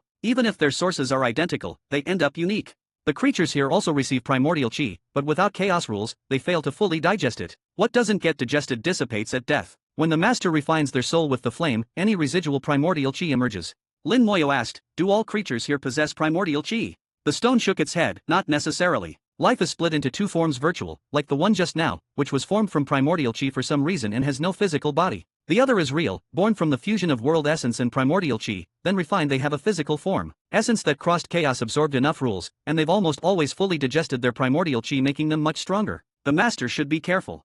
Lin Moya smiled, if I really can't beat them, I'll smash them with you. The stone replied, I guarantee you'll hit every time. The soul avatar dispersed, the flame of world destruction returned, and after consuming a wisp of primordial chi grew even stronger. By now, the fire had refined 3 distinct types of primordial chi, each iteration boosting its power. Lin Moya felt it was evolving, using primordial chi as fuel to transform. Such evolution was very difficult. The fire began refining worlds, then souls. Eventually, simple soul refinement wasn't enough, and it even began selecting worlds, ignoring ordinary ones. Later, the flame itself seemed to require domain refinement, and now it had gone as far as refining entire worlds. But worlds were hard to come by. Primordial chi could substitute. In a sense, primordial chi represents world essence, containing all its quintessence. Lin Moyo had once given the flame as much primordial chi as it could absorb until it wouldn't take any more, meaning his world's primordial chi had been fully digested. As a result, the flame's power jumped a level. After devouring world remnants, it grew even stronger. At that point, Lin Moya sensed the fire could easily kill ordinary chaos cultivators, burn major ones to death, and threaten perfectionists. If it could absorb more primordial chi, it might even threaten supremes. Now, the deepest wilderness's creatures contain residual primordial chi, perfect fodder for the flame of world destruction. Did Calamity Supreme once hunt here to obtain primordial chi? Lin Moya wondered. To break past the supreme bottleneck, primordial chi was essential, making this a prime hunting ground, though nothing easy. But for Calamity Supreme, it should have been possible. The Fairy of Tribulations pressed forward here, all sense of direction vanished, and space itself faded away. Lin Moya didn't know where he was going. Zayasha couldn't guide him, space powers restricted. The stone admitted ignorance. This was his first time in the world's origin, and they all varied, so nothing served as reference. The ring of causality's effect was greatly diminished here, but at least it still functioned. Lin Moya used it, planting causes to seek a way forward, failing several times, until after 10 or so attempts he finally succeeded. The trail was faint. Lin Moya sensed that success was never guaranteed, but had little alternative for now. After barely getting a result, he picked a direction and continued flying. The stone warned, "Your fairy is strong, master, but be careful. Here, it might just get smashed." The Fairy of Tribulations was a treasure born of world essence and primordial chi. Once it had intelligence and was famed for defense, but later was smashed, its spirit destroyed. No defense is truly invincible, especially here, where its protection was weakened, and it could genuinely be broken if careless. With luck, the stone added, you might find rare materials to repair it, perhaps even make it stronger than before. The broken fairy should be able to refine itself if provided the right stuff. Lin Moya sensed a glimmer. Can it recover its wisdom? The stone replied, of course. Nothing's impossible in this world. If beings dead for billions of years can revive, restoring its intelligence is possible, just difficult. The specific method do you want to know? The stone wore such an annoying expression, waiting for Lin Moya to humbly beg for the answer. Lin Moya didn't care about dignity. Please, enlighten me. The stone was delighted. Since the master asked so sincerely, I'll gladly share. To read ahead, subscribe to my Patreon. Chapter 4582, Levels of Worlds. Chapter 4582, Chapter 4582, Levels of Worlds. Chapter 4582, Levels of Worlds. Just as the primal chaos stone said, anything can happen in the world, nothing is absolute. This is the law of all realms. No matter how large the scope, the rule holds true. If the Fairy of Tribulations is to cultivate, it needs Guhuan gold, as Zayashu and Chaos Child previously mentioned. The fairy is made from world source materials, with a piece of Guhuan gold fused during its birth, making it extremely sturdy. Later, its wisdom was erased and its body damaged in a great battle, but with Guhuan gold within, the vessel as a whole remained intact and could self-repair. If it acquires another piece of Guhuan gold, the fairy can be restored to peak state. Guhuan gold is incredibly rare, almost impossible to find even in the depths of Guhuan. However, their journey now brought them to the deepest region here. The chance of obtaining Guhuan gold is much greater, but there's a problem: it may have already grown into a life form. Because of Guhuan gold's properties, any life it breeds naturally has terrifying defense. Even supremes would struggle to break it. Fortunately, Lin Moya need not worry. The flame of world destruction is a nemesis for such beings. As long as their soul isn't strong enough, the flame can kill them. As long as Guhuan gold can be found, Lin Moya was confident in taking it. The real challenge lies in restoring the fairy's wisdom. If that can happen, it would be able to steer itself. Yet, to restore that wisdom requires something far rarer than Guhuan gold, the Stone of Pure Time. The Stone of Pure Time can make time flow backward within a certain range, not just as a vision of the past, but truly reverting time to before. Such reversal is permanent as long as the user's power suffices, returning a thing to the earliest era of creation. Lin Moya was surprised by the existence of such a heaven-defying item. He narrowed his eyes, murmuring, if the Stone of Pure Time is this powerful, wouldn't it be invincible as a weapon if refined into a treasure? The Primal Chaos Stone shook its head. Impossible. Why? Asked Lin Moya. All worlds create stones of pure time during their evolution, sometimes hundreds, sometimes only a few, replied the stone. The stone's power comes from it bearing a record of every moment of the world's time, but it's so overpowered that strict limits apply. It can't be given a spirit, refined into a weapon, used to reverse time on a living creature, or make reversed space permanent. It's more like an archive. You can't wield it to strike others, and even changing a small region's time lasts only a brief moment before being corrected by world forces.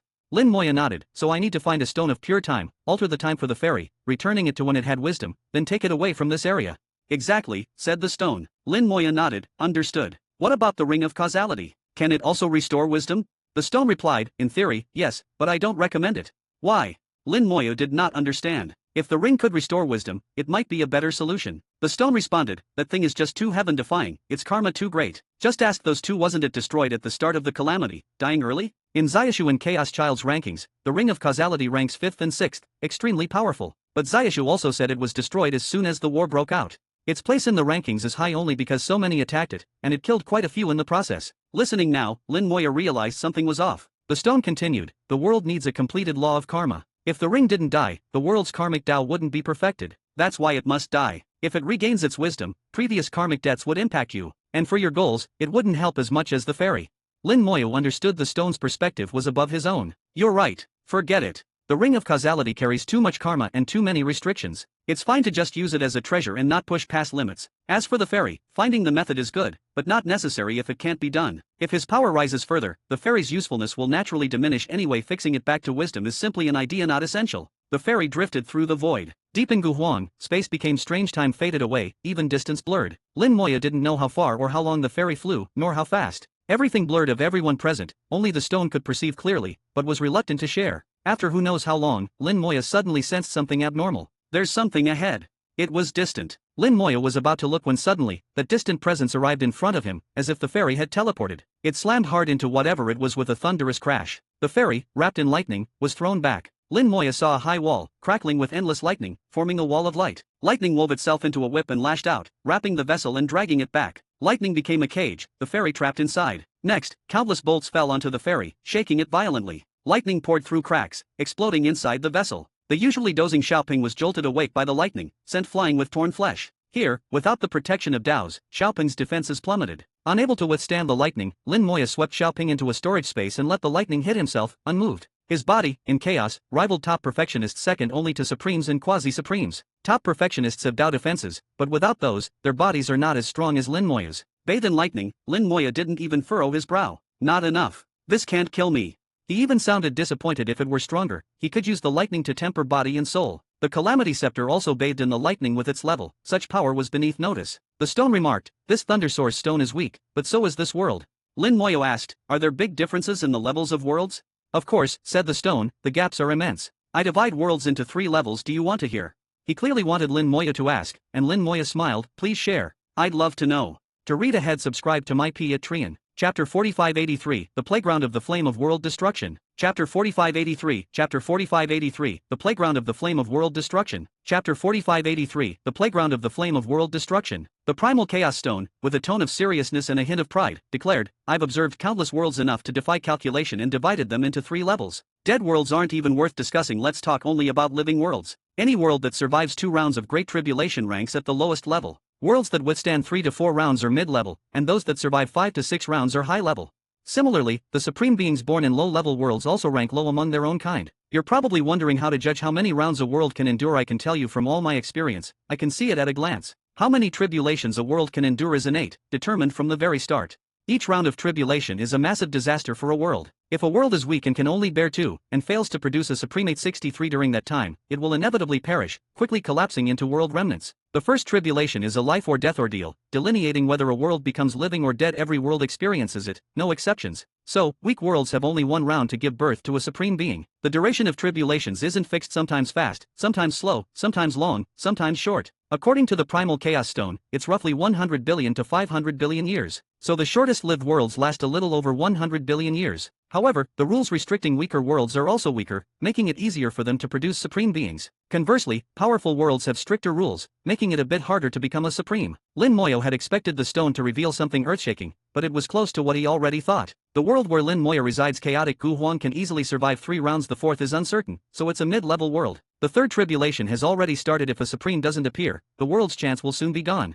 Lin Moyo asked, I understand what you said, but you once mentioned a world that survived 9 tribulations. What's that? The Primal Chaos Stone replied, that world is unique, one of a kind. There are worlds that withstand 7 or 8 rounds, but it doesn't matter, none of them have ever produced a supreme. If a world is too strong, its rules become so strict that no one can break through, and no supreme can ever be born. Such worlds are doomed. The stone was adamant in all its observations. Every world surviving beyond a certain threshold never produced a supreme. These worlds ultimately die after all tribulations and become world remnants. Lin Moyo lamented, such a pity. In the end, these worlds become remnants, nothing more than a playground for supremely strong explorers. Wishful thinking, scoffed the Primal Chaos Stone. Even remnants at that level are a death sentence for regular supremes who go there. especially those that endured several rounds though now just remnants. Nobody can get in. Anyone who tries, dies. I remember there was a supreme from a high-level world, arrogant as could be, entered that world and died almost instantly. Lin Moya clicked his tongue, so it's true a starving camel is still bigger than a horse. Of course. Huffed the stone, a world that powerful is inconceivable. Lin Moyo asked, so is there anyone at all who can enter? The stone pointed at itself, I can, but I don't want to. Plus, that being the master saw in the forbidden zone should also be able to get in. If someday the master enters the forbidden zone, maybe then you can too. With all worlds now extinct, nobody knows how many remnants lie within the forbidden zone. All the passages there have been destroyed, but if the master manages to enter, those remnants could become a personal garden. To enter alive requires unimaginable strength. By then, one would be far beyond supreme, and shattered worlds probably wouldn't have much to offer. Lin Moya switched topics, that's all a bit far off, let's examine this lightning wall.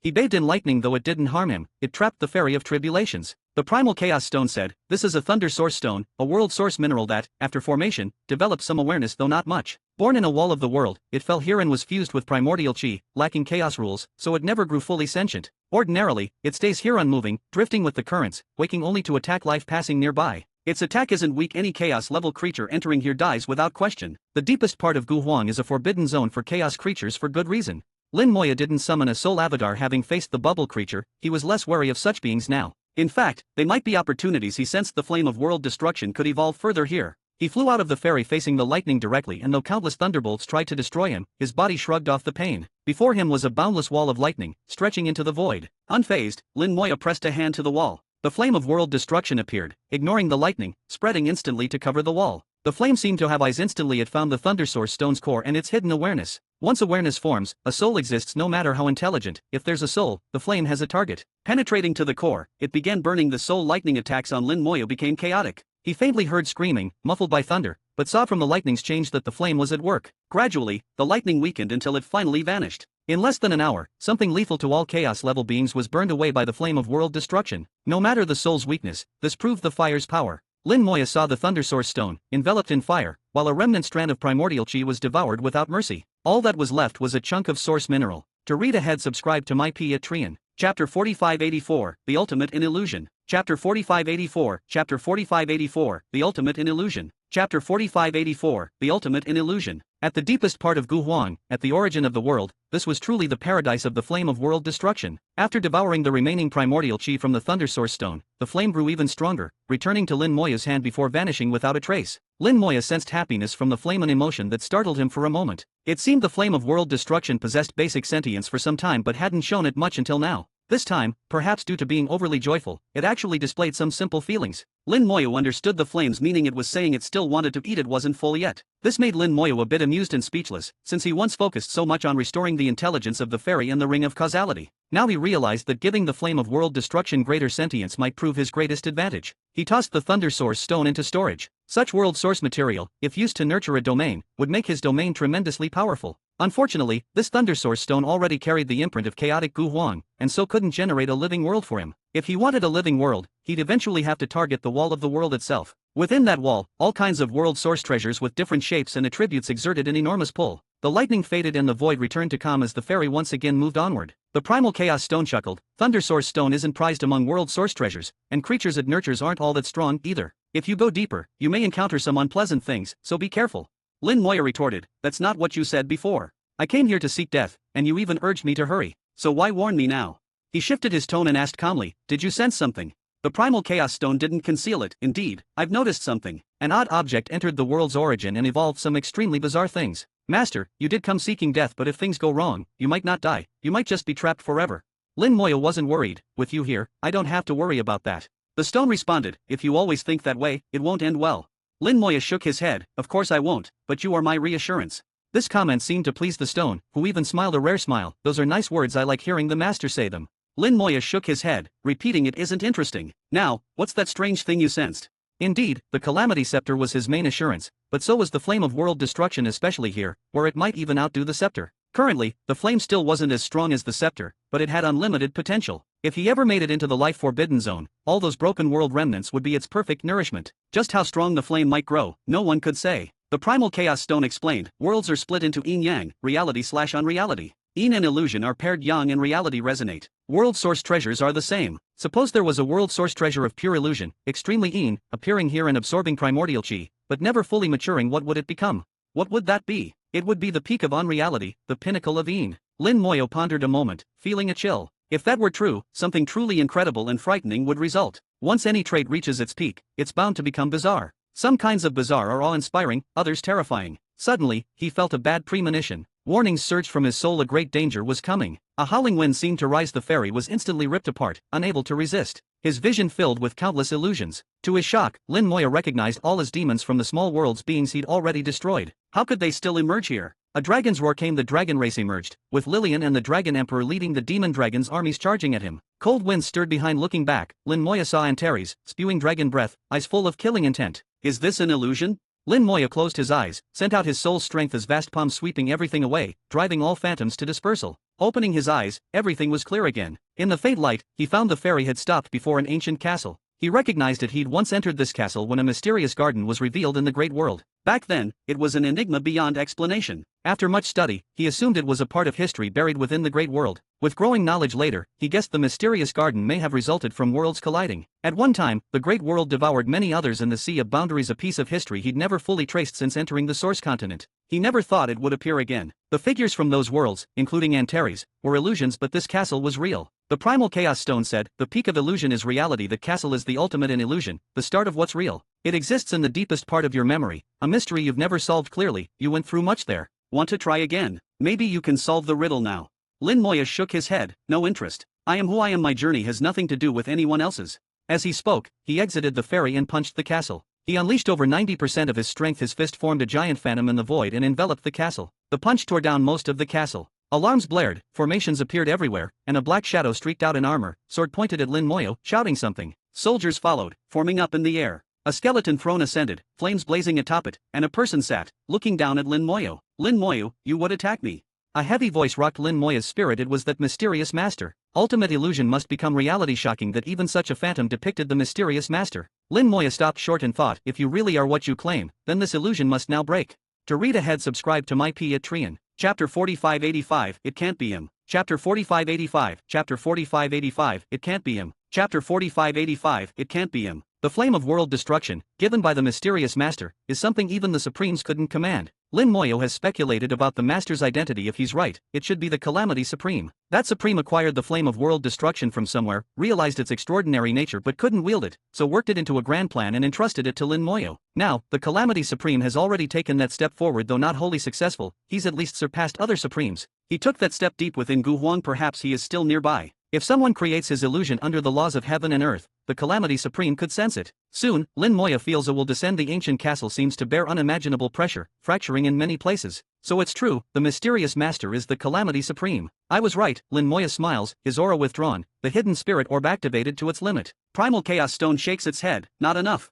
With a gesture, Balance Stone sheds light. Instantly Lin Moyo's aura vanishes. Using the Balance Stone, Chaos Stone harmonizes Lin Moyo's aura with the surrounding void, achieving near invisibility. After the will descends, the illusions immediately shatter. The will diffuses, sending ripples in all directions. It sweeps past Lin Moyo without noticing him. Here, even the Calamity Supreme is restricted. He can only send a tiny sliver of his will and can't truly see inside. Otherwise, the hidden spirit orb alone wouldn't conceal Lin Moyo. Only the Balance Stone can hide him from the Supreme. Still, that Supreme's ability to instantly sense this place shows his power already exceeds the Tao. This confirms for Lin Moyo that the mysterious master in the great world is the Calamity Supreme. No matter where the flame originated, the Supreme ultimately put it in Lin Moyo's hands. Maybe there's an unknown reason only the Calamity Supreme knows. With the illusion shattered, a mirror appears. It's not an illusion, but truly real. Lin Moyo knows it is the ultimate in illusion, transformed into reality. Its power is such that even the Calamity Supremes can only break its illusions, not harm the mirror itself. Lin Moyo starts to act, then suddenly finds himself immobilized. The mirror radiates, growing immense. His own reflection is cast upon it. The scenery morphs. Lin Moyo finds himself in a strange void.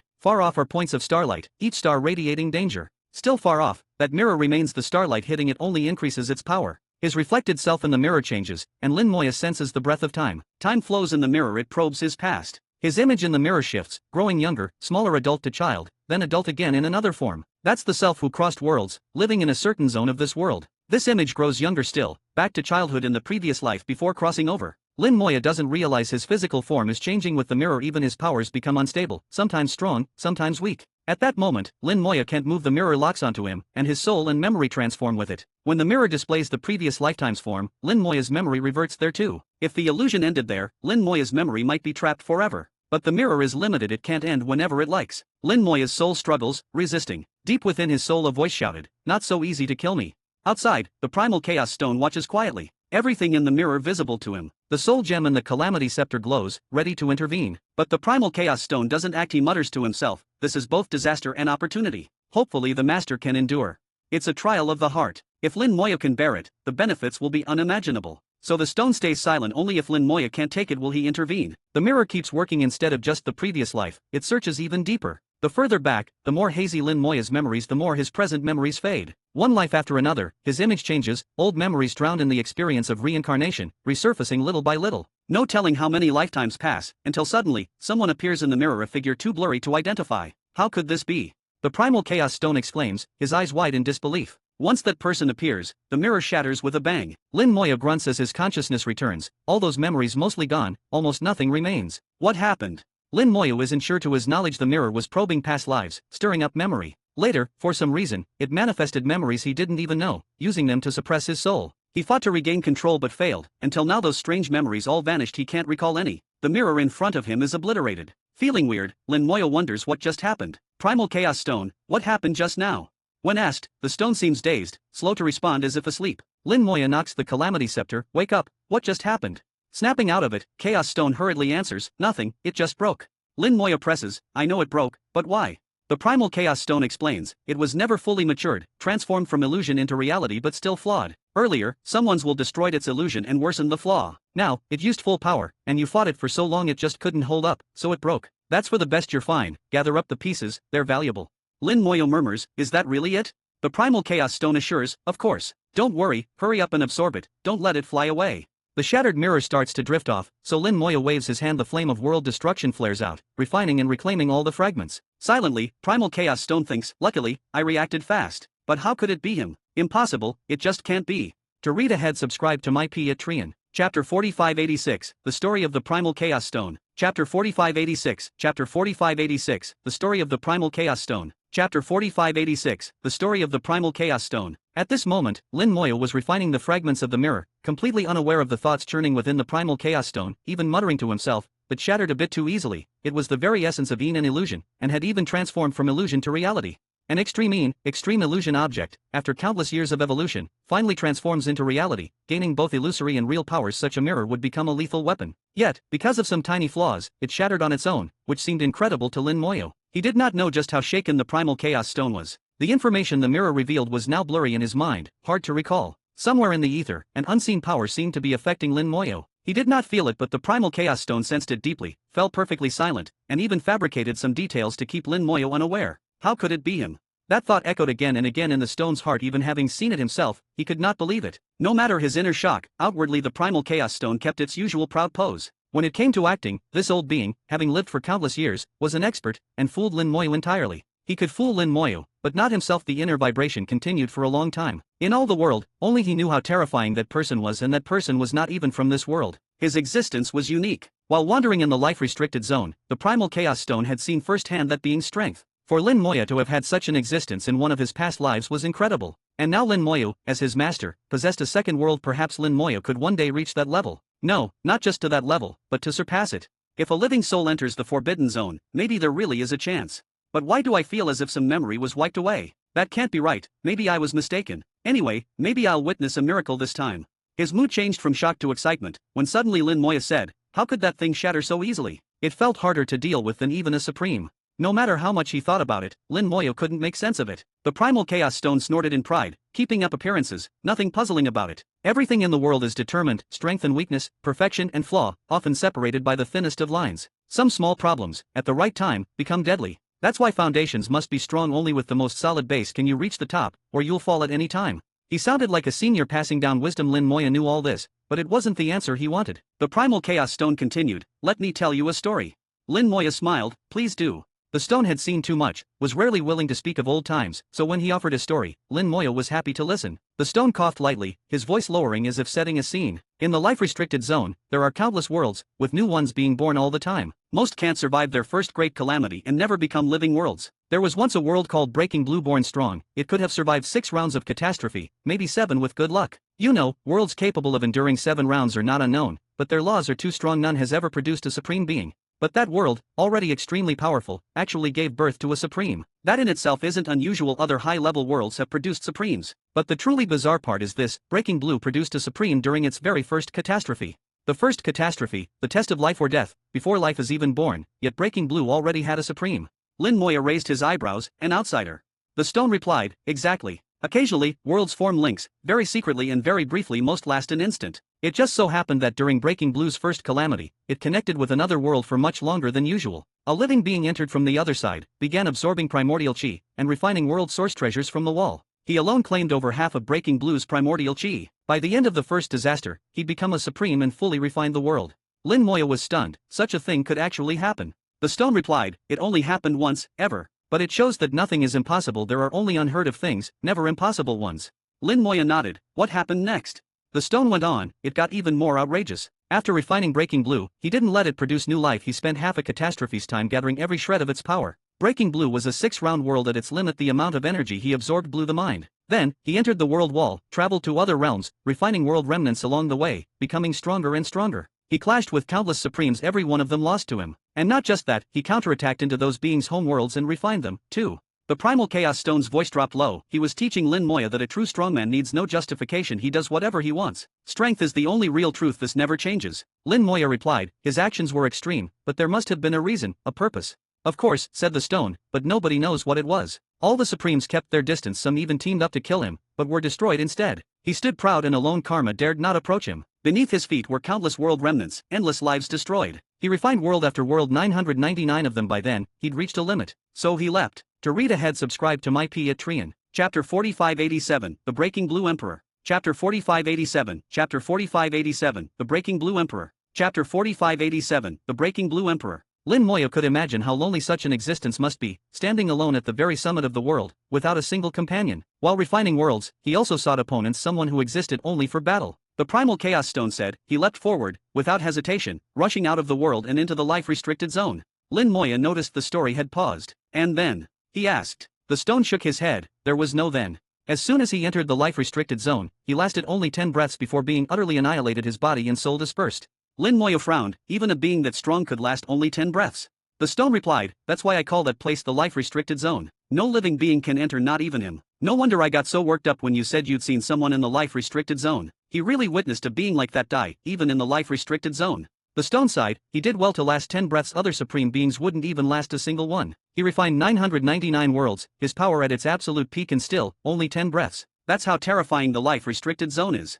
Even Lin Moya began to waver about entering the zone, though the doubt quickly faded. Why worry? If you never dream, you're just wasting your life. If you never try, how do you know you'll fail? Right then, Lin Moya felt he finally understood that supreme being's actions, chasing after what he wanted, even if the cost was death. What was his name? The stone answered. Though he was an outsider, he attained the Tao within Breaking Blue world. Everyone called him the Breaking Blue Emperor.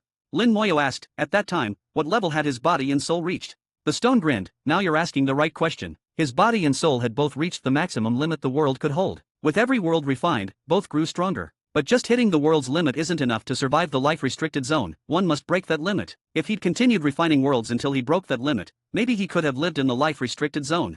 Maybe he had reasons we don't know, Lin Moya guessed. The stone nodded. Watching it all, I realized something. Breaking Blue Emperor was strong, but he never refined any 8-round world remnants. The highest level he dealt with was 7 rounds. Worlds with 7 or more tribulations have never produced a supreme. After passing so many tribulations, they become remnants. But those remnants are incredibly dangerous. Ordinary supremes don't dare touch them. Breaking Blue Emperor was the most powerful of all, so refining world remnants was easy for him, but he only ever refined up to 7. Did he never find higher ones, or just not try? The stone explained, there's only one 9-round remnant, and it's disconnected from the world wall, so it's really hard to find. But there are a few 8-round remnants. He tried to refine one, but didn't succeed. I remember him entering an 8-round remnant, staying a while, then leaving without refining it. He never tried again. If he could have refined one, perhaps things would be different. So, bottom line, he just never broke the world's limit on body and soul. To enter the life-restricted zone, you must shatter that limit, Lin Moya concluded. He surely knew that truth. Why would he go just to die? The stone shook his head. Who knows? He lived life alone, always fighting, never talking. Nobody ever knew his heart. Lin Moya wondered, did he leave anything behind? You must have watched him closely. What about his expression, his eyes? Did you see any emotion? I wasn't solely focused on him. There's too much to watch, the stone replied. But yes, I did see some emotion. I was there for his final 10 breaths. He felt deep unwillingness. Just unwillingness, no regrets, no complaints, only defiance. This, Lin Moya thought, is a true strong man, never blaming the world, always fighting. But maybe he was missing something, perhaps the very thing he lacked is what kept him from breaking the ultimate limit. Lin Moya asked, "Why tell me all this about breaking Blue Emperor?" "Because you're my master now, and you want to enter the life-restricted zone," said the stone. "This way, you know what to expect and when you'll really be ready." That made sense. Lin Moya asked, "All these years in the zone, did nothing else ever catch your attention?" The stone replied, "There was plenty. Breaking Blue Emperor was unique, but there are others just a little less powerful. If I told you about them all, I'd never finish. I'm lazy, and knowing about breaking Blue Emperor is enough." If only time could go backwards, Lin Moya sighed. "I'd love to ask him why he rushed to enter the life-restricted zone." The stone said, "That's not for you to worry about. Breaking Blue Emperor is just an example so you can learn what to do yourself." "Understood," Lin Moya agreed. He stopped worrying, and the flame of world destruction finished refining the mirror. There was plenty of primordial chi left in its depths, so the flame got a full meal, growing even stronger. The leftover fragments were still great materials, and the Silverlight Rabbit clan's spells could use them easily. The fairy continued, "Maybe the causality ring's planted seed was at work." Lin Moya felt his path was right. After entering the deepest part of Gu Huang, his soul felt changes, not fear, but peace, as if returning to the womb. The stone explained that Lin Moya's soul was now strong enough to sense the original breath left over from the birth of the world. This is the truest, most ancient energy of all, and when a soul is strong enough, it can sense it. Top-level perfect powerhouses and supremes can all sense it. The breath comes but carries a cold, deadly edge. Along the way, the fairy met more living beings, none as powerful as the mirror. All became food for the flame of world destruction, and Lin Moya gained some world source treasures for himself. To read ahead, subscribe to my P at Trian. Chapter 4588, Perfect Counter. Chapter 4588, Chapter 4588, Perfect Counter. Chapter 4588, Perfect Counter. Lin Moya felt that the deepest part of Gu Huang was basically a paradise made just for him. Those powerful beings capable of killing top perfection level cultivators and even troubling supreme beings were nothing in front of the flame of world destruction. Here, his body and soul were not limited. If he could endure it and the fairy could withstand it, the flame could burn any opponent to ashes. As the flame continued its rampage, it grew ever stronger, and the fire itself began to change. A trace of gold appeared in the previously scarlet blaze. If things continued like this, the flame would undergo another transformation. Since Lin Moya had obtained it, the flame of world destruction had evolved several times. Each time, different colors emerged in the flame, heralding another metamorphosis. After evolving, its color would return to pure scarlet but become heavier, more powerful than before. When fire possesses that kind of gravity, just its sight is enough to inspire fear. The flame of world destruction advanced in an unwavering path. Lin Moya had no idea how long he'd been flying. He'd lost track of time, only knowing he'd spent a long stretch here. At times, he was restless, unable to bear the solitude. Suddenly, Lin Moya began to understand Primal Chaos Stone, who wandered alone in the life-restricted zone for countless years. That place was even quieter. Though the stone could witness and hear things from other worlds, time wore on and even he would struggle, perhaps going mad. Waves of impatience rose, unstoppable. At first, Lin Moya was uncomfortable, but then began to see it as a test of his own inner Tao, gradually adapting and growing. One day, the fairy trembled. This vibration had never happened before. It had long lost its sentience. Such a change could only mean one thing. Lin Moya slowly opened his eyes, the light in them sharp. Waking from inner training, he murmured, "Ancient wilderness gold." Only ancient wilderness gold could resonate with the fairy and cause such strange phenomena. The fairy was glowing here. It was now fully outside the chaos, its hidden spirit orb's effect nearly gone. In the pitch-black void, the fairy shone as the brightest star. As its brightness grew, a distant light sparkled suddenly too. The two resonated, sharing the same source, like kin sharing a telepathic bond. Finally found it. Lin Moya was pleased. A piece of ancient wilderness gold would restore the fairy to its original state. The sapling piloting the fairy warned, "Master, that ancient wilderness gold ahead is no ordinary one. Be careful." Lin Moya didn't need the warning. He could sense that the fairy wanted the gold, and the gold desired the fairy. Boom! An explosive sound. Fairy shook violently. The sapling shouted, "Master, the fairy is out of control." Before it finished, the fairy was racing toward the ancient wilderness gold, whose awesome power gripped the vessel, dragging it closer. The gold was hurried. It was time. Lin Moya headed that way too, so he didn't resist. Soon he saw the ancient wilderness gold, a giant with one arm and one leg, standing in the void, staring hungrily and greedily at the fairy. On the giant's chest, a chunk of ancient wilderness gold glowed, casting liquid light across his entire form and creating a thin but solid armor. Evidently he wants the gold from the fairy to repair himself. Did he fight someone? Was he beaten until his limbs broke? How interesting. Ancient wilderness gold was incredibly tough to smash a giant's limbs. Even supreme beings would struggle. Primal Chaos Stone interjected, "Master, that's not right. He wasn't wounded, he was born that way." Born that way. Lin Moya was surprised. The creature lacked wisdom, but it wouldn't evolve with broken limbs. The stone explained, "I don't know exactly why, but from the very start he was like that. To recover, he must get another piece of ancient wilderness gold." "Could a supreme shatter ancient wilderness gold?"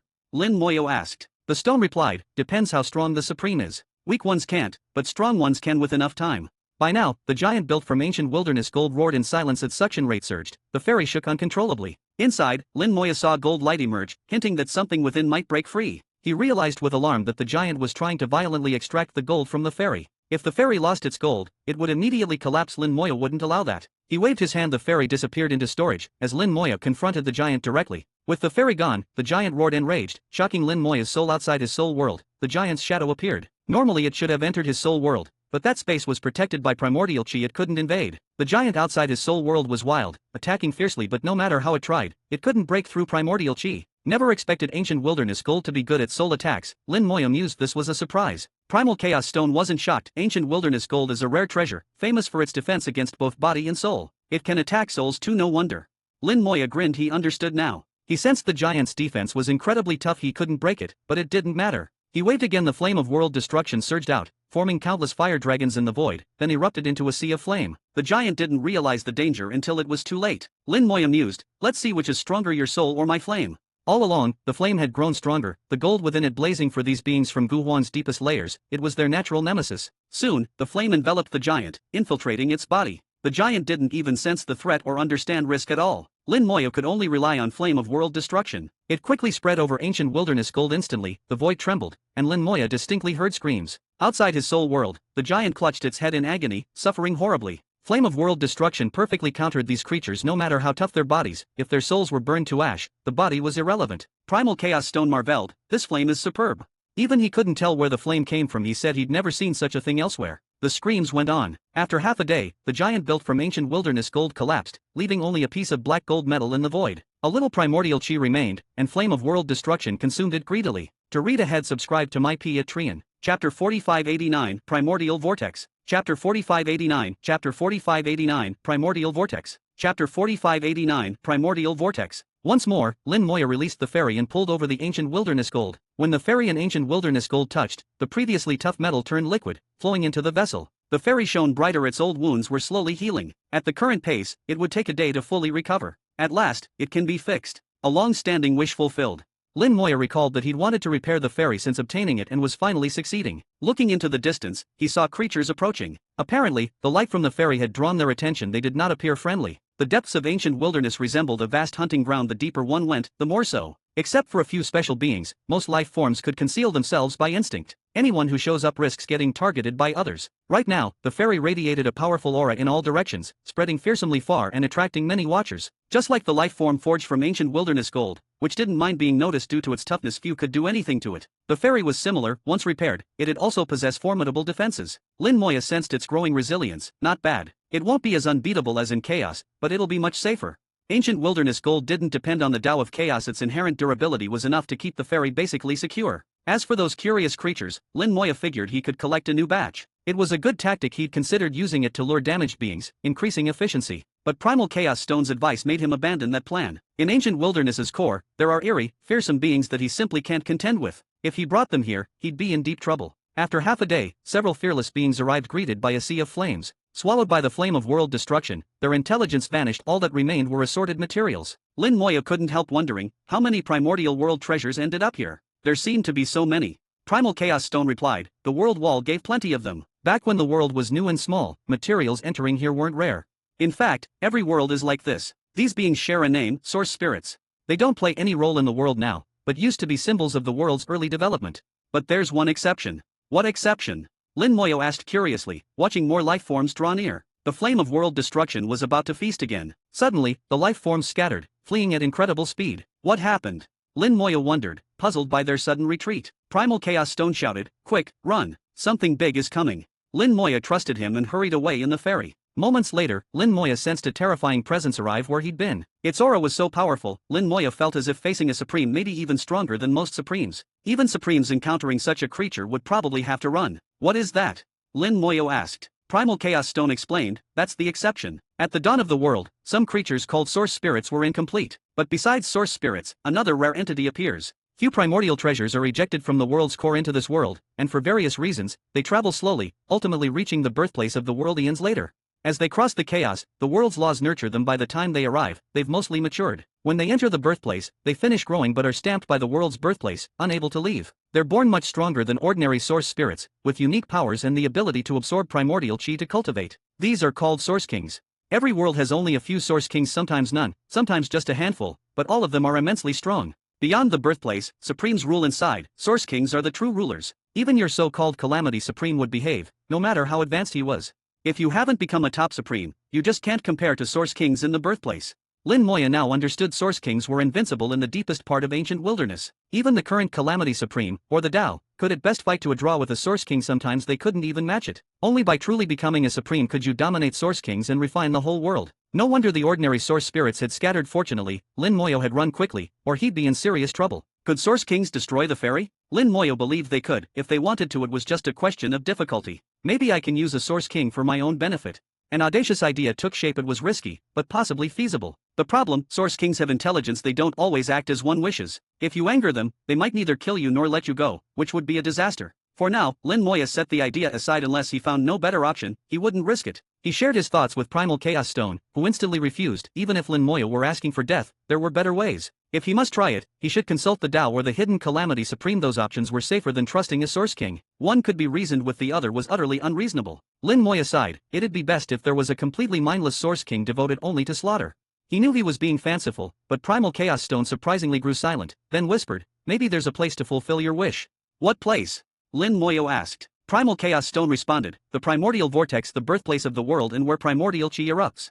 After all the primordial chi erupts, a vortex forms. Beyond the vortex is the life-restricted zone. The vortex contains a trace of that zone's power. Entering means instant death." Lin Moyo worried, "Wouldn't it fling me into the life-restricted zone? Once inside, for good or ill, he would never return, no matter how many new lives he had." Primal Chaos Stone reassured, "It's dangerous, but if you find a suitable vortex, it's worth a try." To read ahead, subscribe to my Patreon. Chapter 4590, Quick Escape. Chapter 4590, Chapter 4590, Quick Escape. Chapter 4590, Quick Escape. The Primal Chaos Stone, with some hesitation, nervously told Lin Moya about this place. Lin Moya sensed the Primal Chaos Stone had changed slightly. It seemed no different on the surface, but upon closer inspection, both its tone and expression were subtly altered. These changes had apparently begun after his encounter with the mirror. Lin Moya was certain something happened then, even though he couldn't remember any of it. In his hazy memory, it felt as if he'd glimpsed a past life. The Primal Chaos Stone spoke, "Master, what are you thinking about? Should we go to that place?" Lin Moya replied, "You said it's dangerous, but it's still safer than hunting a Source King. Let's check it out. Maybe I'll find a suitable primordial vortex." The Primal Chaos Stone said, "Then Master should use the Ring of Causality to plant a fruit. It will help a bit." The Ring of Causality was greatly suppressed, its effect less than 1% of what it was in chaos, but it was better than nothing. Lin Moya started planting the fruit, searching for the primordial vortex. His previous attempt sought the center of ancient wilderness. The planting succeeded, but the result was less than ideal. The power of causality only ensured he didn't leave the deepest wilderness, not that he actually reached the center. Now, with a clearer goal to find the primordial vortex, he tried again. The ring hummed and glowed for a few moments before dimming. With no backlash, Lin Moya's soul power was depleted and the planting failed. "Keep going." He wasn't surprised. Last time it took more than 10 tries to succeed, and here the suppression was stronger, increasing the failure rate. Try after try, each failure consumed some soul power. But soul power was the one thing Lin Moya wasn't short on. The sapling in his storage continued to absorb energy, replenishing him. He failed over and over 10 times, 20, 30 attempts. He didn't lose heart. Using the ring remained the best option even if results weren't ideal. At least it kept him from aimlessly wandering. 50 failures in a row would have emptied anyone else's soul power several times, but Lin Moya was unfazed.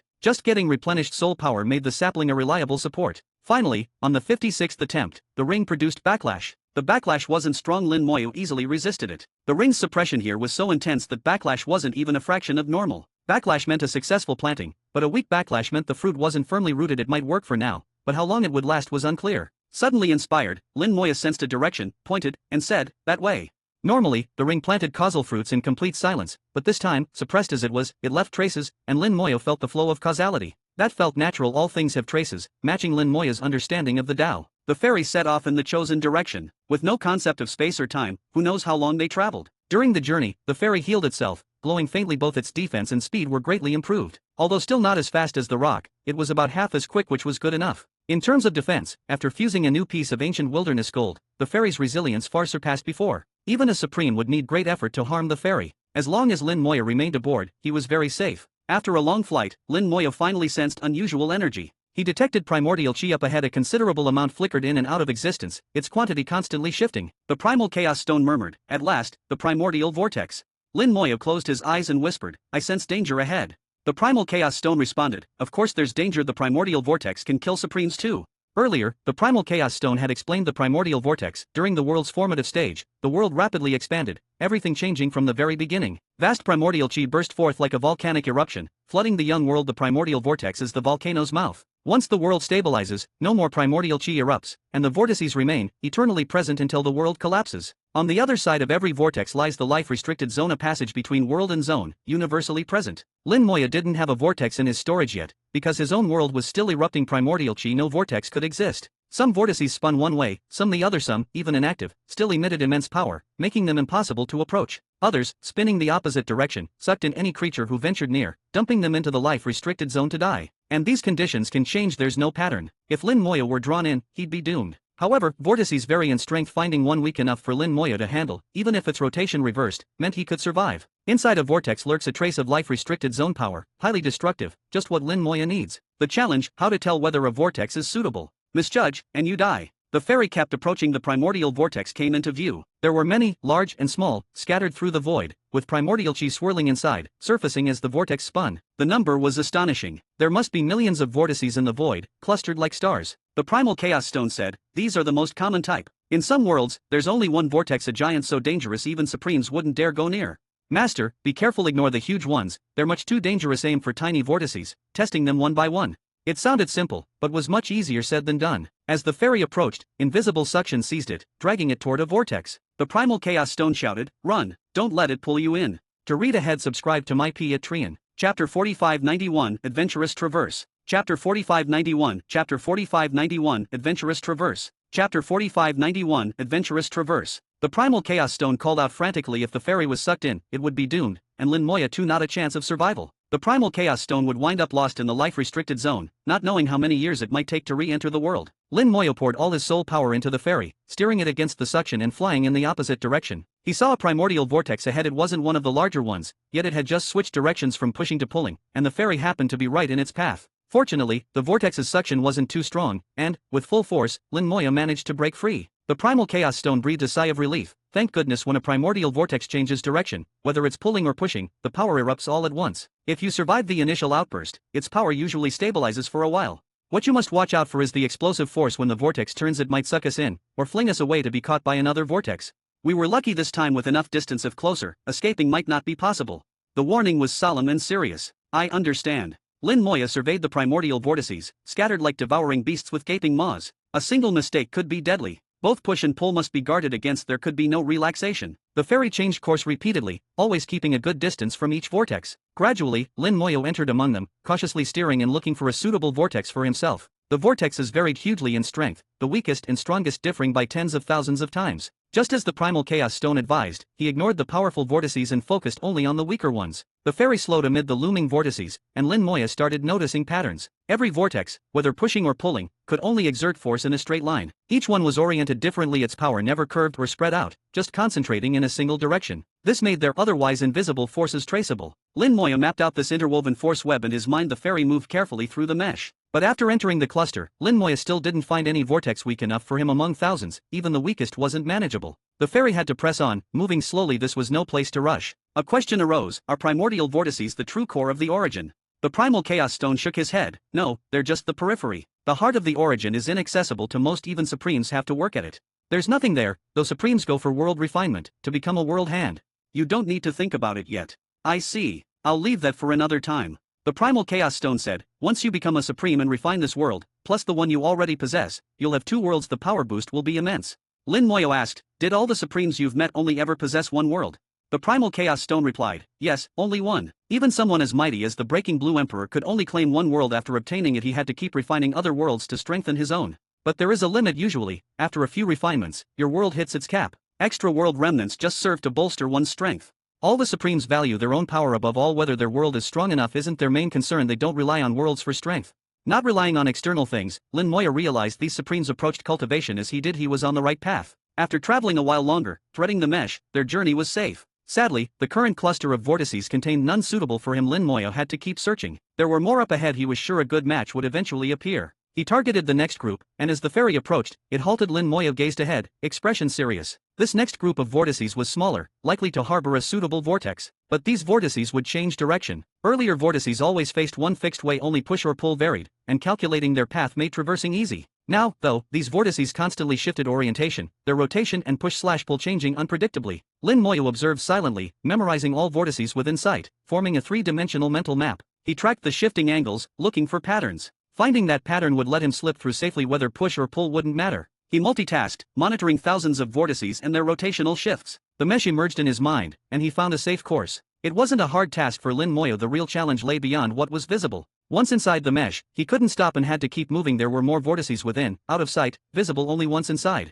Their shifting directions were unknown for now. These hidden changes were dangerous. Seeing and recalculating in real time was vital to finding a safe way through. The process was risky, and Lin Moyo knew success wasn't assured. If it proved impossible, he'd just try a different cluster and hope for more stable ones. As Lin Moyo tracked the vortices, the primal chaos stone was also watching. But instead of gauging paths, it peered directly at the vortex interiors. "I see a vortex that might be just right for you," it suddenly said. Lin Moyo, ready to move elsewhere, asked, "Are you sure?" "Not certain. 80%, maybe." 80% was worth a try. "Then let's check it out." The fairy glided into the vortex cluster, Lin Moyo skillfully steering through the mesh. To read ahead, subscribe to my Patreon. Chapter 4592, it begins. Chapter 4592, Chapter 4592, it begins. Chapter 4592, it begins. Tens of thousands of primordial vortices kept changing direction, their forces moving in straight lines, either pulling or pushing, endlessly colliding and forming a constantly shifting web. Lin Moyo calculated the gaps in this web, maneuvering the fairy through them. He ignored the direction of the vortex forces and avoided direct contact, his safest and best method. The only problem, once inside, the fairy could not stop. If he did, he might touch a vortex force, which could trigger chaos and make stabilizing impossible. As he ventured deeper, he saw smaller vortices among the cluster and frantically ran simulations in his mind to map their force pathways. He left the job of picking a suitable vortex to the primal chaos stone. Before, the primal chaos stone would have refused, but now it was much more cooperative and actively helped Lin Moyo observe the vortices. Vortices within sight were incorporated into the web, and the fairy's speed slowed further, gliding through at a controlled, safe pace. Suddenly, the primal chaos stone pointed and said, "That one." Lin Moyo saw the indicated vortex tiny, with a diameter of barely 10 meters, by far the smallest he'd encountered. The largest vortex he'd seen before was over 100,000 miles across. What a difference! The bigger the vortex, the stronger its force. A vortex with a diameter of 100,000 miles was dangerous enough that even a Supreme wouldn't dare touch it. At his current power, entering its force range meant certain death and zero chance of escape. The small, 10-meter vortex ahead had manageable pull and push. Lin Moyo reckoned he could withstand it. As long as he kept stable inside and touched the life-restricted zone's energy, he'd die in an instant. Guided through the mesh of countless vortices, the fairy brought Lin Moyo to the one the primal chaos stone had identified. Stowing the fairy, Lin Moyo hovered at the vortex's edge, flying slowly along its shifting direction, sensing the nearby power. The force inside wasn't strong. He extended his hand into the range for a direct feel. The vortex happened to be pulling now, but he could easily resist. He could even fight against it when the vortex switched from pull to push. That problem solved, another remained. When he died and his body was shattered, he'd lose control for a fraction of a second. Less than a tenth of a second, but for the primordial vortex, that was an eternity. In that brief window, if the vortex reversed, it could throw his remains away, interrupting his rebirth or suck them into the life-restricted zone for permanent death. He needed a solution, otherwise, he couldn't enter. After some thought, Lin Moyo devised a plan. He would set a formation inside the vortex. The formation would copy the vortex and possess both pull and push, syncing exactly with the vortex. When the vortex pulled, the formation pulled. Two forces neutralized vice versa for pushing. The formation shielded him, drastically reducing the vortex's influence, maybe to nothing. Another issue. During a force reversal, the vortex would erupt. The formation had to handle this explosive change and keep him safe from being thrown or sucked in. Since the vortex's reversals and eruptions had no pattern, Lin Moyo could tweak the formation as needed, though always a moment behind. Even the tiniest lapse might mean complete annihilation. He thought of a simpler way. Making the disaster scepter the formation's pivot, and having the primal chaos stone wield the balance gem to perfectly stabilize the formation in vortex. This way, no matter how the vortex changed, the formation would remain in balance. After mentally rehearsing several times, Lin Moyo was confident. The primal chaos stone cooperated, gladly serving as the formation's pivot. Lin Moyo drew runes. Ordinary chaos runes were weak here, so he adjusted their structure to tap the deepest energies of ancient wilderness. Though the rune's effect would be average, they'd be good enough. The peculiar formation took shape, and Lin Moyo pushed it into the nearby vortex to test it. The formation operated normally, syncing swiftly with the vortex. Lin Moyo sensed the harmony. Vortex and formation blended as one, until the vortex reversed from pull to push. The formation's reversal lagged, and a powerful force flung it out, brushing another vortex's range. It was instantly sucked in and torn asunder. Just as I expected. Lin Moyo watched the process unfold, unsurprised. He kept drawing runes and rearranged a new formation, this time making small adjustments, with the disaster scepter as the core, and pushed it into the vortex. With the primal chaos stone's help, the balance gem shone, bringing perfect equilibrium between formation and vortex. Now, the two were essentially one. Without watching closely, it was impossible to distinguish the formation. The result exceeded expectations. Lin Moyo was now 99% sure he could die inside safely. The primal chaos stone's voice echoed from the formation, "Master, please come in and perish." Lin Moyo chuckled and flew inside, passing through the formation into the vortex's depths. He felt the formation's strength envelop him like a giant hand, giving a sense of security. Vortex power vanished, neither push nor pull affected him. Vortex and formation balanced around him, meeting at his center inside. He was free to move as though in a garden. He dove straight in, reaching the end. Now only a step from the life-restricted zone, one more and he'd be inside. Here, a thin mist lingered, the zone's energy distinctive, lethal to all living things. It obscured vision, preventing any glimpse into the life-restricted zone. It begins. Lin Moyo murmured and glided into the mist. To read ahead, subscribe to my Patreon. Chapter 4593, The Life-Restricted Zone Needs a New Name. Chapter 4593, Chapter 4593, The Life-Restricted Zone Needs a New Name. Chapter 4593, The Life-Restricted Zone Needs a New Name. Bang! The moment Lin Moyo entered the mist, his body shattered. His death-seeking experiment had officially begun. The instant of death, Lin Moyo lost control of his body. The formation neutralized the vortex's power so his remains were not scattered abnormally. With a flicker of purple light, the fragments reassembled, and Lin Moyo began to be reborn. This rebirth process took about a second, but halfway through, as Lin Moyo was only half reformed, he was shattered again. The life-restricted zone does not allow any living being to exist. As soon as rebirth reached halfway, Lin Moyo was already considered alive and was simply erased. This is the rule of the life-restricted zone. It is harsher on living beings than it is on objects. Heavenly origin treasures, for instance, can linger in the zone for several breaths. Something like the primal chaos stone can stay indefinitely. But even someone as powerful as Breaking Blue Emperor could only last 10 breaths. With Lin Moyo's current 663 level, he couldn't last even a tenth of a breath. He died and lived halfway and died again, spinning in endless cycles. The primal chaos stone watched in awe. This kind of ability, truly unheard of. It had witnessed countless worlds and had never seen anything like it. Many beings possess rebirth abilities. Nearly every world has a few freaks who can come back to life. Some powerful ones can be reborn from a single drop of blood. Even with their bodies destroyed, it's fine. But without exception, if their soul is obliterated, they die. Even if there is a resurrection, either their power is greatly weakened or they can only revive once or twice. None are like Lin Moyo. Even if the body shatters, soul is destroyed, ground into dust, he can still revive and be reborn. The primal chaos stone also noticed that time itself didn't seem to change, indicating Lin Moyo's soul was restored from some other timeline. This kind of resurrection is pure inconceivable in its eyes. What's harder to fathom is that after a certain number of resurrections, Lin Moyo could actually grow stronger, with both body and soul enhancing. The primal chaos stone didn't know how to describe this. Such power felt beyond extraordinary, and couldn't even be described as monstrous. Words failed it. Face twisted with confusion, it muttered, "How come I remember? Someone else also had this sort of ability. Can't recall. Very strange. There are things I clearly forget." Honestly, it knew it had many gaps in its own memory. For example, why it ended up in the life-restricted zone, how it remembers itself as the primal chaos stone. These are mysteries it prefers not to think about since pondering only brings annoyance. Now Lin Moyo's endless deaths and rebirths faintly triggered some old memories, giving a feeling of déjà vu. After a long while, it still couldn't recall, so it gave up. Soon, Lin Moyo had been reborn 500 times, reaching the first round of body and soul enhancement. Each round brought a 1% boost, not obvious at first, but death was still swift under the power of the zone, and he couldn't even sustain a body or consciousness for long. He just kept being reborn. But the primal chaos stone keenly observed Lin Moyo's progress. He really is getting stronger. Only a tiny bit, but if this continues, it's hard to imagine. But dying so much, doesn't Master get psychological trauma? Most after one death get afraid, but he looks like he treats death like drinking water or eating. 500 rebirths was only the beginning. With each 100 deaths, body and soul gained another %, compounding like interest, growing more impressive with every cycle. After Lin Moyo's breakthrough to the perfected chaos realm, his resurrection reserves had grown immensely. Now he could die and revive 100,000 times. So much potential for experiments. Death continued, rebirths flashed with purple light, full of vitality, a stark contrast to the dead silence of the life-restricted zone. As the deaths piled up, every 100 brought another burst of strength, enhancing both body and soul. After dying more than 1,000 times, his strength rose by 10%. The primal chaos stone's expression grew strange. Why is this happening?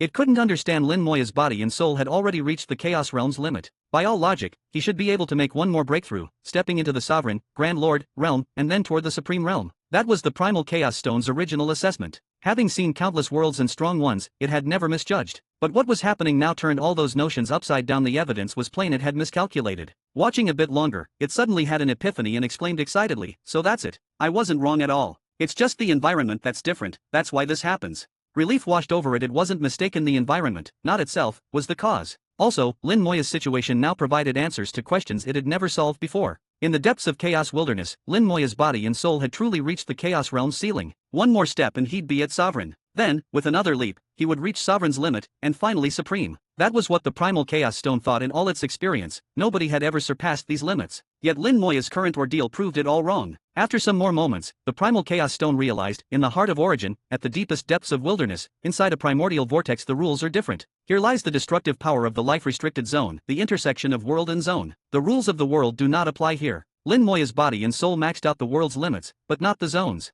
So here, he could keep growing stronger, gradually adapting to the zone's laws. Finally, the Primal Chaos Stone understood why Supremes perished after entering the life-restricted zone. They were only adapted to the rules within their own worlds. Their bodies and souls never reached absolute limits. The life-restricted zone has a completely separate survival system. It's like a whale dominating the ocean, king of all within, yet once it leaves the sea, it's doomed. Of course, this analogy barely scratches the complexity. Things are much more intricate, but it's the best the Primal Chaos Stone could muster. Lin Moya's body and soul were adapting to the new rules. If he returned to the world, he might not seem much stronger, limited by the world's constraints. But this also laid solid foundations for entering the life-restricted zone in the future. The Primal Chaos Stone murmured, maybe, someday, we won't call it the life-restricted zone anymore. To read ahead, subscribe to my Patreon. Chapter 4594, Breakthrough. Chapter 4594, Chapter 4594, Breakthrough. Chapter 4594, Breakthrough. By constantly being reborn using the destructive power of the life-restricted zone, Lin Moya seemed to be gradually assimilating that power. His physical and soul strength increased, though most of this improvement only showed inside the life-restricted zone and a little at the depths of the wilderness.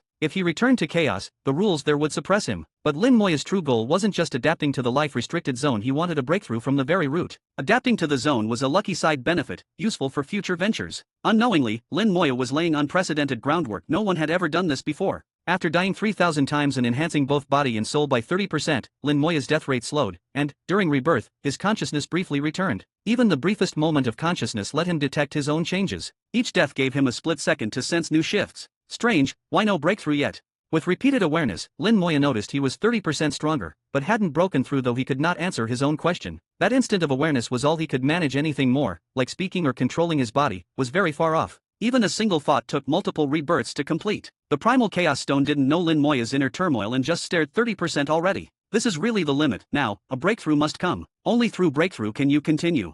Even in the life-restricted zone, with its higher limits, the current enhancement should be the ceiling. In recent hundreds of deaths and rebirths, Lin Moya stopped growing stronger. Within his shattered remains, an invisible power was gathering, waiting for a great explosion. The Primal Chaos Stone judged accurately. Lin Moya's body and soul really were stockpiling energy for a powerful surge, preparing to smash through the rules of heaven and earth to break out of chaos into sovereign. The rules of heaven and earth are strict and formidable. Smashing them is no easy feat, but Lin Moya's persistence was going to win out. No rule is unbreakable. This was the Primal Chaos Stone's conclusion, drawn from countless years. Inside and outside of heaven and earth, anything could happen. Yet Lin Moya was unaware of his own transformation. Only his feeble sense returned occasionally, after which nothing. Rebirth continued again and again. After the 3,000th death, energy gathered, and, on the 5,000th rebirth, it burst out completely. Immense power exploded like stars, dazzling all. Every fragment glowed. The primordial vortex filled with inexpressible terror. Even the power of the life-restricted zone shrank back. It wasn't that the zone's power was weak, but that Lin Moya now adapted to a threat of it. As he broke through, its power was naturally pushed aside. Lin Moya was reborn amid purple light, and the zone's energy struck his body without deadly harm. Body and soul erupted forth with staggering might, like a transcendent god's descent. In the deepest wilderness, near the core, within the vortex, a powerful cultivator ascended to double sovereign, both body and soul. This was unprecedented. Lin Moya's aura spread fast, sensed by countless beings, but none approached. The vortex instinctively inspired dread, and Lin Moya's aura now contained both the rules of heaven and earth and a trace of the abyssal wilderness. Within his strength, there even existed a remnant of the life-restricted zone. The Primal Chaos Stone marveled, it's possible the zone's power can be fused. If he re-entered chaos now, he could really battle a sovereign. Lin Moya's breakthrough completed. A tide of energy flowed inside him, and, needing release, he casually punched out. Boom! The primordial vortex shattered instantly. A single punch broke it. The vortex's link with the life-restricted zone was severed, and even Lin Moya's formation was destroyed. The Primal Chaos Stone, riding the disaster scepter, zipped over. Master, are you alright?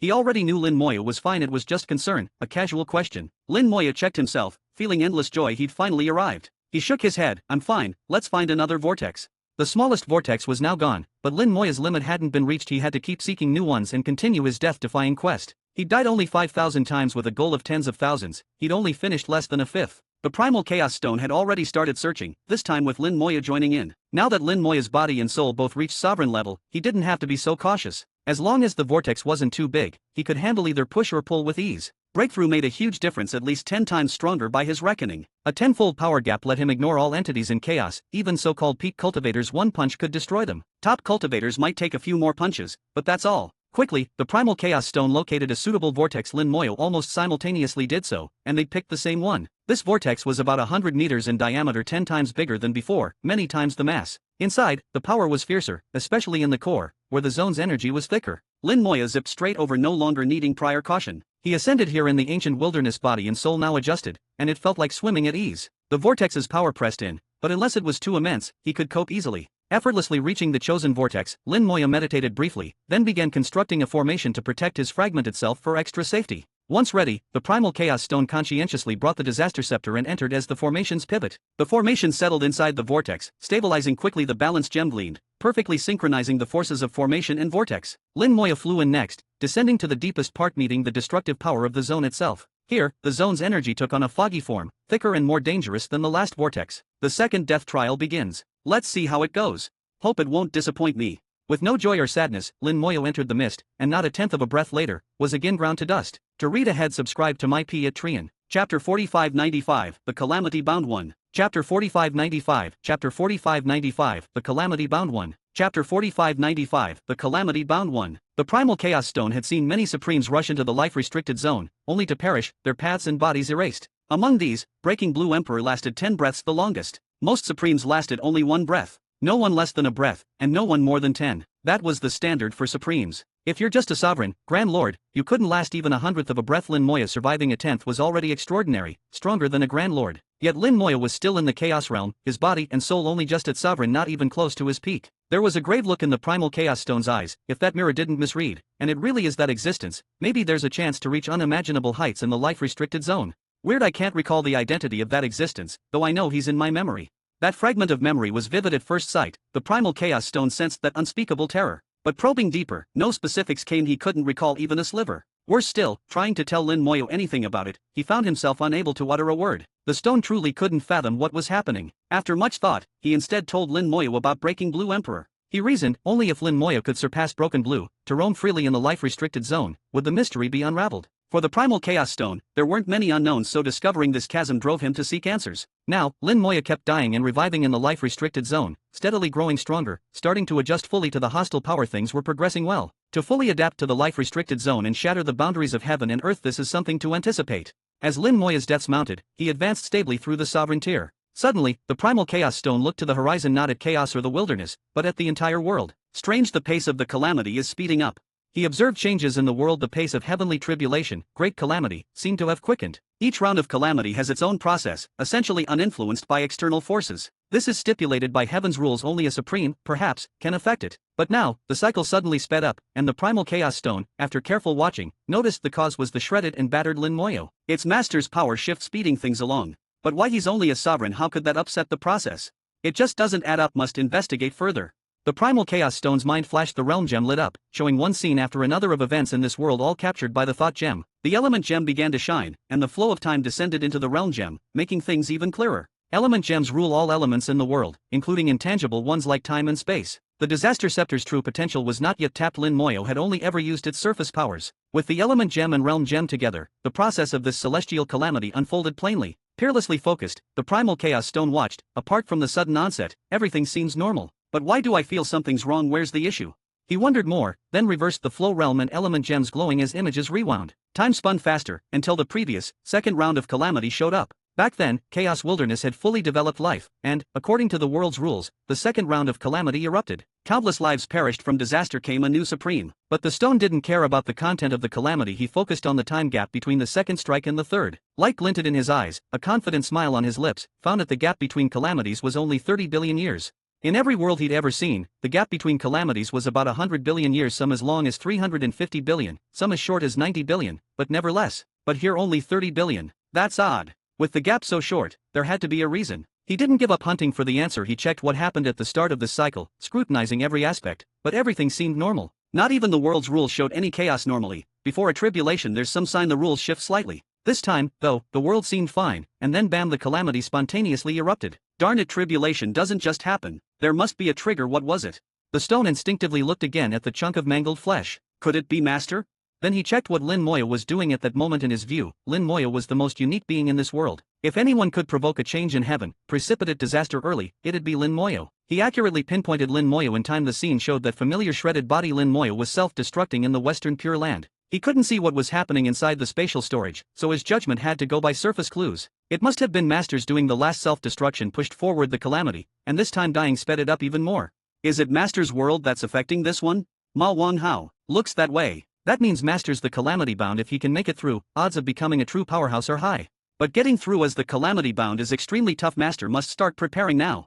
The Primal Chaos Stone had seen many calamity-bound individuals, their ends were tragic, sometimes death was actually the best outcome. In the past, he wouldn't have cared though he called Lin Moya master, he wasn't invested if Lin Moya died, the stone could just pick a new one as long as it didn't end up back in the life-restricted zone. But now, since seeing the mirror and facing these mysteries, the stone became much more attentive about Lin Moya. He hoped Lin Moya would live well and grow ever stronger, eventually entering the life-restricted zone with the stone along, to explore the unknown depths. To read ahead, subscribe to my P at Trian. Chapter 4596, The Cause and Effect. Chapter 4596, Chapter 4596, The Cause and Effect. Chapter 4596, The Cause and Effect. In the Primal Chaos Stone's words, Lin Moya had become the calamity-bound. He'd seen many such figures and knew what events awaited them after this ordeal. When Lin Moya finished his current death trial, the stone planned to tell him everything, convinced Lin Moya could deal with it. Lin Moya's aura kept growing stronger as he survived under the pressure of the life-restricted zone. He adjusted further to the zone's power. Every primordial vortex contained a slightly different version of that destructive energy. It was like climbing steps. Now Lin Moya stood on the second one. Nobody knew how many more steps to reach the summit. This time, no breakthrough was needed, just constant strengthening. He kept being reborn without stopping. Lin Moya began to master his will, sensing and probing the changes in his body and soul. After dying over 10,000 times, Lin Moya could finally communicate with soul thought. He sighed, sounding both bored and faintly excited. The Primal Chaos Stone heard this and asked, "Master, how do you feel?" During a rebirth's gap, Lin Moya replied, "Not bad. If this keeps up, in another 10,000 deaths or so, I'll fully adjust and need to find a new vortex." The stone said, "I'll search for you." The first vortex was 10 meters across, the second 100 this time. The stone looked for a 1,000-meter wide vortex, a new step for Lin Moya. The sovereign realm is broad, there's a huge gap between entry level and peak. Lin Moya was still far from the peak, he'd need more vortices and more rounds of death. He felt something odd, the Primal Chaos Stone's attitude had subtly changed, growing noticeably better. He sensed something must have happened to the stone to prompt the shift. An ancient, proud being doesn't change easily. As Lin Moya adapted to the new vortex, his survival time lengthened. When he passed the 1-second mark, the life-restricted zone lost effect. The rebirth process had a rule: each death cycle couldn't exceed 1 second. Over 1 second, rebirth would be interrupted and not count as continuous. After 20,000 deaths, Lin Moya could endure in the zone's mist for more than a second. Rebirths were interrupted, but now he could actively heal using the power of life force, extending his survival. He could also shield himself with world-burning fire to last even longer. As long as he willed it, he wouldn't die here. He'd adapted to that tear's damage, though he knew better than to think he could enter the actual life-restricted zone unscathed. The power drawn by the vortex was but a trivial trace. That small trace became mist inside the vortex. If he tried entering the life-restricted zone for real, he'd die instantly. Lin Moya measured his power carefully. After reaching sovereign level, its scale was multiplied many times. Now he could truly clash with supremes, and even some veteran ones might not defeat him. As for his official realm, it was still perfected chaos. He realized how much of an anomaly he'd become, a perfected chaos cultivator able to match supremes in battle. Nobody had ever done that before. Leaving the vortex and collecting his formation, he asked, "Did I reach the right vortex?" But this wasn't his limit, he could look for even stronger ones to grow further. Having made it this far, he didn't plan to stop. The stone said, "There are no suitable vortices left here, you need a new place." Lin Moya nodded and flew out past the vortex cluster. There were many vortex clusters, each full of primordial vortices. If one wasn't right, just switch to another. With enhanced power, he didn't need caution, he soared boldly, ignoring all the forces along the way. He was headed for another vortex cluster when suddenly the Primal Chaos Stone said, "Master, I've discovered something." His tone was serious. Lin Moya grinned. "Go on, what's the big deal?" The stone said, "When you were dying just now, I noticed the pace of the calamity speeding up." Lin Moya raised an eyebrow. "Is it related to me?" "Yes," replied the stone. "After I noticed, I traced the world's timeline to study the start of the calamity and found a problem. This calamity hit only 30 billion years after the last one. 30 billion years felt long, even for a supreme, but in the cosmic scheme, it was fairly brief." Lin Moya said, "You told me the interval is usually at least 100 billion years, sometimes up to 500 billion. Is 30 billion too short?" "Definitely too short," the stone confirmed. "The shortest I'd ever seen was over 90 billion. 30 is highly abnormal." He continued, "I looked deeper and found that the trigger point for this cycle was when you self-destruct last time." Lin Moya stopped in his tracks. "Are you saying the calamity erupted when I was dying in the Western Pure Land?" "Exactly. I'm not sure what happened to you, but the timing is unmistakable." Lin Moya murmured, "I saw a 7-colored key and opened a gate. Primordial energy rushed in, and my storage space evolved into its own independent world." The stone was puzzled. "7-colored key, gate, storage, can you elaborate?" Lin Moya explained everything, holding nothing back. Given this was about a cosmic calamity, he knew the stakes. A single secret could ruin everything. The stone's attitude showed how vital this was. After hearing the story, the stone fell deep in thought. Lin Moya left him to ponder. Drawing on endless years of observation, the stone combined Lin Moya's experiences and finally gave an answer. "My guess, your storage space is a world that failed to evolve. No need to worry, these worlds are common, like domain seeds. When they fail at evolution, they can end up as all sorts of forms, including storage spaces. You said everyone has storage spaces, maybe they look the same, but inside, yours is unique." When your body and soul reached a high enough level, you activated that dormant world that started evolving properly. As you were in this world at the time, it triggered an imbalance causing the calamity to erupt early. To maintain balance, the world's rules designated you as the calamity bound, expecting you to die in the disaster. To read ahead, subscribe to my P at Trian. Chapter 4597, The Dust of Time Essence Stone. Chapter 4597, Chapter 4597, The Dust of Time Essence Stone. Chapter 4597, The Dust of Time Essence Stone. This time it was Lin Moya's turn to ask, what is a calamity-bound one? He had never heard of such a thing, but from the tone of the Primal Chaos Stone, the calamity-bound one clearly wasn't simple. The Primal Chaos Stone explained, when the world faces a great calamity, sometimes a calamity-bound one will be chosen. The calamity-bound is the central figure of the disaster, often possessing certain qualities. Some calamity-bound ones are highly gifted and blessed, and the world decides they have the right to become supremes, so they're granted the identity. Lin Moya said, isn't this a good thing? The stone shook his head, not necessarily. Sometimes, a calamity-bound one is born because of something they did that affected the next disaster, just as you did, Master. In all the worlds I've seen, 9 out of 10 calamity-bound fall. Only rarely does one break through to become supreme.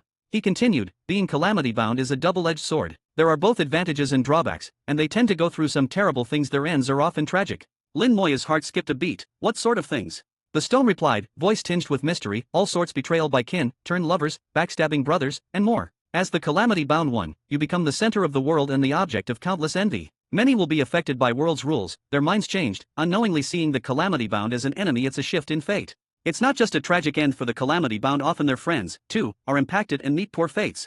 Lin Moya frowned, so now that I'm calamity-bound, I'll become everyone's enemy.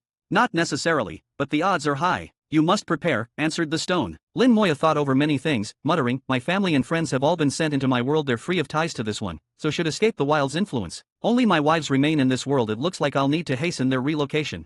The stone agreed, sending them into your world is a solid strategy. If you prepare well, you'll have a free hand. The chance of a calamity-bound reaching supreme is not low. I believe you can handle it. You sure think highly of me. Lin Moya shook his head, knowing what lay ahead. The Tao, disaster sovereign, and that hidden opponent all aspire to be the bloody butcher. According to world's logic, they'll become his enemies in a life or death struggle. With foes like these, who exceed standard sovereigns, the challenge is immense. Right now, he had no other options but to face them head-on and hope to survive. In the end, power solves everything. If my fist is stronger than theirs, they can't touch me. Enemies or not, I'll destroy them all with one punch. Lin Moya's resolve was firm. He cared little for schemes and plans, only strength mattered. He refused to be like disaster sovereign and plot endlessly. He had only lived a handful of years, not much time for idle schemes. He preferred direct action, see a problem, solve it. Though he respected disaster sovereign's planning, he wouldn't be the same. Don't take the winding path when the direct one suffices. That's his nature. Since he was now calamity-bound, his next step was to quickly bring his wives into his storage world. Then he'd find Sovereign Boyang and investigate events in the small world, track where Meng Wen and others had gone. He still believed Meng Anwen and the rest lived, since Boyang's sovereign spirited them away long ago. Yet after much pondering, it didn't make sense for Boyang's sovereign to take them. It now seemed disaster sovereign had possibly taken them instead. Maybe disaster sovereign wanted to use them for something, but why leave traces of Meng Anwen's activity in the great world? This was something Lin Moya needed to figure out. He resolved, when my rebirth is done, I'll ask a favor of you. The stone answered, just give the order, master. If it's within my ability, I'll do it. His attitude was much improved. Arriving at a new cluster of primordial vortices, Lin Moya observed carefully. This cluster's vortices were much larger than before. With just one glance, Lin Moya spotted several potential targets. He flew in alone, setting up the formation, with the disaster scepter at its core. Though this was the third time, he was now quite adept. When the formation was complete, the balance gem shone, balancing the formation and vortex forces. Lin Moya plunged in directly, launching his next trial by death. A kilometer-wide vortex brought in even greater destructive power from the life-restricted zone. Lin Moya dove in and was instantly annihilated. The stone watched him cycle between life and death, sensing the world's subtle changes. With each 500 rebirths, when Lin Moya's body strengthened, the stone detected the calamity accelerating again. Lin Moya had truly become the calamity-bound. The disaster he triggered sped up as his power increased. Calamity is hard to weather, especially as one chosen by it, where death seems almost certain. Yet the stone believed Lin Moya could make it through. Not far off, the vortex's power shifted, and formless force swept across the void. Suddenly, the stone saw something drifting in the emptiness, a particle tinier than dust, but striking amidst the void. The stone instantly drew it in. Time Essence Stone.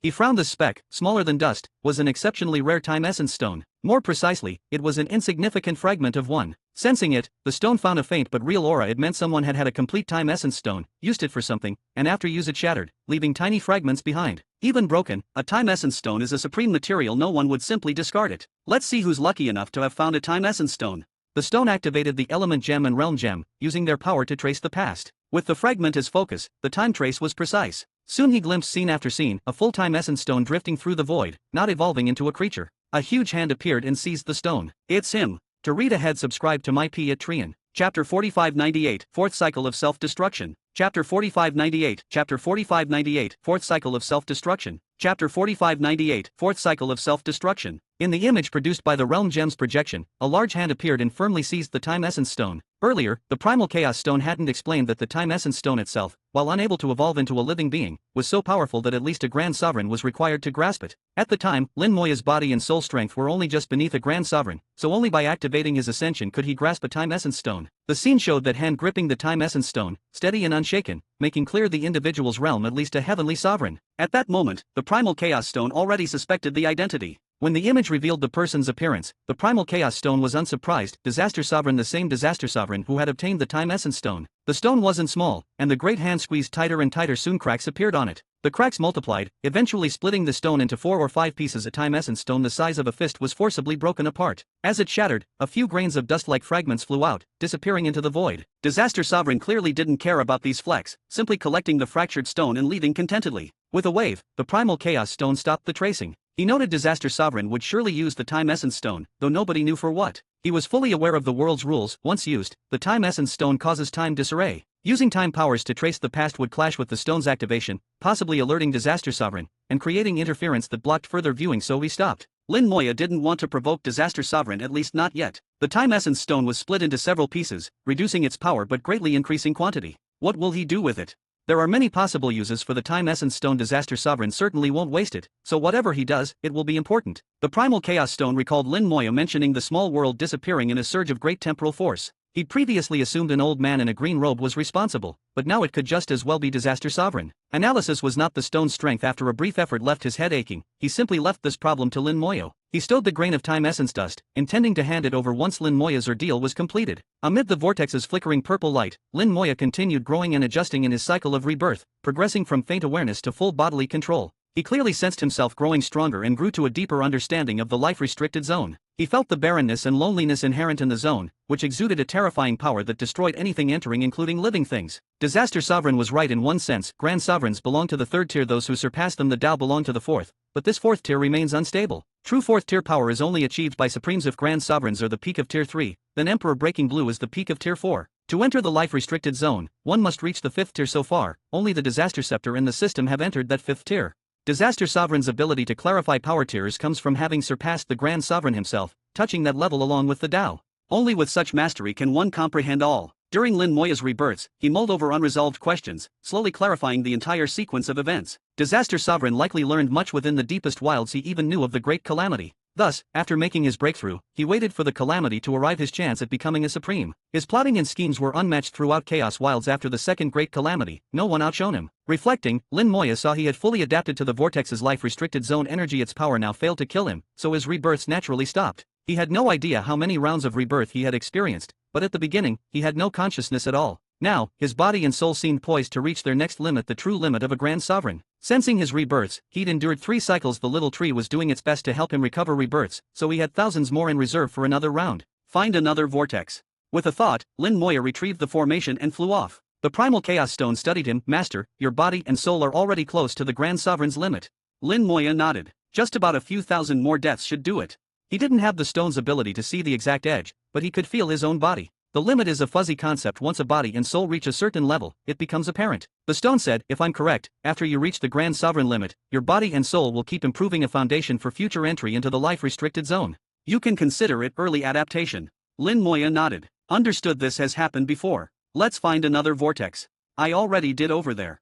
In the deepest part of this cluster lay a vortex over 10,000 meters wide. Now that Lin Moya had partly adapted to the life-restricted zone's force, if the power wasn't strong enough, it could no longer induce rebirth. His flesh traversed the cluster, ignoring chaotic forces. His body was stable as a boulder, unaffected by all energies. Although his body was just nearing the Grand Sovereign's limit, in this place, a Grand Sovereign would lose a fight to him. Only in Chaos Wilds itself could Grand Sovereigns employ world-level DAOs to combat Lin Moya, and even then, their chances weren't great. Even Lin Moya himself couldn't tell what his limit was. He set the formation, balanced the energies, and plunged once again into the fog formed by the life-restricted zone, instantly annihilated. The 4th cycle of self-destruction formally began. Lin Moya grew stronger with each rebirth. The Primal Chaos Stone, meanwhile, observed the world's subtle transformation, sensing that as Lin Moya grew, the progress of the calamity advanced. Chaos Wilds is on the verge of its end. To read ahead, subscribe to my Patreon. Chapter 4599, Grand Sovereign's Limit. Chapter 4599, Chapter 4599, Grand Sovereign's Limit. Chapter 4599, Grand Sovereign's Limit. During the fourth cycle of self-destruction, just as Lin Moyo anticipated, after fewer than 5,000 deaths, his body and soul both reached the Grand Sovereign's limit. If he could advance further, he would reach the level of a supreme. Once at that level, Lin Moyo could directly confront the Tao even without the disaster scepter, he'd be able to fight. However, his strength was just in body and soul. In the world, being strong isn't only about body and soul, there's also the Tao, and the legacy of creation itself. That final step is extremely difficult. The Grand Sovereign's limit isn't easily broken. Lin Moyo felt the force in the primordial vortex, which belonged to the life-restricted zone, was no longer sufficient to help him break the barrier. Once his body and soul hit the limit, his death times increased, and the zone's power began to noticeably diminish. Even so, as he kept undergoing rebirth, he could clearly feel his body and soul growing still stronger. Just as the Primal Chaos Stone said, this was a foundation for entering the life-restricted zone. This wasn't about battle power but about a fundamental change, an ability to absorb and contain the zone's energies. He died several more times, and then his rebirths were again interrupted. A vortex with a 10,000-meter diameter was no longer enough. Lin Moyo realized he needed a stronger vortex, the next step on the ladder to the life-restricted zone, a step he was now climbing faster and faster. The Primal Chaos Stone was reliable, quickly finding a vortex 10 times larger with a 100,000-meter diameter. Lin Moyo entered again and, through continuous cycles, noticed something. Initially, as the diameter from 10 meters to 100 increased, the power from the life-restricted zone increased proportionally. Later, though, as each vortex's size increased, the strength from the zone did not keep pace. For example, this time, when he went from 10,000 to 100,000 meters, the diameter increased tenfold, but the zone's strength only doubled. The stone explained, the world couldn't endlessly absorb energy from the life-restricted zone or it would shatter. So there's an upper limit set by the rules of the world. As vortices kept getting bigger, the increment of the zone's force kept shrinking. For example, the largest vortex was nearly 100,000 Li over 100 million meters, but its energy concentration was less than 30% greater than the previous tier. This is the world's limit. It can never absorb infinite power from the zone, or it would collapse. Lin Moyo felt this change himself inside the 100,000-meter vortex. He needed only 5,000 rebirths to fully adapt. He moved on to a million-meter vortex, continuing to adapt, checking his remaining rebirths. He had plenty. Each time he changed vortex, he took steady steps, never rushing. Finally, reaching the largest vortex, he fully adapted to the life-restricted zone's force within. At this point, both his body and soul truly reached the Grand Sovereign's maximum. If he could go beyond, he might really break into Supreme Tier. Even if he failed, he'd be right alongside the Tao. Only now he couldn't find another suitable environment. The primordial vortices are the only areas with zone energy in the world. To go further, Lin Moyo would need to actually enter the life-restricted zone. But that was too dangerous, 99% odds of never returning. Lin Moyo wasn't afraid of danger, but he wasn't reckless either. Maybe there's one place. He remembered a shattered world linked by a time-space passage, the remains of a world, utterly dangerous and brimming with destructive force. The stone said, maybe, but probably not enough. Master, your body and soul are very strong. Their strength will drive further changes. Now that we're at the world's beginning, change is suppressed. Once you leave, the rules will activate and your realm will immediately advance. Not enough for Grand Sovereign, but reaching perfected Chaos Realm should be certain, and you possess a domain, fitting world law. Lin Moyo shook his head. I'm not ready for Chaos Realm perfection. My domain isn't ready. Master, check how far your domain's evolved. Here, time is chaotic. Your world has already gone through a long period. Lin Moyo realized he'd forgotten about time. He had no idea how long he'd spent inside the primordial vortex. There seemed to be an invisible force making him ignore the passage of time. Plus, at the dawn of this world, time itself was in disarray. He focused on his storage space and found something unusual. Time had passed quickly. The 5 realms were already perfected, which was not surprising since they were stronger from the outset. Unexpectedly, the Great Thousand World, the Science Tao realm, and the Myriad Wonders realm all reached perfection too. The remaining domain seeds had all become domains, rapidly approaching perfection. At this pace, it wouldn't be long before all these domains were perfected. His world felt like a movie on fast forward, a time dilation effect showing time in his region moved quicker. A day here was hundreds in the storage space. And the same was true of the Chaos Wilds. Lin Moyo asked, what about the disaster? The stone said, because of your rise in power, the progress of the calamity keeps accelerating, and here, time itself is off. I can't see details, but I sense the calamity is nearly ready to erupt. When you return to Chaos Wilds, be extra careful. Unexpected things can happen. I've seen many calamities and many calamity-bound ones. Lin Moyo understood during calamity, the rules of the world interfere and change many minds. Old enemies grow more hostile. Old friends may become enemies for various reasons. These changes come from the world, not from human will. An inner voice urged him to bring his wives into the storage space, away from the disaster and out from this troubled world. Now finished, Lin Moyo turned for home. Let's go, we're heading back. He produced the calamity boat and left the primordial vortex, choosing a direction at random. No need to seek the way back. Any direction would return to the wilds, and he needed to acclimate to the rules there. The stone said, during your ordeal, I incidentally found something. He offered him the dust from the Time Essence Stone. Master, guess what this is? To read ahead, subscribe to my Patreon. Chapter 4600, The Only Purpose of Heaven and Earth. Chapter 4600, The Only Purpose of Heaven and Earth. Chapter 4600, The Only Meaning of Heaven and Earth. The tiny dust fell upon Lin Moya's fingertip naturally. He didn't treat it as ordinary dust. His keen soul immediately felt something different around it. Time is even more chaotic. Is this a time essence stone? He continued softly. There's another's aura on it, very faint yet familiar. It's him. The primal chaos stone clapped its little hands. Correct, the disaster sovereign once obtained a time essence stone and crushed it into 4 pieces. This dust is a fragment from that breakdown. Lin Moya knew the disaster scepter could trace back time, not relying on the Tao, a truly defiant ability. Since the stone spoke so authoritatively, he believed it. He obtained the time essence stone. What will he do with it? Lin Moya frowned in thought. The stone said, there's plenty it can do: create avatars, kill across time, retrieve things from particular temporal nodes. He detailed several uses of the time essence stone, all common methods he'd seen in other worlds. The time essence stone is one of the most heaven-defying treasures. Using its temporal tracing power, one can find a suitable moment and bring objects and people from that moment into the present. It is also possible to attack someone at a certain time node, with the damage then reflected chronologically into the present. For instance, the disaster sovereign could target himself in his weakest era and launch an attack, injuring or even killing his present self. He could also retrieve himself from a different time, creating duplicates. The stone used, only, I don't quite get it. The bigger the stone, the greater its effect. Splitting one stone into 4 would drastically reduce its power.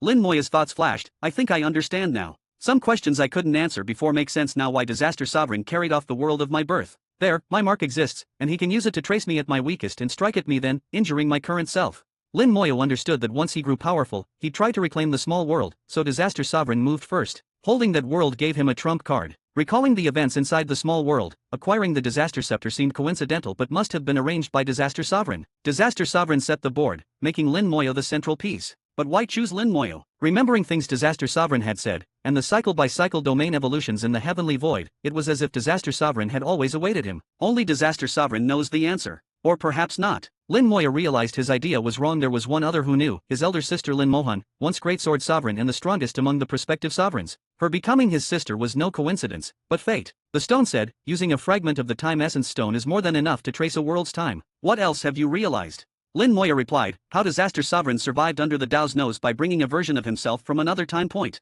The one who died was not his present self, but the self from a certain past node. He really did die, which convinced the Tao, making his scheme succeed. The stone said, now that you mention it, I recall another use of paired with essence of heaven and earth. One can break the sovereign boundary in a special way. The stone then explained, essence of heaven and earth is formed when the first trace of primordial chi merges with the first heaven-earth origin material during the universe's creation. The primordial chi and the initial material are the purest of their kind merged, they become essence of heaven and earth, which can fuse anything. With a time essence stone, you can retrieve yourself from a past node, then use essence of heaven and earth to fuse both versions together. Though you won't double your power, you'll at least increase strength by 50%. Disaster sovereign, already a top sovereign, could boost his power by another 50%, and repeating the process might allow him to break the boundary. Fusing with other sovereigns risks conflict, different Taos and wills clash. But fusing with yourself poses no issue. An essence of heaven and earth can be reused, as long as you have enough time essence stone, so one can keep fusing with past selves. That explains why he divided the stone into 4. Likely that's the limit, though he'd make more if he could. Lin Moya remarked, so that's the whole reason. Disaster sovereign probably used this method to break the sovereign boundary and reach his current level. He wanted to define disaster sovereign's level, initially calling them half-step supremes, but the stone disagreed. A half-step supreme should be at least halfway there, but these individuals were failures. If they couldn't truly attain supreme during the coming calamity, they'd all die. That's why he could break through outside a great calamity, but such breakthroughs are bound to fail. Becoming supreme isn't so easy. Lin Moyo asked, is it possible to become supreme outside a calamity period? Possible, but chances are nearly nil. Such a person would be outstanding even among supremes. Disaster sovereign clearly isn't one of them. He found a method to break through but didn't truly succeed, same as the Tao. Lin Moya said, the Tao is awaiting the great calamity. Disaster sovereign built a plot to kill the Tao and also awaits the calamity. There's also another hidden figure, waiting for the calamity as well. This world is getting lively. How many lives and domains will perish in the disaster? The stone answered, in truth, the only purpose of the world is to nurture supremes. Other beings are just necessary discards. Their lives and deaths don't matter. The world has no emotion and doesn't care about the fate of beings. Only the rules matter. The rules exist to foster supremes. That is the only meaning of heaven and earth's existence. Lin Moya sighed, let's go, time to pick people up. Guys, this novel is uploaded by Audiobook Novels. Please support me via Patreon or consider buying a novel from our collection. Every novel listed in the description comes with permanent access to the audiobook on Telegram. You pay once, and if the novel is still ongoing, you'll receive all future updates automatically. No extra cost. Choose your novel from the description, then DM me on Telegram, WhatsApp, or Discord. After payment via PayPal, Ko-Fi, or Patreon, you'll get instant access. Simple, secure, lifetime listening. Guys, make sure to like, subscribe, and hit the notification button. Your support means a lot.